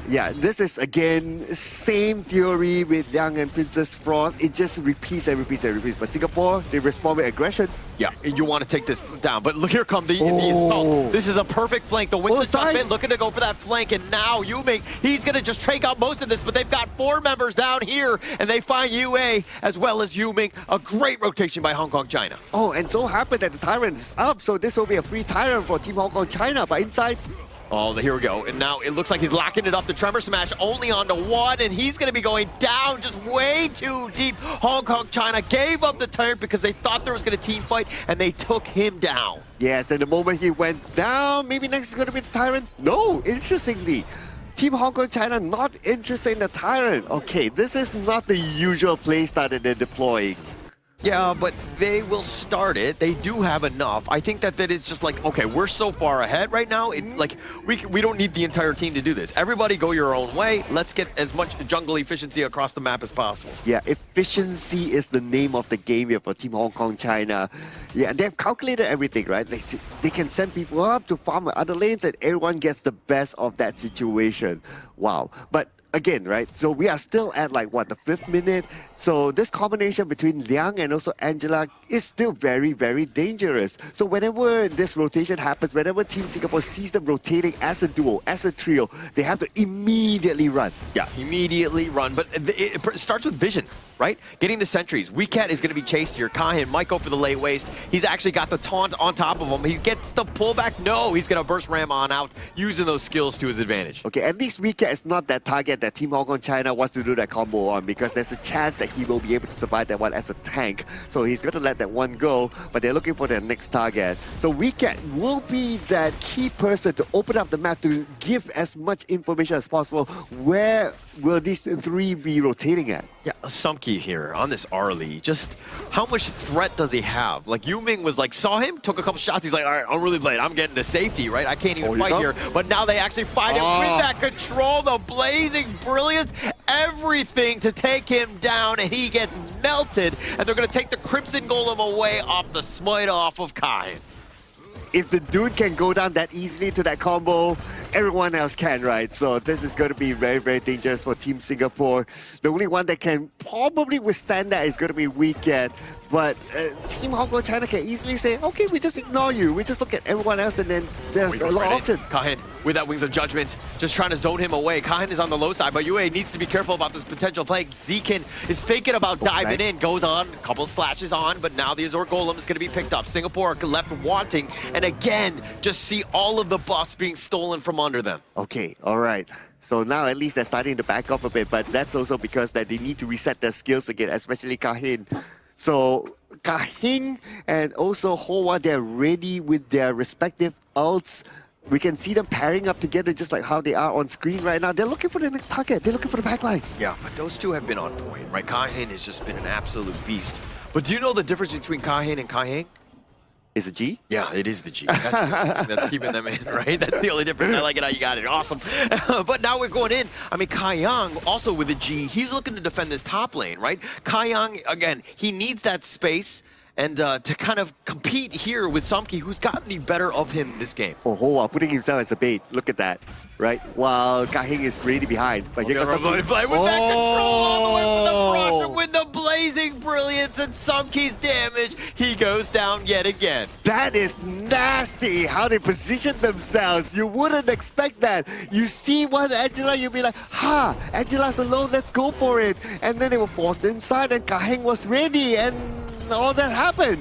Yeah, and they're going to take the Crimson Golem here. Okay, if there's anything against the Liang, is that he does fall off. Probably at the 15-minute mark plus, right? But at this rate, the way that Hong Kong are rolling, this has got to be incredibly discouraging. Singapore right now need to just hold on. Use these Wings of Judgment, clear the way, make sure that nobody's touching this mid T1. The 15-minute mark is still miles away. You gotta believe, man. You gotta be positive. Okay, let's be positive here. Oh, the truth. Yashi, he not too much on this one, but Kaiyan's on the side. He's just so tanky. He turns it and takes down Kaiyang. The Blazing Brilliance is a little just taking the mark, and Yu Ming too will fall, not even able to get the wind slash off. Oh, they got two very, very important heroes on the side of Team Singapore. But again, disciplined gameplay shown by Team Hong Kong China. They're not going to stay there too long. They're going to focus onto the mid lane. After taking down the mid lane, the Tyrant is going to be up. It's about time for them to refocus back onto the bottom by then. Yeah, and taking this one down, I mean, the mid T1, that was with... I told them that, hey, they had one job, and that was to keep the mid T1 up, and they didn't do it. Oh, okay, all right. Yeah. Yeah. Too bad. You have to answer the call after this. Yeah. All right, but now, okay, Hong Kong, China have been playing a flawless game. Haven't died a single time. 8K net worth lead, everything going in their favor, finding things out in terms of just like the movements, the way that they're ganking, they're playing together as a team. Singapore right now, really, what are you doing as Singapore? Like, how do you get back into this? Well, firstly, you have to literally get back. Yeah, the control just too much at this point, and the taunt as well, just locking him down. Yanzu was trying to make the heroic play to save him, but he too will fall. And now the turnaround, they'll pull back with the lay waste as well. They've taken them all down. Yue is going to be dove under, and they get it with a Chaos Strike, and Hawa with a Quadra. That insane layways, my goodness, caught 3 of them. And the follow-up came. that was definitely something that it all started again by Team Hong Kong China with what? With a combo of Kahing and Hoa. They catch one, and the one that they caught was actually Wicked. As tanky as Wicked is supposed to be, he got melted down. They know that, okay, this is the threshold. If they're able to take out Wicked just like that, they know they can take out anyone. Anyone, anything, and they've taken the Shadow Tyrant here, starting them off. They're a 14-0 at Singapore. They got to be feeling a little bit rough, but this Kahin Bai Chi has just had so much value. He is just taking all of the shots, literally shrugging it off, and turning fights. All of the time, you try to run away, he pulls you right back in. Yeah, and when the combo between Hoa and Kahing is on cooldown, like, Kahing shows up. Yeah. With the leeways, and everyone just goes in with their basic attacks and all, especially with Sumki. Right now, Sumki is already really strong. Just look at his items. He's way ahead of anyone, especially way ahead of Kaiyang. Oh, they dive right in. They try to go on top of Yuming. He really plays on back. He gets pulled under the tower, but it doesn't seem like Hong Kong China cares as they take him down as well as the mid T2. Oh man, you can't step out right now. The moment you step out of the base, that's it. So you have to, okay, so Team Singapore right now, they have to play like, okay, pull Team Hong Kong China come towards them. Because why? Wicked can counter engage. Wicked can dish out a big CC. So they have to try to pull Team Hong Kong China together and then try to take advantage of that. But look at how Hong Kong China, I mean, yeah, they're grouping up in this mid lane, maybe potentially baiting them out here, but they're taking the mid T3, taking them all down. Wings of Judgment now going to be used to zone them away, but Hong Kong China largely don't care. I think they're going to be happy with this regrouping stage. Oh man, oh, Yanzi's position compromised there. Okay, I'm still waiting for the moment, like, okay, we see the big Tremor Smash, like Tremor Smash into 3, into 4, and then follow up by all the other attacks from Team Singapore. Right now, they have yet to be able to do that. Yeah, I haven't been able to do it because, you know, Hong Kong China, they're the ones initiating. You want to take a fight, it's on what, you know, the Hong Kong China want to do. They're the ones that are taking things out. And now you're seeing most of this is like through Kahing and Kahin. Both of those guys have been immaculate in this one. Oh, right now, it's 15-0. This scoreline is so huge at this moment. Well, Wicked is still doing what he can, opening up the map. And if he chooses to execute his plan of like going in with the Tremor Smash, his teammates has to be together with him as well. So there are a lot of compositions to fall together before he can do it. Yeah, if not now, when? Now he's looking to go. Wicked gets to the back line, then Tremor Smash, but he's knocks him aside. Here we go with the Wombo combo. Hawa's going to be taken down, but four members down, make it an ace. They just counter-initiate, and just like that, Hong Kong China taking game 2, and they will take the sweep over Singapore. Clean game, right? I'm telling you, 2-0 sweep, and in the final score, it was 20-1. The only takedown that Singapore found was Hoa's Angela. But other than that, every single Liang ultimate coming in from the side of Kahing. Ultimate into takedown, ultimate, takedown into buff, buff into another buff. And it just kept cycling for the rest of the game. That was unacceptable, Hawa. How dare you die, right? I think that you no, I'm just kidding. I'm just kidding. Being a perfectionist, of course. And going into this one, I mean, Hong Kong China were just on another level. They had zero answers for the way that they were onslaughting. Like the hero selection and the way that they were able to dissect any sort of approach on top of them. And there's a reason why Hong Kong China were the favorites in Group D, and you saw why. Yeah, I mean, I know towards the end we did call for like, okay, we need to see a Tremor Smash and everybody goes in and take that fight. Yes, I gotta give them credit for it, right? They did do it. Team Singapore did do it, but it's not because of like, oh, they were targeting bad and all that. It's just because like, okay, the items and the levels were just too far away. But if you don't do it, then you're going to lose anyway because you keep falling back. So you have to take some level of risk. So I applaud them for that. Yeah, they did try, right? But in a sense, when how the game actually unfolded into that situation, it's more towards this specific pacing, right? The moment Kahing was level 4, we start seeing Kahin and Kahing and Hoa, the trio, to just jump into someone, pop him, and then go for the jungle objective. Next time it comes up, Yuming again, gets popped, jungle objective again. Then it keeps rinse and repeat and cycling to a point where they are snowballing so ahead that whatever damage coming in from Kaiyang, Yihui, was just not sufficient to take down the main tank, which is Kahin on that Baichi. You can see Yuming, 0-8-1. he's not enjoying this game. This is a tough one for him to swallow. Oh, tough one. 0-8-1, right? And also, another tough one is the you snapping. Every time you snap, I feel like you're going to Thanos snap, and like half of us are going to disappear. So let's just kind of hold off on that as we go into this one. But the breakdown, I mean, Yu-Ming completely got caught out, right? He was like constantly focused. Yes, he's tanky, but it's really not enough against the Hong Kong China squad, which are looking to burn you down as quickly as you even approach them. Yeah, and throughout the entire game, like Hoa had an amazing game. Of course, it was set up as well by Ka Hing with the power word control, right? But towards the end, yeah, that one kind of tarnished it a little bit. But yeah, that's okay. He had a godlike at some point. Wow. Yeah. He was like straight down. Yeah. 9-1-7, man, and yeah. Ka Hing was Ka Hin. Look, this jungle roam duo. They are just everywhere on the map. Every single play, it's either started by the power control coming in from the Liang, then subsequently follow up by Hoa's full burst on the Angela, or Kahin finding a really, really beautiful layways on towards the backline, and then the Claw pulls back all the members of Team Singapore into the warm approach coming in from Hong Kong China members here. Like if Sumki was the main damage dealer, the consistent part in game 1, this game, it was the jungle mid-roam trio. Yeah, just too much impact, right? And it makes everything else easier when you have Zekin, and Sumki to just clean house, right? You don't have to make the pressure of going for the initiations when they're setting things up for you, right? They're getting the initial pickoffs, and then it's a 5-on-4. It's such an easy team fight from there on out. Yeah, so this game, I would say it didn't really drag out as long as the game before, because I would say Team Hong Kong China, they had a little bit more control from the start to the end because of this. And there was something that we kind of expected when we saw this combination of like, oh, the Liang was the last pick. What are they going to do? Or they're going to combo with the Angela.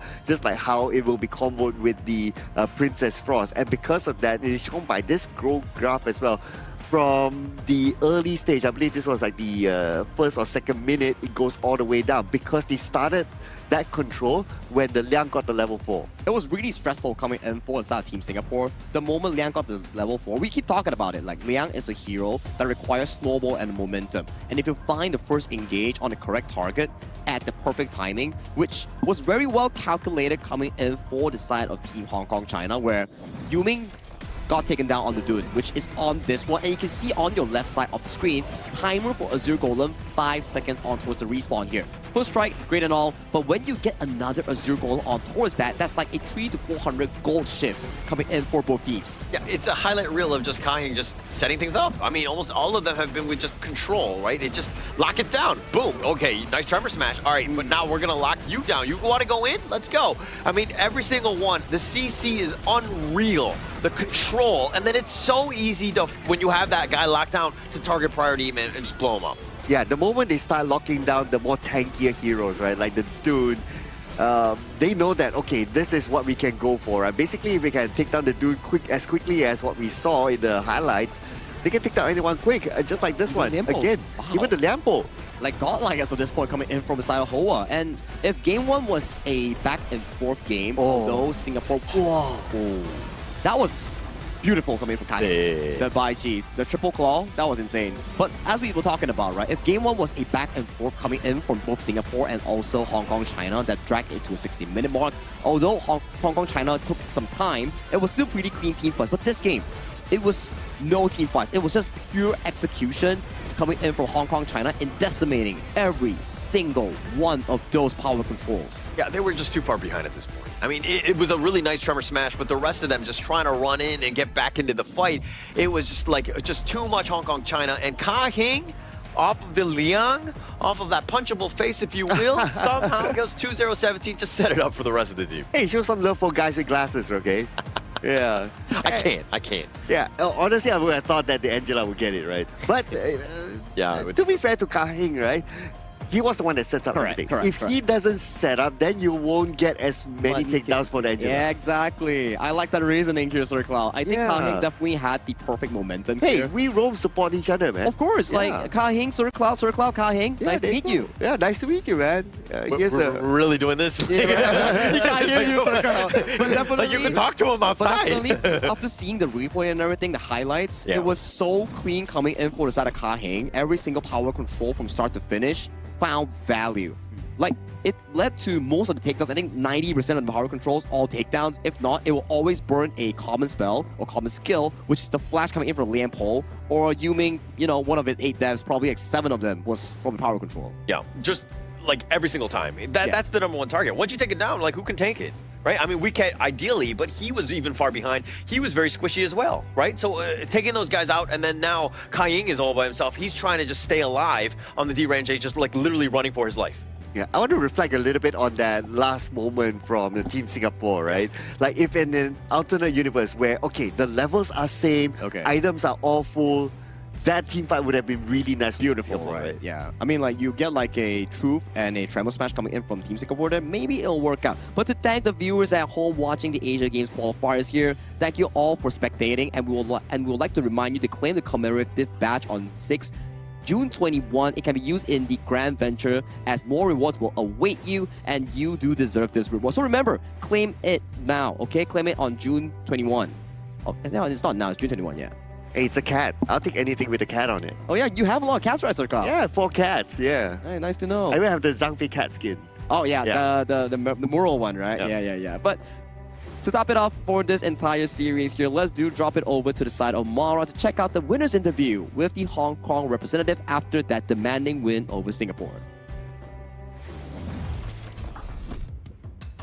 Another great win by Hong Kong, China. Congratulations.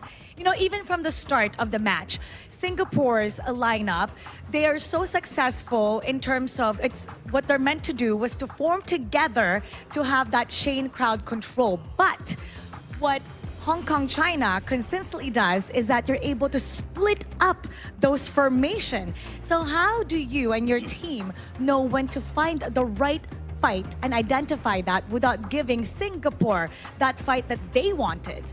So 第一個 game 開始咧，新加坡就見到佢哋用呢個團戰嘅陣型去對抗你哋啦，但係你哋都會有能力即係分散佢哋個成個團，即係唔俾佢哋用佢哋想用嘅陣型。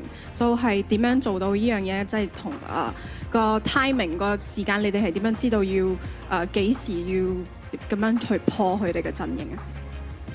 即係我哋對每一隻英雄嘅打法啊，同埋特點咧係知得好清楚嘅。即係我哋揀完陣容之後，我哋係大家都已經係會知道自己隻英可以點樣打，對面隻英會點樣打，點樣嚟針對我哋。我哋亦都會好細心咁關注小地圖每一分每一秒啦。即係對10個人嘅位置係非常敏感嘅。即係我哋每一波團戰之前都係會分好工，我哋每個人要做啲咩，所以。例如關羽冇路咧，我哋係每分每秒都會報，然後揾人去針對佢，然後去揾咗個好好嘅團戰嘅陣容。So even from the band pick stage, we are very clear of what heroes we're using and what they are representing, and then also we are very sensitive of all 10 heroes on the map, and then when to to do focus and isolation, all this from the start. So I think that goes to answer your question on because of heroes understanding and also the sensitivity. Hong Kong China is always great with decision making. Now earlier, when we spoke to Republic of Korea, we asked them which team they're looking forward to face, who they find is the most challenging. And their answer was Hong Kong China. You're going to go up against them in their last match. What do you have to say about what they said? 只能講我哋同韓國識英雄重英雄，好希望過兩日可以有一個大家都好滿意嘅比賽。So we understand that Korean team is really a strong team, and then thank you for choosing us as a strongest opponent. And just what I can say is 2 days later during the match, I hope that it can be a very interesting and the best game of all. A lot of people are excited to see that one, and a lot of people have been excited to always watch your successful games. What would you like to say to everybody watching from Hong Kong, China, and the rest of the world? 好希望可以藉住呢次比賽，令到大家可以見到我哋中國香港地區隊伍嘅實力，同埋可以俾多啲關注我哋。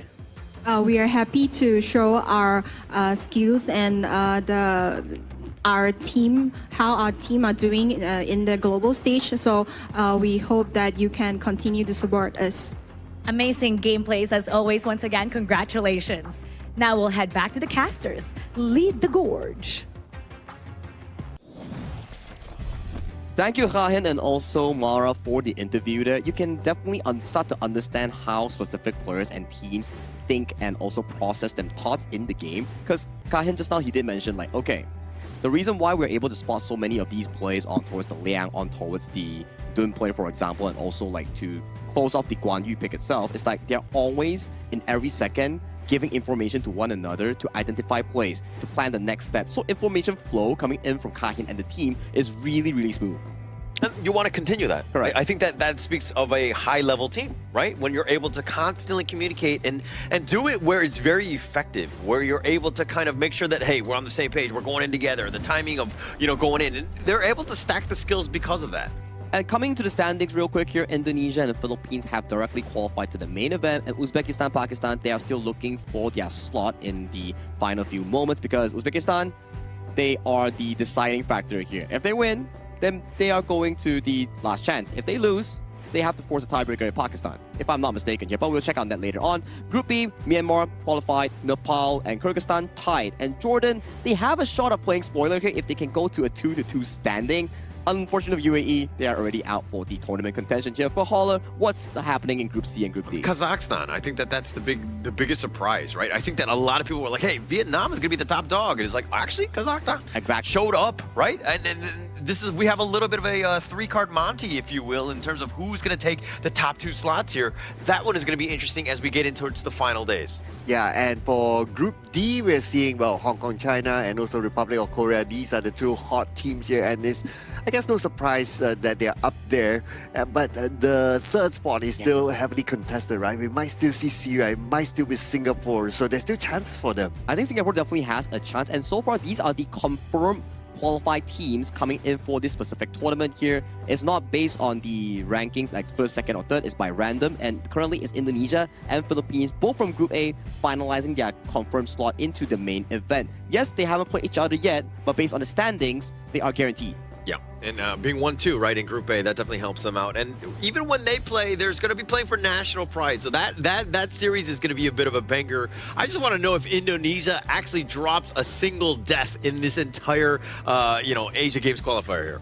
Well, tomorrow we'll see more amazing matches. Not yet that match, though. Not yet, guys. We'll hold on to that one because tomorrow we're going to start out with Group A. It's going to be Uzbekistan versus Mongolia. Group B coming in match number 2, Kyrgyzstan versus Myanmar. And Group C in match 3, Team Vietnam versus Laos. Group D will be Syria versus Korea. And we have Group D again with Sri Lanka versus Team Singapore. I would say that Group C, that 4 p.m. timer with the Vietnamese team versus going into the Laos team, that seems like the highlight for me. But if you look over to the whole day, there has been more storyline coming in compared to day 1 and day 2, because as you pace into the final day of group stage, you start to see matches being more important as teams have to fight for survival and for the last chance stage. Yeah, we find out exactly which of the teams want it, right? Who's going to go on? Who's going to get to the top 2 or 3 slots, right? And even that third slot, there's a little bit of a rat race. Not all the teams are eliminated, if you will, but it's still going to be close, and it's going to probably go to the last day to find out where the true standings are going to be. Yeah, and if you're in a position that, the number 1, number 2 is no longer reachable for you as a team, right? Well, getting a third spot is not too bad. You still play LCQ, so let's see how that one turns out later. Last chance stage is definitely something that the teams want to be aiming for if you are aiming for that third spot here. But finally, you can also create a cheer text coming in for your respective region in your native language. Just submit it to your country and then show your support. After the qualifiers, the top 1 voted voice from the community will be recorded and turned into an in-game voice pack here. So remember, join the Asian Game Cheer Voice event for that creation slot. Yeah, and of course you can do it on the IQ official gaming phone for 2026 Asia Games Esports Qualifiers for Honor of Kings. And you get like a double whammy, if you will, of just being able to do both at the same time. I think that is actually a great way for, again, you to just kind of support not only the Honor of Kings system, but also your region of choice. Oh yeah, and you get to play like the new update as well because the new update is newly launched, so a lot of reason to get this phone to have that smooth experience with the game. Exactly, right? Like the new update has so much to offer here, and talking about new, right? I think the tomorrow matches are gonna definitely be even more important coming in for some of these teams. But that's for tomorrow here. It's been a long day. My name is Sagi, your dead souls, and our casters will have to bid goodbye towards you. Holler, Sir Cloud, thank you for today, and we will see you tomorrow. Ever changing, some chameleon, blood, sweat, and tears.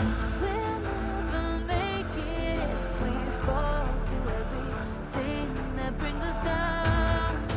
With a comeback is now. Blood, sweat, and tears.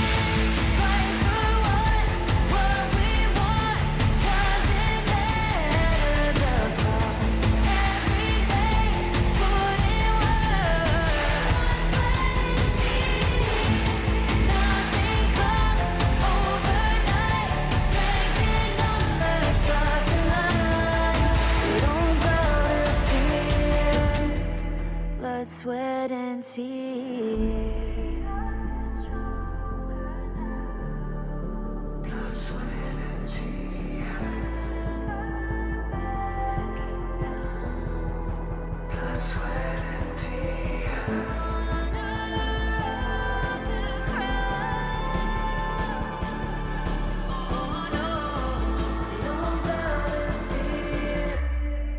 Blood, sweat, and tears. Fight for what we want. Doesn't matter the cost. Every day, put in work. Blood, sweat, and tears. Nothing comes overnight. Strength in numbers start to line. We don't bow to fear. Blood, sweat, and tears.